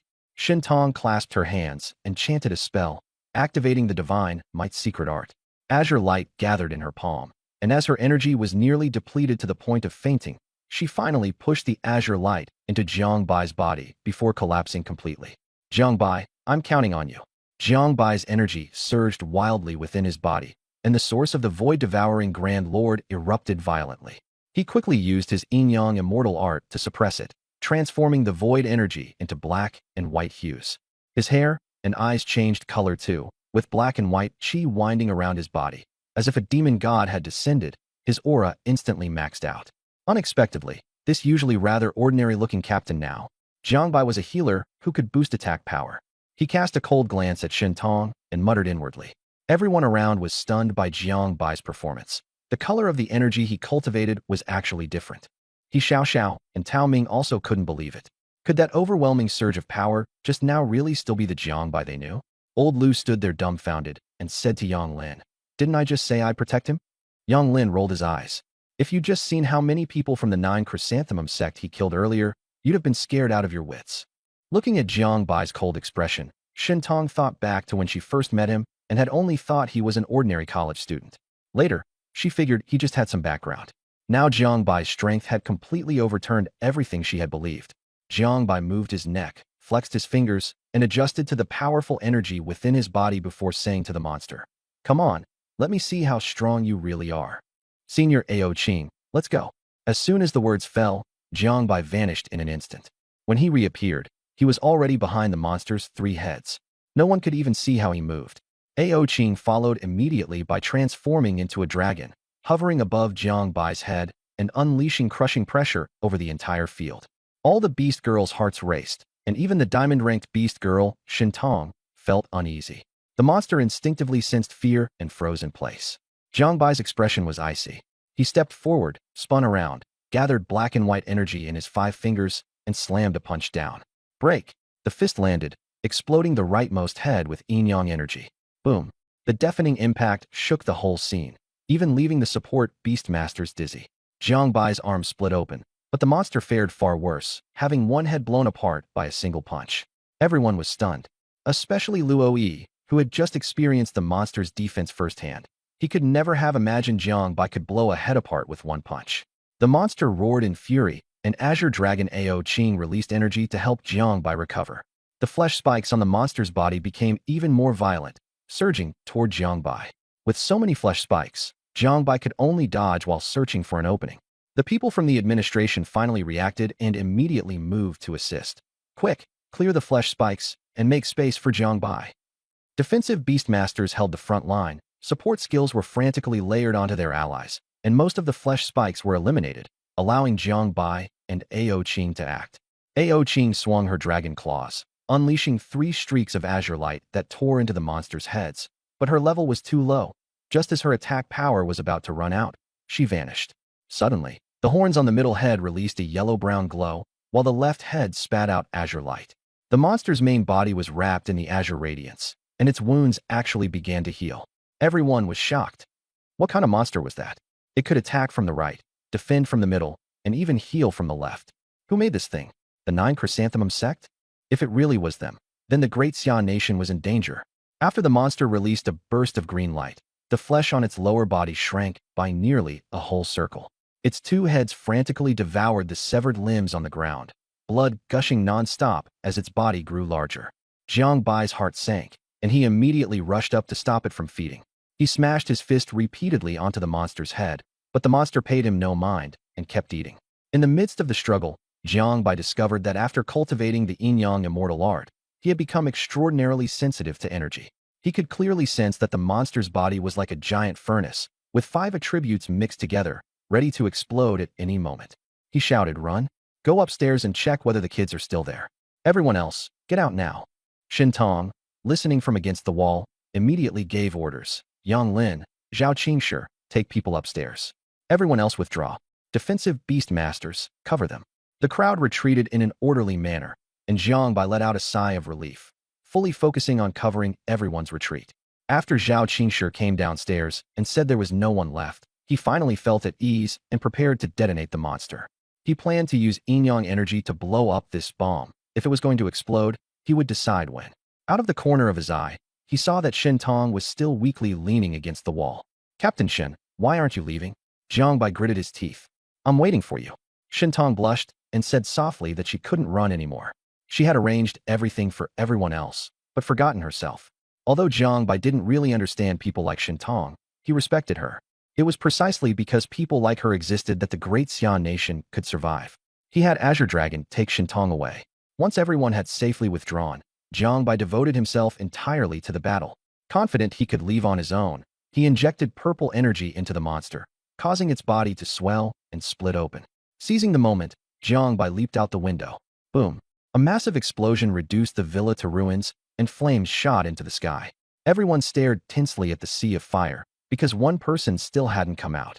Suddenly, a figure slowly emerged from the flames, completely battered and miserable, with his hair burned off into a shiny bald head, yet his silhouette was towering and massive.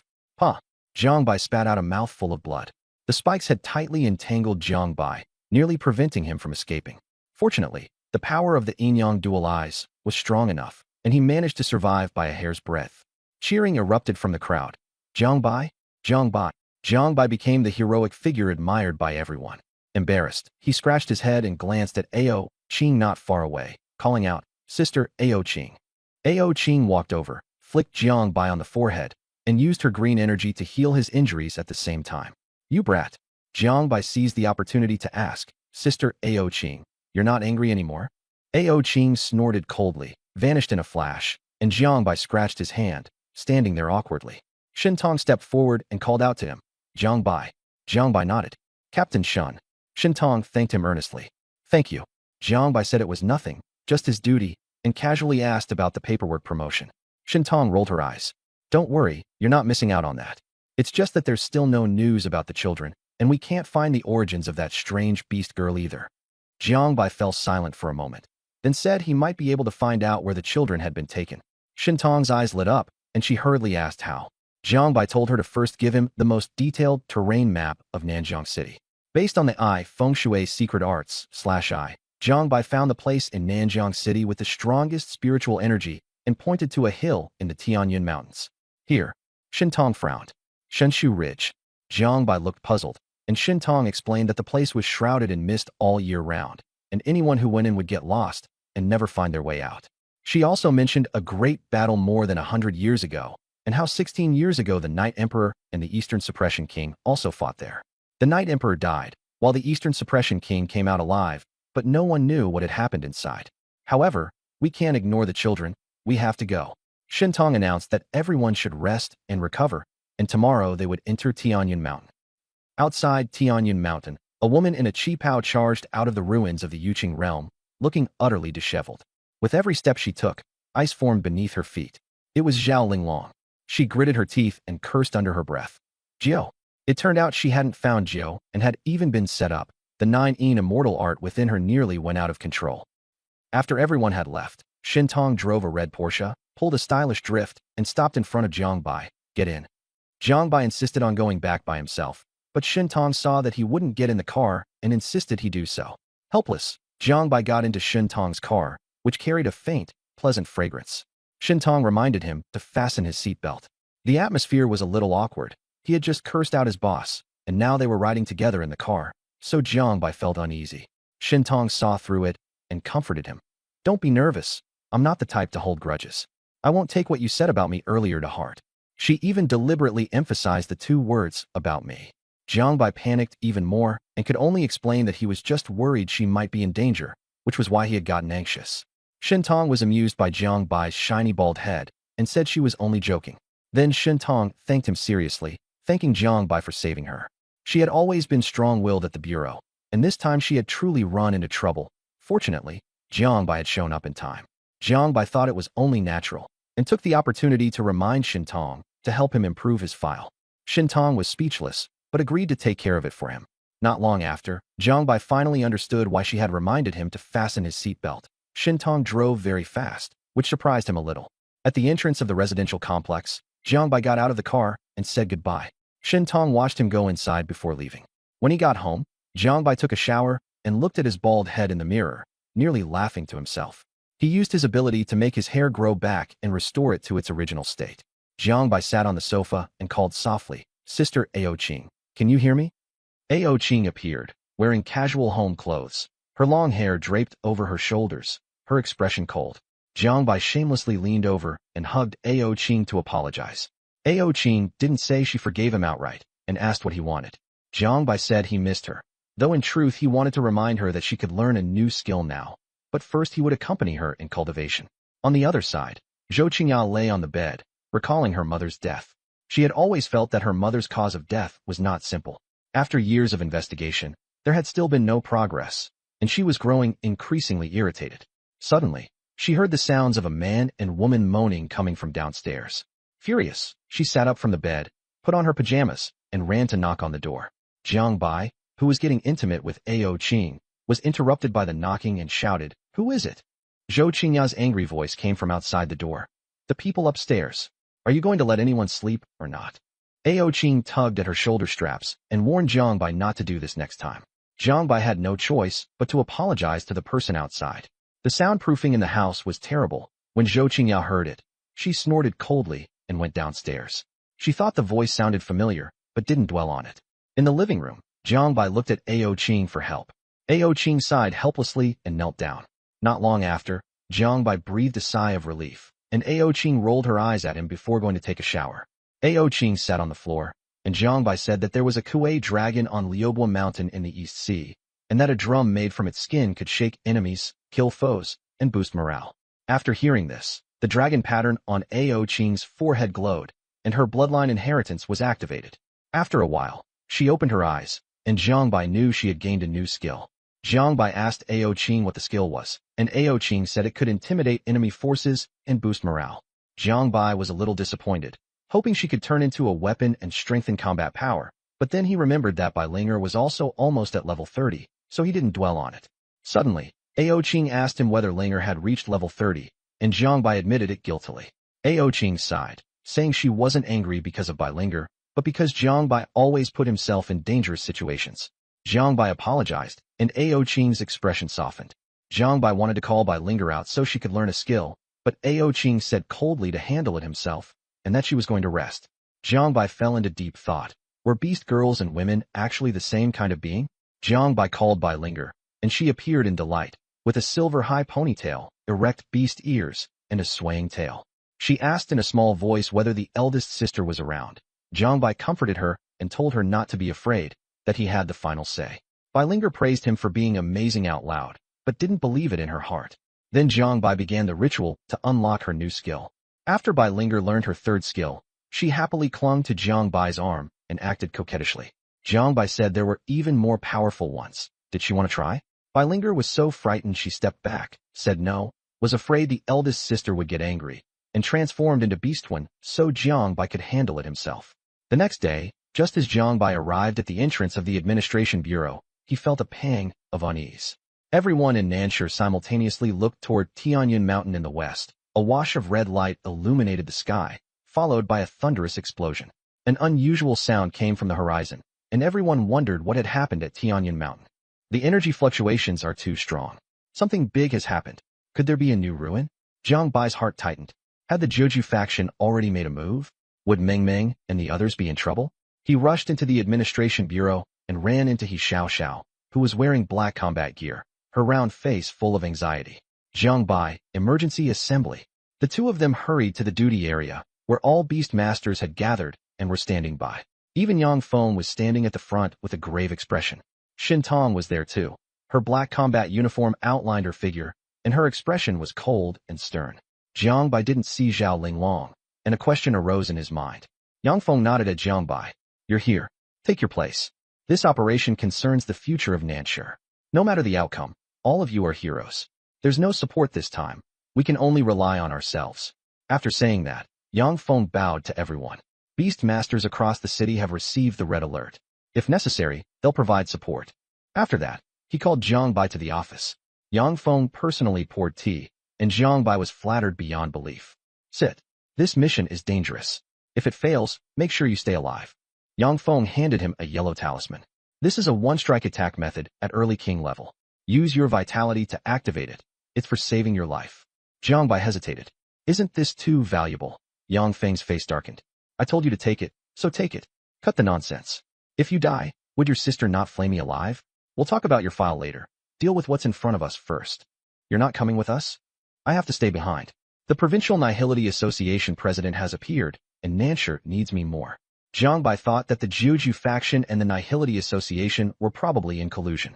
Yang Feng shook his head and didn't answer, only repeatedly told him to stay alive. Jiang Bai returned to the duty area, but the team had already departed, and Xin Tong was waiting beside the car for him. Get in. As they neared Tianyun Mountain, the smell of blood in the air grew thick, and the sky was dyed red, a sign that some kind of mutation was about to emerge. Xin Tong's red Porsche stopped at the foot of the mountain, and they could only proceed on foot.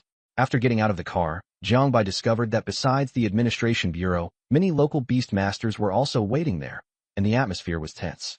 Xin Tong stepped forward and spoke with big sister authority. South River City is at a critical juncture. This operation has no backup.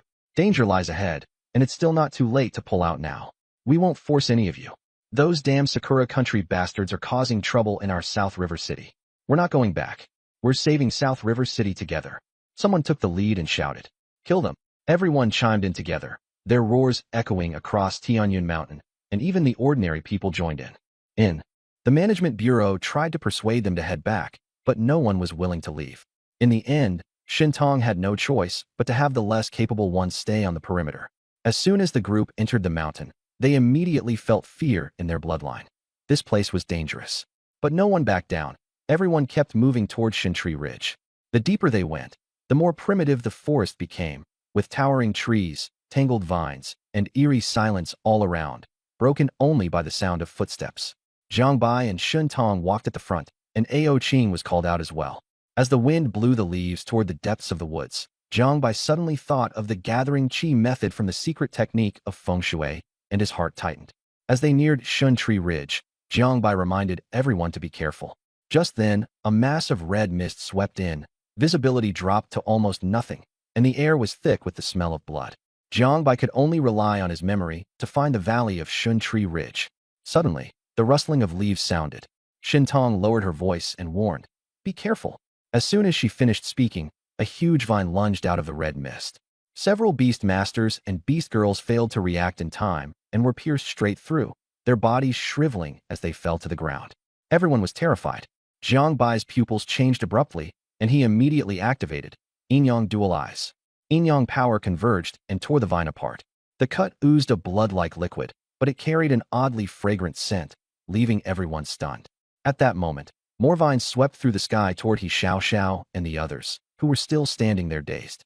Jiang Bai leaped and kicked the two of them out of the way, then used the momentum to retreat himself. The giant vine crashed into the ground, blasting out a huge pit. Only then did He Xiao Xiao realize how dangerous it had just been and quickly thanked him. Jiang Bai shouted, "Use fire." Fire attribute beast masters immediately stepped in, and the vines were ignited, struggling with shrill screams. Sparks fell into the forest, starting a wildfire, and water attribute beast masters hurriedly used water to control the blaze before the situation was stabilized. Shintong's expression was grave.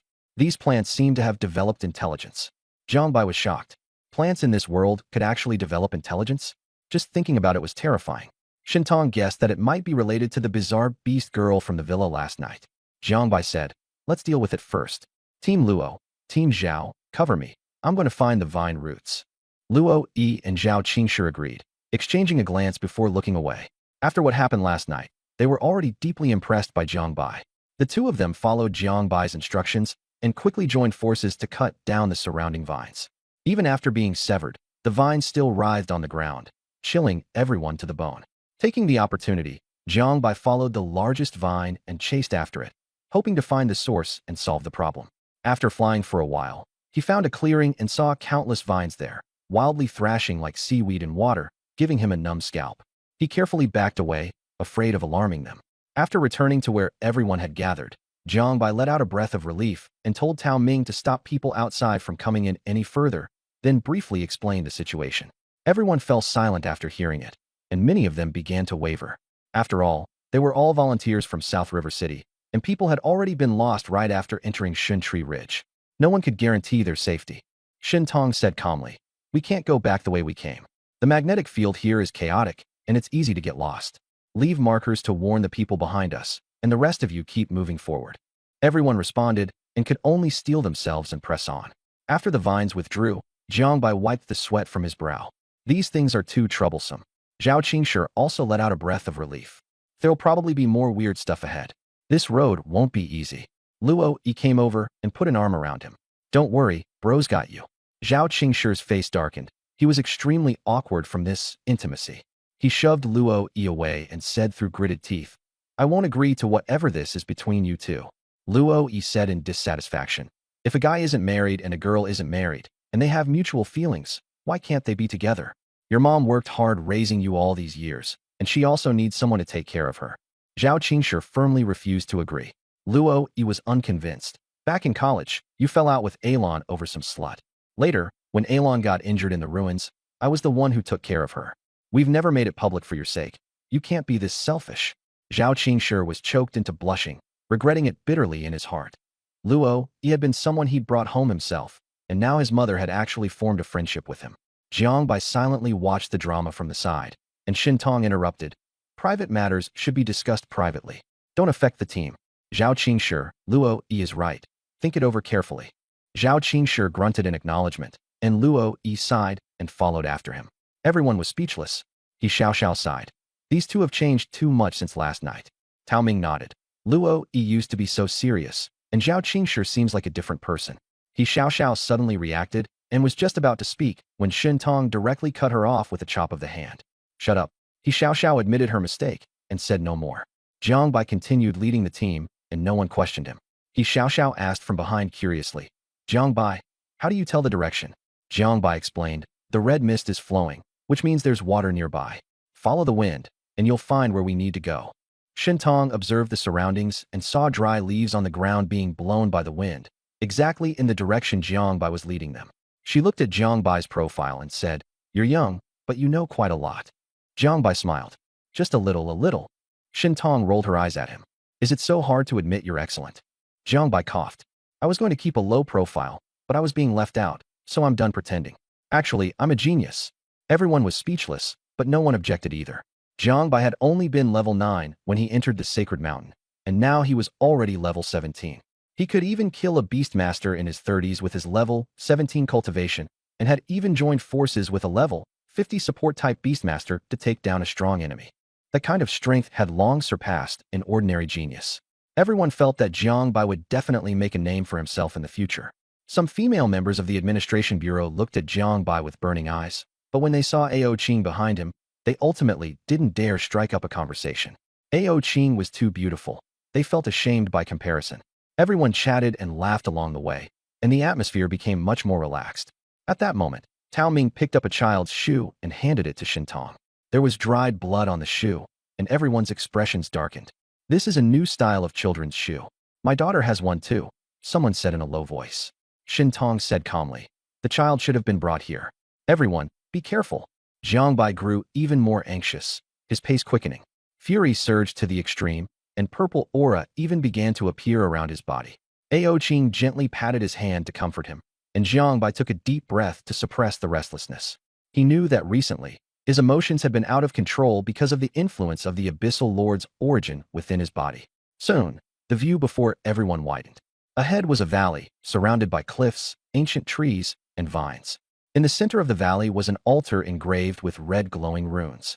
Many children were bound on it. The outer ring of them had already lost all signs of life. The children in the inner ring were breathing weakly, their wounds continuously bleeding as the altar absorbed their blood. These bastards must all be killed, he Xiao said. Shen Tong coldly ordered, save them.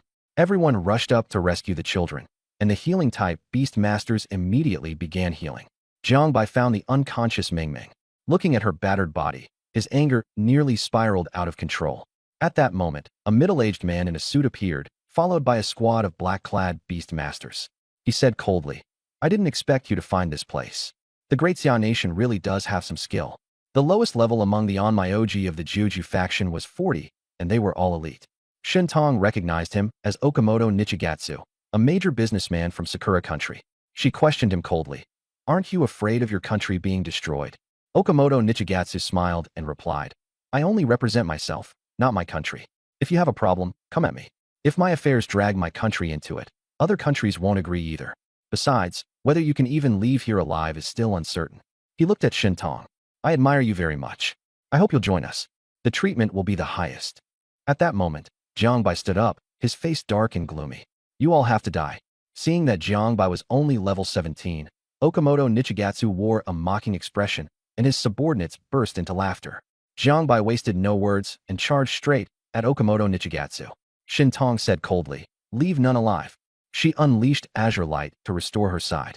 Ao Qing revealed his Azure Dragon form and followed closely behind Jiang Bai, ready to strike at any moment.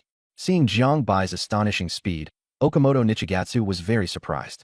You're only level 17, yet your body is this strong? He dodged Jiang Bai's attack and kicked Jiang Bai in the abdomen, but Jiang Bai remained completely unharmed. Madness flashed in Okamoto Nichigatsu's eyes. What secret does your body have? Jiang Bai sneered. You want to know? I'll show you what curiosity killed the cat means. He activated the Yin-Yang immortal technique, his aura surging as black and white chi coiled around him. Okamoto Nichigatsu licked his lips and warned cautiously. If you keep growing like this, you'll become a huge threat. Jiang Bai threw a punch at him carrying Yin-Yang power. Relax. As long as I'm alive, no one from Sakura country will get away. Golden light burst from Okamoto Nichigatsu as he revealed his level 55 cultivation and punched back at Jiangbai. The two fists collided with a thunderous boom. Okamoto Nichigatsu sneered. Too bad you won't get that chance. I'll personally study your secret. Jiangbai was blasted away and injured. Without Shintong's secret technique, Shenwei, it was very hard for him to defeat someone at level 55 with his level 40 strength, but he was confident he could risk his life to hold Okamoto Nichigatsu back. Ao Qing healed Jiangbai's injuries. Okamoto Nichigatsu's beast girl transformed into a samurai sword, and his other two beast girls also closed in. Luo Yi and Zhao Qingshi arrived in time, and the three of them surrounded and attacked Okamoto Nichigatsu. Okamoto Hidakawa's long blade blazed with golden light as he unleashed a massive jade shatter, sending out a huge blade beam that split the ground into a trench. Everyone hurried to dodge. Luo Yi and Zhao Qingshi were both beastmasters above level 50. After joining forces, Okamoto Hidakawa was forced into a steady retreat. Jiangbai seized the opportunity and kicked Okamoto Hidakawa, sending him flying. Then Jiangbai and Ao Qing struck at the same time. Yin-yang twin pupils and rending void claw, black and white energy interweaving with azure light, tearing Okamoto Hidakawa's body apart. Okamoto Hidakawa looked at Jiangbai in shock. What secret technique are you cultivating? Jiangbai exerted himself to the limit, shooting out like a cannonball, his leg whipping down on Okamoto Hidakawa like an iron lash. Go ask your mom. Boom. Okamoto Hidakawa was smashed into the stone wall, rubble flying everywhere. On the field, the management bureau had the upper hand, while everyone else was locked in a chaotic battle with the Kikusui sect. Just as Jiangbai was about to finish the fight, the ground suddenly trembled, as if an army were marching. Okamoto Hidakawa laboriously pulled his arm out of the stone wall, wiped the blood from the corner of his mouth, and gave a wretched smile in spite of himself. Finally here. By then, there weren't many from the Kikusui sect left standing.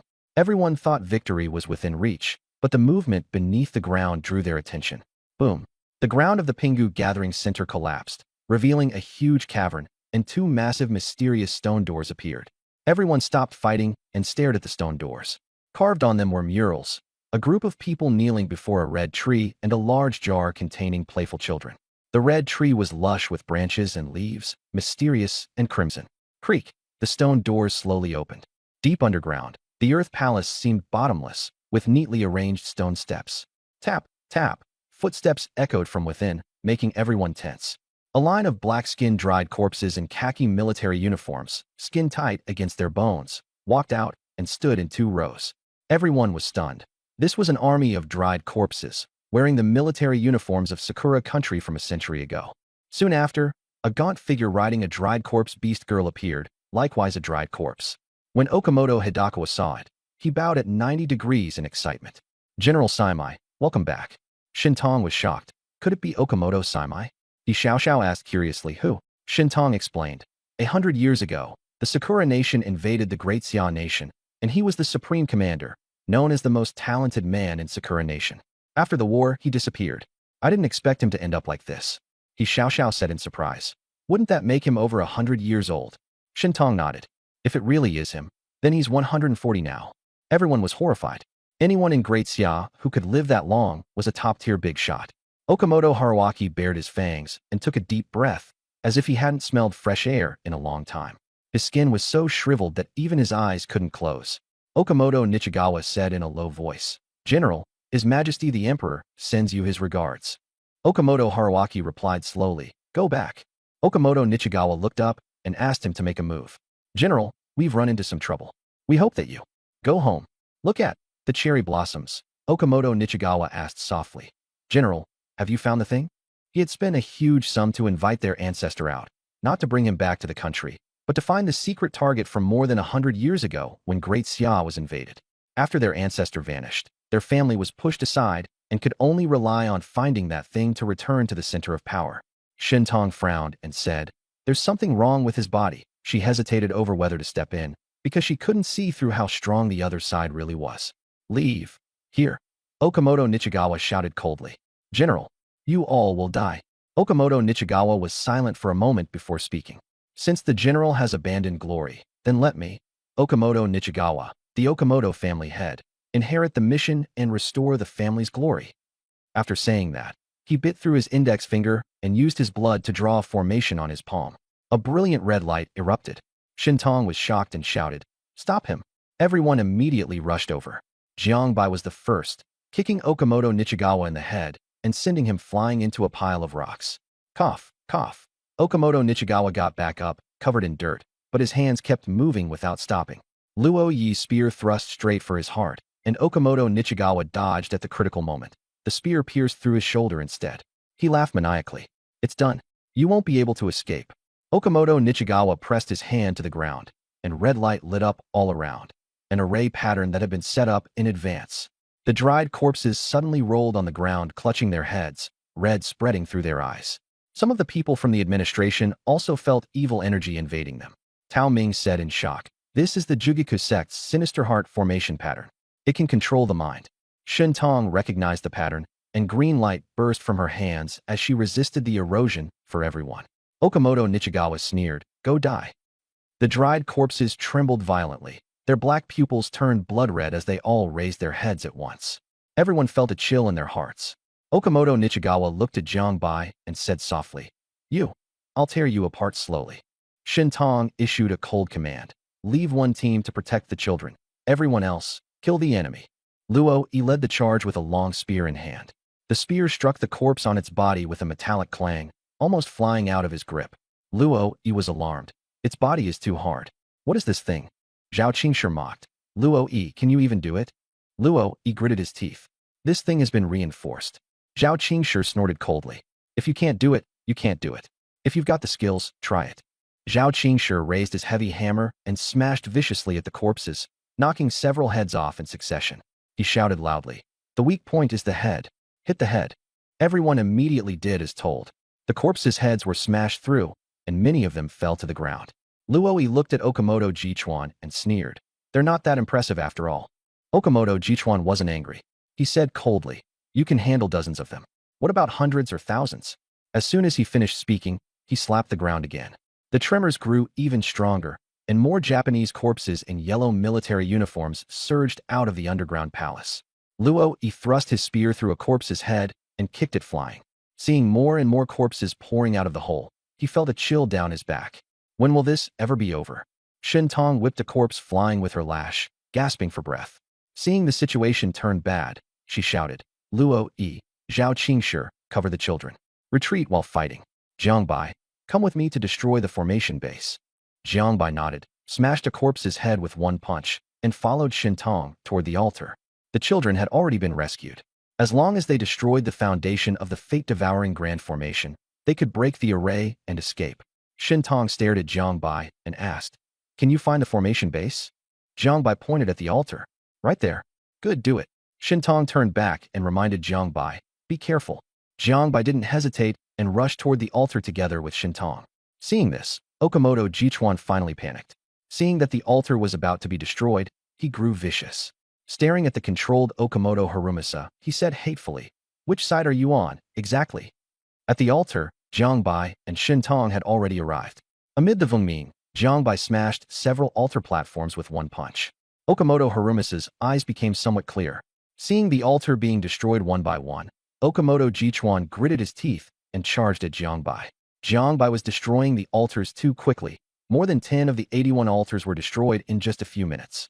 When Jiangbai saw him charging, he sneered, "Old dog, you finally couldn't hold back." Okamoto Jichuan slashed at him with a blade. "Don't get cocky. I'm going to tear you apart." Jiangbai dodged to the side and slammed a punch into Okamoto Jichuan's stomach. "For this blood sacrifice in Nanjing City, you had a deal with the Void Association, didn't you?" Okamoto Jichuan coughed up blood and sneered, "That's right. So what if the altar's destroyed? The fate-devouring Grand Array is already complete. It's only a matter of time before Nanjing City's fortune is drained away. The altar could still control Okamoto Saimai. Destroying it now was like letting the tiger return to the mountains, but he had no other choice."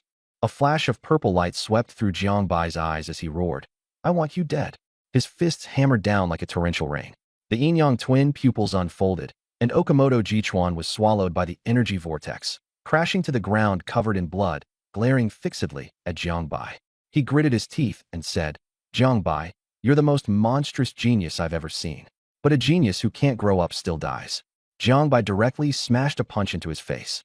Jiangbai sneered, "Half a month ago, I was only level 9. Okamoto Jichuan was shocked. unable to accept it, and roared, "Impossible." Jiangbai said indifferently, "There's nothing impossible. It's just that you're too stupid." Okamoto Jichuan collapsed to the ground in despair. Jiangbai's words had shattered his confidence. To grow from level 9 to the point where he could contend with a beast master of over level 50 in just half a month, his talent was beyond heaven-defying. He suddenly realized that Jiangbai's claim of exterminating Sakura country might be true. Jiangbai could not be allowed to live, no matter the cost. Okamoto Jichuan recalled the two beast girls, his gaze fierce, though his expression seemed calm. "Jiangbai, do you think we in Sakura country could set up the fate-devouring grand array in the Tianyan mountain range? Could we collect the birth dates of so many children? Heh, find the answer yourself. If you can survive." Boom. The two beast girls beside Okamoto Jichuan and his katana exploded at the same time, blood mist filling the air. Jiangbai sensed warily that Okamoto Jichuan's aura had weakened, but a terrifying power still lurked within his body. In his final desperate act, Okamoto Jichuan hurled the explosion's energy toward the altar. Boom. Try to stay alive, he died on the spot. With the altar destroyed, the crimson in Okamoto Saimai's eyes faded, leaving only a dead, black emptiness. He said coldly, "Trespassers into the forbidden ground shall die."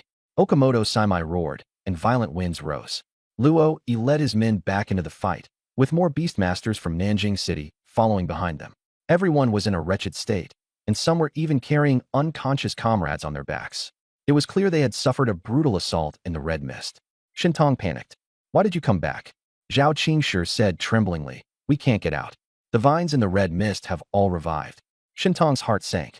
He immediately had everyone gather around the injured and the children for protection, huddling together at the center. Everyone obeyed. The dried corpses closed in again, and the defensive line kept shrinking. Shintong was drenched in sweat, still using green energy to treat the wounded. Everyone's eyes were full of despair. There were too many enemies. They simply couldn't be killed fast enough. Dried corpses in front, bizarre vines behind. They had fallen into a desperate trap. At that moment, Jiangbai looked up at the azure dragon in the sky and roared, "Ao Qingjia, transform into a drum." The azure dragon gave a long cry and flew toward Jiangbai, crashing into the green light in his hand, finally turning into a hand drum. It was Ao Qing's third instrument transformation skill, Azure Dragon War Drum. Jiangbai held the Azure Dragon drum, the dragon head on the drum's surface vivid and lifelike. Jiangbai struck it hard. Dong! The drums sounded like thunder, and the echo reverberated through the valley, quickening everyone's heartbeat. Dong! The drums sounded again, and everyone instantly felt their physical strength being activated, their blood surging, and their power skyrocketing. Everyone looked at Jiangbai with fervent eyes. This Azure Dragon drum provided powerful support, reigniting everyone's hope for survival. Each of them was like they'd been injected with a shot of adrenaline, brimming with energy. Dong! The drums sounded again, and countless dried corpses had their heads blown apart. "Victory is certain," someone shouted excitedly. "Victory is certain. South River will win. Jiangbai is invincible. Invincible. Charge. Kill these dog things." Everyone charged into battle again, and the scene once more became one-sided as before.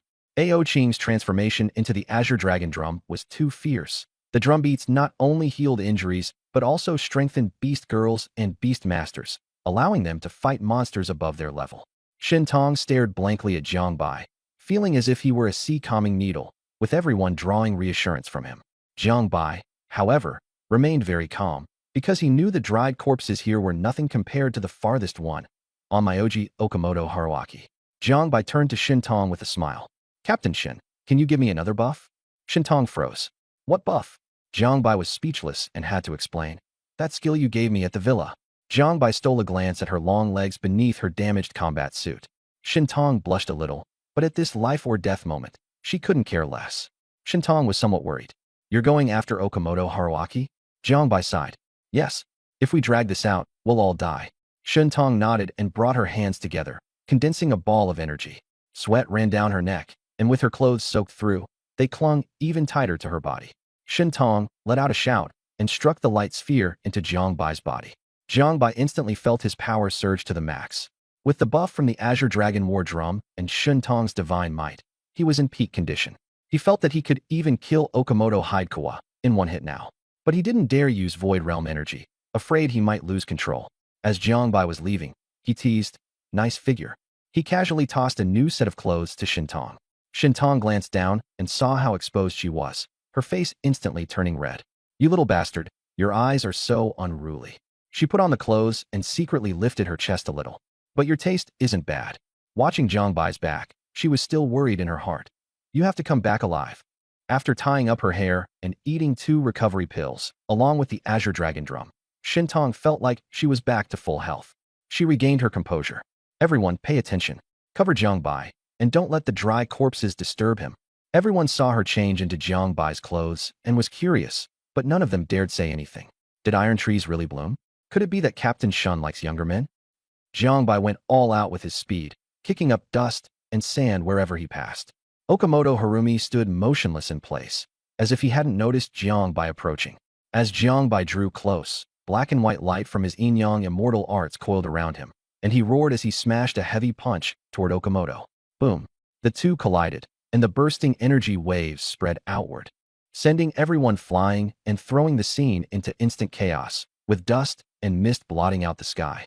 The dust and mist obscured everyone's vision, and no one could see what was happening inside. Shintong looked at Jiang Bai, her face full of worry, and could only keep praying in her heart that he would be safe and sound. Suddenly, Jiang Bai was blasted out, crashing into the stone wall with a loud bang, cracking it apart. He coughed a few times, blood seeping from the corner of his mouth, but he could still barely stand. Shintong shouted, "Jiang Bai, are you okay?" Jiang Bai shook his head, his eyes filled with shock. He felt that his opponent was far too strong. The other side had only reacted instinctively, yet even after he desperately dissipated the force, he still couldn't block it. He almost wanted to retreat, but when he saw the people from the bureau risking their lives to protect the children, he gave up that thought. Clenching his teeth, Jiang Bai charged back into the dust cloud. This time, a silver-white battle axe appeared in his hand, the white tiger suppressing the world axe, wrapped in thunder and flashing with a cold gleam along its blade. Jiang Bai stared warily at Okamoto Harumi, who was still standing motionless, making him seem even more terrifying. Suddenly, there was a sharp crack as Okamoto twisted his neck and turned to grin eerily at Jiang Bai. Jiang Bai was shocked.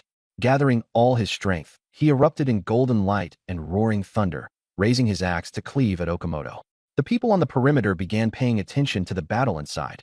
They all knew that victory or defeat would be decided here. Amid the thunderous roar of swirling dust, white lightning tore through the black smoke. "So strong," someone said in shock. Luo Yi suggested going to help Jiang Bai, but Zhao Qingshi shook his head. "We can't help him, we'd just drag him down." Luo Yi sighed. Didn't expect to become dead weight. Zhao Qingshi's face darkened. He suspected Luo Yi was taking a swipe at him, but he had no proof. In the dust, Jiang Bai launched a furious assault, but Okamoto stood motionless, letting the attacks land on him. His clothes weren't even torn. Jiang Bai was panting, exhausted. He couldn't beat him and couldn't escape, feeling utterly powerless. He recalled Bai Linger and tentatively asked, "What exactly do you want?" Okamoto rasped, and Jiang Bai said impatiently, "What the hell are you trying to say?" Okamoto pointed at the stone gate of the underground palace, seeming to want Jiang Bai to go in. "You want me to go in? Or don't want me to?" "Master," Okamoto said haltingly. "Your master?" "Yes." Jiang Bai fell silent, not understanding who the master in Okamoto's mouth was. Those who trespass into the forbidden ground must die. Just as he was about to be invited into the home, Jiang Bai felt a little panicked. Even a master like Okamoto Saimai was only a servant. What lay inside must be terrifying. "Can I not go in?" Jiang Bai probed. "No way." Okamoto finally managed to finish a complete sentence, but Jiang Bai couldn't be happy about it.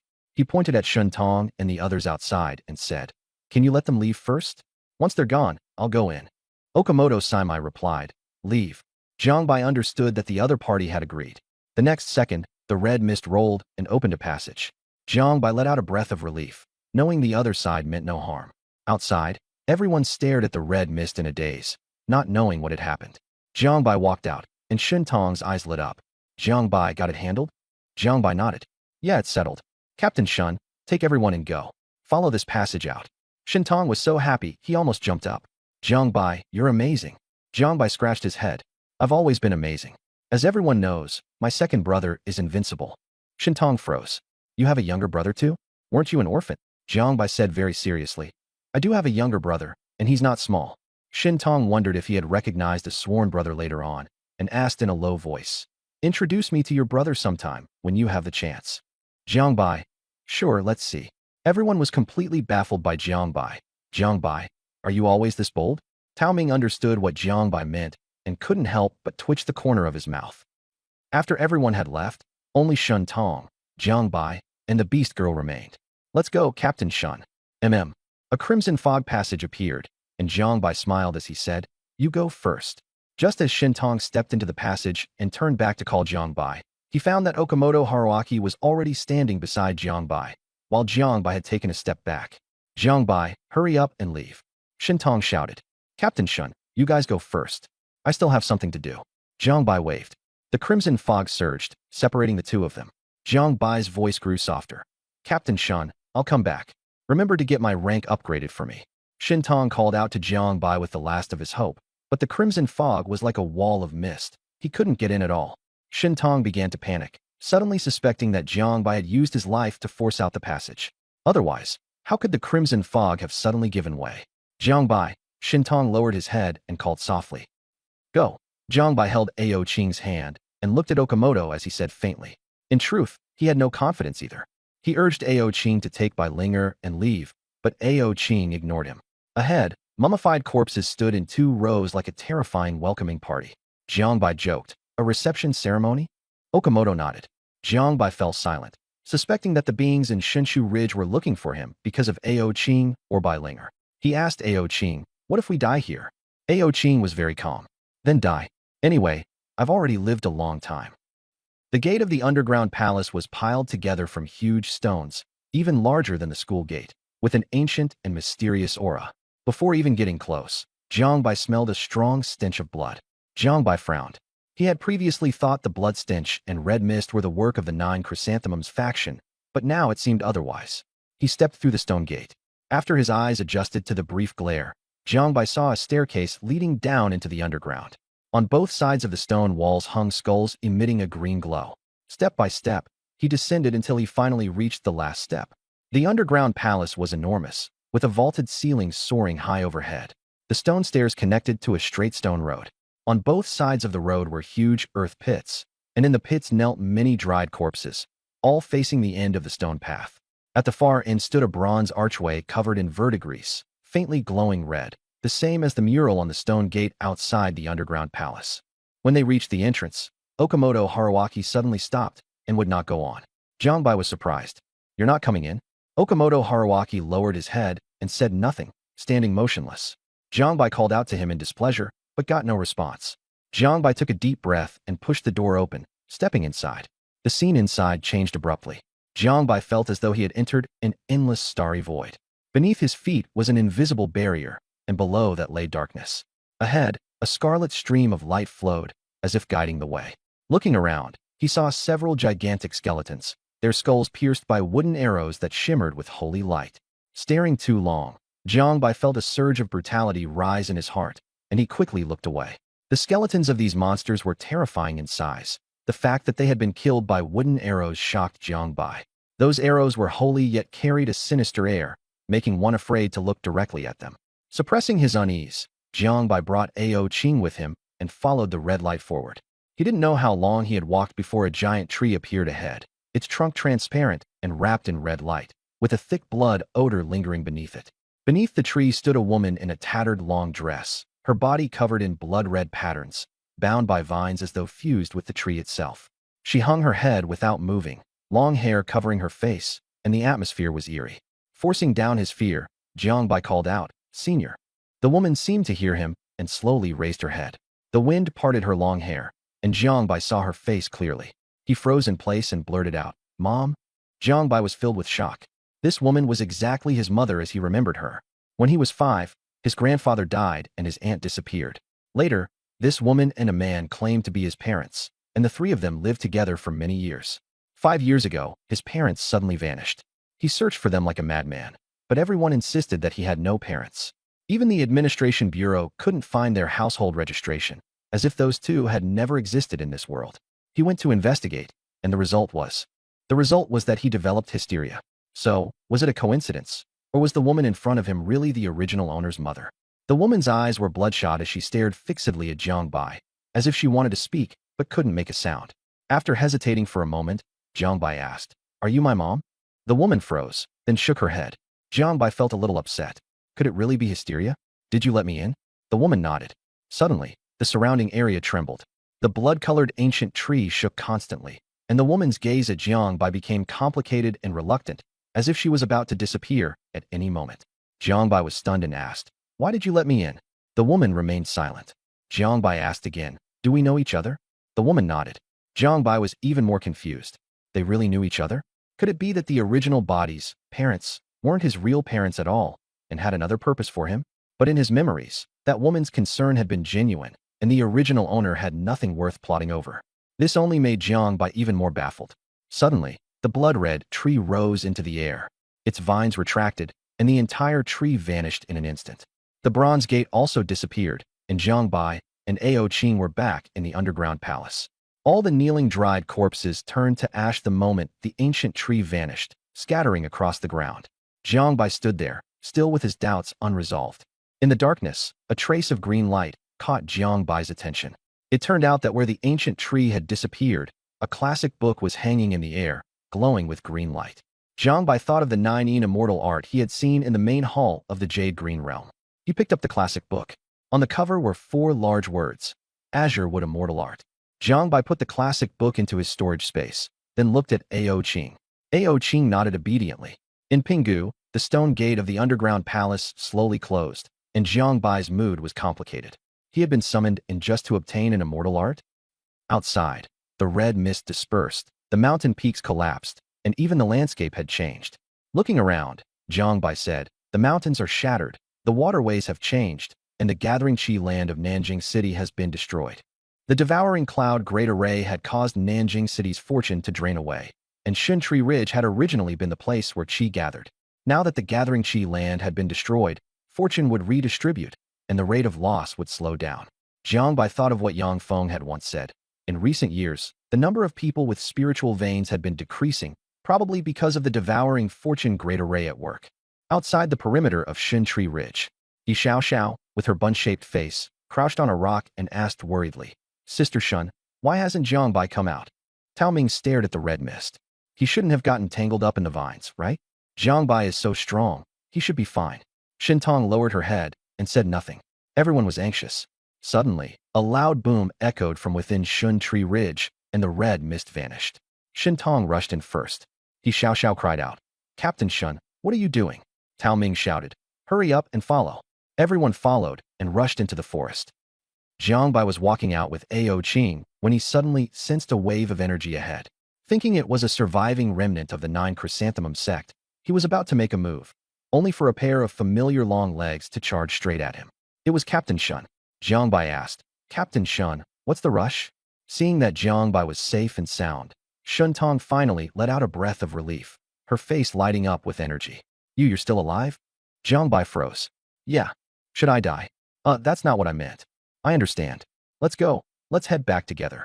On the way back, they ran into He Xiao and Tao Ming again, and both were very happy to see Jiangbai. When they reached the outskirts, Jiangbai heard a childish voice. "Brother Jiangbai, sister Ao Qing." Looking over, he saw Meng Meng had woken up and was being held by Zhao Qingshi, waving at him. Jiangbai took Meng Meng from him. "Do you miss me?" "I do, brother Jiangbai. I ran into bad people, and they wouldn't let me see mommy."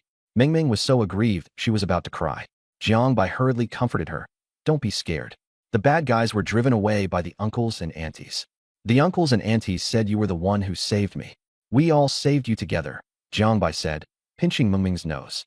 Meng Meng turned around to thank everyone, and everyone laughed, except Shintong, who looked somewhat strained. "Brother Jiangbai, is that auntie unhappy?" Meng Meng asked softly. Jiangbai glanced at Shintong. "Probably not." The first volume ends here. A large amount of plot has been cut for the sake of speeding things up. We're about to contract the 3rd Beast Girl. In Jinxiu residence, Jiangbai took Meng Meng and knocked on Bai Jie's door. Bai Jie looked haggard, her eyes swollen and red. The moment she saw Meng Meng, tears immediately streamed down her face. "Meng Meng!" She hugged Meng Meng tightly in excitement and broke down crying from losing and finding her again. "Mom, don't cry. Meng Meng is back." Meng Meng quickly comforted her mother. Crying, Bai Jie thanked Jiangbai and even tried to kneel. Jiangbai hurriedly helped her up. "I'm from the Administration Bureau. Saving Meng Meng was already my job, and Meng Meng always brings me watermelons. I wouldn't let anything happen to her." After returning home, Jiangbai sat on the sofa and recalled what he had experienced. His mother was called Chen Xian, and his father Jiang Yuan, but those might have been fake names. Even the administration bureau couldn't find anything. His mother had become abnormal in Shinshu Ridge, and his father had vanished without a trace. The origins of the tree in Shinshu Ridge were also very mysterious. Jiangbai had a headache. These mysteries were like a cage trapping him. The mission that Okamoto Jichuan mentioned might be related to that ancient tree.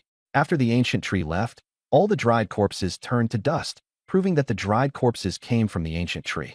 Since the 9 Chrysanthemum sect could control the dried corpses, they clearly also knew the inside story about the ancient tree. Jiangbai decided he had to go to Sakura country to investigate that ancient tree, and while he was at it, look for Qin Xian and figure out the secrets within himself. After figuring all that out, Jiangbai called out, "Sister Ao Qing, come out for a moment." No one answered. Jiangbai tried touching the beast one, and sure enough, Ao Qing replied shyly in his mind, "Don't touch it anymore. I want to rest. Go find Ling." Jiangbai was helpless. Ever since that incident with Linger some time ago, Ao Qing had been sulking. Looks like he'd have to sleep alone again tonight. But to cultivate the yin-yang immortal art, he still needed energy. After hesitating, Jiangbai didn't go looking for Bai Linger. Instead, he took out the Azure Wood Immortal Art he had obtained from Divine Tree Ridge to study.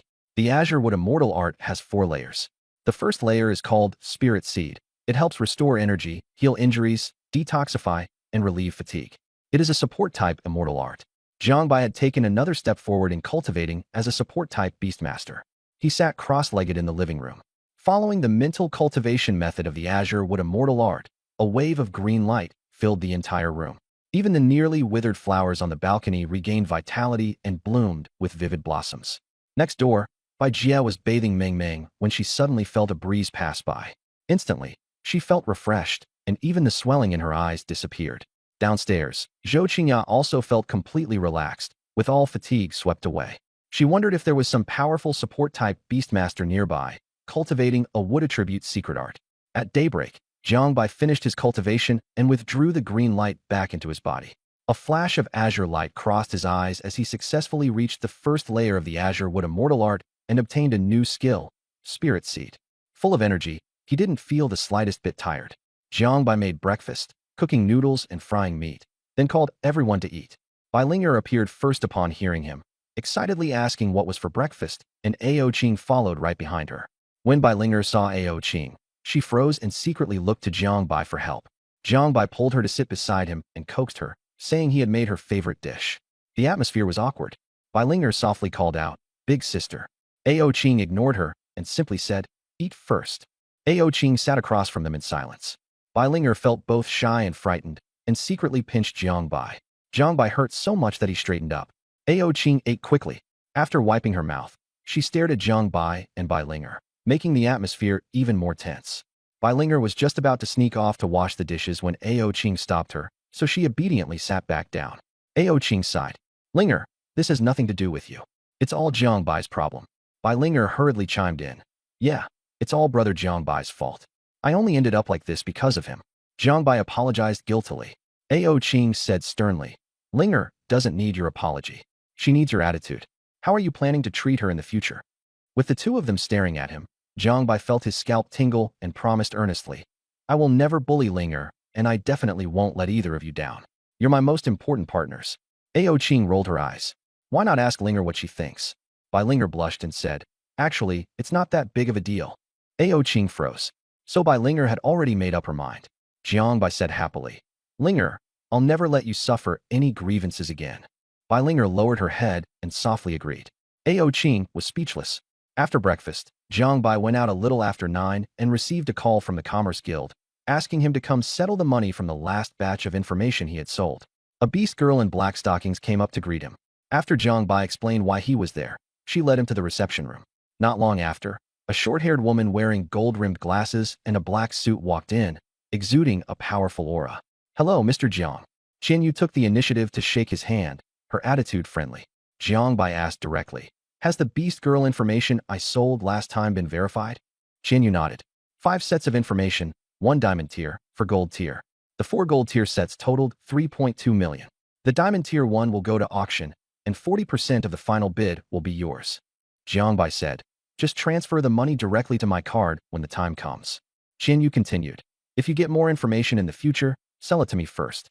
I'll buy gold tier for 900,000, and the diamond tier split will be 45%. At that moment, a commotion suddenly erupted outside. A slightly chubby young man dressed in gold and silver pushed open the door and shouted, "Sis, why are you stopping me?" Suppressing her displeasure, Qian Yu smiled at Jiang Bai and said, "Mr. Jiang, if you agree, we can sign a contract." The young man introduced himself. "Jiang Bai, right? I'm Qian Duoduo." Jiang Bai found the name familiar and remembered seeing him at Mount Saint. Qian Duoduo asked, "You're the one selling the diamond tier beast girl information? Why not sell it directly to me? I'll give you 20 million. By the time it goes through auction, you'd only get 12 million. Qian Yu said coldly. "Qian Duoduo, don't try to swoop in and take the benefit." Qian Duoduo spread his hands. "Whoever you sell to, it's still a sale. Why not reconcile with dad and go home? After all, you're the eldest miss of the Qian family." Qian Yu firmly refused. "I won't go back. Mr. Zhang's information has already been acquired by our Great Xia Commerce Association. If you want to buy it, go to the auction." Seeing that, Qian Duoduo stopped arguing and instead said to Jiang Bai, "Bro, let's exchange contact info. If you have more information in the future, our Cloudcom Commerce Association will buy it too, and will pay well." Jiang Bai nodded. After exchanging contact information, he didn't cooperate with Qian Yu and left alone. After Jiang Bai left, Qian Yu asked helplessly, "What are you doing in Nanijiang?" Qian Duoduo spread his hands and said bluntly, "I originally came to compete for the Juking realm, but who knew immortal arts would appear inside?" Qian Yu was shocked. "Immortal arts? You got them?" Qian Duoduo gave a bitter smile. "No, I got set up by a guy named Tao Ming. Luckily, I had a spatial rune pattern, so I managed to escape. Then I came to see you on the way. It turned out that when everyone was fighting over the immortal arts, Tao Ming had tricked them into rushing into the sleeping palace, only for a formidable woman to suddenly appear and snatch the immortal arts away." Qian Yu sighed. "What a pity," Qian Duoduo said indignantly. "If I had that immortal arts manual, I could go up against that little monster at home." Qian Yu's expression darkened. Seeing this, Qian Duoduo quickly shut up, realizing he had misspoken. "I'm sorry. I didn't mean it." Qian Yu shook her head. "This is between him and me. It has nothing to do with you." "Sis, you still won't sell me the diamond tier beast girl data?" Qian Yu said coldly. "Young Master Qian is short on money too?" Qian Duoduo gave a wry smile. "It's all because of him. The family resources went to him, and the rest of us got cut back." Qian Yu suddenly asked, "The Yuanling Mountain is about to open, right?" "Yeah, why do you ask?" "Help me get a pass." Qian Duoduo froze. "It'll open soon. You want to go in?" No way, it's too dangerous. Second uncle won't agree." Qian Yu mocked herself. "When has he ever cared about me?" The Beast Girl Contract Bureau regularly sends qualified beast masters into the Sacred Mountain. It costs 50,000 yuan, and it's also a way to contract beast girls. Easier than the contract assembly, though it only allows beast girls from families with existing records. Jiang Bai was level 40 and planned to go to the Sacred Mountain to contract his third beast girl, so Bai Lingyer could appear publicly. He went to the Contract Bureau in Nanjing City to register and planned to enter together when the passage opened. The Contract Bureau was already crowded with people, so it seemed today was the day. Jiang Bai entered the lobby and asked a staff member, "Hello, I'd like a Sacred Mountain pass." The staff member saw that he was level 19 and looked puzzled. "Are you sure? You need to be level 20 to contract a second beast girl. Going in at level 19 would be a waste of money." Jiang Bai had always shown himself as level 19, so the staff member assumed he lacked the ability. "I'm sure." Jiang Bai nodded, then asked, "When is the earliest opening?" The staff member reminded him, "The earliest is today. Next time will be half a month later. If you can level up to 20 within half a month, would that work?" Jiang Bai shook his head. "No need. This time is fine." At that moment, a young girl walked over to the window next to him. "Hello, I'd like a Sacred Mountain pass." Jiang Bai turned toward the voice. The girl had pink twin ponytails with big waves, a white princess dress with a white belt, and a slim figure. Noticing Jiang Bai staring at her, she turned back with a smile. "Hi." She looked straight out of a manga. Jiang Bai was struck by her beauty and nodded in response. The girl asked, "Are you also going to the Sacred Mountain to contract a beast girl?" Jiang Bai nodded. The girl's eyes lit up. After a moment of hesitation, she asked softly, "Can we go in together?" Jiang Bai frowned. "No, I'm not used to traveling with strangers." The girl looked disappointed. "Oh, okay." The staff member was shocked that Jiang Bai had actually rejected such a cute girl. Jiang Bai raised an eyebrow. "Is it done?" "Yes." The staff member hurriedly handed over the pass. "The passage opens in 2 hours. You can go wait in the lounge." Jiang Bai took the pass and turned to leave. Lin Yueyao gritted her teeth and clenched her fists. At that moment, the young man beside her laughed so hard he bent over. "Ha ha ha hi. Can we go into the sacred mountain together? Lin Yueyao, are you trying to laugh me to death so you can become the family's sole heir? Lin Feng laughed so hard he doubled over, wiping tears from his eyes from time to time. Lin Yueyao threatened him coldly. Lin Feng, laugh one more time and try me. Lin Feng instantly stopped laughing and put on a serious face. I'm not laughing. The staff member who had just handled the paperwork was stunned by Lin Yueyao's sudden change in expression. Just a second ago, she had been such a cute girl. Lin Yueyao glared fiercely at the staff member. What are you looking at? Want me to gouge your eyes out? The staff member immediately lowered his head and pretended to be busy. Lin Feng took the opportunity to send the video he had just recorded to the Rescue Lin Yueyao group chat. Lin Feng, hurry and look. Isn't this the daughter of your dreams? Lin Feng video. Lin father. Lin mother. Lin father. Who is that man? Why is my daughter treating him like this? Heartbroken.jpg Lin mother. Are you stupid? Isn't it actually pretty good that our daughter can be like this? Dumbdog.jpg Lin father. Oh right. Enlightened.jpg Lin mother. Who's that young man? Lin mother. Heart.jpg. Mother, recall the message. Lin Feng had just put down his phone when it rang again. He glanced at it and directly posted in the group. Lin Feng. Is it possible that what Yueyao actually wants to pursue is that guy's beast girl? Smile.jpg. Lin's father, Lin's mother, Lin's father. Should we disband the group? I don't think we can save her. Lin's mother. Go ahead and try disbanding it if you dare. Lin Feng saw his parents arguing again and didn't interrupt. He turned to Lin Yueyao and said, Yueyao, are you really going to go after Jiang Bai?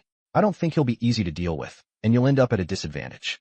Hearing that, Lin Yueyao actually laughed out loud. At a disadvantage? Are you kidding me? Lin Feng shrugged. You can't outcompete him. Even Li Lingtian is no match for you, but you still can't beat him. Lin Yueyao refused to accept it. Can't I try? What if that guy Ao Qing likes girls? Lin Feng was speechless. Do you think everyone is like you? Just then, Lin Yueyao's phone received a message. She glanced at it, and her expression darkened as she glared viciously at Lin Feng. Lin Feng. Lin Feng instantly tensed up and forced himself to stay calm. What's wrong?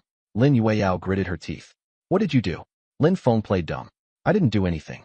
What happened? Lin Yueyao held the phone up to his face. What is this? She pointed at the video. Seeing the video, Lin Feng turned and ran, but he was still caught by Lin Yueyao and given a beating, then sent flying straight out of the window. Lin Yueyao said to the stunned staff, I'll cover the damages. Also, call your bureau chief over. I'm going to sponsor the Nanshire Contract Bureau. Jiang Bai was eating at a restaurant next to the contract bureau. He didn't pay much attention when he heard the loud crash. He had seen this kind of thing too many times. 2 hours later, Jiang Bai arrived at the contract bureau square. In the center of the square was a large stone. Unlike last time, there were fewer people this time, just a little over 50. A pink-haired girl in a princess dress walked in, instantly drawing everyone's attention. Everyone thought she was dazzlingly beautiful. Jiang Bai merely glanced at her, and then turned away, paying no mind. At that moment, an old man came out, swept his gaze over everyone, lingered a little longer on Lin Yueyao, and then said, The rules of the sacred mountain have changed this time. 2 people will enter together in pairs. Jiang Bai frowned, because his target was Ao Qing and Bai Linger's sisters, and now the number of people was odd. He immediately spoke up, Senior, the number of people is odd. I request to go in alone. The old man was stunned by Jiang Bai's words. Lin Yueyao also stared at Jiang Bai in shock. She thought to herself, so many people were chasing me, yet Jiang Bai feels absolutely nothing for me? The old man swept his gaze across the crowd. Suddenly, a young man shouted, Ouch! I've got a headache. I'm out. The old man nodded in agreement, and the number of people became even, so the teams were formed. Very quickly, Jiang Bai found himself helplessly facing the pink-haired girl. Lin Yueyao smiled, and held out her hand to introduce herself. I'm Lin Yueyao. And you? Jiang Bai said indifferently. Jiang Bai. Lin Yueyao said proudly. I suggested we go together this morning. This must be fate. Jiang Bai sighed and suggested. After entering the sacred mountain, can we each go our own way? Lin Yueyao flatly refused. No, I'm scared. She thought to herself that she had spent over $1 million to get close to Jiang Bai. So how could they possibly split up? Jiang Bai reluctantly agreed. But in his mind, he was already calculating that once he entered the sacred mountain, he would just run. At this moment, the old man on the platform moved his hands, making the patterns glow. Wind gathered and formed a vortex. The passage opened, and the old man reminded everyone, You must come out within 3 days, or you'll have to wait until next time. The crowd lined up and entered the passage. Jiang Bai felt that entering the sacred mountain this time was different from the previous contract convention. Last time, he arrived in the blink of an eye. This time, it took a full minute to walk out, and the surroundings had turned into a primeval forest with fresh air. Ahead, several older beast girls greeted everyone kindly and asked them to state which clan they wanted to go to. Jiangbai recognized one of them, Granny Shi, who had once helped him. Jiangbai stepped forward to greet her. Granny Shi, do you remember me? Granny Shi thought for a moment, then smiled. I remember. 3 years ago, you contracted with the Fox clans by Yuan, right? Jiangbai nodded. Granny Shi frowned and complained. It's been 3 years, and you're only level 19?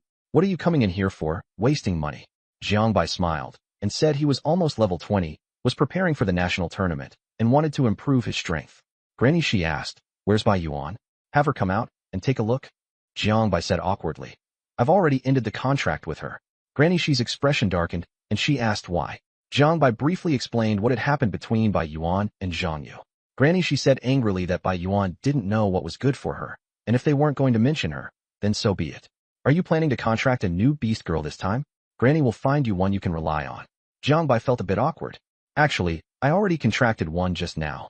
Jiangbai was planning to contract a second beast girl. Granny Shi was shocked and told him to summon her, so she could take a look. Jiangbai silently called for Ao Qing in his heart, and with a flash of blue light, Ao Qing appeared, breathtakingly beautiful.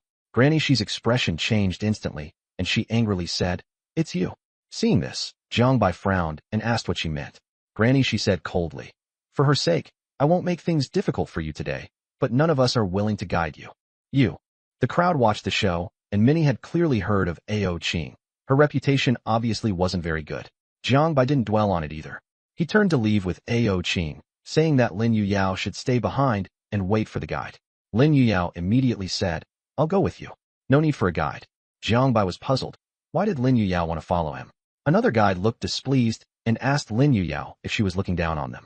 Lin Yuyao was stunned and said she just wanted to go with Jiangbai. Besides, the senior had said before that they should pair up in twos. She added that she already knew where to contract a beast girl, so there was no need for guidance. The guide pointed at Ao Qing and reminded her that it was very dangerous, but Lin Yuyao paid no attention. The guide snorted coldly and told her to do as she pleased. The three left and walked along a path in the primeval forest. Jiangbai suddenly asked where the beast girl Lin Yuyao wanted to contract was, planning to escort her there. Lin Yuyao blinked. I don't know. Jiangbai froze and asked if she had just been lying to everyone. Lin Yuyao admitted it openly. After a moment of silence, Jiangbai suggested playing a game. She would close her eyes, and he would give her something. Lin Yuyao warily refused, but in the end she still agreed to close her eyes. The moment she did, Jiangbai gathered energy and smashed a punch down at the top of her head. Lin Yuyao instinctively blocked it and was blasted away. By the time she regained her senses, Jiangbai and Ao Qing were already gone. Panting, Lin Yuyao hadn't expected Jiangbai to suddenly attack. Her face darkened. Bastard, trying to kill me? She frowned, puzzled in her heart. How is Jiangbai this strong? That punch could have killed a beast master over level 40. Jiangbai didn't stop until he had run far away with Ao Qing. Ao Qing asked, Why did you suddenly attack her? Jiangbai explained, I thought she had just come of age and hadn't cultivated yet, and came in to contract her first beast girl. But her reaction didn't seem like a newbie's. She wasn't looking forward to it at all, and was instead deceiving me. She had a purpose from the start, so I struck to test her. Ao Qing nodded. She blocked your sneak attack so easily. She's very strong. Jiangbai said, We need to be careful. What was going on with Sister Shi just now? Ao Qing was silent for a moment. Among the beast girls on Sacred Mountain who haven't contracted yet, their status is the lowest. Their bloodline restrictions limit their cultivation to level 20. Depending on which clan they're contracted to, some beast girls have returned to Sacred Mountain. Resources here are scarce, and the larger clans enslave the weaker beast girls, forcing them to hunt in low-level battlefields. Jiangbai was startled and asked, Doesn't the will of Sacred Mountain care? Ao Qing shook her head. It only issued an order forbidding them from killing one another. It doesn't care about anything else. Later on, many beast girls of unknown races began banding together to resist the oppression. Jiangbai looked at Ao Qing. Did you go through the same thing before? Ao Qing looked into the distance and brushed her hair aside. That was over 100 years ago. When I had just awakened intelligence, my clan tricked me into going to a low-level battlefield. I fought there for over 10 years, then met Xiao Si. She was lazy and often got whipped. I couldn't stand it and spoke up for her, nearly getting killed. After that, I took her and escaped. Later, I met Xiao Er and Linger one after another, and we all fled together for many years. It wasn't until we found a place to settle that things finally got a little better. She smiled. That guy from earlier hates me because I kept bringing beast girls to snatch prey from the larger clans. They couldn't beat us and couldn't find our nest, so they had no choice but to compromise. Jiang Bai stared blankly at Ao Qing. From now on, I won't let anyone bully you anymore. Ao Qing smiled, wrapped her arms around Jiang Bai's neck, leaned on his shoulder, and softly responded. A battle erupted in the sacred mountain ruins, but no beast girls were killed, only surrendered and were captured. A woman dressed in fiery red hovered in the air, her wings flapping and stirring up waves of heat, while several other beast girls with wings surrounded her. One of the beast girls laughed. Second sister, stop holding out. Eldest sister has already left with the beast master. No matter how long you hold out, it's useless. If you surrender now, maybe you can at least die a little more quickly. The red-haired woman gritted her teeth in anger. Back then, eldest sister saved you, and now you betray us and reveal the entrance to the ruins. She hadn't expected the betrayal to come just after eldest sister had left. The beast girl called number 69 didn't care at all. Staying with you, worrying every day and never getting enough to eat, is worse than being a manager under them. Life is much better now. No need to go to the battlefield anymore. The red-haired woman cursed. You really are cheap. You knew how they treated you back then, and you still helped them. Cheap to the bone. 69 sneered. Go ahead and curse me, while you still have the chance. Don't worry, I'll definitely take good care of the companions in the ruins. The red-haired woman's expression darkened, fiery energy swirling around her as she charged straight at 69. Startled, 69 hurriedly retreated, while the other beast-eared girls quickly surrounded the red-haired woman and attacked together. Seeing that he was fine, 69 let out a breath of relief and shouted at the red-haired woman. Second sister, stop struggling. It's useless. Look, your sisters have all been captured. As long as you hand over the remaining ones, I can plead for you and make sure you die with some dignity, without suffering. The battle on the ground was almost over. Most of the beast girls in the red-haired woman's faction had been captured and were being escorted out. The red-haired woman resisted desperately, completely unfazed by punishment. The ones besieging her also didn't dare use heavy force, so the fight was very one-sided. The two sides were deadlocked, and neither could do anything to the other. At that moment, a petite beast girl suddenly ran out from the ruins and shouted into the sky. Second sister, the little ones have already withdrawn. I'm here to help you. Only then did the red-haired woman finally breathe a sigh of relief. In truth, there were still underage beast girls inside the ruins, but they had all been evacuated through the secret passage arranged by the eldest sister. The red-haired woman told little Four to leave immediately through the passage, and she would follow shortly. But the black-haired beast girl still wanted to help, and was shut down by the red-haired woman with, "You'll only drag us down." Threatened, little Four dared not disobey, and directly sent several beast girls trying to stop her flying with a ram before swiftly disappearing. Seeing that little Four was safe, the red-haired woman began to deal seriously with the opponents in the sky. The sky was a riot of colors, and hundreds of beast girls on the ground all looked up at her. The red-haired woman muttered to herself, "Little Four should be far away by now."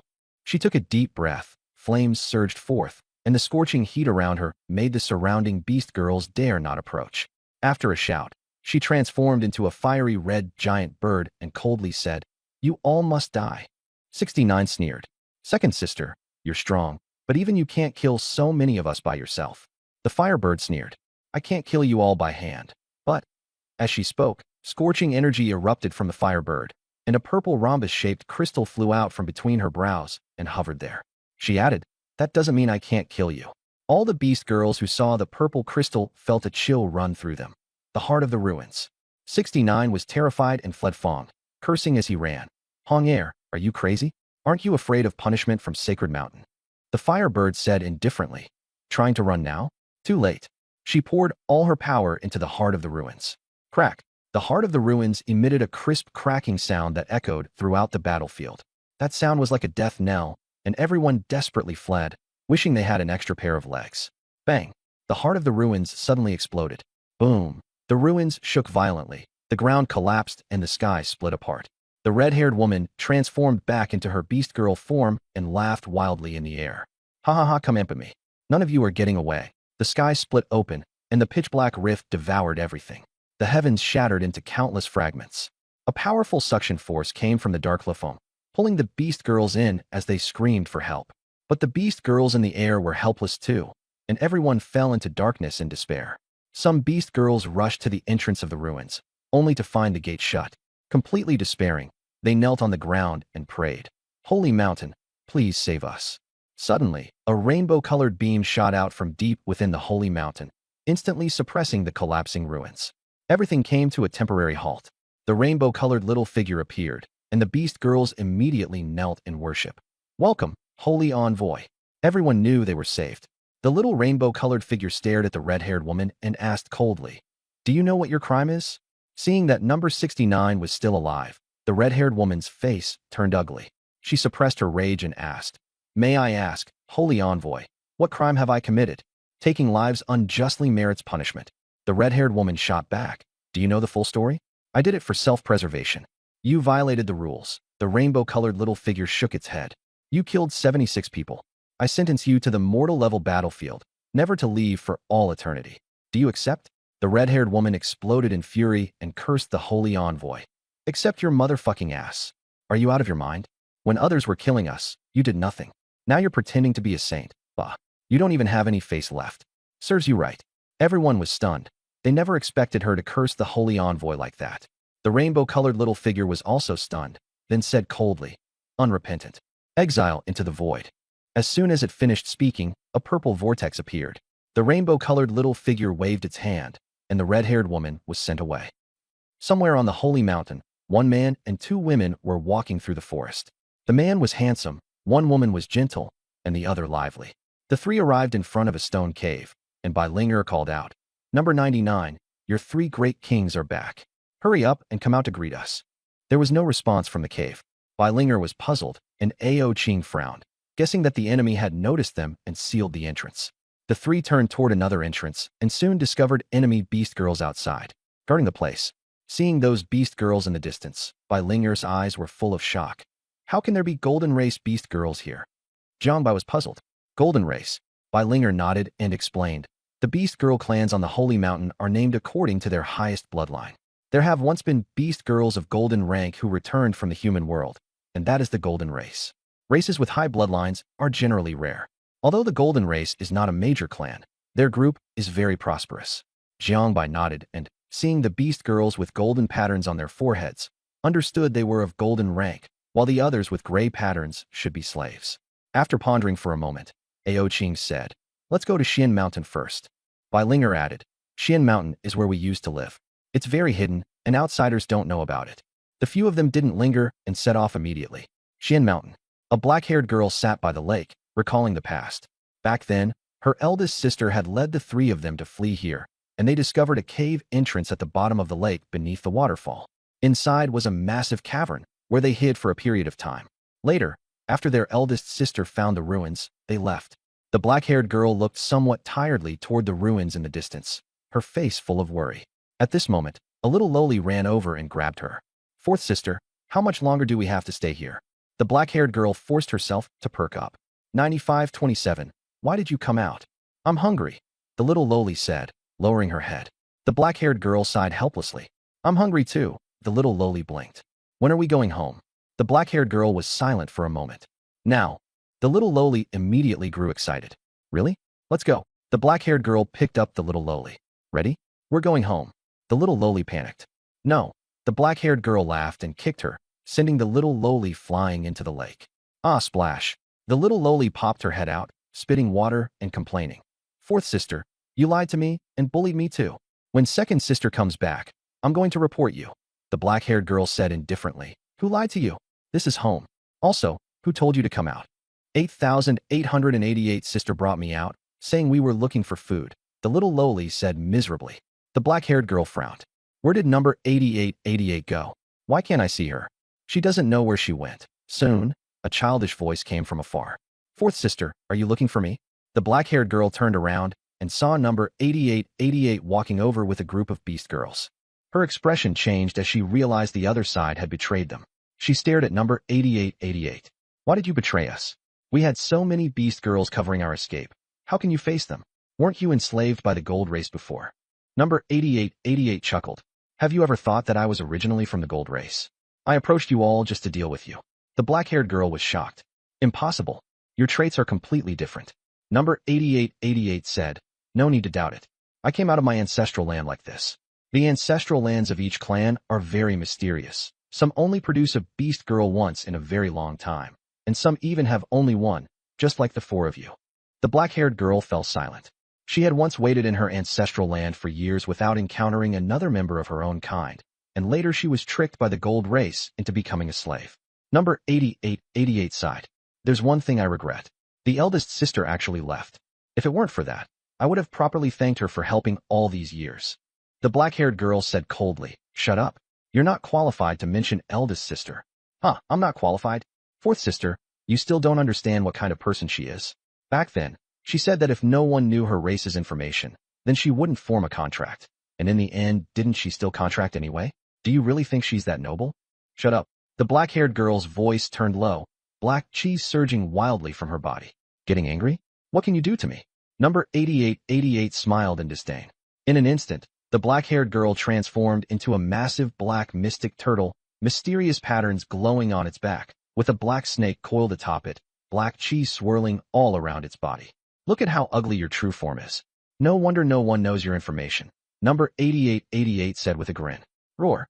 The two ferocious giant beasts roared, their sharp claws slamming into the ground, shaking the mountains and forests as a violent wind swept through. A beast girl from the gold race said in surprise, "What race are they exactly? Each one is more special than the last." Number 88 shook her head. "I don't know, but no matter how strong they are, no one can develop the bloodline inside them. Their cultivation will top out at level 20. Go, capture her alive. Bring her back, and our clan will have a huge advantage, and there'll be more food too." The members of the gold race nodded and transformed into battle forms, flying into the air. Compared with the red-haired woman, these beast girls were much smaller in size. Number 88 had low cultivation and did not make a move. The battle erupted. The gold race beast girls unleashed golden light from the air, blasting toward the mystic turtle. Boom.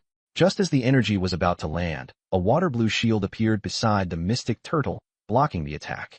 The giant snake on the mystic turtle's back opened its mouth and spat out a massive pillar of energy, but the enemies were at a higher level and easily dodged it all. Her attack methods were limited, with only basic skills and the water blue shield. The beast girl in midair nimbly dodged, her sharp claws relentlessly battering the shield. Number 88 shouted to the sky, "She's slow. Use your speed to wear her down." Immediately, the beast girl swarmed in for a rapid assault, dodging the giant serpent's attacks from time to time. Number 88 watched the situation unfold and was in a very good mood. She had been an undercover agent for many years, found almost all the entrances to the ruins, and even followed Fourth Sister to figure out their hiding place. In the future, the clan's return would surely be a devastating force. Thinking of the wonderful days ahead, she could not help but laugh. The Shingui held a stone in its mouth and hurled it like a cannonball at the enemy, but it could not keep up in speed, so it could only rely on its high defense to hold on. As time went on, Number 88's expression turned ugly. She had not expected the lazy Fourth Sister to be so hard to deal with so many experts unable to do anything to her. Number 88 said coldly, "Blast open Xian Mountain first and capture all the beast girls inside." The black tortoise warned, "Don't you dare. Whether I dare or not is not up to you." Number 88 sneered. "Either surrender now, or once you enter the battlefield, I'll make sure you suffer a fate worse than death." The black tortoise's heart gradually. She was almost in despair, her energy nearly exhausted. Seeing that she was about to be captured, golden light kept bombarding her, the shell on her back had cracked, and blood dripped from the corner of her mouth. She was in utter disarray. She could no longer hold on, and reverted to her beast girl form. Clutching her chest, she sat on the ground gasping for breath, her whole body aching as if it were being torn apart. Number 88 jumped down from the tree and called out, "Tie her up." Just as the golden race beast girls were about to move, an enraged roar suddenly rang out from the horizon. "You all must die." Everyone was stunned and turned to look. A massive azure dragon, carrying blinding blue light, surged in and instantly killed the beast girl approaching the black-haired Joe, her head flying off. Number 88 was so frightened she froze and could not move. As the blue light gathered, Ao Ching appeared, helped up the black-haired Joe, and poured blue light into her body. "Little Four, are you alright? Big sis, you're finally here. They bullied me." The black-haired Jar cried as she threw herself into Ao Ching's arms. Ao Ching comforted her. "It's all right, I'm here. Big sis, go quickly." It was number 69 who betrayed us and led the golden race here to find the ruins.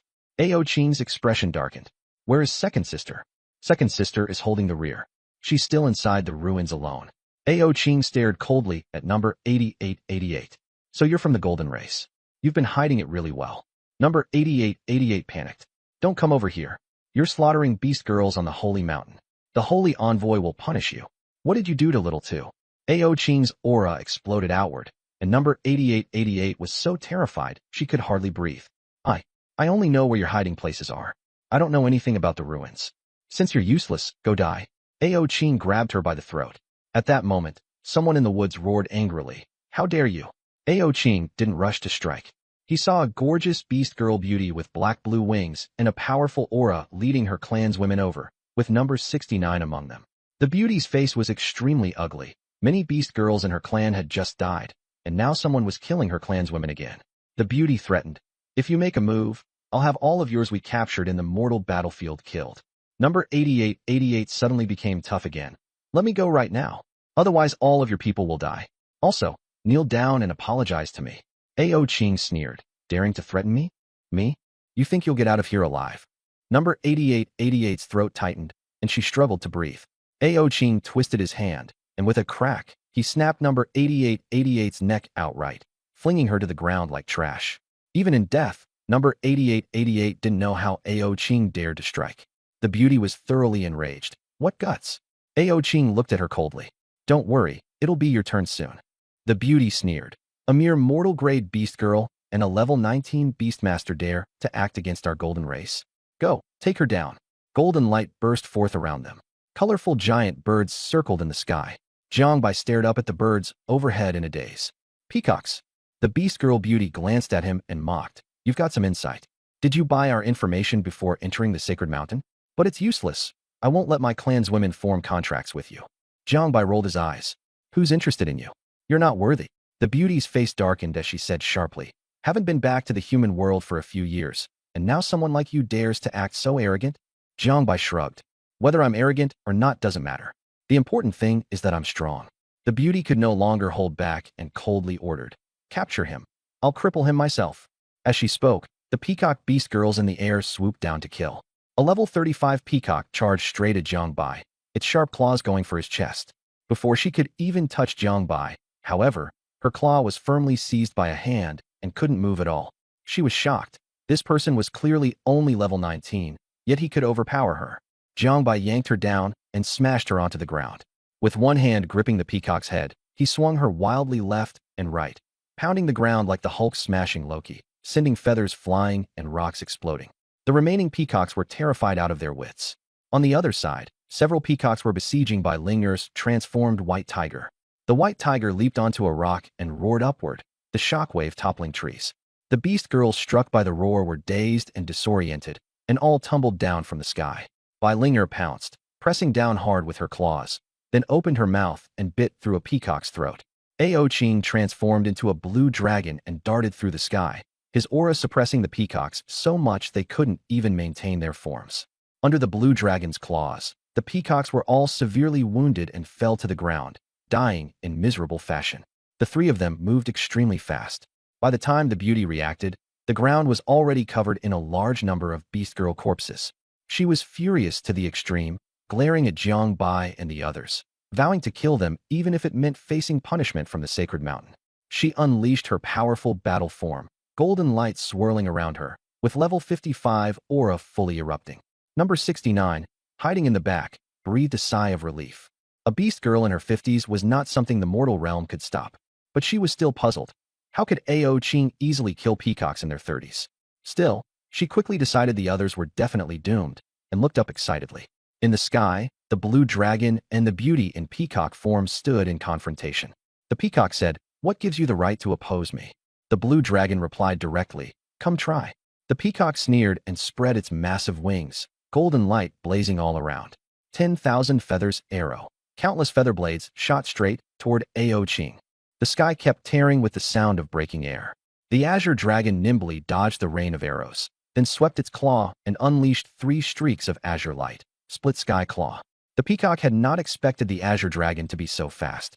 She had just been about to casually fan out her wings to block the attack, but one of her wings was severed by the azure light. Pain surged through her as she cried out in shock. How is that possible? The azure dragon sneered. Nothing's impossible.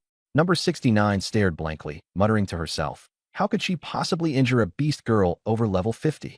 At that moment, a black and white figure shot up into the sky and slammed a fist into the peacock, smashing her into a pit in the ground. Lying there, the peacock looked at Jiangbai in terror and said, "You're only level 19? Jiangbai shrugged. Take a guess. The surrounding gold race members and slaves were so frightened they tried to run, but Bai Linger stopped them. Bai Linger said coldly, "Where do you think you're going?" The low-level beast girls were suppressed by the pressure and couldn't move at all. They all begged for mercy, but Bai Linger dealt with them all in an instant. Number 69 was dragged back and asked in a daze, "How did you do that?" The black-haired girl was equally shocked and asked Ao Qing and the others how they could be so strong. Bai Linger said matter-of-factly, "Because my brother Jiang Bai is amazing." Ao Qing looked at Jiang Bai tenderly. The black-haired girl curiously asked Jiang Bai if he knew his own race. Just as Jiang Bai was about to answer, number 69 excitedly interrupted, "You're clearly at the ordinary rank. How is that possible? If you don't believe me, tell me my origin." Then she revealed her beast form. Jiang Bai looked closely and said, "You are Tao Tai." After hearing this, number 69's blood surged. The patterns on her forehead changed as she murmured, "So I'm Tao Tai." In front of Jiang Bai, Tao Tai was full of confidence. "I have mythic grade bloodline. Contract with me, and we'll fight together." She believed Jiang Bai would definitely agree. After all, a mythic grade bloodline was unprecedented, and that filled her with confidence. Then she smugly looked at Ao Qing and Bai Linger and said, "Didn't expect this, did you? I'm mythic grade. He's definitely going to choose me. You can't kill me, haha." Jiang Bai, Ao Qing, and Bai Linger all fell silent. The black-haired girl was stunned. Bai Linger sighed. Who doesn't have a mythic grade bloodline? The patterns on her forehead instantly turned multicolored. Ao Qing's dragon patterns also turned multicolored as she said coldly, "You think Jiang Bai is really level 19? He's hiding his cultivation and can still kill beast girls over level 50, all thanks to his mythic grade talent." Tao Tai froze, finally realizing that Jiang Bai's strength had never been reflected by his apparent level. The black-haired girl was also dumbfounded, looking enviously at the multicolored patterns on the two of them. Bai Linger sneered, "Now are you ready to die?" The beautiful beast girl in the deep pit was completely stunned, muttering to herself, "So many mythic grade ones. Impossible." Tao Tai screamed frantically, "Have you lost your minds? I'm a mythic grade beast girl. Why don't you ask Jiang Bai's opinion? I can help him." After hearing this, Bai Linger and Ao Qing looked at Jiang Bai. Since she was mythic grade, she really was rare. If Jiang Bai was willing to contract with her, they could spare her life. Jiang Bai smiled sweetly. "Kill her. What would we keep her around for?" He hated betrayal the most, and mainly, he also wanted to respect Ao Qing and Bai Linger's wishes. Bai Linger immediately pulled a sanglat, clinging to him and kissing him on the cheek. "Jiang Bai, you're so good to me." Ao Qing gave him a gentle look, then turned to the crazed Tao Tai. "There's nothing more to say, is there?" Tao Tai retreated while shouting, "You can't kill me, I'm a mythic grade." Ao Qing sighed, recalling how, back then, Tao Tai had been thin and desperate. She had taken her in, fed her, and healed her, raising her into number 69. But now, Tao Tai had betrayed her companions and caused everyone to fall into enemy hands. Ao Qing stepped forward, her palm wrapped in azure light. "Over all these years, I never mistreated you. But you betrayed us and let everyone fall into the hands of the gold race. I can't let you go." Number 69 finally understood and fell to her knees in despair, crying out, "Big sis, I was wrong. Don't kill me." Ao Qing shook her head. "Do you really know what you did wrong?" "I do. I really do." Number 69 seized the hope and answered hurriedly. Bai Linger sneered, disdain filling her eyes. "You know you were wrong? You're just afraid of dying, aren't you?" "Stop, Ao Qing." Just as Ao Qing was about to kill number 69, a flash of multicolored light appeared on the horizon, and a small rainbow-colored figure emerged, blocking her. When the desperate number 69 saw the Holy Envoy, she immediately shouted, "Holy Envoy, please judge Ao Qing quickly. She killed many people." The beautiful beast woman in the pit also cried out, "Please make a move, Holy Envoy." Ao Qing's expression turned cold at those words, and she was about to strike. The small rainbow-colored figure hurriedly said, "Ao Qing, you can't kill her." Ao Qing said coldly, "Why? It used to be up to you, but now she has a mythic grade bloodline and is protected by the Holy Mountain. Otherwise, you would have already been punished." The beautiful beast woman's face went ashen. Were her clansmen all dying in vain? Yet no one paid her any attention. Everyone's focus was on the Holy Envoy. Jiang Bai and Bai Linger watched the small rainbow-colored figure warily. Ao Qing was silent for a moment. Then a flash of azure light crossed her palm as she directly slapped number 69 on the head. Number 69 instantly lost all breath. The The small rainbow-colored figure froze. You killed her? And what of it? The small rainbow-colored figure fell silent, only letting out a sigh. The beautiful beast woman in the pit cried out bitterly. Holy Envoy, why are you shielding her? The small rainbow-colored figure ignored her and prepared to leave. In despair, the beautiful beast woman suddenly shouted, Ao Qing, the Holy Envoy banished Hong Lauer into the void. Ao Qing's expression changed as she stared at the Holy Envoy. You banished my second sister? The small rainbow-colored figure stopped and calmly explained. She broke the rules and should be punished. Ao Qing was furious. Azure light exploded from her body, killing intent spilling out, and she charged straight at the small rainbow-colored figure. Jiang Bai and Bai Linger hurriedly followed. With a thunderous boom, Ao Qing was rebounded and sent flying, just in time for Jiang Bai to catch her. The small rainbow-colored figure looked at Ao Qing. What exactly are you trying to do? Ao Qing said coldly. I want you dead. After a moment of silence, the small rainbow-colored figure nodded. All right. Everyone was stunned. Only when the rainbow light faded did they see clearly that the Holy Envoy was a 5 or 6-year-old little girl with 2 fluffy ears on her head, looking very cute. Go ahead and make your move. Her voice was soft, with a hint of babyish milkiness. Ao Qing walked over with a cold face, only to see tears welling in her eyes, her expression full of weicha and grievance. Ao Qing hesitated and asked, Why do you want me to kill you? The little girl sniffled and wiped away her tears. Because I have to listen to you. Ao Qing fell silent for a moment. The sacred mountain's meaning? The Holy Envoy nodded. Why? Your bloodline. Are all mythic-level bloodlines like this? Yes. Then why didn't you make a move when I killed number 69? The Holy Envoy sighed, troubled. I can't make a move against you. I can only try to persuade you. Ao Qing sighed and said, Forget it. Open the passage. I'm going to find my second sister. The Holy Envoy hurriedly shook her head. No. Ao Qing's face turned cold again. Why? The Holy Envoy lowered her head and said softly, The void is too dangerous. You'll get lost, corrupted. Ao Qing suddenly said, Didn't you say you would listen to me? The Holy Envoy froze, stunned for a moment. In the end, she said, Boo. But I have to protect you. I can't let you die. Ao Qing ordered with a cold expression. I order you to open the void passage. In the mist, she looked at Ao Qing for a while, then at Bai Linger, and finally at Jiang Bai, as if hoping they would persuade Ao Qing. Ao Qing urged, Hurry up. The saintess had no choice but to wave her hand, and the sky split open with a crack. When she was done, she lowered her head like a child who had done something wrong. Jiang Bai found it amusing and asked, You want to protect them, so why don't you go in with them?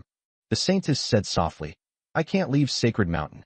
Ao Qing walked up to the beautiful beast woman. The beautiful beast woman stared at Ao Qing viciously, knowing she wouldn't survive today.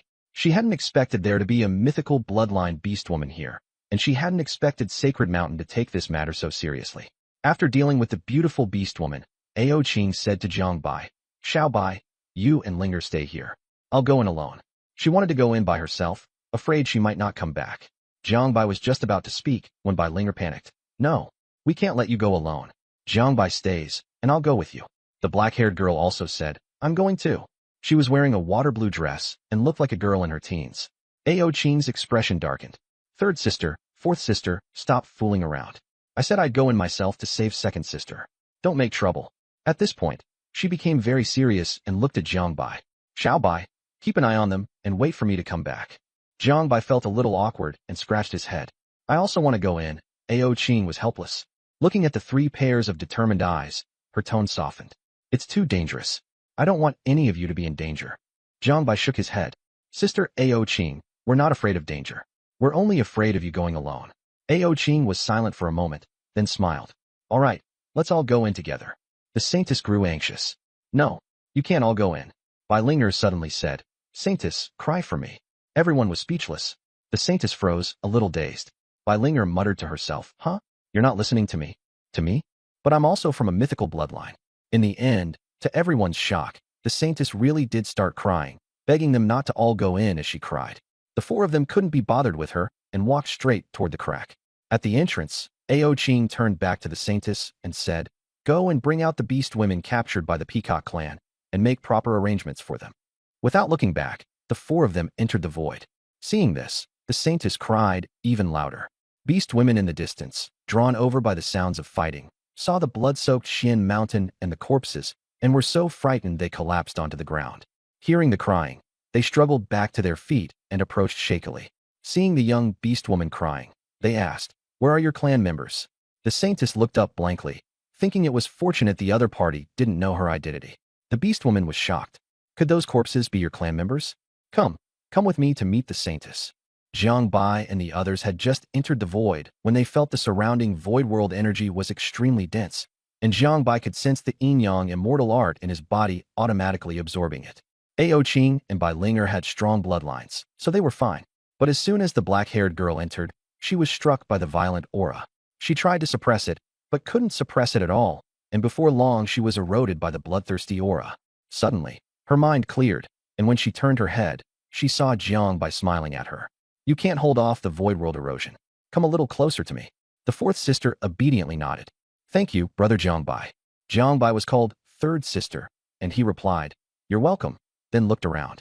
This was the void world, filled with void world energy, with nowhere to set foot.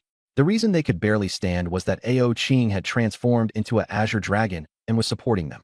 Jiang Bai looked worried and asked how they were supposed to find the way. Ao Qing also frowned and said they should find a foothold first. The azure dragon wandered through the void, and everyone's mood was quite heavy. Suddenly, Bai Linger asked worriedly, "Can second sister hold up against the void world energy?" No one answered, and the atmosphere grew even more depressed. It was unknown how long had passed when Jiang Bai heard his stomach growl. Turning his head, he saw a little fourth sister covering her stomach awkwardly, saying she hadn't eaten anything for days. Bai Linger quickly told Jiang Bai to take out her snacks.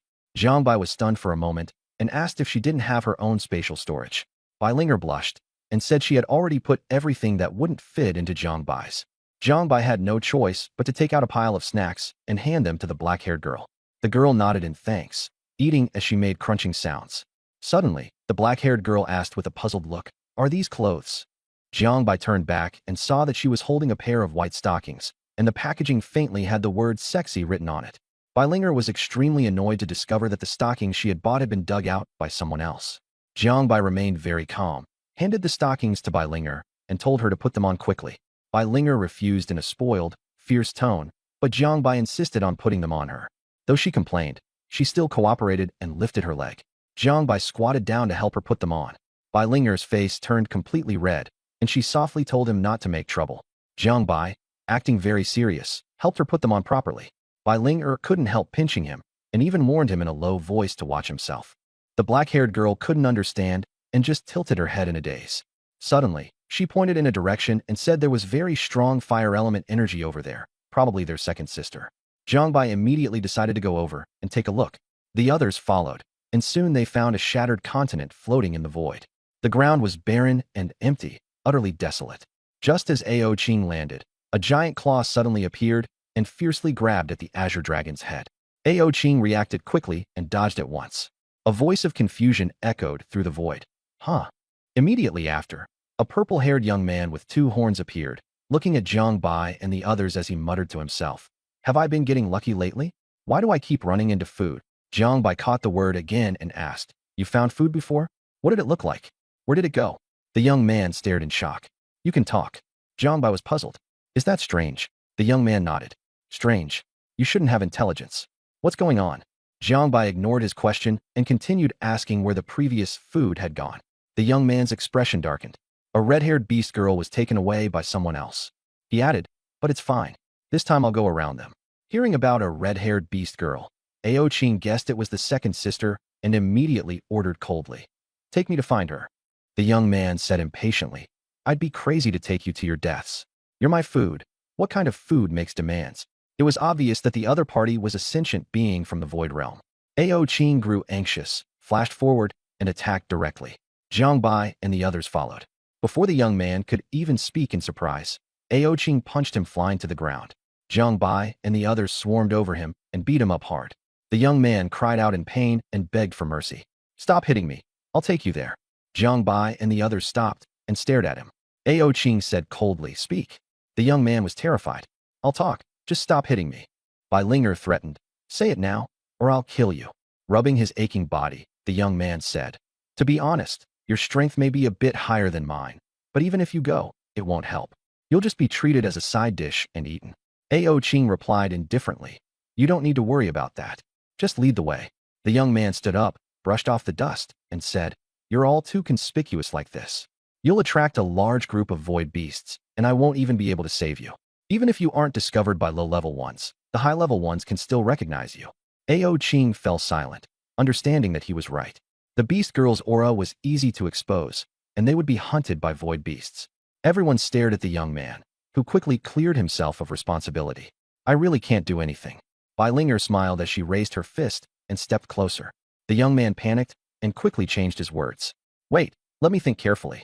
Actually, there is a way.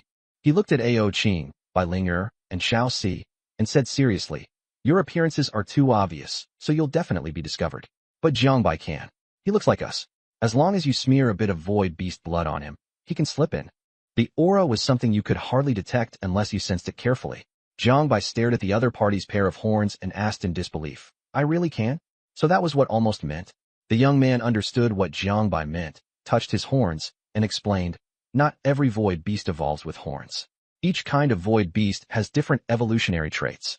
He then looked at Jiangbai again. Only void beasts with high-level bloodlines will evolve to look like humans, like me. Bai Linger asked curiously, you're a high-level bloodline void beast? The young man asked back, don't I look like it? Thinking of the delicious flesh of the void-eroding Grand Lord, Bai Linger swallowed and asked, between you and the void-eroding Grand Lord, whose bloodline is higher? The young man thought for a moment and said tactfully, I'll be the void-eroding Grand Lord in the future. TCH, I thought you were that impressive. The few of them looked at each other, and Jiangbai quickly decided, Sister Ao Qing and Linger possess me. I'll take you in, and Little Four can go into the beast girl space. Ao Qing and Bai Linger immediately attached themselves to Jiangbai, while the black-haired girl entered the beast girl space. Jiangbai asked the young man, what do we do next? The young man handed over a stone jar. Smear this on your body. Later, the void realm energy will corrode you and you'll change a bit, but since you're on the edge, you can still keep your sanity. This little bit of erosion won't matter. Jiangbai opened the stone jar and saw a purple, sticky liquid with a pungent smell. Frowning, he asked, why does it stink so much? In his impression, void beast blood was supposed to smell fragrant. The young man smiled. It's the blood of the worm-light, aberrant void beast. They live in the rotten lands and never evolved, so they're naturally foul-smelling. Many of our races hate it. Smear their blood on yourself, and other void beasts won't bother with you. Jiangbai felt disgusted and asked, as long as I have void realm aura, I won't be discovered? Yes. Jiangbai's hair rapidly lengthened, changing from black to purple, and his pupils also turned purple. His temperament became bloodthirsty and violent. He asked the young man coldly, is this okay? The young man was stunned at the sight and stammered, your royalty? Then he muttered to himself, shaking his head, no, that's not right. You're not from the Void Realm, and the Void Clan can't contract beast girls. You're a human, right? He asked excitedly, how did you do that? Can you teach me? Jiangbai refused. I can't teach you. This was the power of the Void eroding Grand Lord's origin. How could he possibly teach that? The young man scratched his head. All right then. My name is Duaguli. What's yours? Nanjing Yinzu. Call me Yinzu. Okay, Yinzu. We're going to the Void Nightmare Clan. They're a large clan, with a lot of high-level members. Their mark is a vertical eye on the forehead. Don't look directly at it, or you might get controlled and turn into a puppet. Jiangbai narrowed his eyes and asked, are all of the things you said true? Duaguli froze for a moment, then cried bitterly, it's all true. I'm doing this for your own good. Jiangbai's purple eyes stared at him coldly, creating a suffocating pressure. Duaguli felt his skin crawl under that gaze and lowered his head. Fine. Actually, I've long disliked the Void Nightmare Clan. They snatch my food and force me to the edge. Of course I'm willing to help if someone is going to give them trouble. Let's go. Wait. Jiangbai saw Duaguli pour the blood from himself onto his head, and immediately a foul stench wafted from Duaguli's body. Jiangbai gave him a disgusted look, and Duaguli explained, I had a bit of a conflict with the Void Nightmare Clan, so I need to disguise myself. Jiangbai and Duaguli walked all the way toward the depths of the Shattered Land. Along the way, they encountered only low-level void beasts that had not developed intelligence. Either Jiangbai's aura scared the void beasts away, or Duaguli's stench was too strong, so the void beasts avoided them. The journey went smoothly without obstruction. Soon, Duaguli brought Jiangbai to a massive stone city. The city gate was guarded by void realm beings who inspected those entering and leaving. Duaguli looked up and said, this city is called Night Emperor City, and it has a bit of a connection to your humans. Jiangbai immediately remembered that the Voidless Association was also looking for the Night Emperor inheritance, and he grew tense. Duaguli explained that 30 years ago, the Night Emperor fought a great battle against Dark, and the primordial land shattered into countless continents. Later, the royal clan built a city here and named it Night Emperor City. Jiangbai was puzzled. Shouldn't they be hostile to the Night Emperor? Duoguli sneered. That royal clan didn't get along with Dark, so they deliberately did it to disgust him. The two of them walked to the city gate, where they were immediately stopped by the guards. With a look of disgust, the guard said, "The Silken Wriggle Aberrant clan is not allowed to enter the city." Duguli was puzzled. Why? The guard pinched his nose. You tell me. Duguli tried to stuff the guard with purple crystals as a bribe. The guard accepted them, but still refused to let them in. A big shot is coming to the city. Your clan is not allowed inside. Helpless, Duguli could only pour blood over his own head again and change to a different color. This time, the two of them entered the city smoothly. As soon as they entered, Jiangbai saw all kinds of buildings made of huge stones. Some were dozens of meters tall, while others were as small as doghouses. There was a large open space outside every building. On the main street, all sorts of void beings came and went. A few enormous ones were jointly carrying a huge stone slab, and on the slab stood several coquettish void beings over 2 meters tall. In the middle, on a reclining chair, there was also a being no bigger than a palm, fast asleep. The scene left Jiangbai stunned. Duguli explained, "That's the royal clan of the Void Force tribe. Don't look at them as small, they're very strong." At that moment, the being on the chair opened its eyes and said a few words toward Jiangbai's direction. An attendant flew over and bowed to Jiangbai. "My lord, my master invites you over for a chat." Jiangbai froze and subconsciously looked at Duguli, only to see Duguli gently nod. Jiangbai nodded. "You go first. I'll be over in a moment." After the void being left, he asked Duguli, "What's going on?" Duguli said, "They mistook you for royalty. You look like our royal clan." Jiangbai didn't think much of it and jumped onto the stone slab. As soon as Jiangbai arrived, a maid knelt down. The palm-sized void being sat atop her head and looked at Jiangbai. "Are you also here by invitation from the princess?" Jiangbai was startled and shook his head. No, the other party was instead delighted. "Then why don't we go together?" Jiangbai was about to refuse when shouts came from behind. "Move aside." He turned back and saw several void beings with wings on their backs escorting a group of beast girls. These beast girls were disheveled, barefoot and shackled, their feet bleeding, their eyes savage and bloodthirsty, and purple patterns covered their faces. They had all been eroded by void energy. The palm-sized void being smiled and said, "The Void Nightmare clan has prepared quite a feast." Jiangbai froze. "These are going to the Void Nightmare clan." He said, "Of course. Now that the princess has arrived, they'll definitely have to entertain her properly. Beast girls like these are rare indeed." Jiangbai relaxed a little, feeling that his worry might have been unnecessary, and that Ao Qing's younger sister was probably still alive. "Hey, want to go together?" the void being asked again. Jiangbai nodded. "Sure." The other party was pleased. "Right, my name is Ling Yuan. What about you?" Jiangbai said, "Just call me Yanzu." Ling Yuan then asked, "Which royal clan does brother Yanzu come from?" Jiangbai didn't know how to answer. Duguli quickly added, "Our lord comes from the primordial land." Ling Yuan was surprised and hurriedly stood up. "I was rude just now. Please don't take offense, brother Yanzu." Jiangbai waved it off. "It's fine." Ling Yuan became even more respectful toward Jiangbai and even had a maid bring over a chair. Jiangbai sat down leisurely, while Duguli stood beside him like an attendant. On the way, Jiangbai asked in a low voice, "Who is the princess?"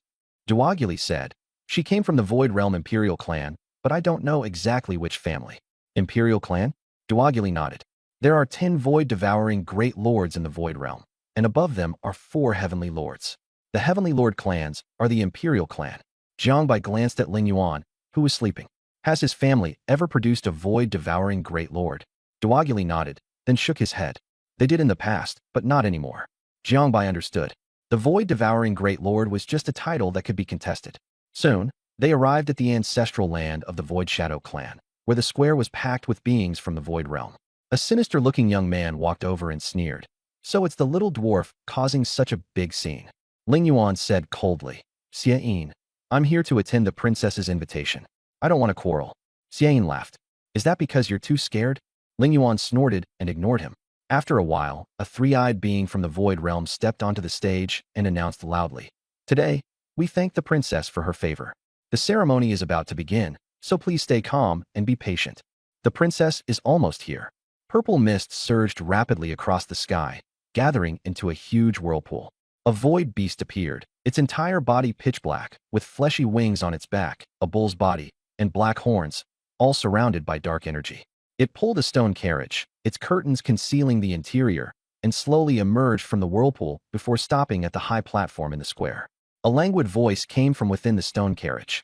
A pair of fair, slender legs Sinchu from behind the curtain, and then the princess appeared. She wore a purple gauze dress, with ribbons at her waist outlining a slim figure. Her stunning face was noble, yet carried a hint of allure, and her phoenix eyes were slightly narrowed, making her seem approachable. As Duaguli said, the higher a void realm being's bloodline, the more human it looked, and this princess was almost indistinguishable from a human woman, which showed just how terrifying her bloodline was. She hovered barefoot in the air, leaving a gap between her feet and the high platform, yet she walked as steadily as if on level ground. Jiangbai was astonished. Her control over power was simply unimaginable. The Void Shadow clan hurried forward. "Princess, you're not late. We were just early." The princess smiled faintly. "Late is late. Please forgive me, everyone." She bowed slightly. Xiayin interjected. "Princess, don't be so polite. The little dwarf just got here too, so you weren't late." Ling Yuan was frustrated and could only mutter curses at Xiayin under his breath. The princess nodded. "There are two things today. First, my father is choosing a husband for me." Jiangbai was stunned, and then understood why Ling Yuan had been so happy earlier. Everyone asked about the second matter. The princess said, "Not long ago, Lord Candle went missing. The Void Spirit Pool's response indicates that he may already have fallen." As soon as the news came out, everyone was shocked and started discussing it, with some even doubting whether it was true. Lord Candle really died? Could this be a mistake? Would the princess lie to you? Someone else retorted.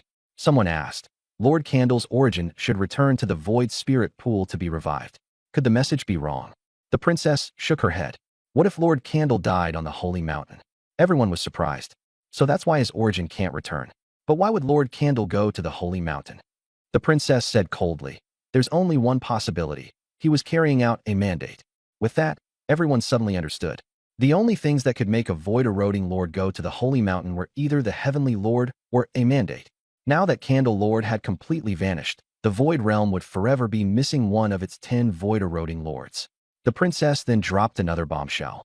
"My father said that whoever retrieves Lord Candle's origin will be able to become my husband."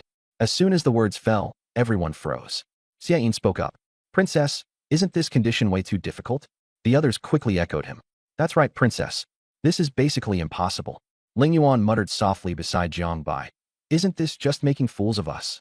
Jiangbai watched quietly, while sensing the origin of the void-eroding Grand Lord within his body, and at the same time secretly glancing at the princess on the high platform.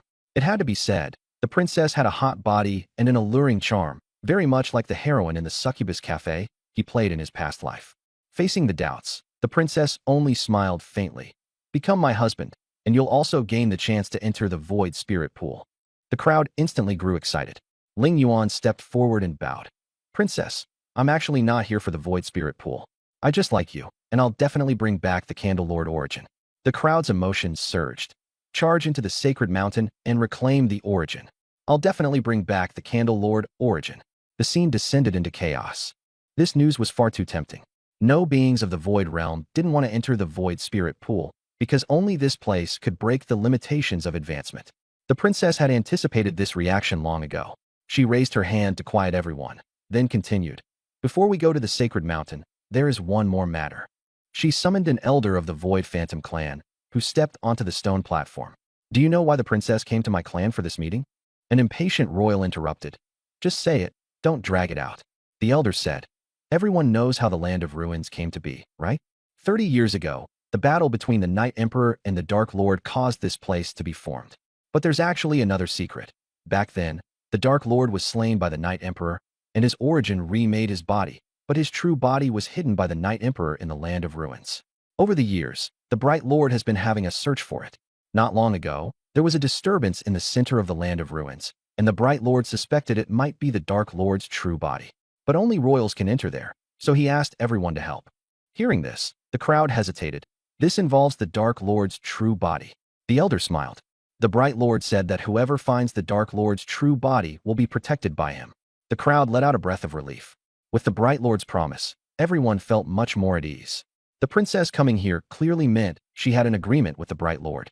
There was no need to fear offending the Dark Lord, with the princess and the Bright Lord backing them. Not to mention the current Heavenly Lord in the princess's family, they had nothing to worry about. Ling Yuan urged, "Then what are we waiting for? Hurry up and take us there. After this, we still have to go to the sacred mountain to find the candle Lord Origin. Don't be impatient. Everyone has come from afar, so let's eat something first.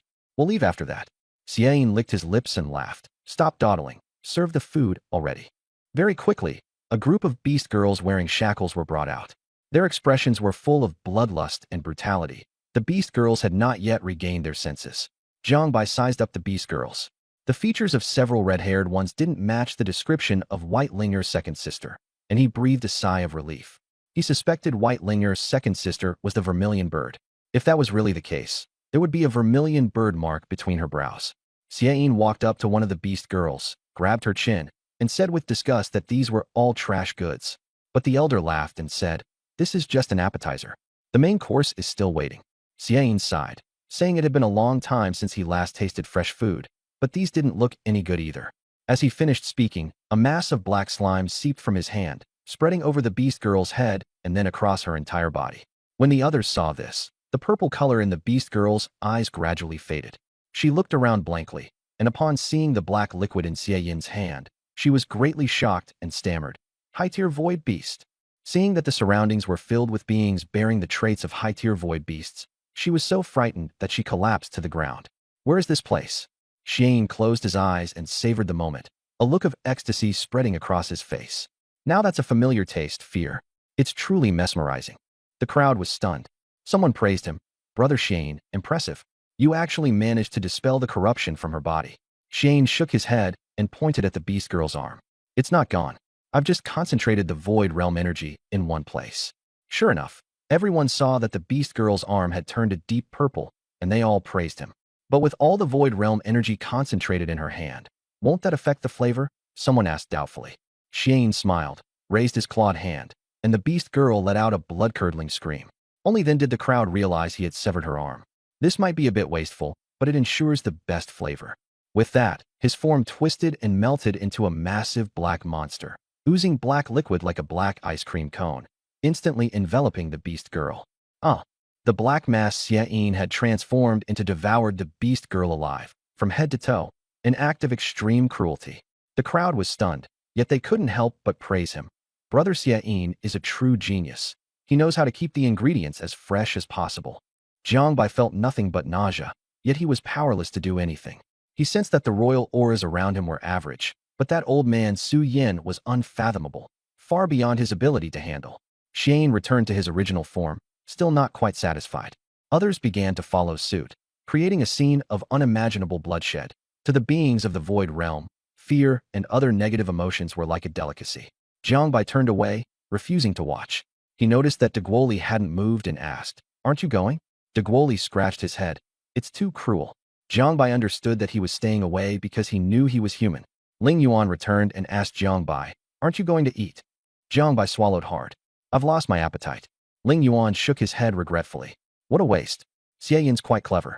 If only we'd known this method sooner. All that time wasted before." He spoke with a look of anguish and regret. Jiangbai glanced at him, then cast a sideways look at the princess who hadn't eaten, and his mood lifted slightly. Once everyone had finished eating, the elderly Xuyang approached. "All right, the appetizers are over. Next up is today's main course." Everyone watched with anticipation. Soon, a beast girl shackled at the hands and feet was brought in. Her eyes held a faint purple hue, and the golden patterns on her brow were strikingly prominent. The Xuyan elder said, "She is a gold-rank beast girl we captured on the battlefield." Someone voiced their dissatisfaction. "Just one? How are so many of us supposed to share her?" The elder replied coldly, "That is your own problem." Everyone turned to look at the princess, but she sat motionless in her stone carriage, showing no reaction. The crowd realized that this main course was actually a spot to enter the center of the Shattered Lands. Xiayin raised his head and declared, "I'll take this one." "Who's in favor? Who's opposed?" Someone stepped forward. "I'm opposed." Xiayin revealed a strange smile. "Oppose it? Then go die." As soon as the words fell, Xiayin made his move, spewing black liquid that wrapped around his opponent. The other party reacted quickly, but was still killed instantly.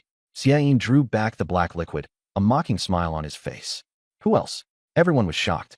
Xiayin had actually killed a royal clan member of the same rank in a single move. Someone asked, "Xiayin, you've reached the 5th tier?" Xiayin smiled. "Just a fluke." The crowd fell silent, and even the imperial princess looked at him a few more times. Among the new generation of royal clans, The third tier was the main force, the fourth tier was rare, and the fifth tier was truly top tier. No one dared to fight anymore. The elder of the Shuyan clan announced, if no one wants it, the main dish goes to Xie. Next, the second beast girl was brought out. With Xie gone, everyone began fighting fiercely for her. Some won, some lost, and some watched from the sidelines, waiting for others to expend their strength before making a move. Just as Doguli had predicted, once he appeared, no one dared to snatch it from him, revealing his formidable strength. The elder of the Shuyan clan reminded them, there are only two main dishes left. The second-to-last beast girl was brought up, sparking an even more brutal scramble. Many royal clan Void Realm beings joined the battle, blood splattering everywhere. In the end, a Void Realm being who had made a move for the first time emerged victorious, stained with blood. The elder nodded and said, the final main dish is very special. Very soon, a figure with red hair was escorted up. She had fiery red wavy curls all over her head, special shackles on her hands and feet, and red marks had been chafed into her skin by the restraints. What drew the most attention was a pair of fiery red wings that radiated searing heat. Her features were exquisite, her eyes held a savage purple light, and there was a gray vermilion bird mark on her forehead. Someone wondered, isn't she just an ordinary mortal-grade beast girl? What's so special about her? The elder smiled and motioned for his subordinates to remove her shackles. As soon as the shackles were removed, the red-haired beast girl let out a strange cry, stared at the crowd, and pounced straight at the Void Realm being who had escorted her here. The Void Realm beings fled desperately, but the red-haired beast girl was incredibly fast. She instantly caught up, pierced through a being's chest, pulled out its heart, and crushed it on the spot, blood splattering across her face and making her aura turn eerie. The remaining Void Realm beings saw that they could not escape and could only grit their teeth and counterattack. The red-haired beast girl sneered, waved her hand, and purple flames burst out, burning the beings touched by the fire into black ash on the spot.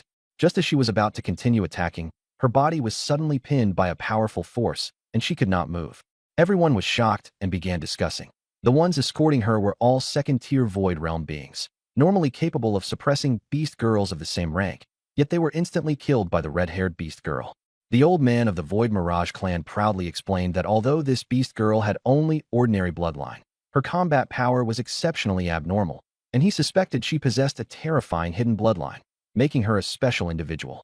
Duo Gully could not help complaining in a low voice that the beast girl had originally been his, but the Void Mirage clan had snatched her away.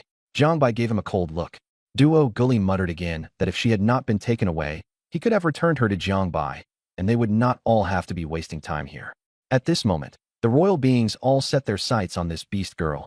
After all, she might be hiding a high-level bloodline, and no one was willing to give her up. Xiayin confidently stepped forward and declared, I want this beast girl. As soon as he finished speaking, several powerful Void Realm energies directly bombarded him. These attackers were all experts who had previously received the main course, and all of them were 5th tier, no longer concealing their strength. Xiayin coldly counterattacked, transforming into a black void beast form, releasing countless black viscous liquids to strike back at the enemies. Several experts joined forces in their attack, trying to defeat Xiayin first. Although Ling Yuan's true form was small, his strength was immense. He directly swung a Void Realm being beside him like a weapon to smash Xiayin, but the stone platform became unstable, and Jiangbai jumped down to watch the battle. The battle was intense. Xiayin was forced back, and the black liquid corroded the ground. Ling Yuan swung another being to smash the black barrier, and the Void Realm beings that touched the barrier almost instantly melted. Seeing this, Ling Yuan begged for mercy, but Xiayin coldly replied, too late. Ling Yuan was furious and panted heavily as he shouted, are you really going to fight me to the death? The others also backed down. Xiayin, we won't fight for it anymore, let us go. Xiayin was suppressing his anger, but thinking that he still had to head to the center of the fragmented land, he decided to stop for now. Ling Yuan and the others sighed in relief and quickly retreated, knowing that if they kept provoking Xiayin, he would really fight to the death. Xiayin looked around and roared, who else? No one dared to move. At this moment, Jiangbai stepped forward. Seeing the 4th tier aura on Jiangbai, everyone thought he had lost his mind. Ling Yuan said in surprise, Brother Yanzu, what are you doing? Jiangbai ignored him and stared at Xiayin, saying, I want this beast girl. Xiayin sneered, courting death. He condensed a mass of black viscous liquid and abruptly shot it toward Jiangbai. Who would have thought that Jiangbai would casually flick out a strand of purple light to collide with the black liquid? Boom. Everyone was shocked that Jiangbai had actually taken a blow from Xiayin head-on. Xiayin put away his mockery and grew solemn, asking, "Where are you from? Why have I never seen you?" At that moment, Duo Gully jumped out. "My lord comes from the primordial land." When the crowd heard primordial land, all of them were shocked. Even the imperial princess paused her movements and sized Jiangbai up. Xiayin snorted coldly. "Even if you're from the primordial land, you shouldn't be sticking your nose in today's business." After saying that, he charged at Jiangbai with murderous intent. Jiangbai was unafraid and took the initiative to fight. Purple energy coiled around his entire body, and purple light condensed on his fist as he violently collided with Xiayin. Thud! Jiangbai didn't move an inch, but Xiayin was sent flying, crashing hard into the platform and collapsing the entire stage. The imperial princess landed gracefully on the ground, watching Jiangbai with interest. Everyone was stunned, and the way they looked at Jiangbai had changed. Xiayin's furious roar came from the ruins of the platform, and black viscous liquid slowly seeped out. Someone shouted, "That's Xiayin's original ultimate technique. He once used it to kill 5 fourth-rank beings in a row." The black liquid turned into a giant curtain surrounding Jiangbai. Jiangbai knew he couldn't take it head-on, so the energy in his body surged wildly. With one punch, he shattered the black curtain and took the chance to burst out.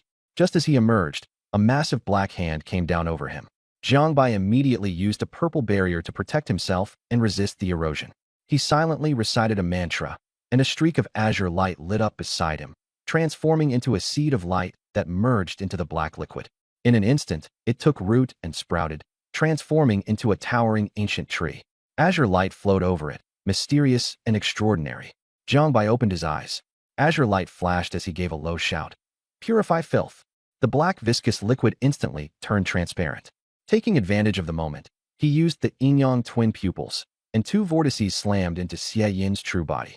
Xiayin's body malfunctioned as he was struck dumb with shock, wanting to shout, but unable to make a sound. The yin-yang twin pupils had already destroyed his vitality. The blackness receded, and everyone finally saw the scene clearly. Jiangbai stood alone, while Xiayin's corpse fell silently to the ground. How is this possible? Xiayin is actually dead, a void realm being said in disbelief. Even if he couldn't win, he should have at least been able to escape. People from the primordial land really are strong. Everyone looked at Jiangbai with admiration. Ling Yuan was also shocked. He hadn't expected Jiangbai to be this strong. Royal clan? Jiangbai had never said he was from the royal bloodline. The void illusion imperial princess had been staring at Jiangbai all along, a strange light in her eyes. Even the elder of the void illusion clan was stunned, and in the end, he looked toward the princess. The princess clapped, walked up to Jiangbai, lifted his chin, and said in a low voice, "You satisfy me very much."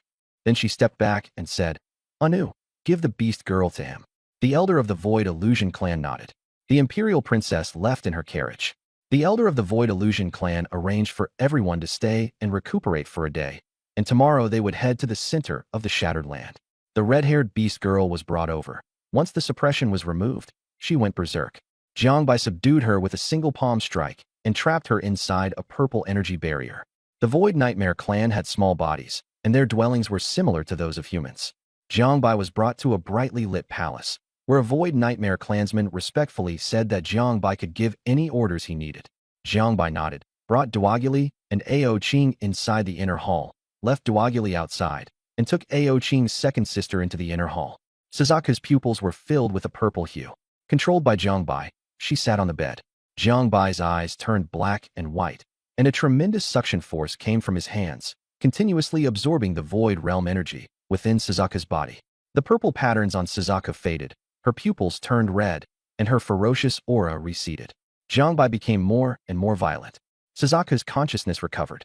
Seeing a void realm being in front of her, she immediately ignited flames in her palm and attacked Jiangbai. Jiangbai seized Suzaku's wrist, looked at her with cold eyes, and said in a cold voice, "Are you crazy?" He casually flung her away and began suppressing the violent intent within himself. Suzaku broke free, stepped back, and raised her leg in a swift slash. Jiangbai tilted his head to dodge, and Suzaku's leg struck his shoulder. Jiangbai caught her leg and pressed her against the wall, his movement ambiguous, making a dull thud. Suzaku was completely suppressed and terrified. She had not expected the void realm being to be so strong. She struggled desperately, but was instead pinned down tightly by Jiangbai. He swung his large hand and slapped her hard. Suzaku bit her lip in humiliation, tears brimming in her eyes, secretly vowing to take revenge. Jiang Bai coldly told her that he was the beast master of her eldest sister and third younger sister, and that he had come to save her. Before she could react, he immediately sat down to cultivate and completely ignored her. Suzaku grew suspicious, feeling that he was clearly a Void Realm being and didn't look like some beastmaster at all. She soon understood that she was no match for him and decided to seize the chance to escape.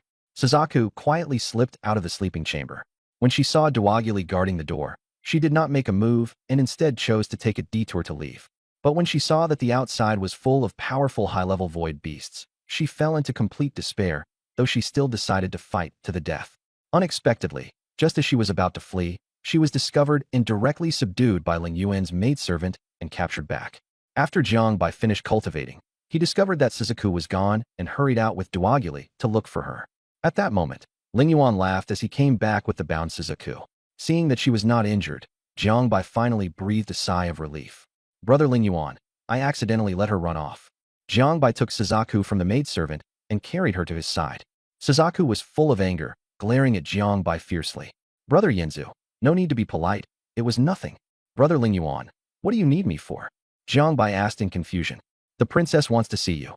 Wait, I'll settle this beast girl first. Jiang Bai took Suzaku back to the sleeping chamber. Seeing Jiang Bai leave, Ling Yuan gestured for the maidservant to approach Dwaguli and asked in a low voice, Brother, which clan are you really from? Brother Yanzu doesn't seem like an ordinary royal at all. Dwaguli froze for a moment, then said seriously, My lord has a great background. Since he hasn't said it, I wouldn't dare reveal it. Seeing how serious the other party was, Ling Yuan did not ask further. In the sleeping chamber, Jiang Bai untied Suzaku. When his hand accidentally touched her again, Suzaku glared at him angrily. Jiang Bai said helplessly, My lady, I really am the beast master of your eldest sister and third younger sister. Suzaku rolled her eyes and didn't bother responding. What you said, does it count? How can you believe me? Let eldest sister and third sister come out and take a look. Jiang Bai's expression darkened. If we expose it now, both of us will die. He suddenly took off his clothes, revealing the azure dragon and white tiger beast patterns. Look, these are your eldest sister and third younger sister. Suzaku recognized them and said in shock, You really are human? Jiang Bai nodded. That's right. I believe you. Then what do we do? Jiang Bai thought for a moment. Find a way to leave the shattered land. I can't blend in, so I can only run. You stay here for now. I'm going to see the princess. Suzaku nodded. Jiang Bai came out and told Dwaguli to stay and guard the place, then went with Ling Yuan to see the princess. Along the way, they drew many gazes from the Void Nightmare clan. In front of the main hall, Ling Yuan stopped and said, The princess is waiting for you. Go in. Jiang Bai took a deep breath, walked to the palace entrance, and called out, What is it that the princess has summoned me for? The grand doors slowly opened, and Jiang Bai stepped inside. Inside the palace, purple gauze draped the room, the lamplight flickered, and a faint floral fragrance drifted through the air. Come closer. The princess's voice came from within. Jiang Bai parted the curtains and entered, seeing a figure lying on a jade bed in the deepest part of the chamber.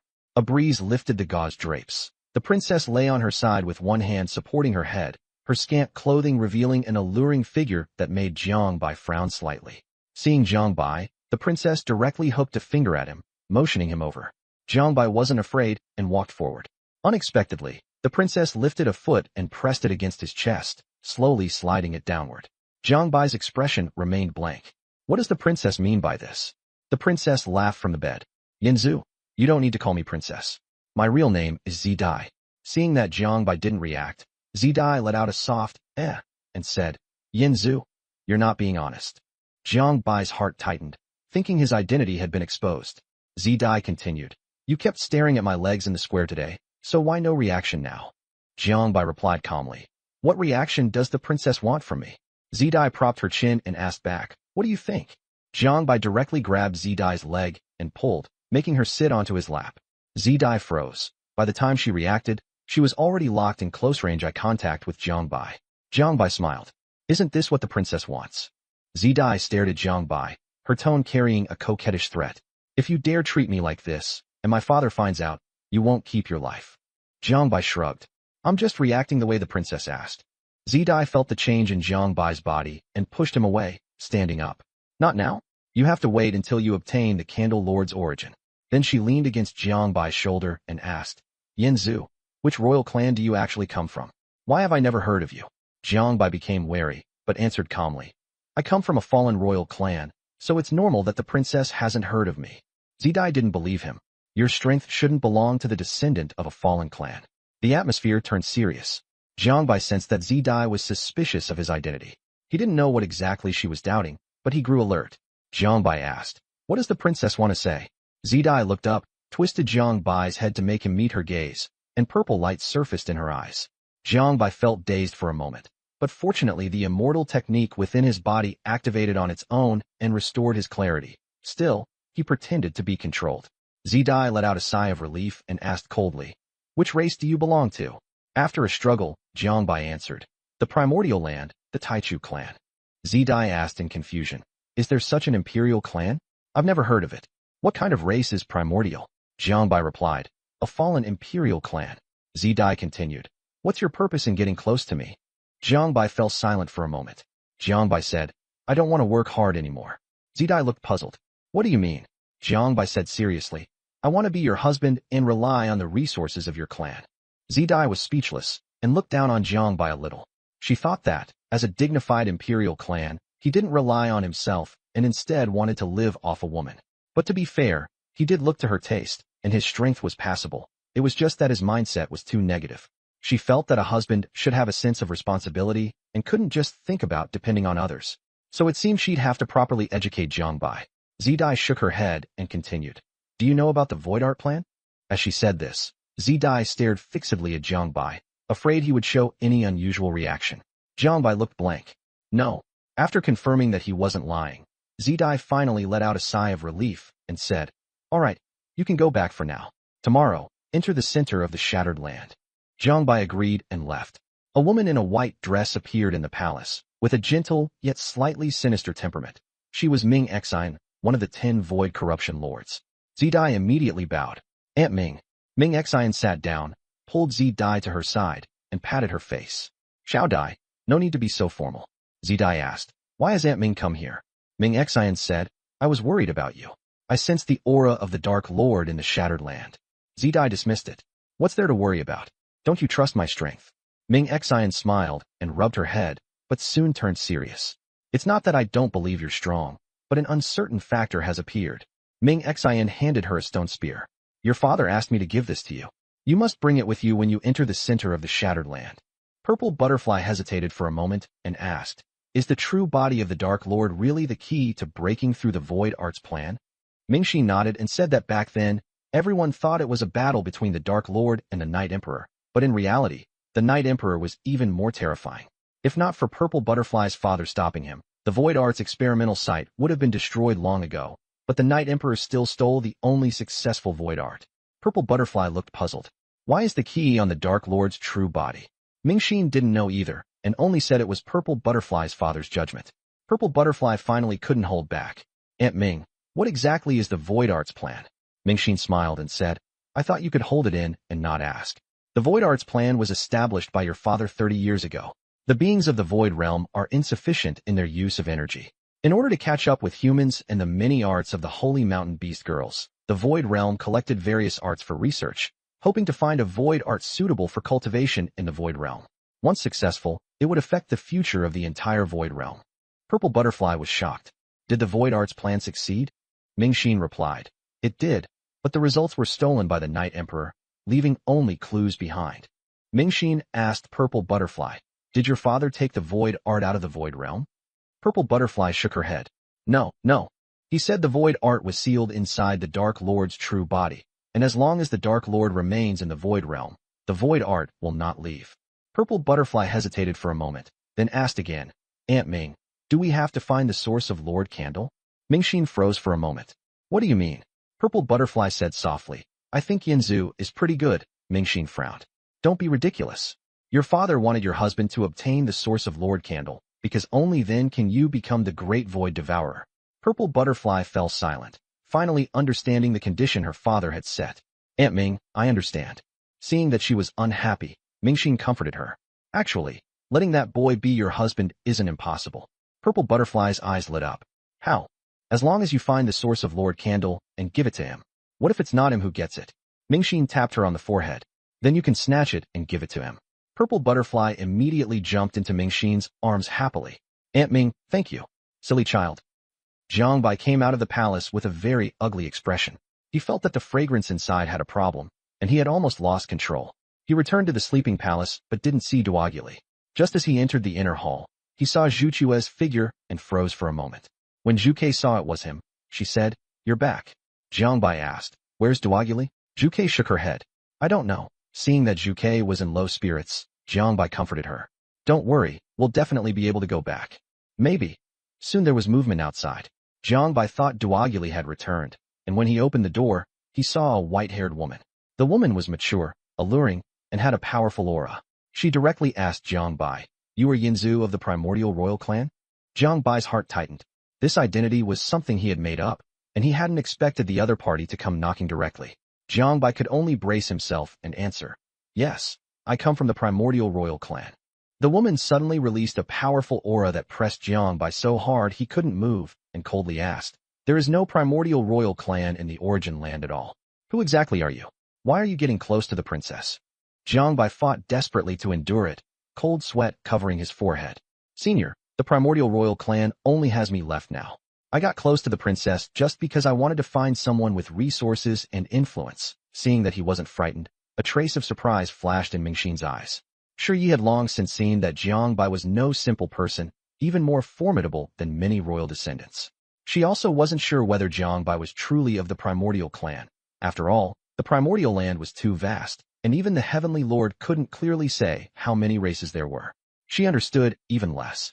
The reason she came to see Jiang Bai was actually because of Purple Butterfly. She wanted to see what kind of person could make Purple Butterfly take a liking to him. Now it seemed that Jiang Bai did have some ability. However, Jiang Bai proactively approached the princess, which was rather contemptible. Suddenly, the pressure on Jiang Bai eased, and he gasped for breath. "Thank you, Senior, for showing mercy." Then he asked, "May I ask Senior's honorable name?" Mingxin walked over to the stone chair and sat down. "Why do you want to know my name?" Jiang Bai said directly.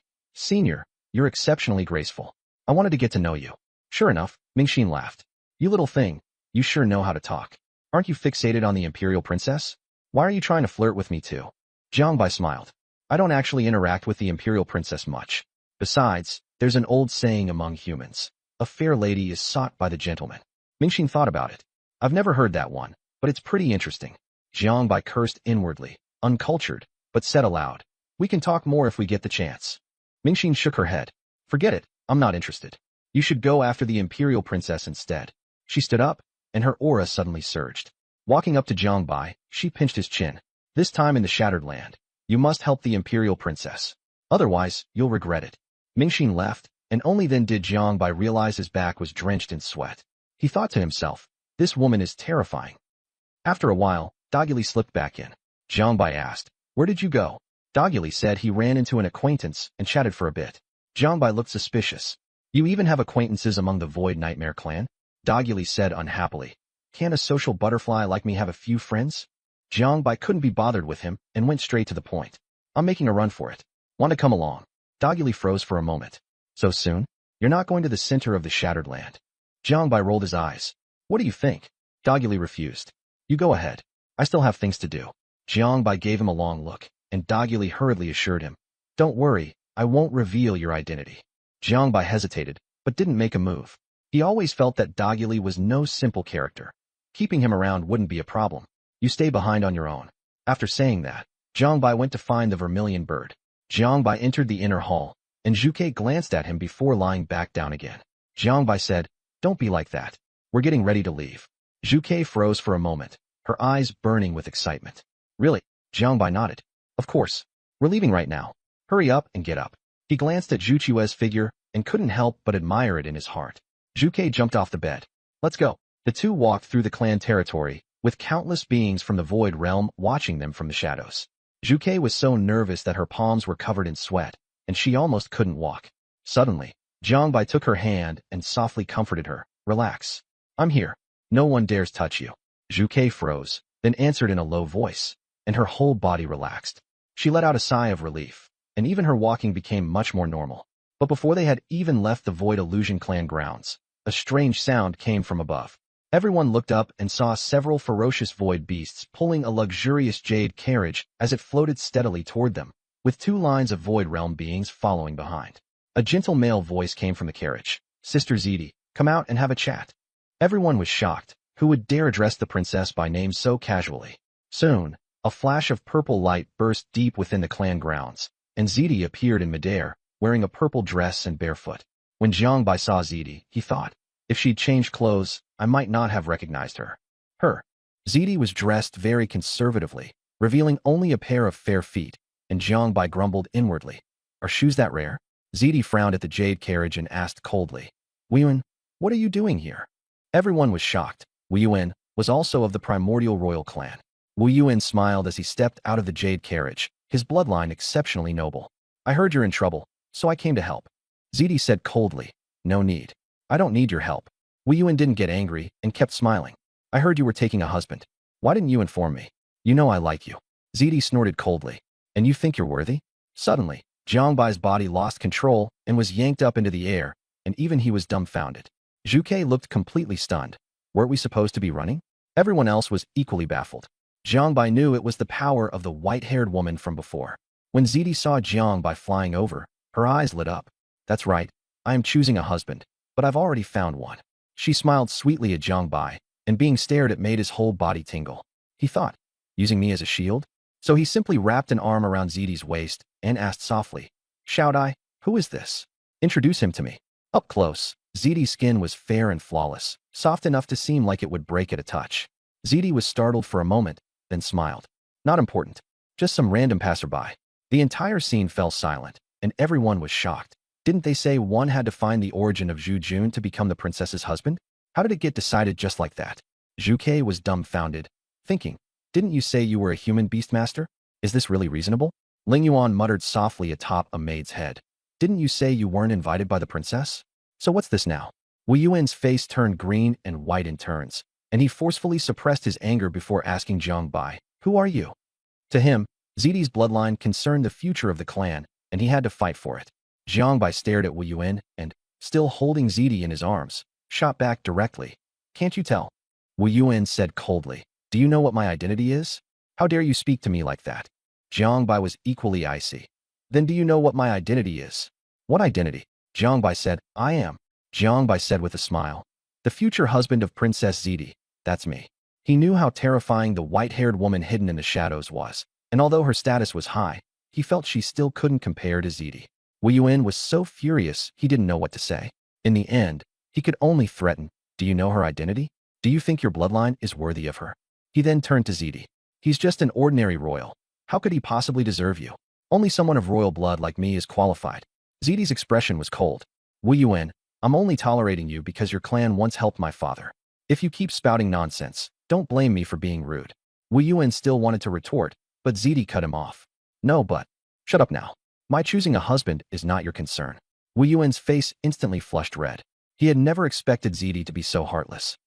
In the clouds, the white-haired woman lay on her side, watching the drama with great interest. Seeing Wu Yuan shut down, she waved her hand. Suddenly, Zhuke was wrapped by a force, and her entire body flew uncontrollably into the sky, landing in Jiang Bai's arms in one go. Jiang Bai's hand involuntarily rested on Zhuchue's butt, even giving it a squeeze. Jiang Bai, Zhuke, Ziti, everyone. Wu Yuan. The white-haired woman in the clouds nodded in satisfaction. Not bad. Keep going. Zhuke glared at Jiang Bai, feeling wronged inside. She felt Jiang Bai was simply playing with her. He wasn't a beastmaster at all, but a creature from the Void Realm. Just moments ago, she had actually believed him. Jiang Bai looked bewildered. Seeing Zhuke so aggrieved, he hurriedly said, I didn't mean to. Do you believe me? Zhuke broke down and shouted, You're a big liar. Ziti said coldly, Yinzu, what is going on here? Ziti was furious, holding another woman in front of everyone, and even putting his hand there, and the key point was that the other party was a beast girl. What did he mean by this? Was I not even worth a beast girl? Jiang Bai's headache only got worse. He didn't understand what the white-haired woman was doing and thought that if he got the chance, he would definitely take revenge. From afar, Wu Yuan sneered, Sister Ziti, your taste is really terrible. You found a man who, right in front of you, is seducing a slave. Beast girls are either captured to be eaten or kept as slaves. Jiang Bai, the moment you were acknowledged by her as a husband, you disgraced her in public. Jiang Bai and Ziti shouted in unison, Shut up. Wu Yuan choked. Jiang Bai took a deep breath. Shout I, listen to me explain. It's not like that. Zidai broke free from him, saw that his other hand was still squeezing, and frowned tightly. Come on, explain. Vast amounts of void realm energy churned around her, and even the sky changed color, making Jiang Bai's scalp tingle. He knew that if he didn't explain this well, things would get troublesome. Zidai, I have no divided loyalties toward you. Actually, I was originally a royal descendant, and my clan fell so far that only I was left. At first I approached you because I heard that the imperial princess was recruiting a husband, and I wanted to get your bloodline and power to revive my clan. But after I met you, my mind changed. Even if the clan can't be restored, it doesn't matter. As long as it's you, that's enough. Zidai froze for a moment. She recalled that Jiang Bai had once said he approached her to restore his clan, and she started suspecting she'd been deceived. Her expression grew colder and colder. Jiang Bai's heart sank. He had actually done that on purpose to provoke Zidai into using her charm eyes, so he could turn the situation around and take control. Zidai, I can withstand any test. Even if my clan is wiped out, I'll accept it. Zidai stared at him. You really can bear any test? Jiang Bai nodded. Yes. Sure enough, Zidai's charm power pressed down directly. Jiang Bai used the Azure Wood immortal art to protect his mind, while outwardly pretending to be controlled. Zidai asked, what is your relationship with Zhuke? Jiang Bai, she is my food. Zidai, then why did you do that kind of thing in broad daylight? Jiang Bai, I was controlled by power and had no say in it at all. Wu Yuan didn't believe it. He's a fourth-tier royal descendant. Who could control him? He wasn't controlled at all. Zidai said coldly, shut up. Wu Yuan fell silent, unwilling but helpless.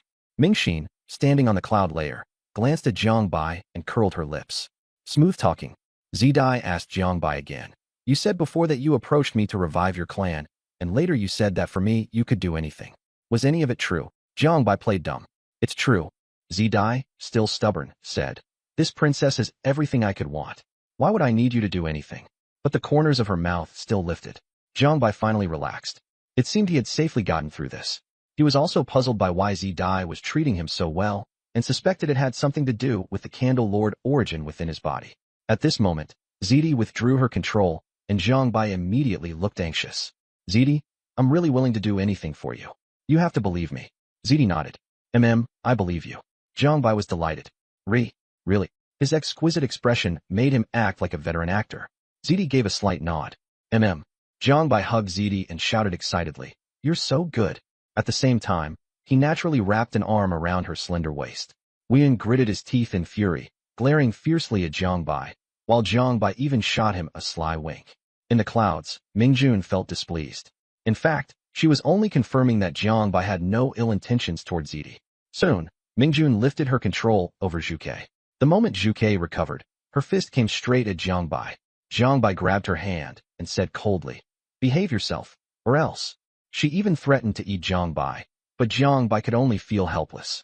He had actually wanted to form a contract with Zhuke, but this was the Void Realm, and he was worried it would fail or cause a huge disturbance. Once a contract began, the Sacred Mountain would fly out the contract scroll, making accidents very likely. Zhu Qiue's eyes reddened with anger as she gritted her teeth. Come on, kill me. Zidi shot her a cold glance, her face full of displeasure. I didn't even make a move, and you went first? Then Zidi advised Jiang Bai, just eat her. It's easier and avoids leaving hidden trouble behind. Jiang Bai pinched Zidi's cheek and coaxed. Not now. Wait a little longer. Being pinched, Zidi felt especially doted on and nodded in agreement. I'll listen to you. She then handed Jiang Bai a small stone spear. The center of the broken land is very dangerous. Take this for self-defense. Jiang Bai took it and asked, What is this? Zidi only said, A good thing. If you run into danger, throw it out. Jiang Bai was deeply moved and thanked her. Mingxin, standing nearby, looked on with a complicated expression. The stone spear had a mysterious origin and was treasured even by the Heavenly Lord. It had originally been meant for Zidi, yet now it had been given to Jiang Bai, which left her somewhat stunned. Inside the inner hall, Jiang Bai saw Zhuke sitting on the bed without saying a word and felt a headache coming on. He had once considered summoning Bailinger and Ao Qing, but after thinking about how perilous this place was, he abandoned the idea. Xuanwu's bloodline was too weak, and even if summoned, she wouldn't be able to help much. A chill suddenly flashed through his mind. If the person Zidi had controlled were not him, but Zhuke, wouldn't his identity have been exposed? He decided he could no longer explain things to Zhuke. For now, he could only keep her by his side, even if it meant knocking her out. Jiang Bai didn't consider sending Zhuke into the Beast Girl space. After all, that space could only hold one Beast Girl. Zhuke sat there helplessly, her mind in complete turmoil. She both wanted Jiangbai to explain and feared hearing the truth. The two remained silent until movement came from outside, and only then did Jiangbai step out. Duguli hurriedly told Jiangbai, "The center of the broken land is about to open. The princess has ordered you to go over." Jiangbai nodded, then returned to the inner hall to look at Zhuke. Taking a deep breath, he said, "Let's go." Zhuchue's expression dimmed as she lowered her head and followed him, self-mockingly thinking that she should have died long ago. Living now was nothing more than lingering on. Because of what happened with Zidi, Jiangbai, together with Duguli and Zhuke, attracted everyone's attention all the way. Most of the looks from the Void Mirage clan were ones of respect, while the other royal clans were filled with envy. After all, the princess had publicly announced she was choosing a husband, so everyone looked at Jiangbai differently. Jiangbai felt it was inappropriate to say too much, fearing he might provoke public outrage. Soon they arrived at the Shuyan Plaza, where beings from all corners of the Void Realm had gathered. In the center of the plaza were two carriages. Zidai's stone carriage was ancient and mysterious, while the other was Wu Yuan's jade sedan. Wu Yuan was clinging to Zidai like a wad of chewing gum. Jiangbai came over and saw Zidai raise a hand to beckon him. "Yinzu, come here." The surrounding royal clans were instantly struck hard. Jiangbai instructed Duaguli to keep an eye on Zhuke, then gritted his teeth and boarded Zidai's stone carriage. Even now, he felt a little afraid whenever he saw Zidai. The curtain was drawn back, and Zidai was wearing very little. Her figure was astonishing. She was lying on her side, clearly having prepared long ago. "Come here." Zidai patted the couch. She sat up, took Jiangbai's hand, and Jiangbai followed her lead, lying down with his head resting on Zidai's lap. Zidai massaged his forehead and said, "The Wuyuan royal clan helped my father in the past, so I can't really say much about what he's doing." Jiangbai enjoyed her massage and understood she was explaining the situation with Wu Yuan. "It's fine, I can understand." Zidai continued massaging him. "Rest a bit. We'll reach the center of the broken land soon." Zidai's hands were soft and cool, very comfortable, and Jiangbai almost fell asleep. Not long after, the stone carriage moved, and a low roar from a void beast suddenly came from outside. Zidai patted Jiangbai's face. "We've arrived." Jiangbai opened his eyes and drew back the curtain. Outside, violent winds howled, and the cold was bone-chilling. The royal clans were in a miserable state, and Wu Yuan's jade sedan was practically falling apart. Only Duaguli and Zhuke were fine. When everyone saw Jiangbai walk out unharmed, they all looked at him resentfully. Why was he the one enjoying himself inside the carriage? "Pretty boy." Jiangbai ignored them and exchanged a look with Zhuke, who immediately turned away. Jiangbai then turned and saw a huge energy sphere, half red and half purple, with countless boulders orbiting around it. The boulders dragged streaks of red light as they flew rapidly, colliding from time to time, giving off a terrifying presence. "This is the center of the broken land?" Jiangbai frowned. Zidai nodded. "Yes. Ever since this place was shattered from the primordial land, the energies of the Night Emperor and the Dark Lord have become entangled, carrying the Suri stones as they wander the void. Actually, the Dark Lord wasn't a match for the Night Emperor. Thinking about it now, it was my father's power mixed together with the Night Emperor's that caused this." Jiangbai asked, "Why didn't your father resolve it?" Zidai shook her head. "The Night Emperor used a human technique that absorbs the surrounding energy, keeping this place in its current state. Even my father can't do anything about it now." Jiangbai was secretly shocked. The Night Emperor was too strong. How had the King of the East Suppression killed the Night Emperor back then? "What should we do?" Jiangbai looked at the wildly flying boulders and felt that forcing a way through would mean certain death. "Wait." Zidai folded her arms and stared at the center of the broken land. At that moment, laughter came from the void. "Princess Zidai, sorry to keep you waiting." The void split open, and a giant hand reached out, holding many royal clan members. At its center was someone who looked like an old man, with white hair and a smiling face. Zidai immediately bowed. "Greetings, Lord Changsheng." Lord Changsheng laughed. "No need for such courtesy. If your father found out, he'd skin me alive." Zidai smiled. "Lord Changsheng, you're too kind. My father has always held you in great esteem." Lord Changsheng asked, "Has Mingjun not arrived yet?" As soon as he finished speaking, a cold voice came from afar. "Greetings, Lord Changsheng." Jiangbai turned around and saw that white-haired woman standing suspended in midair, her aura powerful as she respectfully bowed. Jiangbai's heart thumped wildly, and he inwardly cursed himself for having said those things about keeping Mingjun as a sugar mama earlier. Terrified, he quickly hid behind Zidai. Zidai could tell that Jiangbai was scared, and she asked softly, "Have you met Aunt Ming before? What did you say to her?" Jiangbai replied calmly, "I complimented her on how beautiful she is, but she wouldn't accept it, so I gave her a few retorts." Zidai burst out laughing. You've got guts, daring to talk to Aunt Ming like that. Aren't you afraid she'll slap you to death? Jiangbai felt a little guilty. She probably won't, right? Zidai reminded him again. Everything you say can be heard by Aunt Ming. Jiangbai froze, then subconsciously sneaked a look at Mingjun. But the other party showed no reaction at all, only chatting with Lord Changxing about old times. Zidai comforted him. Aunt Ming doesn't hold grudges. She's very broad-minded. Jiangbai glanced at Mingjun and asked in confusion, isn't Changxing Jun a void erosion great sovereign? Why does Mingjun respect him so much? Zidai replied seriously, not just Aunt Ming, my father respects him too. Changxing Jun is the #1 void erosion great sovereign in the void realm, and he has lived longer than all the current heavenly lords and great sovereigns. He is living ancient history. Jiangbai asked in astonishment, just how long has he lived? Zidai shook her head. I don't know. Anyway, before my father had even awakened intelligence, he was already a void erosion great sovereign. My father is already 500 years old now. It was the first time Jiangbai had learned that beings of the void realm could live so long, while humans maxed out at just over 200 years. The void realm was clearly much more powerful. At that moment, 2 rifts split open in the void, and 2 more terrifying beings appeared. One had purple horns, black skin and muscles, gleaming fangs, giant wings on its back, and 4 eyes, 2 of them still closed, looking just like a demon. The other was entirely black, wreathed in flames, like a legendary black dragon, with eerie green light glowing in its eyes.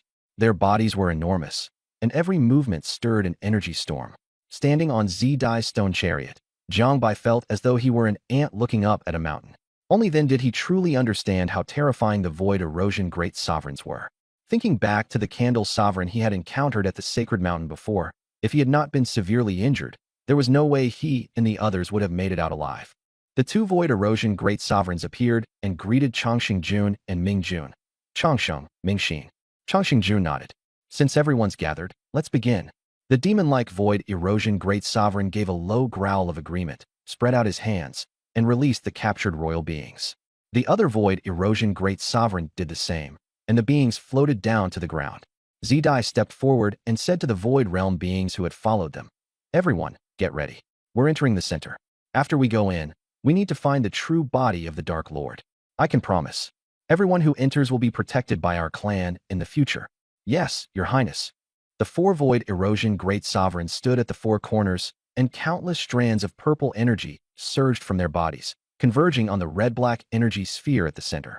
As more and more energy gathered, it crashed into the red-black sphere and finally formed a vortex-like passage. Jiangbai asked, only royal blood can go in? Zidai shook her head. In theory, anyone can enter as long as they can withstand the erosion of the energy.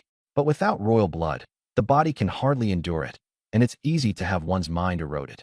Jiangbai nodded, feeling somewhat reassured.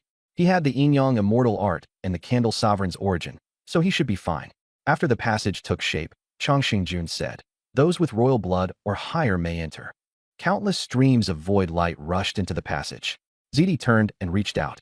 Let's go. Jiangbai hesitated, glanced at Zhuke, and asked, can I bring her? Zidi looked at Zhuke and said, yes, but the pressure on her will be great. You can help her share it. Jiangbai nodded. Zidi held Jiangbai's hand. Jiangbai held Zhuchue's, and Wu Yuan followed behind into the passage. At that moment, a teasing voice rang out. Little sister, is this the husband you chose? 2 women serving 1 man. And you even brought a slave? What will father think when he knows? Jiangbai looked over and saw a woman similar to Zidi, but with long silver hair, accompanied by a group of void realm beings. Zidi said indifferently, Indi, it's none of your business. Indi sneered, you're disgracing our clan. Why wouldn't I have the right to care? Zidi smiled. My status is higher than yours. If you don't show proper respect, when father finds out, the one punished won't be me, will it? Indi's expression darkened. Zidi, I'm your elder sister. Zidi smiled. But I am the primordial seed. After saying that, Zidi took Jiangbai and went straight into the passage. After hesitating for a moment, Wu Yuan followed as well. Seeing the few of them disappear, Indi's face darkened. Inside the passage, the moment Jiangbai entered, he was assaulted by savage, bloodthirsty emotions, and Zhuke instantly became violent. Jiangbai quickly activated the yin-yang immortal art, while also helping Zhuke absorb the energy. A glow spread over Zidi's body to resist the erosion of the energy, but she was also finding it very difficult, sweat beading on her face. Jiangbai tightened his grip on Zidi's hand, and Zidi immediately felt much more relaxed. Zidi looked at Jiangbai, her eyes lighting up. Yinzu, you're amazing, Jiangbai said solemnly. I have even more amazing abilities. Do you want to see them? Zidi smiled. You won't get to see that before we find Lord Zhu's origin. Looking at Zidi's figure, Jiangbai sighed regretfully. Fine. Zidi touched Jiangbai's face. Don't worry, I'll definitely help you find Lord Zhu's origin. Then you can do whatever you want. Really, whatever I want. Zidi leaned close to his ear and whispered. What do you want to do? Jiangbai answered seriously, I want to. At the back, Wu Yuan heard the two of them talking and his face turned ugly, as though his heart had been slashed by a knife.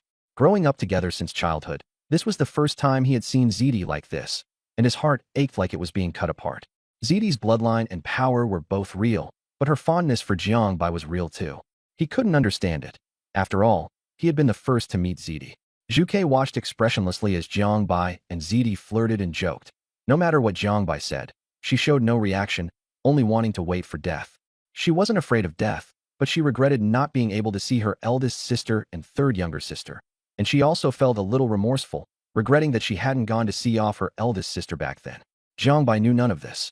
His attention was focused on Zidi, and his hand was already wrapped around her waist, gently rubbing it. Zidi didn't mind, and even took the initiative to lift his hand upward. Jiangbai asked, that silver-haired woman just now was your biological elder sister? Zidi licked her lips. Before I was born, she was the primordial seed. Later, because my bloodline more closely resembled father's, the clan elders chose me as the new primordial seed. Indy has always wanted to take the position back, but I am the one who should be the primordial seed. Although Jiangbai didn't understand the primordial seed, he roughly understood it meant the heir. Wu Yuan stood behind them, grinding his teeth, wishing he could take Jiangbai's place. Soon, the view opened up, and Jiangbai knew they were nearly there. Zidi reminded him. The mountain path to the central area has never been entered by anyone. Be careful. Jiangbai frowned and asked why. Zidi said, to come in, all four void-eroding lords had to work together, and back then no one knew that the Dark Lord's true body was here. Suddenly, light burst ahead. The sky was half black and half red, the two colors interwoven yet opposing. Thunder rumbled on the ground, and at the center stood a high mountain split cleanly in two, one half spewing red lava, the other half spewing black lava. It looked extremely eerie. Not long after, a group of Void Realm royals followed them out. Most of them were in a sorry state, with only Wien and a few others unscathed. Jiangbai also spotted the disheveled Ling Yuan and Duoguli. He had originally wanted to use the passage to shake off Duoguli, but he still followed them in, which meant Duoguli was also a royal. Moreover, when Duoguli had fought against Ao Qing and Linger back then, he was effortlessly subdued, so he was probably deliberately hiding his true strength. Was his goal also the central area? At that moment, someone noticed the ground, and a void beast appeared. Its body was like Xie Yin's, like melting ice cream, continuously oozing green liquid. It had two different heads and a pair of mismatched wings, one side flesh wings, the other feathered wings, like a monster pieced together from parts. Jiangbai recalled that when he had investigated the missing children case, he had seen a similar eerie creature before, and his heart turned cold. Could there be a connection between the two? Jiangbai's heart tightened as he suspected the Void Art's plan was related to the situation before him. He asked Zidai, Shout-I, what's down there? Zidai was also baffled. I don't know, Jiangbai guessed. Could it be some kind of race? Zidai closed her eyes and sensed for a moment, then said in shock, it's not an innate race. It was artificially created by someone. Everyone was stunned at once. It was the first time they had heard of someone creating a living being. Jiangbai also felt heavy-hearted. This kind of monster had never even been seen by the Void Realm royal clan, yet it had appeared in Nanjing City. He began to suspect who this thing was connected to, and whether it had anything to do with the Night Emperor incident back then. At that moment, a royal snorted coldly. No matter what it is, kill it first and talk later. He led the royal clan straight down.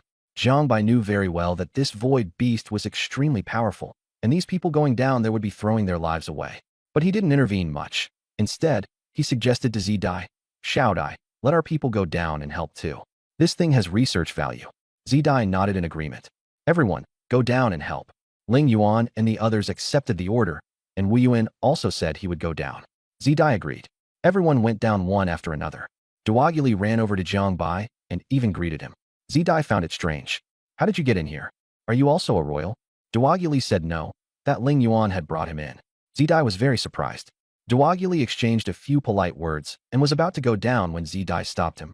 You don't need to go. Duoguli pretended to hesitate. Jiangbai could tell that Duoguli didn't want to go down, so he said smoothly, Just stay here and watch. One more of you won't make a difference. He actually wanted to observe Duaguli's reaction and felt that the other party might know something. A battle broke out on the ground. The first royal to make a move revealed his true form and charged toward the void beast like a mountain.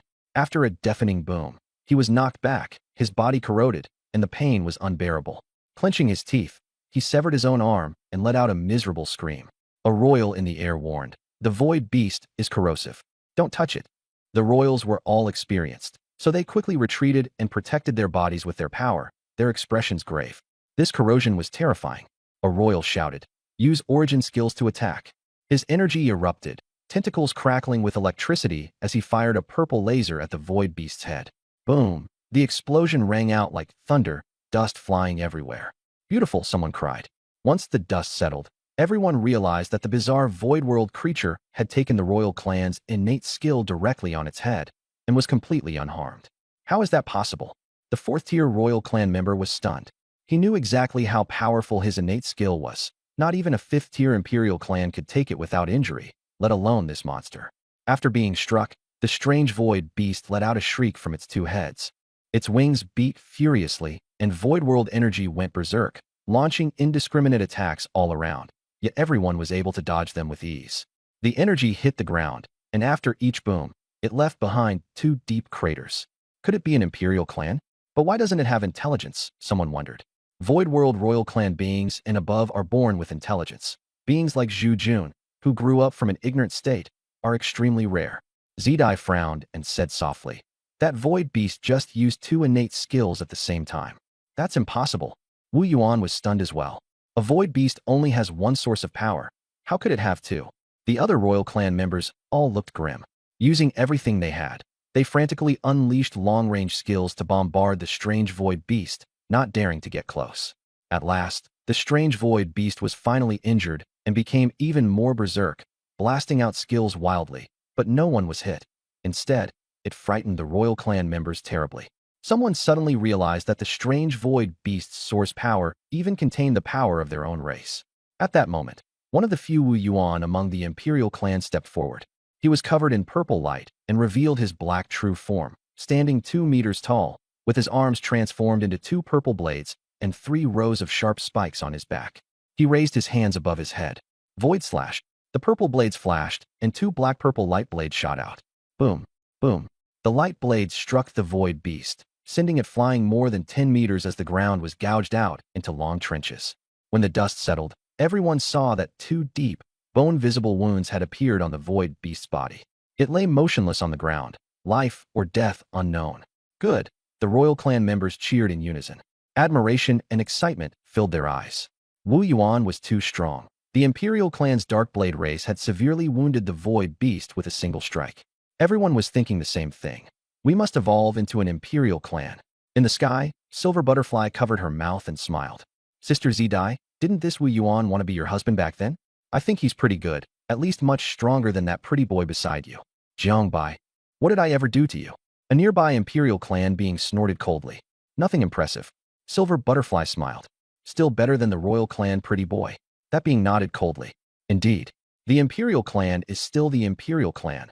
One hand is enough to deal with a royal clan member. Zidai replied calmly. Who becomes my husband is my decision.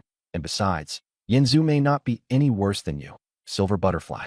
At the beginning, Shane was at 5th tier, while Jiangbai was only at 4th tier. Zidai suspected that Jiangbai's race might once have produced a heavenly monarch, meaning he could be from the imperial clan. After hearing this, Silver Butterfly smiled and said coldly that Zidai should let Jiangbai try. Life or death would not matter. Zidai hesitated, because she did not know Jiangbai's true strength, while Silver Butterfly was close to 6th tier and terrifyingly powerful. Jiangbai had only just reached 4th tier. The gap between them was far too great. Just as Jiangbai was about to speak, a beast's miserable scream came from the ground. The strange void beast crawled out of the ravine like an octopus, then let out a howl to the sky. Everyone grew suspicious. Some guessed it might be begging for mercy, but Jiangbai sensed something was wrong and saw that Duo Gully was quietly backing away. Jiangbai frowned and pulled Juke over to Zidai's side, saying, "Something's not right." Zidai looked puzzled. Suddenly, the ground shook violently, and cracks appeared. The royal clan beings all asked what was happening. Was it the monster's innate skill? In the sky, Jiangbai saw countless strange void beasts rushing in from far beyond the volcano, filling both the heavens and the earth. The scene was terrifying. Zidai was also startled. She understood that with so many void beasts, their side had no chance of winning. The mission had failed. Zidai decisively said, "Retreat first." She hugged Jiangbai as light wings appeared, and she flew full speed toward the tunnel entrance. Jiangbai reacted quickly too, grabbing the dazed Zhuge and flying with her. Zidai merely glanced at him lightly. Other royal beings also began fleeing. When Jiangbai saw Duguli running toward the left side of the passage in midair, he felt something was off. He noticed that the other royals were not fleeing toward the passage entrance either. Jiangbai shouted, "Don't leave yet, follow Duguli." Zidi was stunned for a moment, then immediately plunged downward to follow Duguli. The royal beings on the ground saw a massive tide of phantom beasts charging toward them and were scared out of their wits, swarming toward the passage. Jiangbai didn't think about Zidi's body at all. He only analyzed the situation. Duguli seemed to know the truth about the phantom beasts, and the other royals didn't rush to the passage first either. That was highly abnormal. They seemed to have a tacit understanding, as if they were specifically targeting Zidi. Jiangbai asked, "Has Mingjun come in?" Zidi replied, "No. She and the four great lords are maintaining the passage." As soon as she finished speaking, a tremendous boom sounded behind them. The two turned back and saw the passage collapse. Countless royals were swallowed by the energy surge and turned to dust. Jiangbai broke out in a cold sweat. He had almost followed Zidi into the passage. The consequences might have been the same as those royals, wiped out on the spot. Jiangbai immediately understood. This was a trap aimed at Zidi. Even Mingjun, who was maintaining the passage, might have been set up, otherwise the passage wouldn't have collapsed.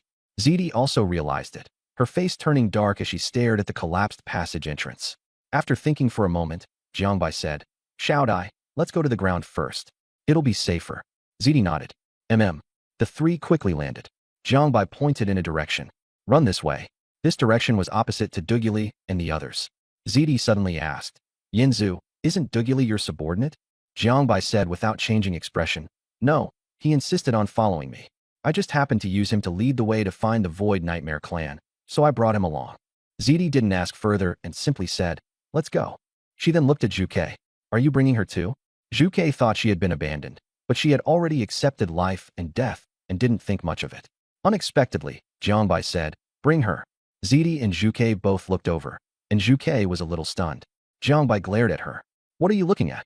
Then he said to Zidi, "Leave her for now. She'll be useful at a critical moment." Zidi nodded and immediately took flight. Jiangbai looked at Zidi's back, his heart sinking. Had Zidi become suspicious of him? He was very wary of Zidi. He could sense Silver Butterfly's 5th-tier cultivation, but he couldn't sense Zidi at all. She was at least at the 6th tier. Jiangbai took a deep breath and quickly followed Zidi. The group flew low to the ground, avoiding the sight of the strange phantom beasts. Unusual noises rang out behind them. Jiangbai ran his Yin-Yang immortal art with full force before he could barely keep up with Zidi, but it was already very difficult. No one knew how long they had flown when Zidi suddenly stopped. Jiangbai panted and asked, "Why aren't we running anymore?" Zidi stared ahead. "We can't run anymore. We're surrounded." Jiangbai was stunned. He didn't sense anything, but he immediately understood. The ground shook violently all around them, and in the next moment, enormous black tentacles burst out of the earth, flailing madly. Jiangbai's heart tightened. Strange phantom beasts above the 5th tier. More tentacles, and all kinds of phantom beasts quickly closed in around them. Jiangbai's scalp tingled.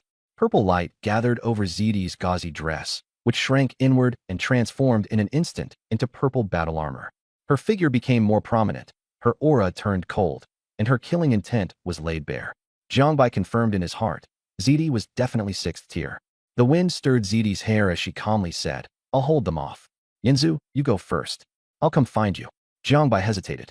Ever since he met Zidi, she had treated him well, but that was because she thought he was a void realm being. What if she found out he was human? He suddenly mocked himself. Why think so much? Zidi had never done anything to hurt him. He said softly, "I'll go with you." Zidi was startled. She had thought Jiangbai would run, and then she revealed a smile. A gentle smile. "Okay, let's fight side by side today." A pair of purple butterfly wings sprouted from behind Zidi. Her 6th-tier cultivation burst forth in full, void realm energy surging around her as she flew straight toward the largest black tentacle. "Don't move recklessly." Seeing her make a move, Jiangbai reminded Zhuge. Then he fully activated the origin of Zhu Jun, his body filled with void realm energy. His eyes turned purple. Purple patterns appeared on his face, and killing intent surged from him. He cast a cold glance, bellowed, "Kill," and his whole body turned into purple lightning, charging at the bizarre void beast. In the air, Zidai approached the tentacles and discovered that they were covered with mouths, all dripping purple blood. Suppressing her shock, she wrapped herself in her butterfly wings and unleashed her origin skill, Thousand-Eyed Calamity Heart. Her purple wings spread wide, and countless eyes formed in the sky. Each time they opened, they unleashed explosive energy, which came crashing down together on the tentacles. On the ground, Jiangbai had already reached a Tier 4 void beast. Borrowing momentum, he threw a punch and directly smashed its head apart. One punch per beast, killing them incredibly fast. Zidai was stunned when she saw it. Even royal clans found these Tier 4 void beasts hard to deal with, yet Jiangbai solved one with a single punch. Zhuge was also dumbfounded. Jiangbai's strength was far too great. What a pity he had lied to her, saying he was a beastmaster. He was clearly a being of the void realm. Zidai came back to her senses and continued bombarding the tentacles with Thousand-Eyed Calamity Heart. The mouths on the tentacles emitted piercing shrieks and released ripples that attacked her. Zidai's movement technique was extremely fast, and she barely dodged them. The ripples struck a small hill behind her, flattening it instantly. But Zidai was still ambushed and hit by a tentacle, crashing to the ground and creating a huge crater. She quickly burst out of the dust cloud, activated her skills to the fullest, and said coldly, "Shatter." The eyes Ninjir in the sky exploded, and space shattered along with them. The massive black tentacles broke into two and fell. Seeing this, Jiangbai shouted "Beautiful," and kept his hands moving, hurling a heavily wounded void beast toward Zidai's rear, repelling the void beast that had been trying to ambush her. Zidai looked back and saw two void beasts smashed apart. A hint of a smile appeared on her face as she nodded toward Jiangbai. Jiangbai warned, "Be careful." Zidai responded and turned her attention back to the black tentacles. At this point, the tentacles burst up from the ground, and the true form of the Tier 6 bizarre void beast finally appeared. The ground exploded, and black claws erupted from the earth. They raked the ground as easily as cutting tofu, then sank back underground, piling the soil higher and higher. After repeating this several times, a black void beast crawled out from beneath the ground, and Jiangbai and the others finally saw its true appearance. This void beast looked like a small hill piled up from countless void beast heads. The heads were howling in pain, purple liquid flowing from their mouths, and its body was covered in tentacles. The largest one had already been destroyed by Zidai. The enormous claw was the one that had been digging into the ground earlier. As soon as it appeared, it immediately grabbed another void beast beside it with its claw. That void beast had no ability to resist and was alive as it was devoured by the cluster of heads. Zidai's expression turned grave. She felt this void beast was already close to Tier 7. After it devoured several void beasts, all the heads turned to stare at Zidai in the sky, their eyes filled with evil and madness. The void beast swung its claw at Zidai. Though its movement seemed slow, it arrived in an instant, and one swipe came down toward her. Zidai showed no fear, transforming into her true form, a human figure with antennae, vast stretches of snow-white skin only covering the important parts, and solid light wings behind her, like a forest spirit. Purple light flickered in her eyes as she instantly formed an energy shield. Boom! The claw slammed into the barrier, shaking Zidai's organs and causing her to spit out dark purple blood. She was severely wounded by a single strike, but she gritted her teeth and withstood the Tier 6 void beast's attack. Seeing this, Jiangbai panicked greatly. Ignoring the attacks from the surrounding void beasts, he sprinted toward Zidai, hurling low-tier void beasts everywhere in an attempt to interfere with the high-tier void beast, but it was useless. Those low-tier void beasts were all bound by tentacles and dragged away to be devoured. After Jiangbai left, countless void beasts surrounded Zhuge. Zhuge had a fiery temper and refused to sit still and wait for death. Flames of scarlet fire burned around her, her red hair flying wildly as she charged straight into the enemy ranks. But her cultivation was too low, and she was knocked flying by a single blow. Another void beast opened its mouth to swallow her.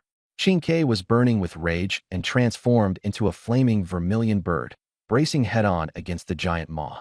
Even if it meant dying, she was determined to shatter a few of the other side's teeth. But the gap in strength was too great, and in the end she ran out of strength and collapsed to the ground. Her vision gradually dimmed, and just before death, she only saw Jiangbai charging toward the purple butterfly. Upon hearing Qingque's cry, Jiangbai immediately turned around and lunged over. Purple Butterfly noticed him leaving. The cracks on the shield deepened, and her gaze grew dim. Qingque closed her eyes and waited for death, only to suddenly hear a roar and see a flash of light before her eyes. She opened them and saw Jiangbai covered in blood, panting hard. Huffing, he held a virtual beast leg in one hand and forcibly tore that strange virtual beast that had attacked Qin Ke into two halves. Qin Ke froze and subconsciously asked Jiangbai, why? Seeing that Qin Ke was unharmed, Jiangbai breathed a sigh of relief, then turned around and produced the stone spear that Purple Butterfly had given him. At this point, it was too late to save Purple Butterfly, so he could only place his hopes in this stone spear.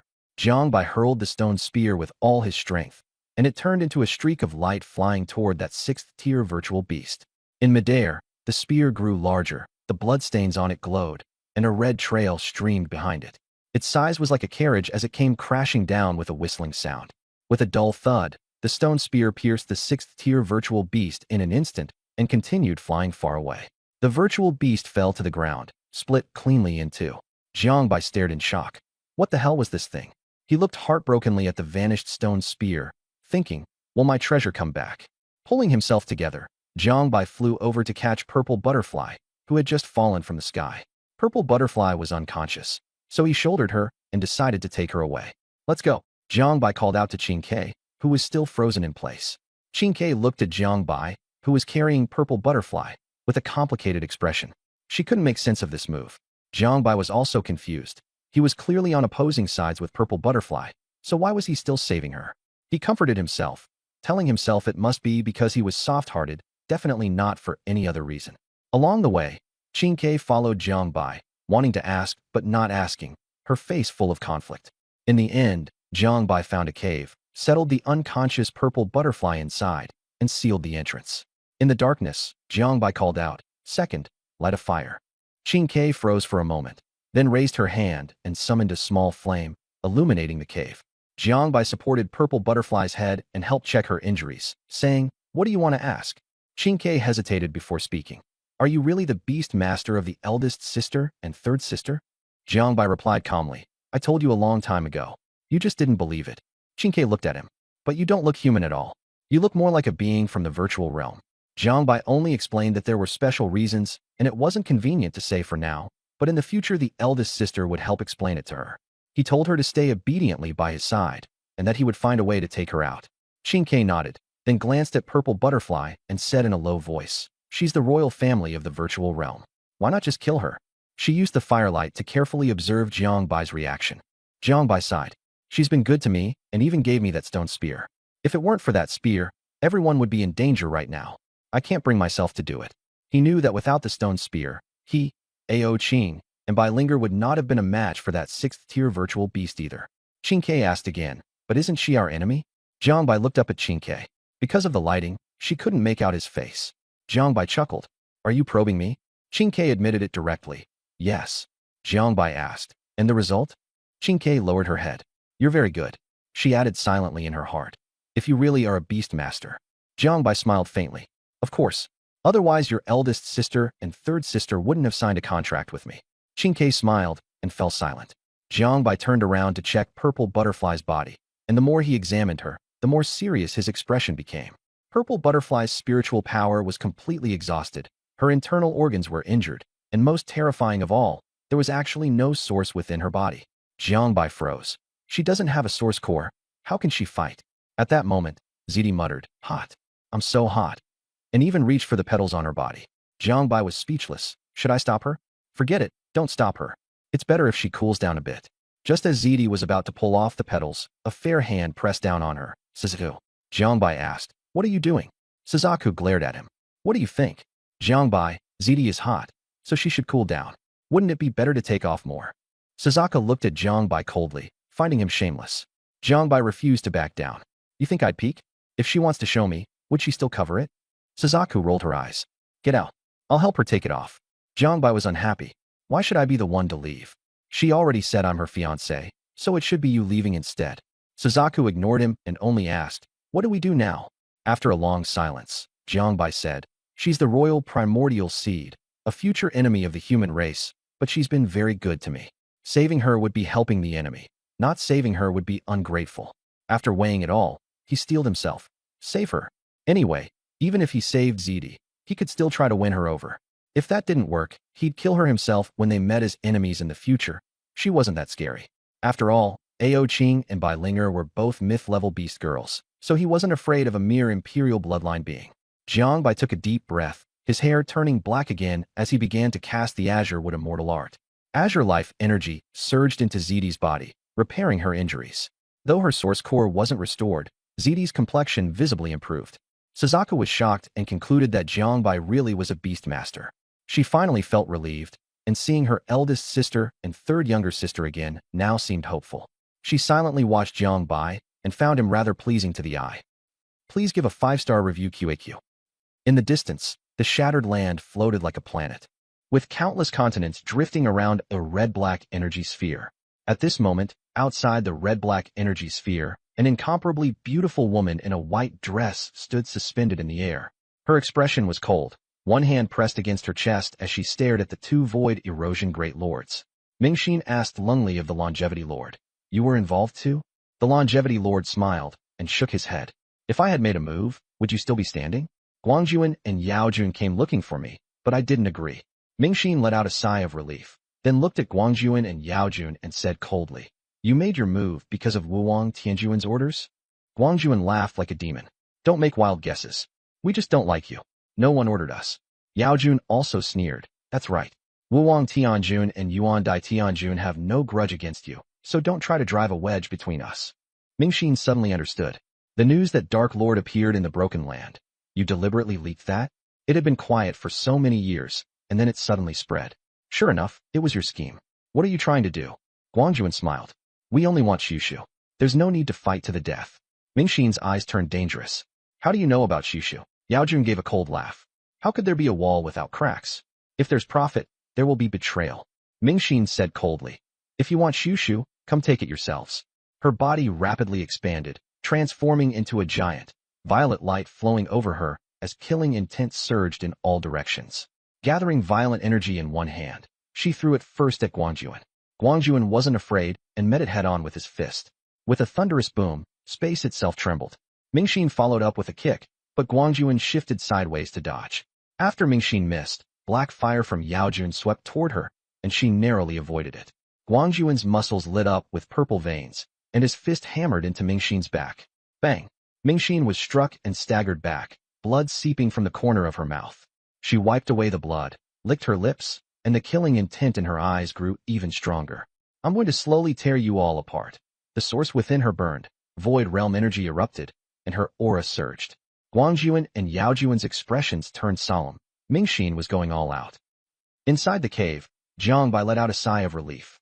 The purple butterfly in his arms frowned and stirred. He immediately activated Zhu Jun's origin, and his hair turned purple. Zhu Ke stood beside him, stunned, shocked that Jiang Bai had completely lost all human aura and looked like a genuine void realm being. The purple butterfly woke up and looked around in confusion. Jiang Bai stepped forward. You're awake. The purple butterfly's head throbbed painfully, and she forced herself to sit up. Yanzu, you saved me? Jiang Bai shook his head. It wasn't me who saved you. It was the stone spear you gave me. He looked hesitant. The purple butterfly frowned. What is it? Jiang Bai scratched his head and said awkwardly, You. My stone spear flew away. Do you have a way to get it back? The purple butterfly froze for a moment, then shook her head. No, that was given to me by my father. Forget it. Once I take you back, I'll ask my father for some other protective treasure. Jiang Bai quickly refused. Don't go. Go find a Tianjun. That would be courting death. If his true identity got exposed, it would be over. The purple butterfly saw Jiang Bai refuse and simply looked at him without saying much. Jiang Bai hesitated before asking, inside your body. The purple butterfly was puzzled. What is it? Jiang Bai asked softly. Why is there no origin inside your body? The purple butterfly froze and asked urgently, What do you mean? Jiang Bai explained seriously that when he was helping treat her, he discovered there was no origin inside her body. The purple butterfly's expression turned complicated. She suddenly looked toward the cave entrance and said coldly, Someone's coming. Jiang Bai was still confused, and the next second he heard a smiling voice from the entrance. Good little sister, you're in a bad way. Silver Butterfly appeared. When the purple butterfly saw Silver Butterfly enter, everything immediately became clear in her mind, and she asked directly, Silver Butterfly, was all of this your plan? With the passage destroyed, Aunt Ming possibly in danger, and her own origin gone, the purple butterfly had already guessed the truth. There had been rumors in the clan that father had obtained an extremely powerful origin, and that there was a plan within the clan to transplant origins, first extracting the executor's origin. Later, anyone who discussed it was killed, so the purple butterfly never paid it much mind. Now she realized she was the executor of that plan, and that the reason father had been especially indulgent toward her before was because of this. Indai pretended to be stupid. What are you talking about? I don't understand. Zidai coldly exposed her. Still pretending? Are you only capable of hiding in the shadows? When Indai heard wormlight aberrant, her face turned ugly, and she gritted her teeth. Everything you have now should have been mine. If not for you, father wouldn't have abandoned me, and I wouldn't be hated by the clan. It's all your fault. So doing all this was just to take back what belongs to you? Zidai asked coldly. And then you betrayed Aunt Ming, letting her fall into danger? Do you know she was the one who raised you? Zidai's voice grew even colder. Indai lost control of her emotions. That bitch Ming Xian gave everything to you. I'm the one who was with her the longest. Why do you get all the good things? Zidai no longer provoked her, only asked, how do you know about this plan, when I don't? Indai calmed down and said coldly, why should I tell you? Just die here. Later, when Zidai was born, Father Lord made her the one to execute the plan, and even stripped away her identity as the primordial seed that was supposed to be hers. She had never been reconciled to it, and wanted one more chance to fight for it. Zidai suddenly frowned. You told the tribe's plan to outsiders so they would help you? That's betrayal. Indai sneered. Do you think I'd be stupid enough to say it out loud? Once you're dead, the plan will be mine. Only I can obtain the source. Haha. So today, all of you have to die. As she spoke, Indai looked coldly at the people in the cave. Zidai mocked her. Indai, you're really stupid. Indai didn't care, and instead mocked back. Zidai sighed. You're really stupid. Look behind you. Indai froze. What do you mean? Just then, she heard someone laughing behind her. Haha. Indai, so you have a secret? We heard everything just now. Several Imperial clan beings appeared behind her, full of mockery. Indai coldly questioned them. You followed me? Followed you.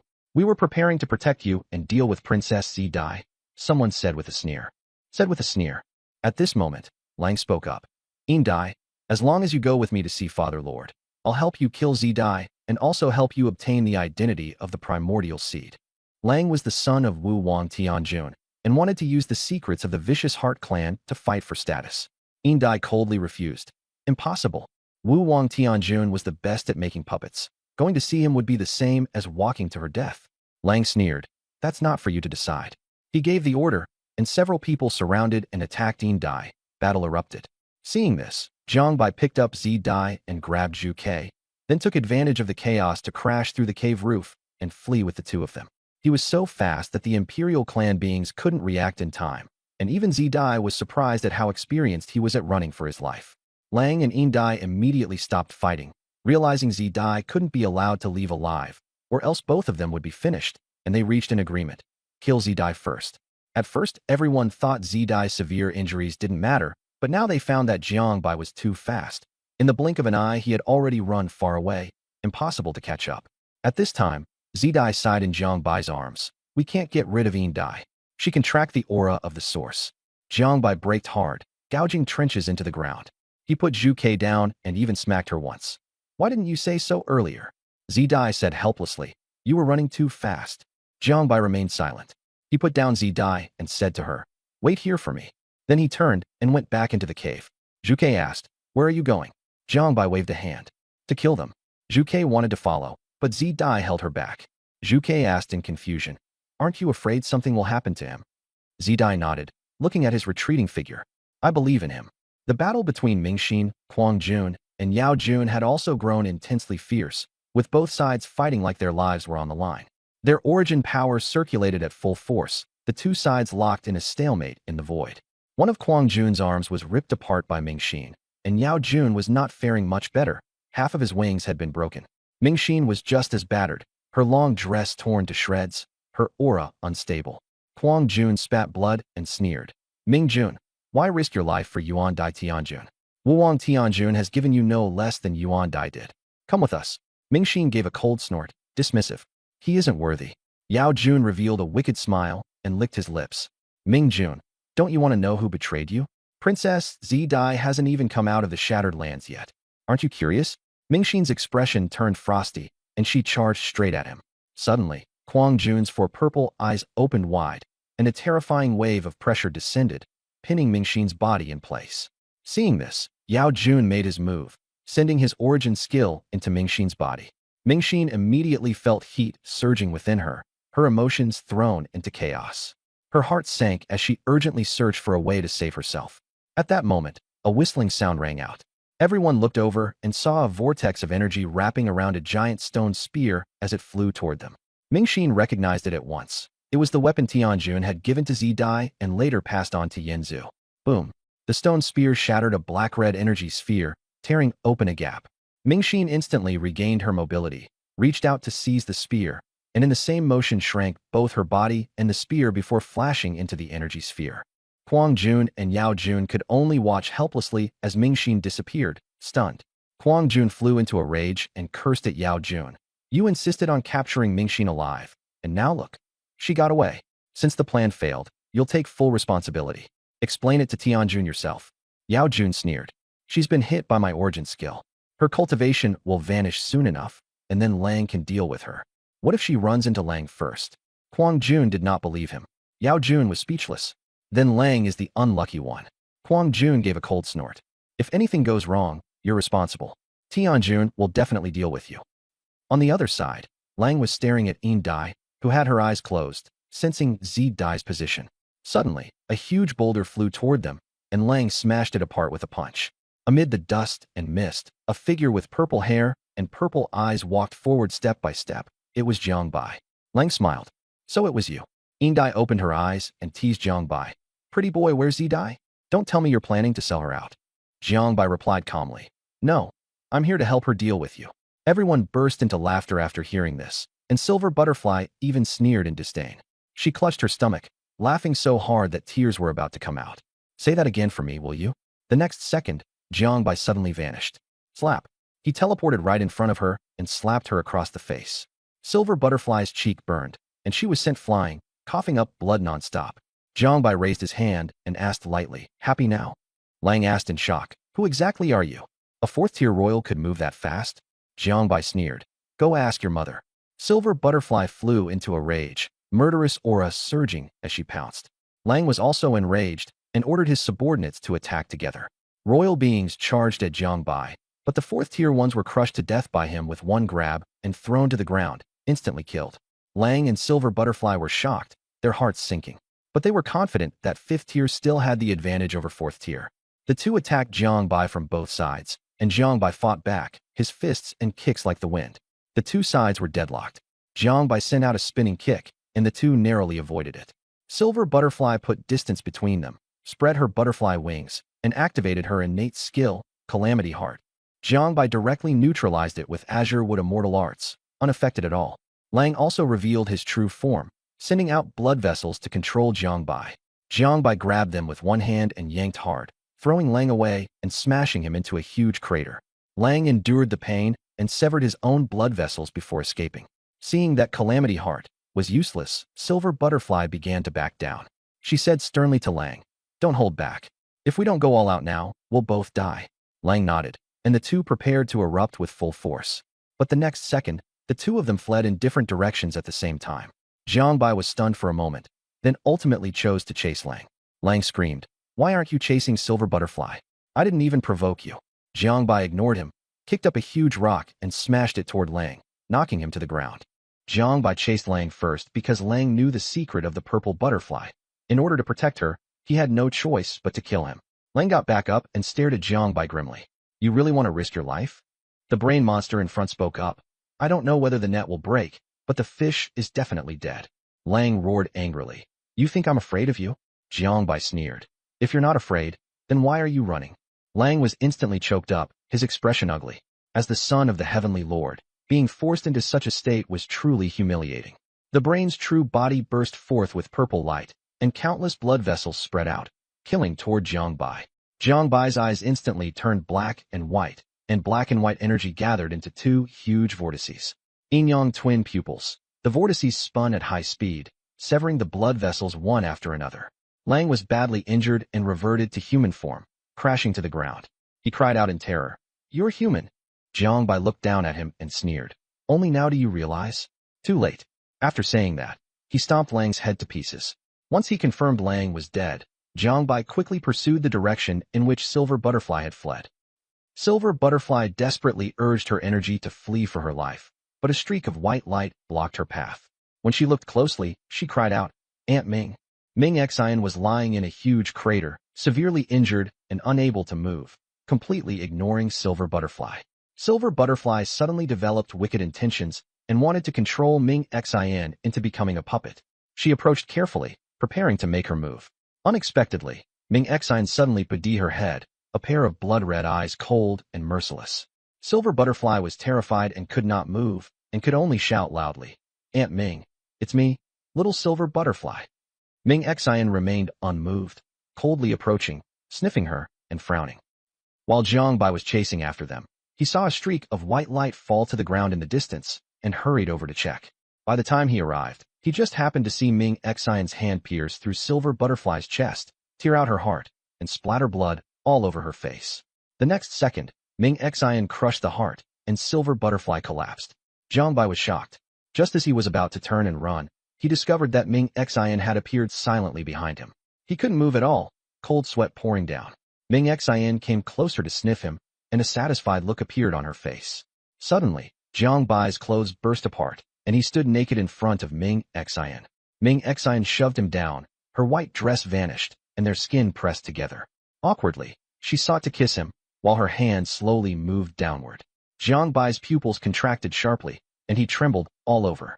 Only two names remained in his mind, Zai Longnu and Yin Jiping.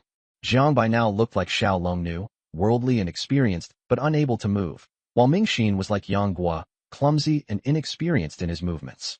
After Mingxin's efforts, the two of them shadows were cast onto the ground by the red light, pressed tightly together. Jiang Bai felt helpless, thinking, could they keep a little distance? But in the next moment, he sensed a strange aura suddenly surge out from Mingxin's body and into his own, and he almost lost control of himself. The yin-yang immortal art within Jiang Bai's body automatically began circulating, helping the two of them digest that bizarre aura. Gradually, Mingxin's movement slowed, and her gaze regained clarity, but she discovered that her cultivation had dropped to the 4th tier and was still falling. She wanted to break free, but Jiang Bai held her tightly in his arms, and she simply couldn't escape. Mingxin was filled with both shame and fury. The dignified vicious Void Grand Lord had actually been taken by some 4th tier brat. Thinking back to how, in her loss of control, she had personally slain Silver Butterfly and even forcibly controlled Jiang Bai, Mingxin nearly went mad. Jiang Bai had also lost all reason, acting purely on instinct. Grinding her teeth, Mingxin dumped all the blame onto Yao Jun, vowing to kill him. In the end, Mingxin could only take the initiative to help Jiang Bai stabilize the abnormal changes within his body. By the time morning came, Jiang Bai had returned to normal, and his cultivation had even risen to level 52. He carefully observed Mingxin. After all, he had done everything. Looking at Mingxin, a familiar line from a game voice line floated through Jiang Bai's mind. "I've marked a location." Mingxin's temperament had become a little gentler. She said to Jiang Bai, "Don't worry, I'll compensate you, but it's best if you don't let Purple Butterfly know. Otherwise, you know what the consequences will be." Jiang Bai said awkwardly, "Sister Ming, there's no need for compensation, and I won't say anything." Mingxin was stunned for a moment and asked why he called her Sister Ming. Jiang Bai was momentarily at a loss for words, then blurted out, "Then what should I call you?" Mingxin thought about it and said, "Purple Butterfly calls me Aunt Ming, so you should call me Aunt Ming too." Jiang Bai hesitated. "Isn't that inappropriate? I have nothing to do with Purple Butterfly, and this doesn't make sense." As a result, Mingxin said coldly, "You still want to marry me? How many lives do you have?" Her identity was special. If Jiang Bai really kept courting death, he wouldn't even know how he died. Jiang Bai could only back down and softly call out, "Aunt Ming." Only then did Mingxin smile in satisfaction. But when she saw Silver Butterfly's corpse, she was consumed by guilt. The atmosphere grew heavy. Seeing this, Jiang Bai asked concernedly, "Aunt Ming, what's wrong?" Mingxin only replied, "It's nothing," in a hoarse voice. Silver Butterfly betrayed Purple Butterfly and revealed the news about the mysterious source to Lang. Being killed was no injustice, and Mingxin did not need to be too saddened. Upon hearing mysterious source, Mingxin immediately questioned Jiang Bai about how he knew. Jiang Bai said it was Silver Butterfly who told him. Mingxin didn't believe it and firmly denied that Silver Butterfly would have leaked it. Scratching his head, Jiang Bai said that in fact Silver Butterfly had told Purple Butterfly, and Lang overheard it. Mingxin pressed on. "Besides Lang, who else knew?" Jiang Bai replied, "Me and several other royal clan members who were there. I don't know their names." In truth, Jiang Bai had killed the others, but he didn't dare say so. Mingxin asked, "Do you know where Lang is?" Jiang Bai said directly, "I stomped him to death." Mingxin looked suspicious, so Jiang Bai pointed at the corpse and told her to verify it herself. Seeing how serious Jiang Bai was, Mingxin believed him and was shocked inwardly. No wonder Purple Butterfly had taken a liking to him. At that moment, Mingxin asked about Purple Butterfly. Jiang Bai suddenly remembered that Purple Butterfly and Vermilion Bird were still waiting for him, and worried that the two of them might be in danger. He hurried to go back. Mingxin was puzzled about how Purple Butterfly could be in danger, but Jiang Bai had no time to explain and just took off running. After running for a while, he realized Mingxin hadn't kept up. Looking back, he saw that Mingxin was injured and couldn't walk fast, sweat pouring down her face. Jiang Bai simply picked Mingxin up and ran with her on his shoulder. Mingxin was both embarrassed and angry. She told him to put her down, but Jiang Bai ignored her and insisted on taking her away immediately. At last, they reached the cave where Purple Butterfly and Vermilion Bird were hiding, and seeing that the two were safe and sound, Jiang Bai let out a sigh of relief. Purple Butterfly ran over and linked arms with Mingxin, asking why she had come. Mingxin suppressed the strange feeling in her heart and said she had been attacked. Purple Butterfly angrily said she was going back to complain. Mingxin soothed her, then asked the two of them what had happened inside the cave, even bringing up the stone spear. Jiang Bai recognized the stone spear at a glance, but felt too embarrassed to ask for it. Unexpectedly, Mingxin directly tossed the stone spear to him. "Purple Butterfly gave this to you, so take it." Jiang Bai accepted the stone spear without hesitation, feeling that it was a good item. Ziti was a little embarrassed to have passed along the things her father had given her, so she quickly changed the subject and told Mingxin about their encounter with the bizarre void beasts, and also mentioned in passing that Indai might have colluded with outsiders to seize the mysterious source. After thinking for a moment, Mingxin said that these void beasts were the result of the failure of the void art project, and she hadn't expected them to have grown so large here. As for Indai, she wouldn't leak the mysterious source to outsiders. She had always wanted it herself. She probably learned about the void art project and used it as leverage to cooperate with the void-eroding Grand Duke from outside. Ziti was puzzled, feeling that Indai couldn't possibly know about such a top-secret plan unless she had only just heard about it during this trip to the Shattered Land. Mingxin narrowed her eyes and said that she had originally thought some other Grand Duke was using the Void Art Project as a pretext to set a trap, but in reality the true body of the Dark Lord might already be at the center of the Shattered Land. The one who told Indai about the Void Art Project was most likely the Dark Lord himself, the original executor from back then. He also knew about the mysterious source. After the Night Emperor killed him, the Dark Lord had reconstructed his body and had been hiding ever since, and now he might already have gone in. Jiang Bai and Ziti looked at each other and said at the same time, "Doguli." They finally understood Doguli's strange behavior. Everything now made sense. Mingxin asked in confusion who Doguli was, and Ziti turned to Jiang Bai, who briefly explained his background. Mingxin nodded and said that if that was the case, Doguli was very likely the Dark Lord's new body. However, his cultivation was still not high, so they had to capture him before he could recover his original body and seize back the source.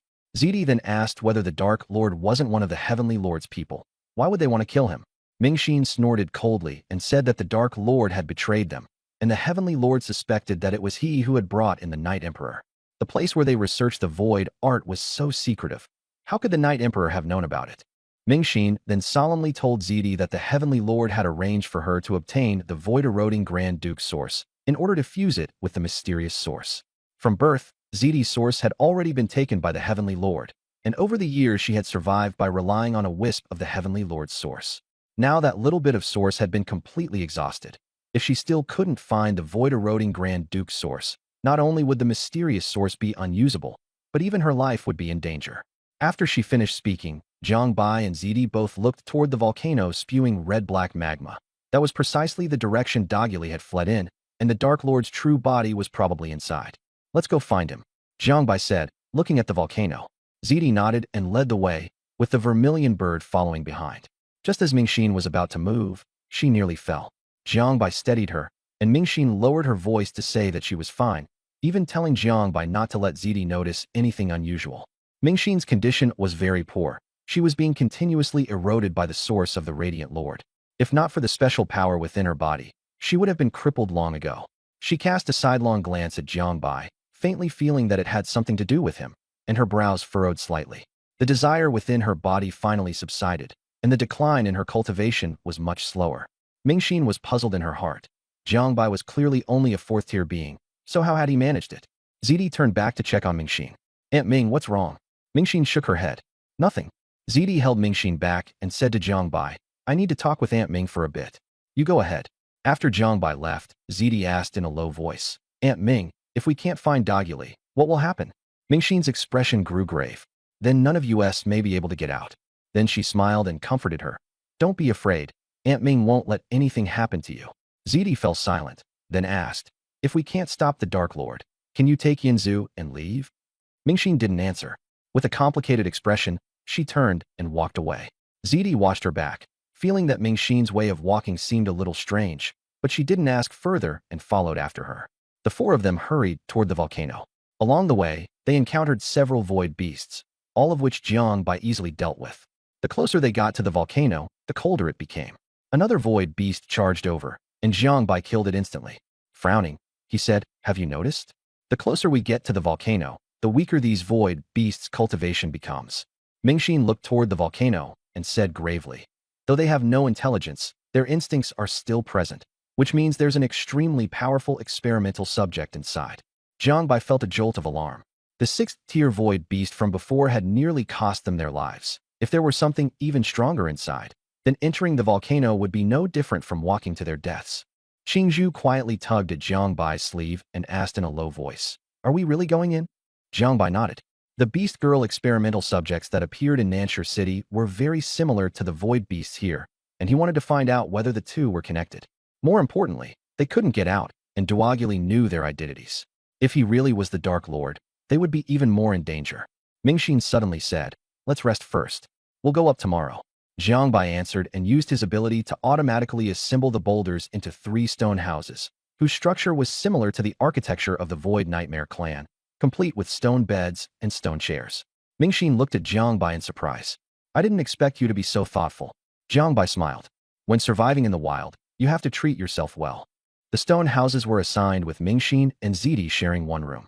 Originally, Qingzhu was supposed to stay with Jiang Bai, but then ZD called Qingzhu over. Come stay with me. Qingzhu froze for a moment, glanced at Jiang Bai, and only went into the room with ZD after seeing him nod. Jiang Bai said to Mingxin, Aunt Ming, get some rest early. Mingxin nodded and went into the room. Jiang Bai also returned to his room to cultivate, sensing his level, 52 cultivation, and feeling that his talent was pretty good. Thinking of Ao Qing and Linger, Jiang Bai touched the beast mark on him, and White Linger's dissatisfied voice rang out in his mind. Brother Jiang Bai, stop touching me randomly. Jiang Bai teased her, do you miss me? White Linger replied, I do. When can I come out? I'm about to suffocate. Jiang Bai comforted her, soon. Just bear with it a little longer. If you run into danger, remember to call us out. Don't worry. Xiao Bai, did you find my second sister? Ao Qing's voice sounded in his mind. I found her, Sister Ao Qing. Is she safe? Very safe. She's by my side. I'll let you meet after we get out. All right. Take care of yourself. If it really doesn't work out, save yourself first. Understood, Sister Ao Qing. On the other side, as soon as Mingxin entered the stone house, she coughed up blood. The source skill of the Yaojun had acted up again. She hurriedly sat cross-legged on the stone bed and used her energy to suppress the power within her body. Her severe injuries from before had not yet healed, and after fighting 2 more battles, she was almost unable to hold on. Her eyes turned blood red, and she gradually lost her reason. Jiang Bai was chatting with Ao Qing and White Linger when he suddenly heard movement at the door. He immediately went on guard, purple energy gathering in his hand as he looked toward the stone door. Suddenly, the stone door was slammed open, and Mingxin fell naked into his arms. Aunt Ming. Jiang Bai recognized that it was Mingxin and knew that the strange energy inside her had erupted again. This time, he didn't hesitate and directly carried Mingxin onto the stone bed, using the Azure Wood Immortal art to purify the energy in her body. Mingxin clung to Jiang Bai, her hands grabbing wildly. Jiang Bai was sweating all over. That energy was extremely powerful, and purification was very difficult. Fortunately, he had immortal arts, or he wouldn't have been able to handle it. But with Mingxin pressing against him without a stitch on, he also found it hard to restrain himself and could only endure it. At that moment, ZD's voice came from outside the door. Yinzu, have you seen Aunt Ming? She's missing. Jiang Bai was startled, his movements freezing, and Mingxin clung to him again. If ZD saw this scene, once Mingxin recovered, he would be doomed. Jiang Bai quickly thought of a solution. He pressed his finger to Mingxin's forehead, continuously channeling energy into her, and led Mingxin toward the door. When Zidi saw the crack in the door open, Jiang Bai was standing at the doorway, while naked Mingxin was hiding behind the door, with one of his hands pressing against her forehead. Jiang Bai helped wrap Mingxin in an energy shield all over her body to prevent her from making a sound, and said as calmly as possible, "Aunt Ming has high cultivation. She probably went ahead to the volcano to scout the way." "Ah!" Jiang Bai cried out in pain as Mingxin suddenly bit him. Zidi asked in confusion, "Yinzu, what's wrong?" "It's nothing. I was injured in the fight earlier, and I'm a little uncomfortable." Jiang Bai pretended to be in pain. Zidi was concerned and wanted to come over to help him, but Jiang Bai quickly said it wasn't necessary. "Your injuries haven't healed yet. Don't heal me anymore, or I'll feel even worse. I'll definitely be fine tomorrow." Zidi hesitated for a moment before nodding. "That's true. Aunt Ming has such high cultivation, she'll definitely be able to help you." While treating Mingxin, Jiang Bai was complaining to himself. Seeing Zidi leave in a dazed state, he finally let out a sigh of relief, only to find that Mingxin had been staring at him the whole time, her gaze terrifying and making his scalp tingle. Jiang Bai carried Mingxin back onto the stone bed and focused on purifying the energy within her body until his own spiritual power was exhausted and they both passed out. In the middle of the night, Mingxin woke up and saw Jiang Bai unconscious beside her, his face pale and covered in sweat. She recalled what had happened earlier, including Jiang Bai healing her injuries and her instinctively biting him. She couldn't help but touch Jiang Bai's face, her heartbeat quickening, her emotions inexplicably in turmoil. She suddenly discovered that the cultivation within her body was slowly recovering, and the residual power of Yaojun was nearly gone. Shocked, she looked at Jiang Bai, unable to understand how he had done it. Seeing that Jiang Bai was about to wake up, Mingxin hurriedly closed her eyes and pretended to be asleep. Jiang Bai woke up and sighed, feeling that he had really taken a huge loss this time. Afterward, he quietly carried the unconscious Mingxin back to her stone house and even covered her with a blanket. Just as he came out, he ran into Zaidi. Feeling guilty, Jiang Bai was like a thief caught red-handed and quickly changed the subject. "Shaodai, you haven't rested all night?" But Zaidi didn't buy it and coldly pressed him. "Why did you come out of Aunt Ming's room?" Jiang Bai put on an act of pain and tried to dodge the question. "Shaodai, don't ask anymore, okay?" Zaidi's tone grew even colder as she pressed step by step. "What exactly happened between you and Aunt Ming?" Jiang Bai quickly shifted the blame onto Zaidi. "Wasn't it you who called her Aunt Ming? I'm going to be your husband, so of course I'd call her that too." Zaidi was momentarily at a loss for words, then quickly pressed again. "Then why did you come out of Aunt Ming's room?" After mumbling for a long while without answering, Jiang Bai saw Zaidi's expression turn grim as she headed straight for Mingxin's stone house. Seeing this, Jiang Bai hurriedly. Jiang Bai grabbed Zaidi's hand, desperately wanting to explain, but he was panicking inside. If Zaidi saw Mingxin lying unconscious and naked in the stone house, wouldn't she tear him apart? Zaidi coldly told him to let go. After hesitating, Jiang Bai finally released her. Zaidi walked step by step toward the stone door, her expression dark as he began secretly gathering energy, calculating that both women were heavily injured. If he truly made a move, he might still have a chance. But Mingxin and Zaidi were no ordinary people, so he was still somewhat uncertain. Just as Zaidi pushed open the door and Jiang Bai was about to strike, Mingxin's voice suddenly rang out, calm and distant. "Yinzu, your injuries are almost healed. Is there something you need?" Mingxin, dressed in a white dress, appeared at the doorway and glanced at Zaidi with some confusion. Zaidi, seeing that Mingxin had awakened, Jiang Bai secretly breathed a sigh of relief. In truth, he still didn't really want to act ruthlessly against Zaidi. Zaidi froze when she saw Mingxin. "Aunt Ming, Yinzu came to find you. Was he injured?" Mingxin nodded and asked in return. "Otherwise, what do you think?" Zaidi stammered, her earlier force completely gone, like a child caught doing something wrong. "Nothing." Mingxin explained seriously. "Jiang Bai was seriously injured last night and came to me for treatment." Zaidi lowered her head and apologized. "I'm sorry, Aunt Ming." Then she looked at Jiang Bai, her eyes full of apology. "Yinzu, I'm sorry. I shouldn't have doubted you. How are you feeling?" Jiang Bai looked disappointed and said faintly, "Shaodai, I just don't want you to worry. It's normal for you to suspect me.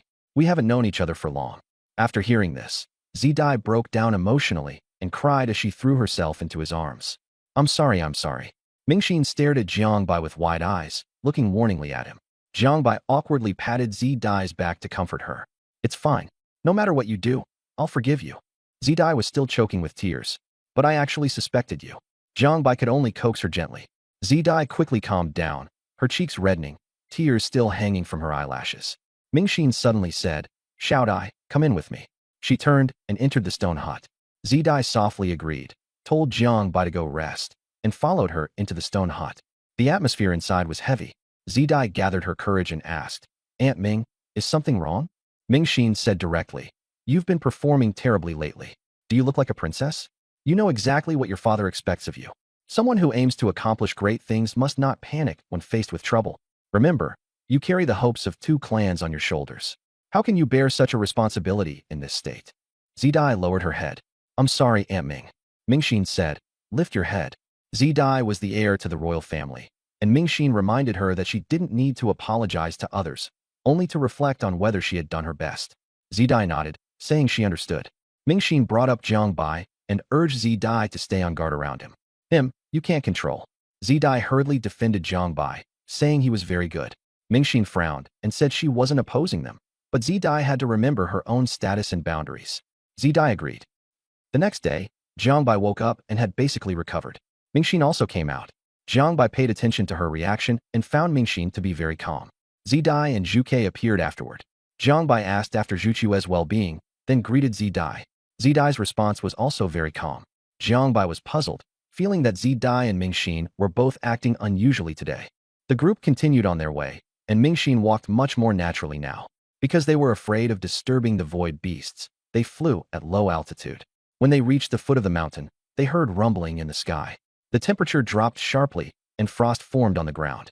Jiang Bai saw that what erupted from the volcano was not magma, but 2 kinds of energy, one black and chilling, the other red and scorching, both extremely violent.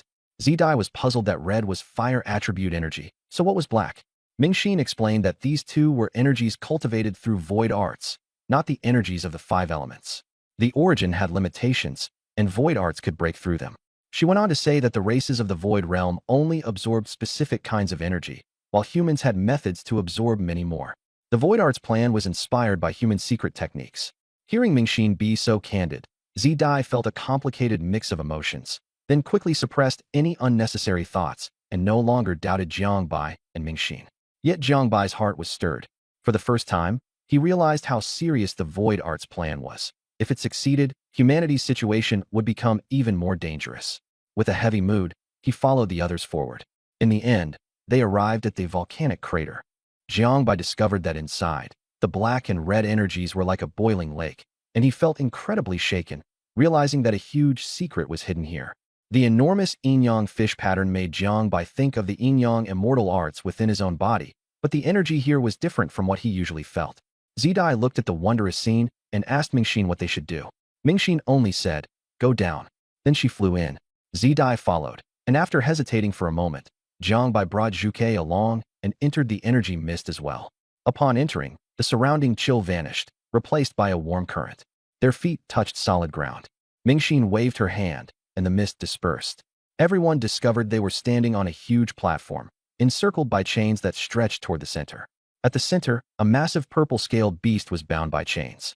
It had sharp claws on all 4 legs, a pair of red horns on its head, and on its forehead was also the taiji fish pattern, slowly rotating, with symbols swirling around it.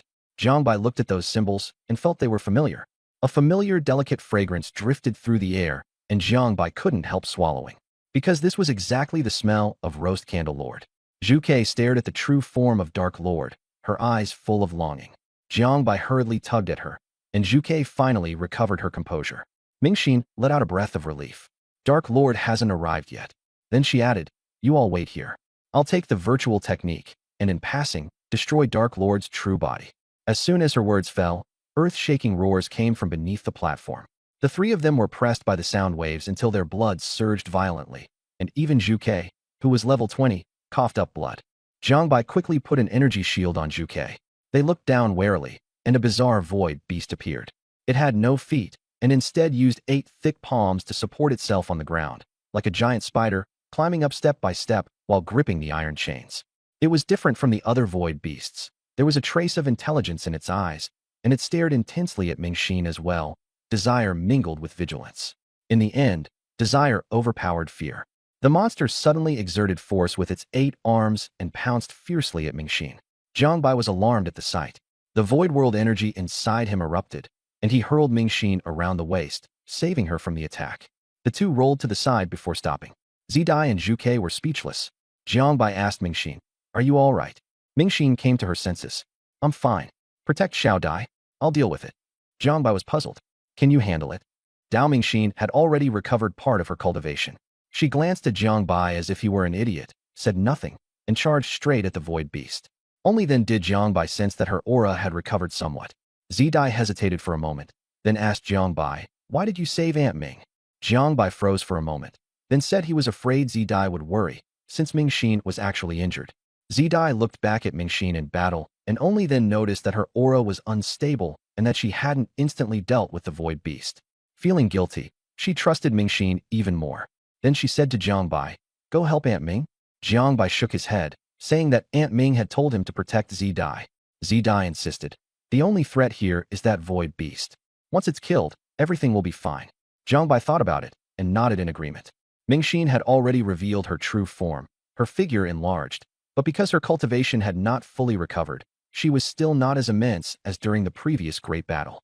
At this moment, she was only a little over 4 meters tall, wearing a tight purple leather dress, her figure voluptuous and sharply contoured, much of her skin exposed to the air, exuding a fierce battle aura.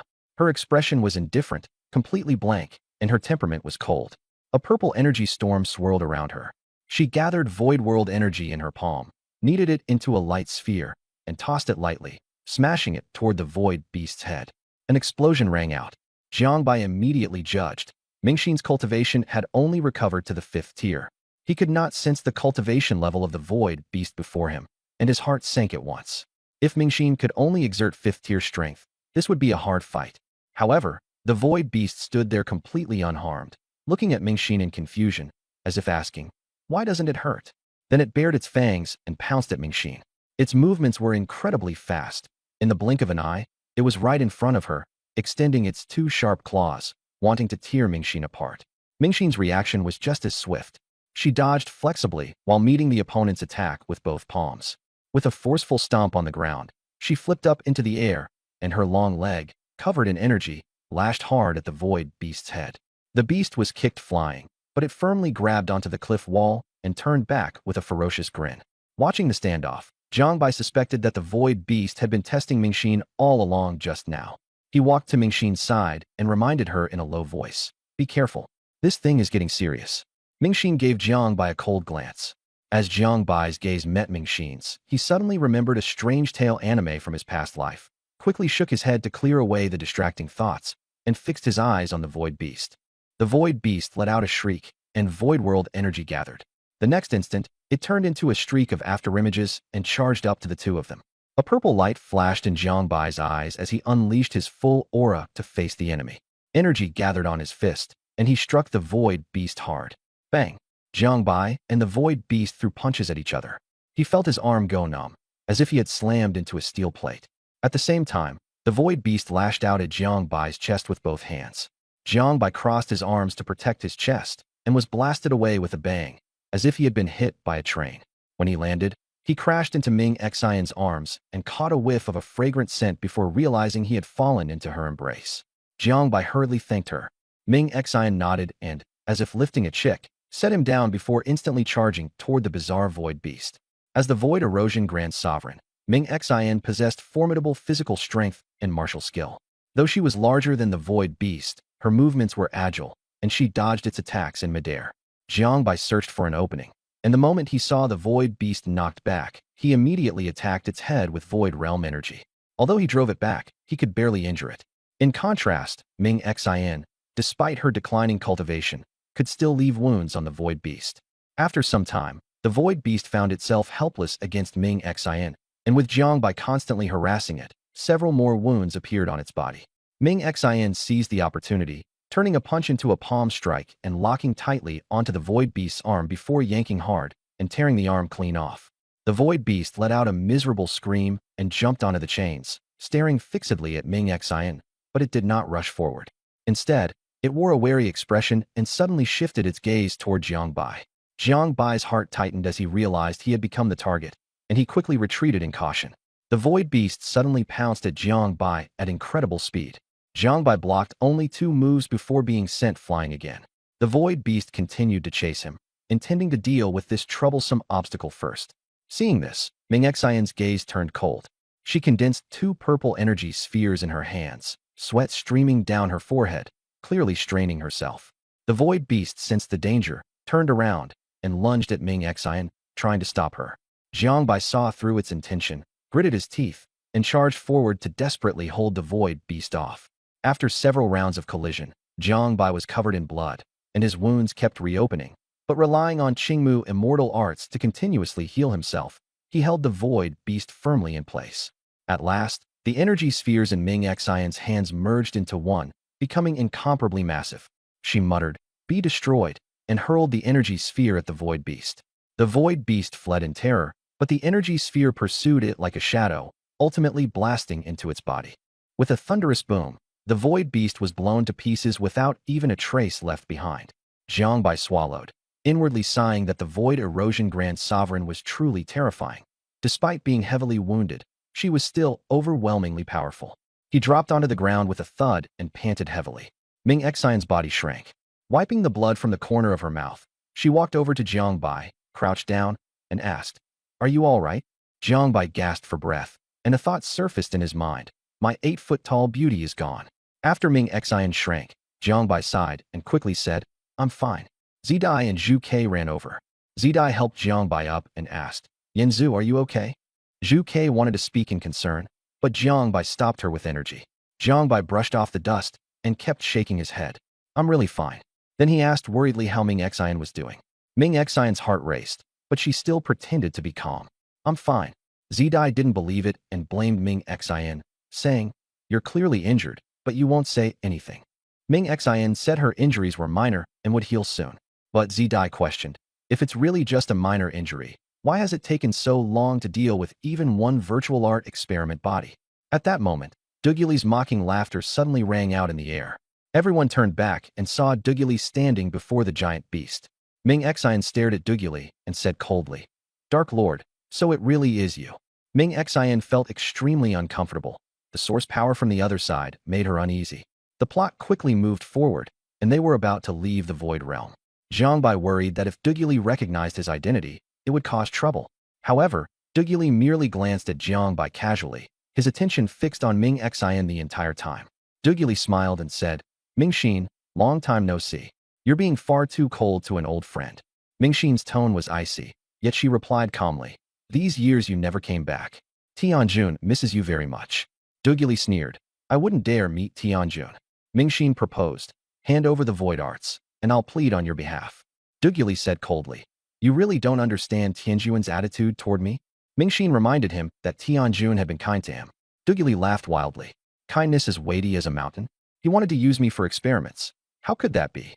He stared at Mingxin and said that he had originally been the final piece in Tianjun's void arts plan. If he hadn't leaked the news, he would have been sacrificed long ago. Zaidi was shocked. "Impossible. Father would never do that." Duguli sneered. "Princess, do you really understand your father?" Ask Mingxin whether she knows. Mingxin remained silent. She actually understood Tianjun's personality very well, and also understood why Dark Lord betrayed him. In the end, Mingxin said, "Dark Lord, hand over the void arts, and I'll let you go. You're no match for us." The fate of the art concerned the rise and fall of both clans, and Mingxin had to take him down. Duguli said confidently, "If you were at your peak, I'd leave. But now you're not qualified. Otherwise, kill the princess, learn the void arts from me, and in the future Tianjun may belong to us." When Zaidi heard this, she looked nervously at Mingxin. Mingxin's expression darkened. "There's nothing to discuss." Jiang Bai suddenly became alert, noticing energy surging, and shouted, "He's stalling. Kill him now." He charged straight at Duguli, and Mingxin followed closely behind. Seeing his plan exposed, Duguli wasn't flustered. A black-red taiji fish appeared between his brows, and the chains trembled. Duguli laughed. "I still have to thank you for helping me deal with the experimental body, otherwise I couldn't have reached this step." A black and white vortex of energy appeared in the sky, continuously pouring into Dark Lord's true body. The taiji fish between Duguli's brows burst with light as he sneered. "Now you understand, but it's too late." He raised his hand, and a purple barrier rose. Jiang Bai and Mingxin's attacks only stirred ripples across it, with no effect at all. Duguli said calmly, "Mingxin, there's still a chance if you leave now." Mingxin and Jiang Bai kept attacking, but the barrier remained intact. Soon, Duguli's body rose into the air and gradually merged with his true body. Jiang Bai was about to throw the stone spear, but Mingxin stopped him. "It's useless." Dark Lord knows how to control it. Jiang Bai's expression grew grave as he racked his brains for a way to break the stalemate. He was extremely familiar with the runes around the true body, but he couldn't recall why. Duguli's body continued to merge. Mingxin's expression darkened even further, and she said to Jiang Bai, Yinzu, take Zaidi and go. Jiang Bai was stunned for a moment, then agreed. As soon as he approached Zaidi, Zaidi refused. Aunt Ming, if we leave together. I won't abandon you. Mingxin said coldly. Zaidi, be obedient. Zaidi still stubbornly resisted. Mingxin sighed. Xiaodai, you're the hope of both clans. You can't afford to be harmed. Zaidi said. Even if I leave now, I still won't be able to escape. Once Dark Lord succeeds, no one will survive. Jiang Bai suggested. The stone spear can break the barrier. Let's escape together. Zidai's eyes lit up. Aunt Ming, did you hear that? We can still leave together. Ming Xian fell silent, then suddenly fired an energy orb that struck Zidai between the eyebrows, knocking her out. Ming Xian looked at Jiang Bai. You take her and go. Jiang Bai asked. Aren't you leaving with us? Ming Xian looked at Dark Lord's true body. I'm going to reclaim the void technique. After a brief hesitation, Jiang Bai agreed. At that moment, Duoguli accelerated the fusion process, completely merging into the true body. The iron chains shattered, the energy vortex surged, and Dark Lord's aura grew rapidly as he slowly opened his dark blue eyes, cold and emotionless. None of you will get away, Dark Lord said coldly, staring at the group. Ming Xian, thanks to you escaping, I can now obtain your source power. Ming Xian's heart sank, and she shouted, Run! Ha! Dark Lord laughed loudly. Ming Xian, do you really think you can stop me? As he finished speaking, he raised his hand and clenched it, and a powerful wave of energy spread out like ripples. Jiang Bai had barely tried to run when a terrifying pressure slammed into him, freezing him in place. Ming Xian was the same. Bound by the energy, a force began tearing at her body, trying to seize her great lord's source power.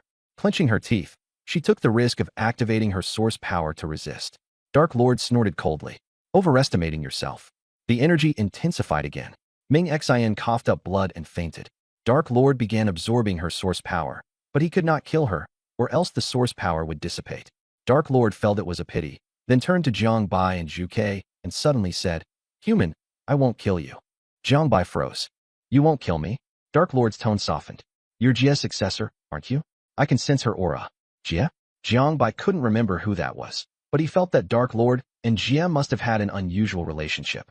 Testing the waters, he asked, You know my master? Jiang Bai took the opportunity to draw closer to him. Hearing Jiang Bai admit it, Dark Lord's purple light flashed as he transformed into a middle-aged man standing before him and asked, How has your master been lately? Jiang Bai found that he could move again and said, She's doing well. Dark Lord nodded and sighed. 3 years. Time really flies. 3 years. Jiang Bai was startled. 3 years ago, he had had his cultivation raised by a mysterious woman. Could that woman have been Jiao? He watched as Dark Lord fell into thought. Jiang Bai asked tentatively, Dark Lord, how did you and my master meet? Dark Lord glanced at Jiang Bai. Your master didn't tell you? Jiang Bai forced himself to say, No. Dark Lord nodded, then suddenly asked, By the way, your master said she was going to rebuild something. Did it succeed? Rebuild something? Jiang Bai immediately guessed. It was the Jade Green Palace. Jiang Bai replied calmly. The Jade Green Palace? Not yet. After hearing this, the frown on Dark Lord's face eased slightly. In a low voice, he said, With her ability, it should have been done by now. He asked Jiang Bai again, How did you end up in the Void Realm? Jiang Bai said, My beast girl killed a lot of low-level beast girls in the Sacred Mountain, so she was banished here. I came to find her. He glanced at Zhu Ke casually. Dark Lord was directly stunned. You're really something. With only 4th-tier cultivation, you dared to offend a Saint Envoy, and you're still alive standing in front of me. Your life is seriously tough. Jiang Bai scratched his head. Jiang Bai asked, Dark Lord, what do you want me to do? The Dark Lord glanced at him. 40 years ago, just after I remade my body, I was pursued and killed by men sent by the Heavenly Lord, and in desperation I used the Void Art to wipe out all the pursuers. But that Void Art was only a semi-finished product. After I ate a Void Beast, my body actually began growing Void Beast traits. I was terrified then. At that time, I met Jiao. It was my first time seeing a human, and I thought I was going to die. I never expected her not to kill me, and to actually be interested in my Void Art. Later, she used your human race's 9-een immortal art to repair the flaws in my Void Art, and only then did I return to normal. Jiang Bai said in surprise, My master didn't know you were the Dark Lord of Void Corrosion? The Dark Lord shook his head. She didn't know. Thanks to her protection, I got through that crisis. After she finished studying the void art, she left. 3 years ago, she suddenly came back and said she was leaving the void realm, but the void art still had flaws and needed to be completed with human immortal arts, so she told me to look for them. I've been searching for 3 years and still haven't found any immortal arts. As he said this, he looked at the mysterious symbols in the air. Only today did I discover that the symbols left by the Night Emperor were actually an immortal art manual. When Jiangbai heard the words, immortal art, his heart stirred. He looked at those symbols and finally understood why they felt familiar, not because of the symbols, but because the content was very familiar. The Dark Lord continued to look at Jiangbai. You're Jiu's disciple, so you should know the 9 immortal art, right? Jiangbai nodded. I do. In fact, he also knew the upgraded Yin-Yang immortal art. No wonder there were many Yin-Yang fish patterns along the way. Those were clearly a characteristic of the Yin-Yang immortal art. Could the Palace Lord of Jade Qing also be improving the 9 immortal art? A satisfied smile appeared on the Dark Lord's face. Good that you know the 9 immortal art. Back then, Jiu said that with my cultivation, practicing the void art wouldn't cause any major problems. But after I merged with my original body, the flaws in the void art flared up again, and my body started changing once more. As he spoke, he gestured at his hand, and one of his hands instantly took on its original form. Seeing the skin on that hand writhing as if something were about to burst out from within, Jiangbai couldn't help swallowing. Dark Lord, so what should I do? The Dark Lord said, I want you to cultivate immortal art, and, together with your 9 immortal art, help me make up for the flaws in the void art. Jiangbai hesitated and asked, what if it can't be fixed? The Dark Lord smiled. It's fine. Just learn the immortal art first. It's a human art, and I can't practice it. If it fails, then take me to see Jiu and hand the immortal art you've learned over to her, so she can help me.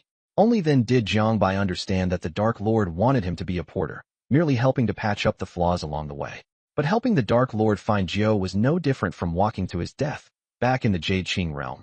He had even secretly absorbed Jiu's cultivation. He kept his expression unchanged and said firmly, Dark Lord, rest assured. I'll do everything I can to help you repair the flaws in the void art. Seeing Jiangbai so determined, the Dark Lord was very satisfied. At first, he had only taken Jiangbai for an ordinary human and planned to use him to break into the center, but later he discovered that Jiangbai had a similar aura to Jiu and was also deeply loyal, which was why he fully trusted Jiangbai. If Jiangbai knew what the Dark Lord was thinking, he would definitely thank Jiu. Without Jiu's reputation, he wouldn't have earned the Dark Lord's trust either. Jiangbai turned around, glanced at the unconscious Mingxin, concern showing in his eyes, then walked toward the runes fluttering in midair and observed them carefully. He could sense the scorching aura emanating from the runes. A casual touch immediately burned his palm. He closed his eyes and began searching for the immortal art hidden within the runes. Very quickly, the runes turned red-hot, and finally transformed into a strand of immortal art that directly entered Jiangbai's brow. Take the Dan fire seed hidden in the heart as the foundation. Quietly guide the clear wind to command the power of flames. The sun's essence and earth veins condense into true fire, gathering, dispersing, rising, and sinking all as I will. As the chant appeared, Jiangbai immediately knew this was the red flame immortal art. He opened his eyes, and a flash of fire flickered through his pupils. Dark Lord stared nervously at Jiangbai and hurriedly asked, How is it? Did it work? Jiangbai nodded. Dark Lord sighed in admiration. You humans may be weak yourselves, but by relying on these secret arts, you can become stronger. That's talent too. After saying that, he sat down again and let Jiangbai examine his body. Jiangbai asked in confusion, Don't you need to tell me the void art? Dark Lord shook his head. No need. The void art is inside my body. My body is the vessel. Jiangbai froze for a moment, but still stepped forward. He rarely used the 9 immortal art. After all, the stronger Yin-Yang immortal art was more useful, but he could still perform it. He closed his eyes to cast the technique. A chill appeared in his palm, his hair turned white, and the surrounding temperature plunged sharply. Feeling the cold, the doubts in Dark Lord's heart vanished completely. As the icy power of the 9 immortal art entered Dark Lord's body, Jiangbai saw his source. To his surprise, Dark Lord's source was completely different from Candle Lord's. Candle Lord's source was violent and bloodthirsty, while Dark Lord's leaned toward balance, half red and half black. The balance in the middle relied on the remaining power of the 9 immortal art. Jiangbai instantly understood the principle of using the 9 immortal art to balance two forces. A thought suddenly flashed through his mind. If he drew away the power of the 9 immortal art, Dark Lord's source would lose balance. In mild cases, he would go out of control. In severe cases, he would explode. He had a grudge with Jiao, and Dark Lord had a good relationship with Jiao. If he went to Blue Star, it would be impossible to hide forever, and trouble would eventually come. This was an opportunity to save himself and Mingxin while taking advantage of the situation. He discovered that his Yin Yang Immortal Art could perfectly replace the 9 Yin Immortal Art, and the effect was even better. Jiang Bai decided to make his move. He quietly replaced the power of the 9 Yin Immortal Art with the power of the Yin Yang Immortal Art, preparing to draw the energy out at the very last moment. Black and white energy flowed from Jiang Bai's hand into Dark Lord's body. Dark Lord suddenly felt an unprecedented sense of comfort and exclaimed in surprise, "You really can actually make up for the flaw in the void art?" Jiao had originally only asked Jiang Bai to give it a try and save someone, never expecting that Jiang Bai might actually succeed, which shocked him. "It's having some effect. I'll try again." After saying that, Jiang Bai began circulating the Yin Yang Immortal Art, pouring void world energy into Dark Lord's body. Dark Lord only felt his body becoming extraordinarily comfortable, and an enjoying expression appeared on his face. Light shone in Jiang Bai's eyes. He had already reached his limit. After taking a deep breath, he drew all the energy back. Dark Lord's expression immediately stiffened, and he muttered, "What went wrong?" His body began to react abnormally, and Jiang Bai comforted him. "Relax, dizziness is normal. I'll fix your problem very soon." But the aura within Dark Lord's body was violently surging to the top, affecting his sanity. "This is wrong," Dark Lord roared, trying to stabilize his body with his source power, but he could not control the energy rampage no matter what he did. He knew something was wrong with Jiang Bai, so he reached out to grab him. Jiang Bai reacted extremely quickly and stepped back to avoid it. He saw the skin on Dark Lord's arm constantly writhing. This man had completely lost control. The unconscious Mingxin was also about to fall. Jiang Bai immediately turned Void Realm energy into a long whip, lashed it out to bind Mingxin around the waist, and pulled her back to his side. He then attacked Zidi and Zhu Ke as well, pulling them toward him with a burst of suction. Zidi opened her eyes in a daze and said, "Yanzu?" Jiang Bai said softly, "Don't worry, it'll be fine soon." After saying that, he quickly rushed toward Mingxin again. At this moment, Dark Lord let out a painful scream, and Zidi finally woke up. She saw Dark Lord's body rapidly swelling, his clothes bursting apart, his skin splitting open, and even countless tiny arms growing out. Zidi asked in terror, "How did he become like this?" Jiang Bai handed Mingxin to Zidi, tied the two of them together with an energy rope, then bound Zhu Ke and the rope to the stone spear as well, and hurled the stone spear into the sky with all his might. He felt the stone spear might be able to break through the black-red energy in this place.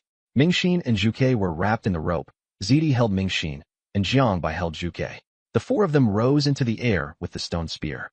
Jiang Bai kept his eyes fixed on the ground alertly, ready to deal with Dark Lord's attack at any moment. Soon, a gigantic hand reached up from the ground, with countless little hands flailing everywhere, an utterly horrifying sight. Black and white colors appeared in Jiang Bai's eyes, and yin-yang dual pupils activated. Black and white vortices surged forth, forcibly shredding all the tiny hands to pieces, and even Dark Lord's arm fell away. Dark Lord's furious roar came from below. "Who the hell are you?" His voice was deep and pained. Then a streak of cold light shot up. It turned out Dark Lord had ripped off a fingernail and thrown it into the sky. Jiang Bai used energy ropes to bind Mingxin and Zhu Ke, kicked Zidi away, forcibly separated the three of them, and the fingernail narrowly missed them.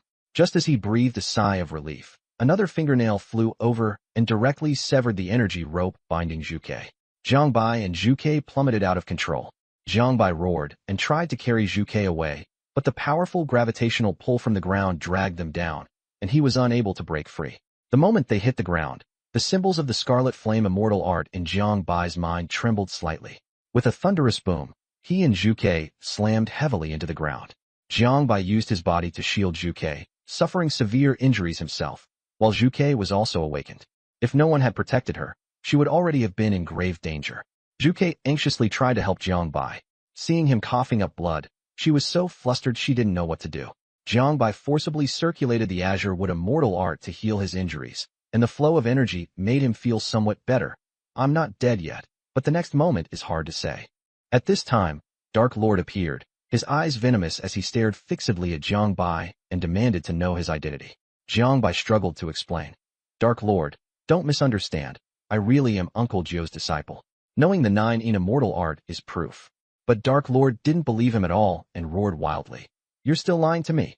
Despicable humans all deserve to die, except Uncle Jiao." Dark Lord flew into a rage, and a huge arm grabbed at Jiangbai, wanting to crush him to death directly. Jiangbai saw the mysterious symbol spinning violently. Just then, a purple light descended from the sky, smashing Dark Lord's arm apart and sending corrosive blood spilling out. Jiangbai heard a familiar coughing sound and turned around. It was actually Zidi. She was in a miserable state, even bloodstained, but she smiled and said, "With me here, no one can hurt you. You are the husband I chose." Jiangbai froze, unable to believe it.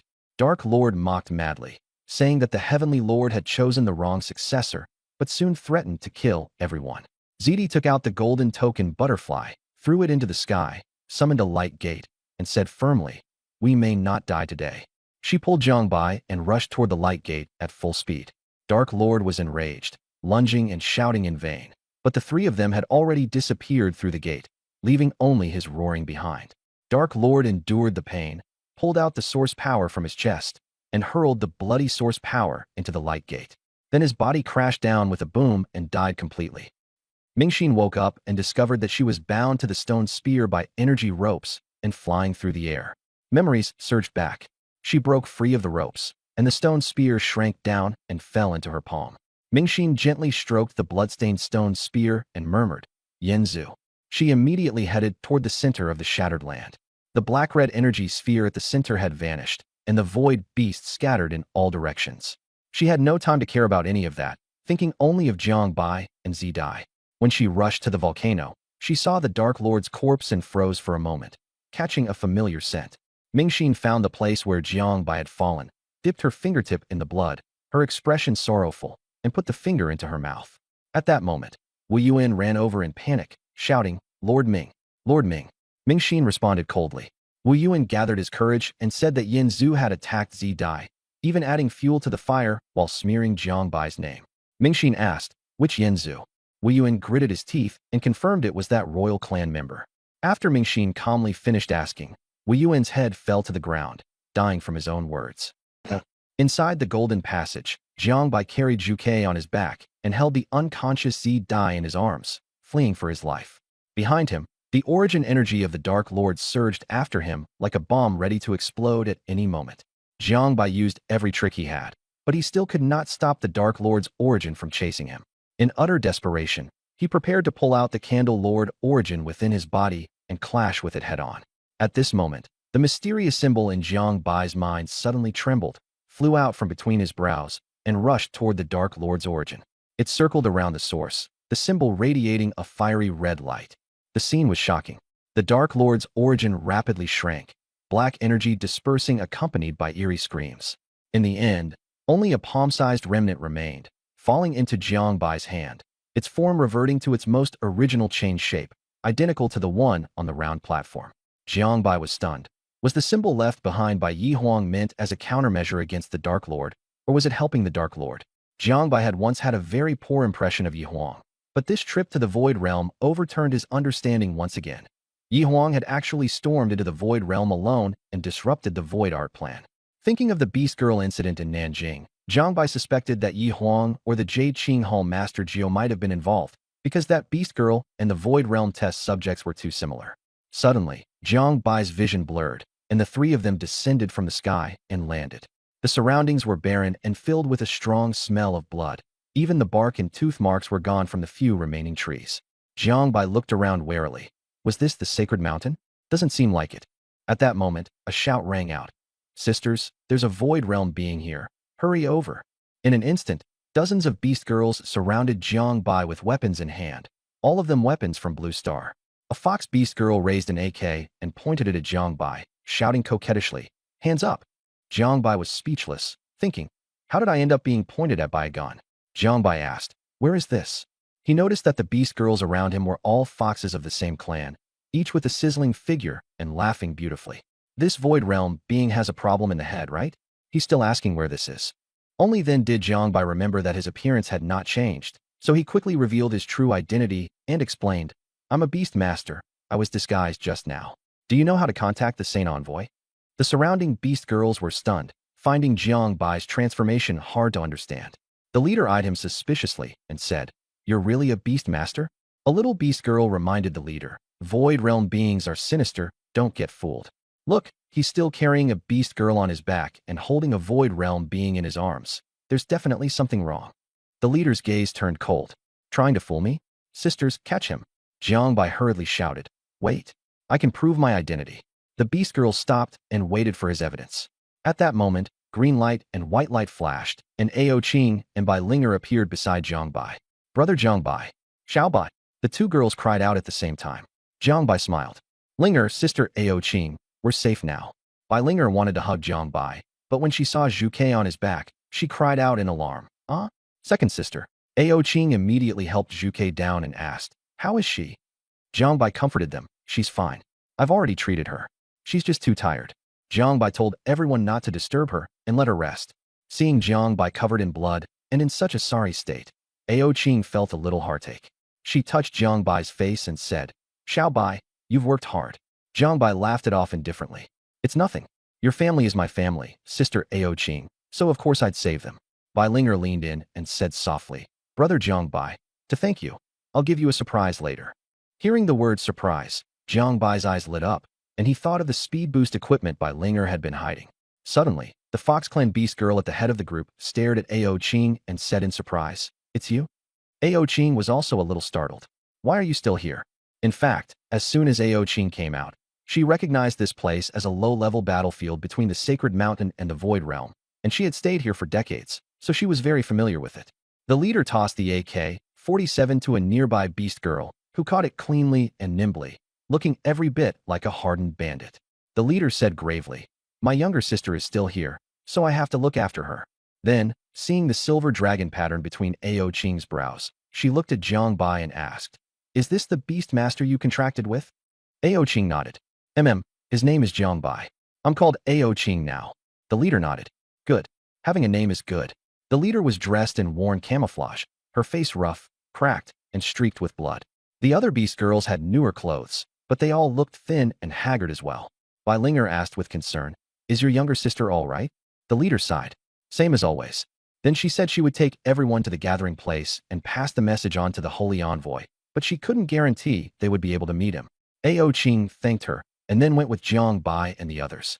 On the way, Jiangbai asked Ao Qing in a low voice, Are their guns useful? Ao Qing replied, Yes.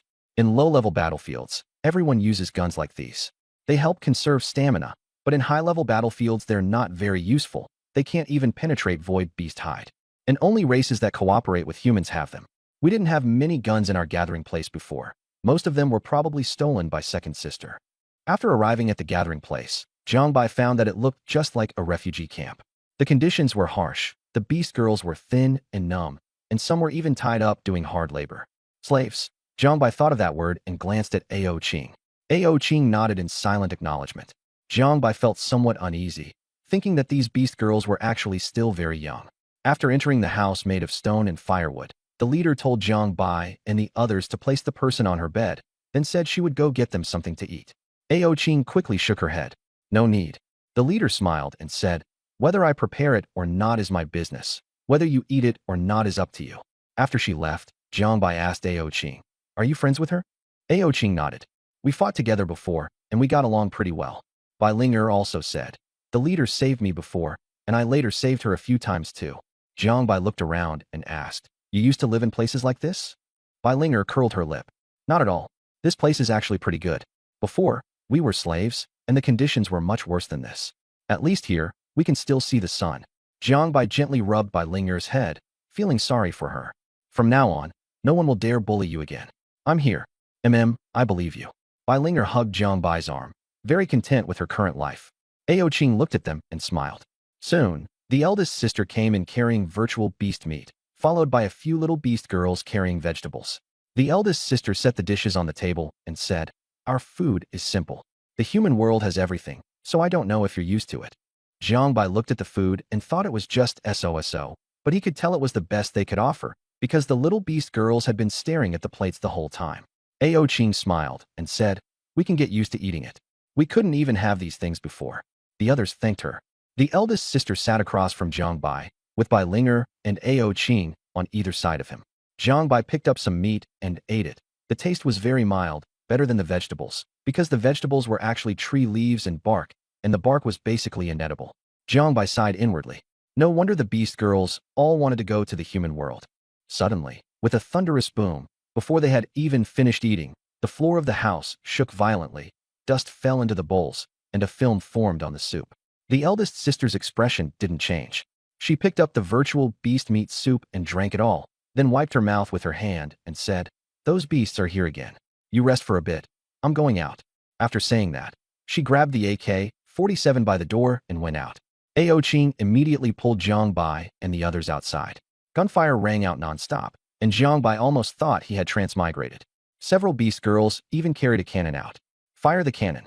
At the command, for beast girls became cannon emplacements, firing continuously. Jiang Bai stood there dumbfounded. The virtual beasts were blasted away, then climbed back up and kept charging, albeit a little slower. The beast girls in the settlement all rushed out. First the skinny slave beast girls, then the fox beast girls, all transforming into beast forms to confront the virtual beasts. The eldest sister transformed into a pink fox and coldly said, "Anyone who dares to advance will be killed without mercy."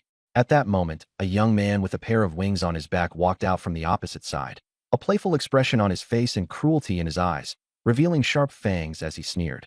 "Heh, you food scraps dare to act all tough?" Seeing the unfamiliar young man, the pink fox asked warily, "Who are you?" The young man sneered, "Food doesn't deserve to know my name." Then he turned back and ordered the virtual beasts, "Kill them all and eat your fill." Jiang Bai recognized him as royalty from the virtual realm. The virtual beasts began attacking the settlement, and Jiang Bai was preparing to make a move when Ao Qing pulled him back. He asked in confusion, "Why are you stopping me?" Ao Qing explained, "The virtual realm and the holy mountain have an agreement. High-level beings can't interfere in low-level battles, or they'll be erased." Jiang Bai froze, finding it unbelievable. Ao Qing explained further, "This is to protect the low-level ones. Otherwise, if high-level beings could act however they wanted, neither side would be able to play the game." Only then did Jiang Bai understand that they couldn't make a move because their level was too high. On the battlefield, the beast girls and virtual beasts were fighting, both sides skinny beyond belief. Jiang Bai suddenly regretted not bringing back more virtual beast meat from the shattered land, and he couldn't help but cry out that he had lost out big time. Seeing his frustration, Ao Qing comforted him. "It's already impressive that you could bring back second sister safely." After saying that, she directly pressed Jiang Bai's face against her chest, and Jiang Bai took a satisfying deep breath. When Bai Linger saw this, she lowered her head and compared it with her own figure, her heart filled with a sense of defeat. On the other side, the pink fox was engaged in a fierce battle with the royal young man. Her tail lashed out at him like a whip, but he easily dodged it. "You're no good," the young man mocked. Unwilling to accept this, the pink fox lunged again, her sharp claws reaching for him, but they were blocked. Just as the young man was about to mock her, the pink fox suddenly bit hard into his neck, blood gushing out. The young man roared in fury, instantly turning into lightning as he closed in and kicked the fox hard, sending her flying. Just as she was about to get up, he stepped on her again. Jiang Bai clenched his fists and asked unwillingly, "I really can't make a move?" Ao Qing nodded worriedly. No, she knew that letting Jiang Bai act would only be more dangerous. Suddenly, a beast girl's cry came from nearby. She rushed to the royal young man's back and kicked him in the head. The royal young man staggered at once. Just as he was about to fall, the girl seized the opportunity to pull the eldest sister back. The eldest sister reverted to her beast girl form, spat blood, and coldly stared at the royal young man. "Go, let little sister out." The girl was stunned, then stammered, "The eldest sister, why you're sure you want to do this?"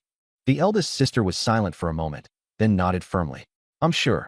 But, no, but," the girl gritted her teeth and agreed, gesturing toward the beast girls behind her. A few of them immediately rushed deeper into the gathering place. Jiang Bai asked in confusion, "Is her little sister very strong?" Ao Qing nodded. "Very strong," Bai Linger added softly, "and kind of strange." Soon, a strong bloody smell wafted out from deeper in the gathering place. When the beast girls smelled it, their faces turned pale with fear, and they hurriedly backed away as if they were afraid of some monster. Then, a beast girl with deathly pale skin and ragged camouflage clothes walked out. She was covered in mud, her hair was messy, and she dragged her feet as she walked. Her fox ears drooped, her eyes were dazed, but 9 huge tails trailed behind her. Jiang Bai was shocked, a 9-tailed fox demon. The beast girl glanced at him, then paused when she saw Bai Linger and Ao Qing. After that, she turned her head toward the big sister and smiled. "Big sister, you finally let me out. It's been so long since I've seen the sun." She took a deep breath, her face flashing with enjoyment. The big sister tensed up and said in a low voice, "Little sister, don't act recklessly. The gathering place is very dangerous. Let's deal with these beasts first." The Ninetails looked at the virtual beasts ahead and murmured, "So many." Then her tone changed, carrying a bloodthirsty edge, "Food." A red flash later, she appeared behind a virtual beast, pierced its body with one claw, pulled out its still-beating heart, and started eating it on the spot, blood running down her chin. With every bite, her eyes lit up more, as if she were savoring some delicious delicacy. Jiangbai was speechless. This counts as sashimi? That was the first time he'd seen such a ruthless beast girl. Bai Linger curled her lip and said quietly, "Still crazy, just like before." Jiangbai asked, "What's wrong with her?" Bai Linger explained, "She's just a lunatic. She attacks anyone she sees, whether they're virtual beasts or beast girls. You've been attacked by her? 你被她攻击过. She is indeed very strong, but Bai Linger proudly lifted her head and said that they had fought Ninetails several times, with neither side able to gain the upper hand. Later, she had brought in second sister to subdue Ninetails. Ever since then, Ninetails had been very obedient whenever she saw her. Ao Ching sighed and added that Ninetails was actually very willing to listen to Big Sister. Otherwise, with her abilities, she simply couldn't have been restrained. Jiangbai asked in surprise, "Her name is Ninetails?" After all, beast girls usually didn't have names. Bai Linger nodded and said that Ninetails was different from the other members of the clan, so everyone called her that.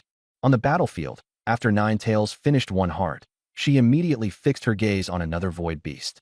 Terrified by her stare, the void beast went weak at the knees and could hardly even run. Ninetails smiled and dashed over, but before she could make her move, a hand grabbed her. She looked up and saw a young man, who said coldly, "You're asking for death." Ninetails instead laughed and used her other hand to grab at the young man's heart. The young man hurriedly let go and dodged, but his clothes were still torn, leaving several long gashes on his body. He realized that Ninetails was very strong, no weaker than the royal clan of the Void Realm. Ninetails licked her nails and stared at the young man. "You smell so good." The next second, she suddenly appeared behind him for a sneak attack. The young man reacted quickly, twisting his body and sending out a kick. Ninetails raised a hand to block it, and the two quickly created distance between themselves. The young man knew this hunt had failed and could only retreat. In the end, he shouted coldly, "Retreat." The void beasts immediately scattered and fled. Ninetails ignored him and sneered, "Did I let you go?" As soon as the words fell, she transformed into a giant fox, and her 9 tails rapidly extended, stringing the void beasts together like a line of prey. Seeing this, the royal youth's hair stood on end, and he directly reverted to his true form and fled frantically. Looking at the other party's appearance, Zhang Bai thought to himself that they must be the same race as the void-devouring lords in the Broken Lands. Ninetails directly caught up and blocked the young man. In his true form, the young man was huge and muscular, and he threw a punch at Ninetails' head. Ninetails tilted her head to avoid it, her tails binding the young man's limbs as her sharp claws swept across, leaving a deep wound across his chest. A few void beasts launched a sneak attack, and at the critical moment Big Sister appeared to block them. The young man painfully broke free, fleshly wings spreading from his back as 4 eyes shut tightly, and purple energy gathered within them, causing the 4 eyes to tremble. Jiangbai shouted, "Be careful, he's going to use his innate skill." The 4 eyes suddenly opened, and purple light burst forth. Ninetails froze in pain, and the next moment, a massive beam of energy swept toward her. Ninetails wrapped her entire body with her tails to block the attack. Boom! The purple beam slammed into Ninetails, blasting her back more than 10 meters. She spread her tails open, blood leaking from the corner of her mouth, the red light in her eyes growing even brighter as she suddenly pounced at the royal youth. The smell of blood hit his nose, and hot blood surged within the royal youth's body. Seeing Ninetails pouncing toward him, killing intent flashed through him. He grabbed a huge stone and hurled it at her, then charged forward right behind it. The fox swung her tail and shattered the boulder. The next moment, the royal youth burst out of the dust and seized Ninetails' tail, sneering, "Got you." Then he violently yanked, tearing off one of her tails. Ninetails counterattacked with her claws, piercing straight through the royal youth's chest, and said coldly, "You were told to grab it, and you really did." The royal youth widened his eyes in disbelief. Boom! He fell to the ground, dying with his eyes wide open. Ninetails coiled her tail around a void beast's corpse, slit open its chest with her claws, and gnawed on its heart. A moment later, she transformed back into her beast girl form, the blood stench on her body even stronger. Burp! Ninetails patted her belly in satisfaction. "Big sister, take your time eating these void beasts." Big sister asked with concern. Are you all right? Ninetails said calmly. Just a minor injury. Do you want to go back and rest? I don't want to go back. The big sister leader instructed. Don't cause trouble, and don't bully the other beast girls. Ninetails smiled. I'm very well behaved. The big sister leader had no choice but to order the corpse of the void beast carried away, then took Ninetails to find Jiang Bai and the others. She introduced her. This is my little sister, Ninetails. Jiang Bai looked at Ninetails. Hello. Ninetails grinned, revealing her bloodstained teeth. Hello. Jiang Bai fell silent, feeling a chill inside. Ninetails then set her sights on Bai Linger and grinned. Long time no see. Bai Linger turned her head away and ignored her. Ao Qing smiled and said, Long time no see, Ninetails. I'm Ao Qing now, and third sister is Bai Ling. Ninetails lowered her head and softly repeated Bai Linger's name, then broke into a silly grin. The big sister leader was speechless. Bai Linger warned her. You crazy freak, say my name again and see if I don't beat you up. Ninetails just chuckled. Everyone else was speechless. Seeing how filthy Ninetails was, the big sister leader called for a beast girl to take her to bathe. The beast girl was terrified and begged off. The big sister leader said Ninetails wouldn't randomly lash out, and if she didn't go, she wouldn't get any food. After some hesitation, the beast girl agreed, but asked to eat more at night. The big sister leader consented. The beast girl carefully led Ninetails off to bathe, while Ninetails kept chuckling. Jiang Bai quietly asked the big sister leader, Have you considered finding a beast master for Ninetails? As soon as he said that, Ao Qing looked thoughtful, Bai Linger was shocked, and the big sister leader asked excitedly, Why you? Are you willing to contract me? Little sister? Jiang Bai nodded, a bit embarrassed. My cultivation isn't enough yet, so I still can't contract her. We'll have to wait a little longer. The big sister leader suddenly told Jiang Bai to wait a moment, then ran off after finishing her question, looking puzzled. Jiang Bai felt a little regretful, wondering if he had spoken too soon. Motivating myself. For every 50 small gifts, I'll add an extra chapter, so everyone remember to tap the short video to support it. Let's try to hit 50 soon, Not counted in the main text. The first 2 chapters underwent major revisions, changing 10 tails to 9 tails. The 10 tails material was something I looked up online, and later a reader pointed it out to me that only 9 tails exists. 10 tails is an anime setting, while the Heavenly Fox comes from East Asian legends. Sorry about that. I'll definitely check my sources properly next time. Main text. After seeing the eldest sister leave, Bai Linger immediately asked Jiang Bai, Brother Jiang Bai, are you really planning to contract that lunatic Ninetails? Jiang Bai didn't hide it and nodded. Bai Linger puffed out her cheeks in confusion. Why contract her? Ao Qing interjected. Ninetails is also a mythic beast girl, right? Jiang Bai nodded. That's right. I'm planning to make her my level 80 beast girl. Bai Linger was surprised. She's mythic too? No wonder she's as strong as I am. What about my second sister and fourth sister? Does Brother Jiang Bai know their bloodlines? Ao Qing looked at Jiang Bai with anticipation. Jiang Bai smiled. They're mythic too. That's great. Then second sister and fourth sister can be with us too. Bai Linger said happily, jumping once, and Ao Qing also smiled. Bai Linger said quietly, It's a pity Brother Jiang Bai's level still isn't high enough to contract them. At that moment, Jiang Bai directly revealed his level, 54 cultivation, and Bai Linger froze. You're already over level 50? Jiang Bai smiled. That's right, level 54. It won't be long before I can contract your second sister and fourth sister. He had absorbed the power of the 9-in immortal art and leveled up twice. Bai Linger asked curiously, You're leveling up so fast. How did you do it? Jiang Bai was stunned for a moment, then quickly recovered and said, When I went to the Void Realm to save your second sister, I ran into some opportunities. Bai Linger looked downcast. I'm only level 31. I'm way behind. Jiang Bai rubbed her head. When we go back, I'll buy you some spiritual treasures to raise your level. Bai Linger pouted. It's not like leveling up only depends on spiritual treasures. Other ways work too. She still remembered that Jiang Bai knew the yin-yang immortal art. Jiang Bai hurriedly coughed twice and sneaked a glance at Ao Qing, only to find that her expression was off. His heart skipped a beat, and he felt that Ao Qing might have guessed his secret to leveling up. The 3 of them fell silent, the atmosphere a little awkward. Bai Linger was stroking the fur on her tail. Ao Qing had her head down, who knew what she was thinking, and Jiang Bai was just about to speak to ease the tension when Big Sis walked in, followed by an exquisite beast girl. The beast girl wore a red dress, with long pink wavy hair hanging down her back. Her fluffy beast ears drooped on top of her head, her face full of fatigue, and her fox eyes still looked half asleep. A red ribbon was tied around her slender waist. Her figure was exaggerated, even a little hard for Ao Qing to match, and her aura was very strong. She naturally carried an enchanting charm, not something she was deliberately putting on. Jiangbai was stunned, and it was only when the immortal power within him began circulating on its own that he came back to his senses. He understood that this allure was instinctive, with no energy fluctuations at all. When Big Sis saw Jiangbai freeze up, a flash of joy appeared in her eyes as she called out, "Nine Tails, come in." Only then did Jiangbai notice the 9 fluffy tails behind the woman, completely different from that filthy beast girl from before. Nine Tails stepped in and sat opposite Jiangbai, smiling at Beilinger. Beilinger was stunned, having never expected Nine Tails to be so beautiful, and shot her a glare before muttering softly, "So weird." Nine Tails nodded at Ao Qing, then turned her gaze to Jiangbai. "You want me to be your beastmaster?" Her voice was enchanting, and Jiangbai felt very comfortable hearing it, so he nodded in agreement.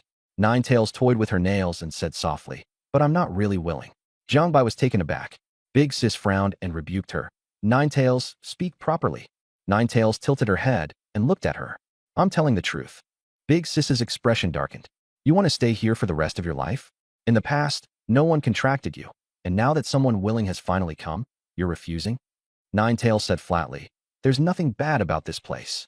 Big Sis said coldly, "What exactly is good about this place?" Nine Tails remained calm and turned back to Jiangbai.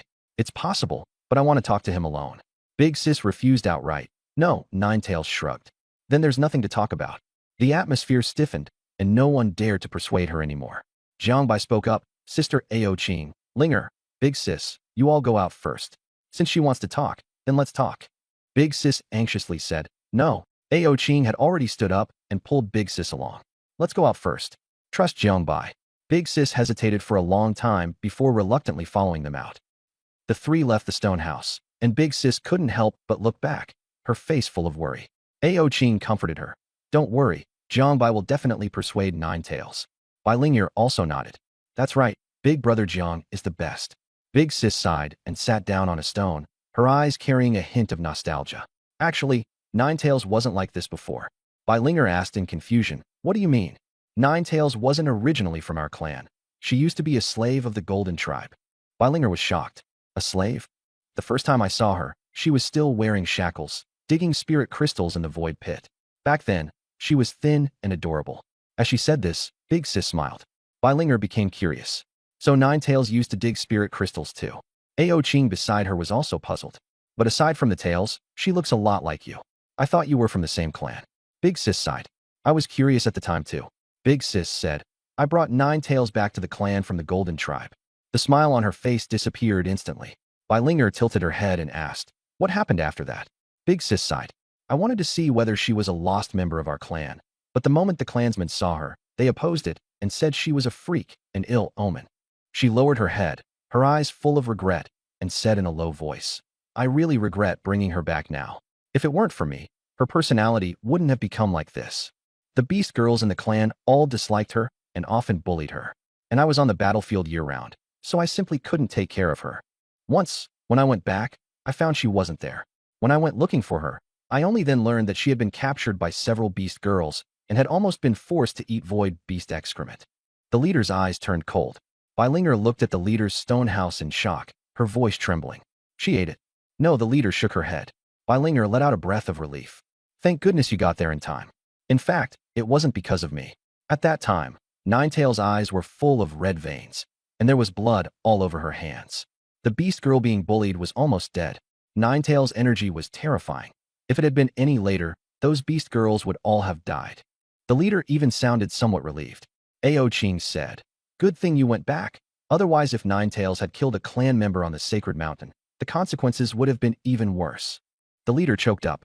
"But I was the one who brought her back." Ao Qing shook his head. "It's not your fault. You don't need to blame yourself." Beilinger nodded in comfort. "Exactly.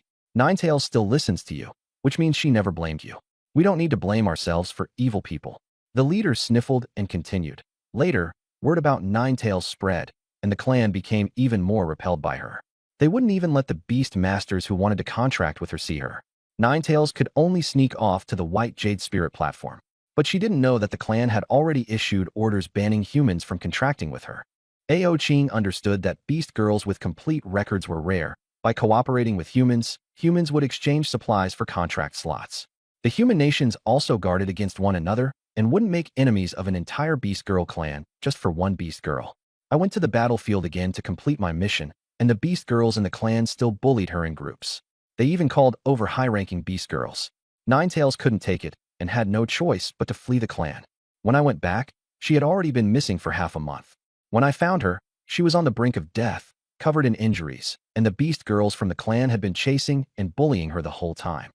I had no choice but to secretly bring her into the battlefield.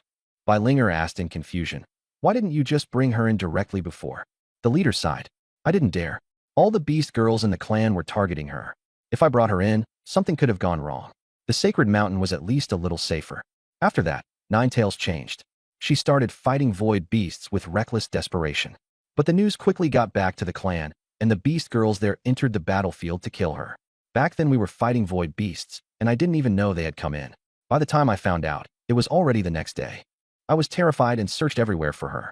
When I found her, she was covered in blood, and all the beast girls from the clan had had their hearts torn out by her. After that, Ninetales' personality became more and more twisted. Anyone who had ever bullied her would die horribly for no apparent reason once they entered the battlefield, and even those who hadn't bullied her would still get brutally beaten by her. The clan found out and wanted to restrain her, but by then it was already too late. They could only put pressure on me, threatening that if Ninetales still wouldn't stop, just get someone else to kill me. The boss lady sneered, her tone dripping with sarcasm. "Everyone thinks I imprisoned Ninetales, but in fact she imprisoned herself. What ability do I have to do that?" Ao Ching and Bilinger both sighed after hearing this. On the sacred mountain, without backing, you just got bullied. That was also why they had established their gathering place. Inside the stone house, Jiangbai looked at Ninetales and asked, "Everyone's gone. What do you want to say?" Ninetales stared at Jiangbai. "I've been to the White Jade Spirit platform. The boss lady just said that. You know how those people look at me?" "How?" Ninetales gave a cold laugh. "Like they want to swallow me whole, but they still don't dare form a contract with me. Funny, isn't it?" Jiangbai glanced at Ninetales' figure and replied casually, "Pretty funny." Ninetales curled her lips. "Then I'm pretty good looking among humans, right?"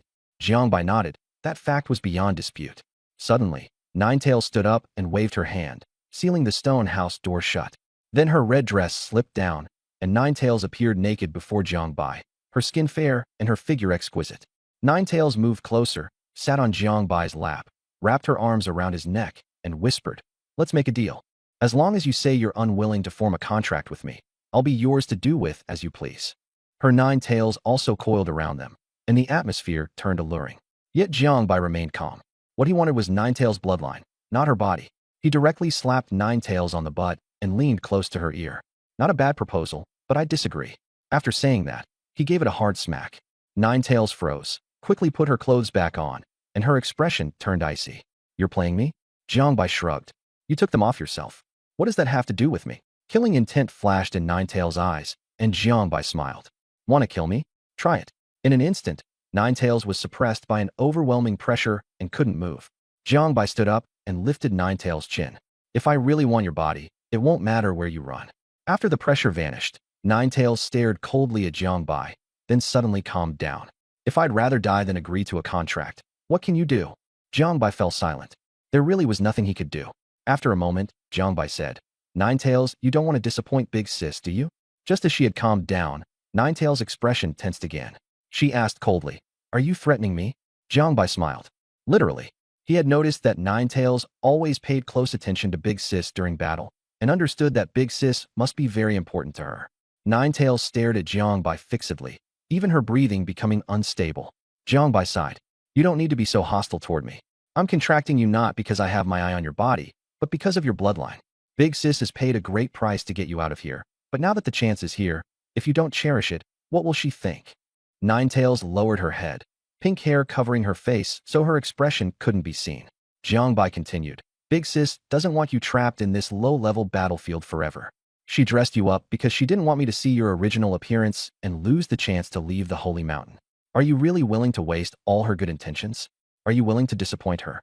Having said that, Jiangbai sat back down on the cold stone stool and said no more. After a while, Ninetales said quietly, "Even so, I still can't leave." Jiangbai asked why. Ninetales said in a low voice, "If I leave, Big Sis will be in danger. Her clan won't let her off." After thinking it over, Jiangbai said, "I can help you. If I succeed, you'll agree to be my beast girl. Don't worry, I won't let you leave right now. I'm not strong enough yet. I still need to cultivate." I'll come find you again when it's time to contract. At the same time, I'll also help Big Sis grow stronger and become the strongest bloodline. With my word here, I won't deceive you. Ninetails finally looked up and asked suspiciously, You can really do that? Jiangbai nodded. If I can't, then there's no need for a contract. You can explain everything to Big Sis. Ninetails remained silent, then shook her head and refused to tell Big Sis.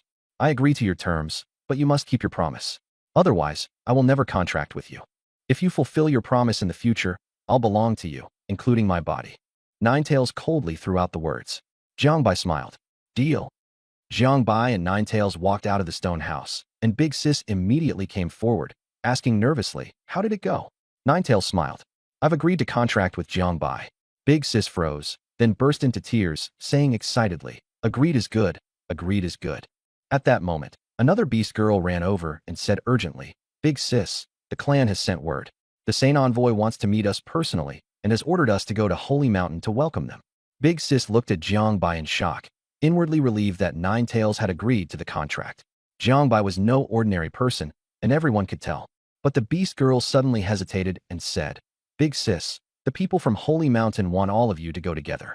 They said there's something important to discuss, and also, Big Sis frowned. And what? They also want Ninetails to go with you. They probably want to trick Ninetails into coming out. How could a Saint Envoy of such high status possibly come see us? After she finished speaking, she secretly glanced at Jiangbai, and her meaning was clear. The Saint Envoy would never come see someone bringing along 2 silver beast masters. Big Sis's expression changed, realizing the other party had a point, and she turned her gaze to Jiangbai. Jiangbai thought for a moment and said, Let's go. Let's see what they're really trying to do. Big Sis still wanted to say something, but Ninetails interrupted her. Go with him. Big Sis sighed. All right, we'll go together. Jiangbai called out to Bai Linger. Wait a moment, Linger. Carry your second sister. Inside the stone house, Purple Butterfly lay with her eyes closed, her face deathly pale and her brows tightly furrowed in agony. Jiangbai sighed, smoothed Purple Butterfly's hair, and poured Void Realm energy into her body, hoping to ease her pain. But the energy immediately dissipated. Jiangbai was startled. After checking, he found that Purple Butterfly's body was like a funnel, and the energy that had been injected just flowed right out. He took a deep breath and tried the Azure Wood Immortal art, wrapping Purple Butterfly in a layer of blue energy. But it was still ineffective. The energy continued to seep away. Jiangbai forced himself to calm down and recalled what had happened before. In the central area, Purple Butterfly had once used a token to open a Void Realm passage and save him, and as a result her body had been severely overdrawn. He also remembered what Mingxin had said. Purple Butterfly's origin had been forcibly extracted by the Heavenly Lord for the sake of transplanting a mysterious source. Silver Butterfly had originally been the one to carry it out, but she failed, so Purple Butterfly was replaced, and there was likely something wrong with her origin. Purple Butterfly had her origin removed early, and she had also gone to seek Candle Lord's origin. In the transplant plan, the origin of the Void Erosion Great Lord might still be the missing final piece. Thinking of this, Jiangbai took out the Dark Lord's origin. As soon as the origin appeared, the concentration of Void Realm energy surged sharply, and even the people outside could feel it. Big Sis looked around in astonishment. Why did the energy suddenly become so strong? Could a void beast have descended? Ao Qing glanced at the stone house, lost in thought. It probably isn't a void beast. It's fine. Big Sis also looked toward the stone house. Could it be Jiangbai? Jiangbai is special. He'll be fine. Ao Qing reassured her. Jiangbai had actually originally wanted to use this origin to level up, but Purple Butterfly's condition was far too poor now.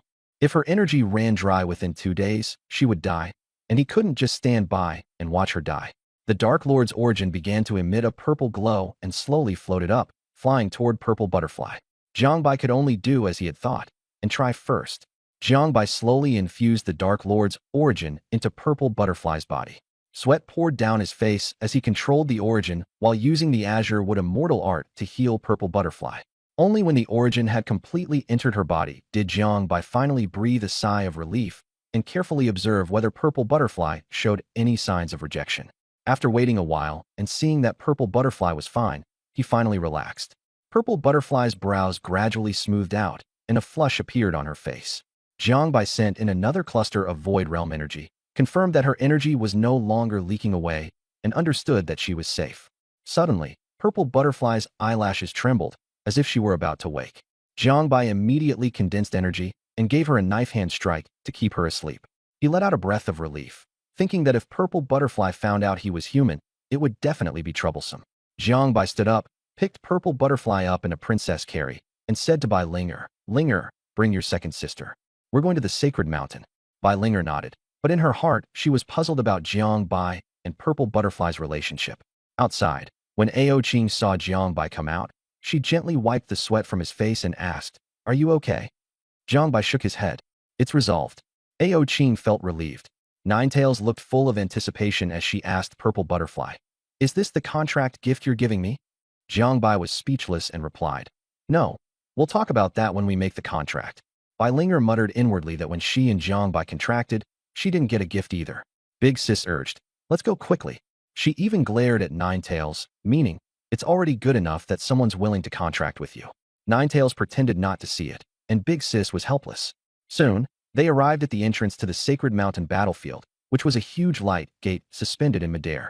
Below it was a two-story area of buildings made of concrete, larger than a human town, and Jiangbai even saw several villas. Compared with that, Big Sis's territory was simply primitive. Jiangbai looked puzzled. "Why is it like this here?"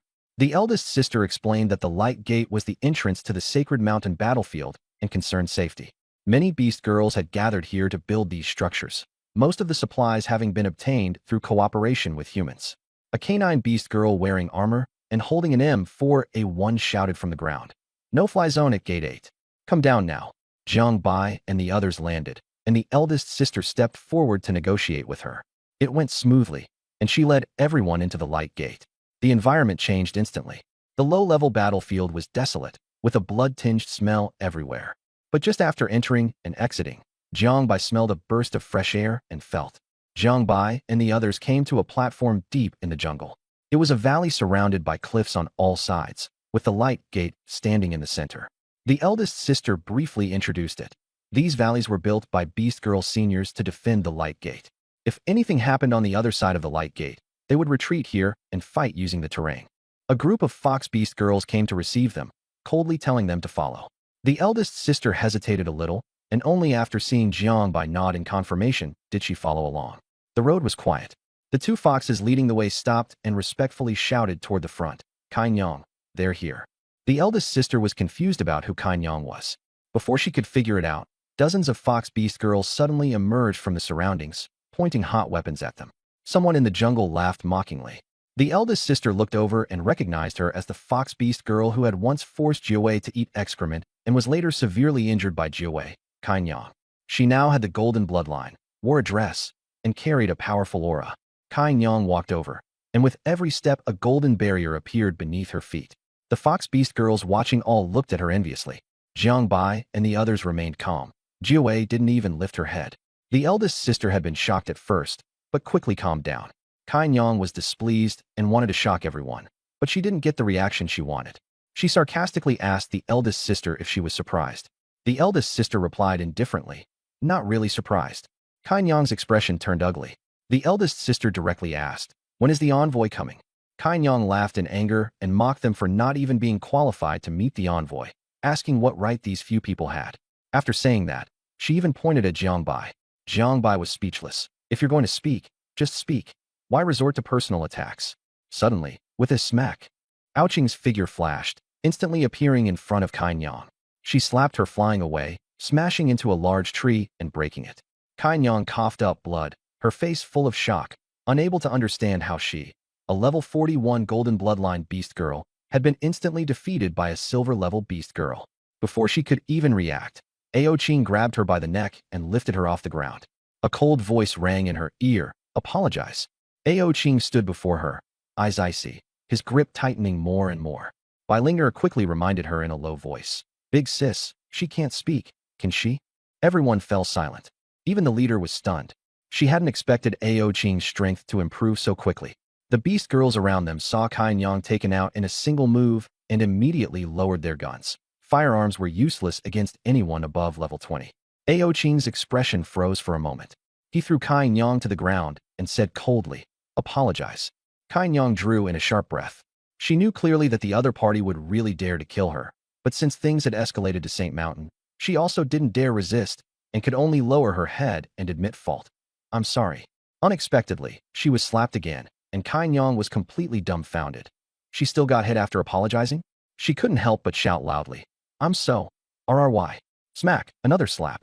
Kai Nyang looked at Ao Ching in despair. Didn't I already apologize? Ao Ching said indifferently. I didn't tell you to apologize to me. Only then did Kai Nyang understand that he wanted her to apologize to Jiang Bai. She immediately lowered her head and said to Jiang Bai, I'm sorry. Jiang Bai ignored her and only asked, Did you report that I wanted to meet the holy envoy? Kai Nyang panicked. And no, we didn't. Jiang Bai was puzzled. Then why did you lie to us? Kai Nyang glared fiercely at Nine Tails. Wasn't it all because of her? The leader explained the grudge between Kai Nyang and Nine Tails. After Jiang Bai heard everything, he fell silent for a moment, then said to Nine Tails, she's yours. Do whatever you want with her. Nine Tails sneered and walked up to Kai Nyang. Kai Nyang wanted to resist, but found that she couldn't move at all. She looked at Jiang Bai in terror. What did you do to me?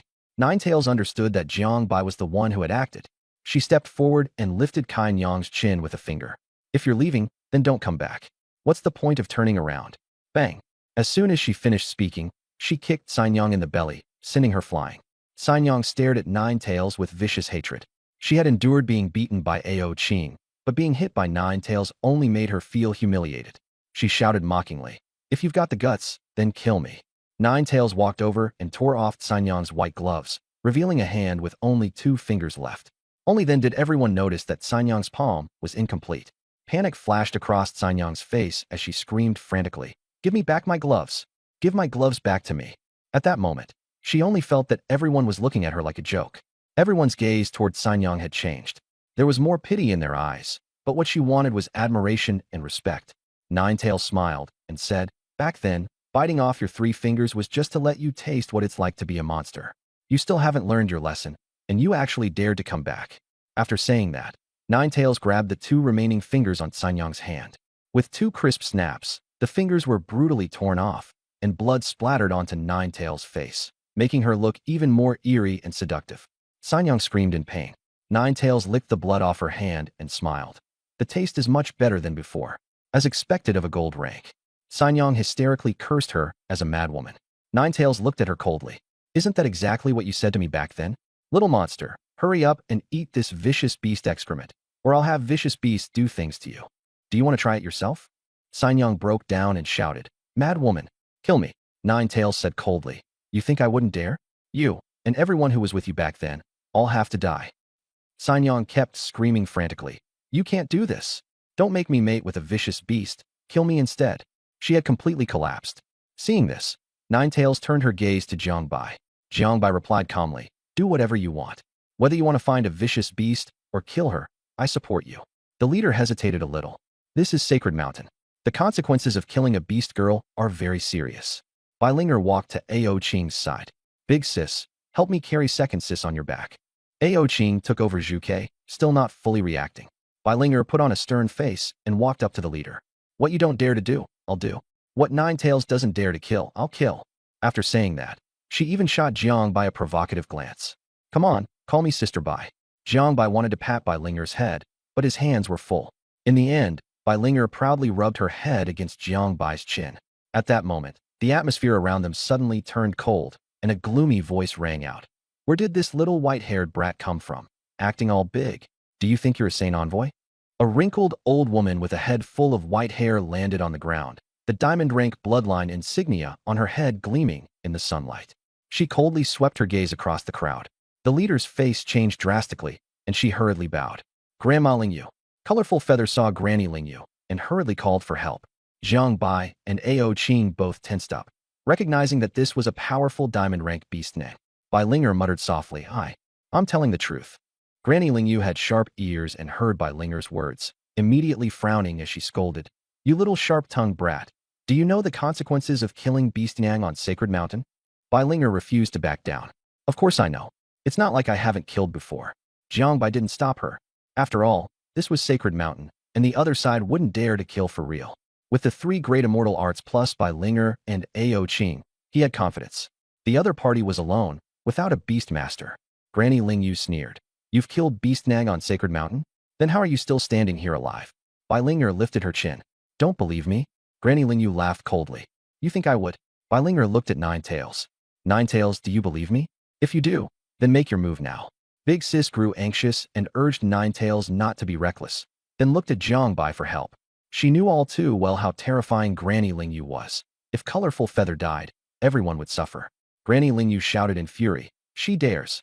In all these years, no one had ever dared to talk back to her. Jiangbai said indifferently, Ninetails, if you believe us, then do it. Big Sis was almost in tears. Don't, Ninetails. Everyone's eyes were on Ninetails. The atmosphere tensed to the extreme. Ninetails hesitated for a moment and looked at Jiangbai. Sorry, if it were without Big Sis, she could fight desperately, but with Big Sis here, she couldn't act recklessly. Big Sis let out a breath of relief. Granny Lingyu snorted coldly. As expected, you don't have the guts. Bai Linger curled her lip. Coward. Ninetails ignored them. Granny Lingyu was somewhat displeased. Bai Linger always went against her. If you've got the ability, then go kill her yourself. Don't try to drive a wedge between our clan members. Bai Linger sneered. Ninetails was never one of your clan members. What right do you have to talk about relations? Then Bai Linger erupted with golden light on the spot and charged toward Colorful Feather on the ground, her aura surging. Only then did Granny Lingyu realize Bai Linger really dared to strike on Sacred Mountain, and she roared, how bold, also erupting with golden light as she rushed over. The next second, a figure swung a fist at the top of Granny Lingyu's head, forcing her to raise a hand to block in terror. Boom! Jiangbai's fist collided with hers, and both were forced back several steps. At the same time, splash! Bai Linger pierced Colorful Feather's chest with one hand, then withdrew her hand and looked at Granny Lingyu calmly and provocatively. So what if I killed her? Granny Lingyu flew into a rage, golden light converging as she instantly lunged toward Bai Linger, wanting to cripple her. Bai Linger panicked. Jiangbai Gij, hurry and help me beat her to death. Jiangbai reacted swiftly, tossing Purple Butterfly to Bai Linger, while he himself activated the Yinyang Immortal Art and instantly charged at Granny Lingyu. He kicked at Granny Lingyu midair, forcing her to abandon her attack on Bai Linger and turn back to take Jiangbai head-on. Bang! Another evenly matched punch.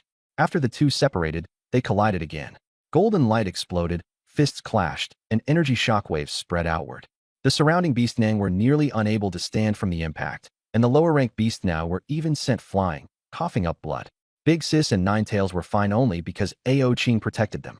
After the storm passed, Jiangbai and Granny Lingyu stood in confrontation, with a vacuum-like zone all around them.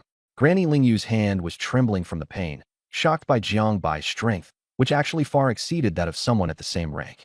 She was level 68, yet she couldn't defeat Jiangbai's body, which was only in the 50s. Jiangbai had black and white hair and eyes, his aura sinister and enchanting. He smiled and said, You're not that impressive either. Though injured, he instantly recovered using the Azure Wood Immortal Art. Big Sis and Ninetails were both shocked that Jiangbai could fight Granny Lingyu to a draw, and Ninetails thought to herself, He's this strong, his blood must be very fragrant. Grandma Lingyu was enraged and, at the same time, wary of Jiangbai.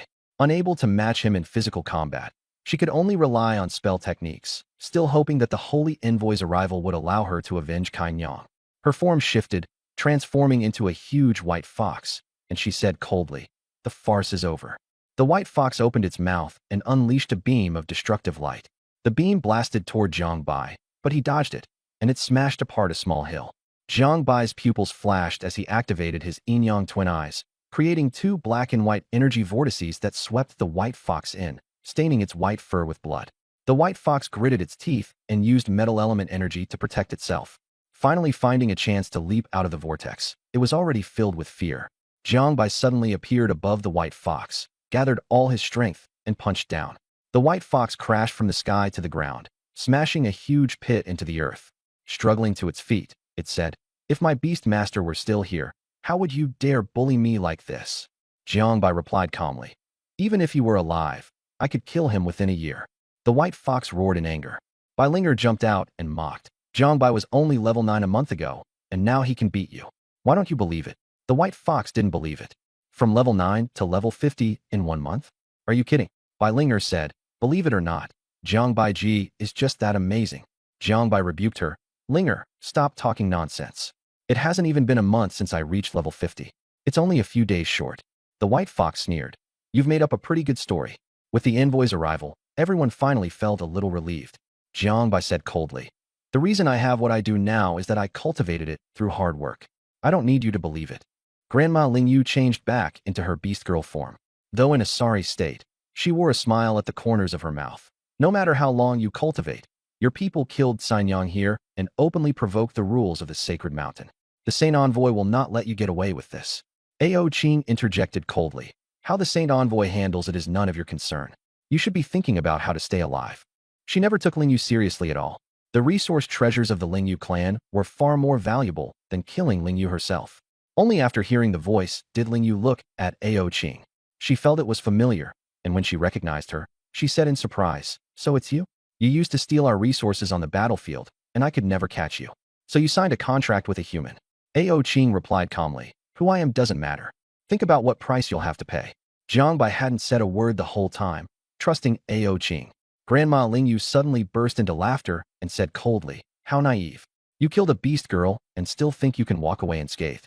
Suddenly, she dropped to her knees and shouted, "Welcome, Saint Envoy, to your descent." A rainbow glow gathered in the sky, and a tiny seven-colored figure appeared, quickly walking up to the crowd. Aside from Jiang Bai and the others, all the beast girls knelt down with awestruck expressions. Jiawei, seeing that Jiang Bai did not kneel, also stood still. The Saint Envoy was actually having a very hard time. At first she had been excited that Ao Qing and the others had arrived at the sacred mountain, but then she immediately discovered that Bai Linger had killed another beast girl. She had no choice but to leak her aura so Lingyu would notice that she had come. She had originally planned to wait until Jiang Bai killed off the other beast girls before appearing, but then Ao Qing was still thinking about the Lingyu clan's resources. Lingyu seized the chance to summon her immediately, leaving her in a difficult position. Feeling everyone's gaze, the Saint Envoy could only speak. "Who called for me?" Her voice was cold and imposing. Lingyu lowered her head and replied, "It was me." "What is it?" Lingyu said loudly. "They killed our beast girl and violated the sacred mountain's rules. Please punish them, Saint Envoy." The Saint Envoy remained silent.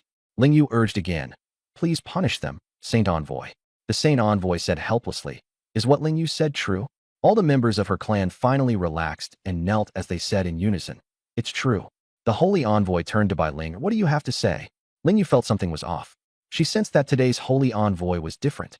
In the past, the Holy Envoy handled matters decisively and cleanly, without so much nonsense. Bai Linger said calmly, "What they said is all true. I killed her." The Holy Envoy was speechless, thinking to himself, "If you had said you were being framed, I could still help you. Now that you've admitted it outright, you're making things difficult for me." Lingyu shouted excitedly, "Holy Envoy, the wicked has already confessed. Please punish her." The Holy Envoy froze again. Lingyu called out in confusion, "Holy Envoy." I'm here, cough cough." The Holy Envoy came back to his senses and pretended to be calm. "Since you've confessed, you must be punished." After saying that, he fell into a daze again. Lingyu felt something was wrong, thinking why was the Holy Envoy only talking and not acting? Just as she was about to speak, the big sister spoke first. "Please, Holy Envoy, see clearly. It was Kai Nyang who led us here and attacked us. We were only acting in self-defense and accidentally killed Kai Nyang." Lingyu glared at her fiercely. "What do you mean, accidentally? Knowing the rules and still striking to kill, and even bragging that you've killed beast girls before. This is outright contempt for the Holy Mountain's rules." After saying that, she knelt and begged the Holy Envoy to punish the big sister. "If this person isn't killed, it will be hard to convince the others. Please, Holy Envoy, make your move." The other beast girls also begged the Holy Envoy to punish her. The Holy Envoy was caught in a dilemma. He couldn't reveal Ao Qing and the others' identities, yet he also had to abide by the Holy Mountain's rules. His head ached. The big sister immediately defended herself again. "We were only defending ourselves. We didn't challenge the Holy Mountain's rules." The Holy Envoy was secretly delighted. Seeing that Lingyu still wanted to rebut, he hurriedly said, "Since there is a dispute, I will investigate it clearly before handling it. Lingyu, do you have any objections?" The Holy Envoy's tone was resolute. Lingyu had no choice but to back down. "I have no objection, but please, Holy Envoy, investigate carefully. There was absolutely no falsehood in what I said." Seeing how difficult Lingyu was being, the Holy Envoy felt displeased. He turned to Ao Qing and the others. "Do you have any objections?" Bai Linger suddenly said, "I do." The Holy Envoy nearly broke down. "What objection do you have?" Bai Linger said earnestly, "Today we were walking and singing on the Holy Mountain, but then we were ambushed by beast girls, and it scared me. I demand they compensate me 1,000 spirit crystals." Lingyu exploded. "You killed my people first, then injured me, and now you want me to compensate you? Since when does the world work like that?" Bai Linger was unconvinced. "You ambushed us first. The Holy Envoy will surely handle this fairly, right, Holy Envoy?" The holy envoy had such a headache he felt like crying. He could only barely ask the beast girls on Ling Yu's side. You made the first move? The beast girl's face turned pale with fright, and she admitted in a small voice, we did launch the ambush first, but we never meant to take their lives. Saint Envoy, since you admit it, then compensate 1,000 spirit crystals. Big sis. Ling Yu turned to stare at the Saint Envoy, her mind screaming that something was wrong. How could this possibly be the Saint Envoy's verdict? She angrily demanded, you're not the Saint Envoy. Who are you? How dare you impersonate the Saint Envoy? The Saint Envoy asked coldly. Are you questioning me? The terrifying pressure instantly wilted Ling Yu, and she knelt down to admit her mistake. After a moment of silence, the Saint Envoy said, since this is your first offense, I won't punish you heavily. Fine you 1,000 spirit crystals, and then go serve in the diamond battlefield for 1 year. You are not allowed to leave. Any objections? Ling Yu's heart was bleeding, but she still held it in. Ling Yu has no objections. She took out her storage space and respectfully held it up. The Saint Envoy nodded, waved her hand, and the storage space flew into her hands. You may withdraw for now. Ling Yu hesitated for a moment, then gritted her teeth and led her beast girl kin away.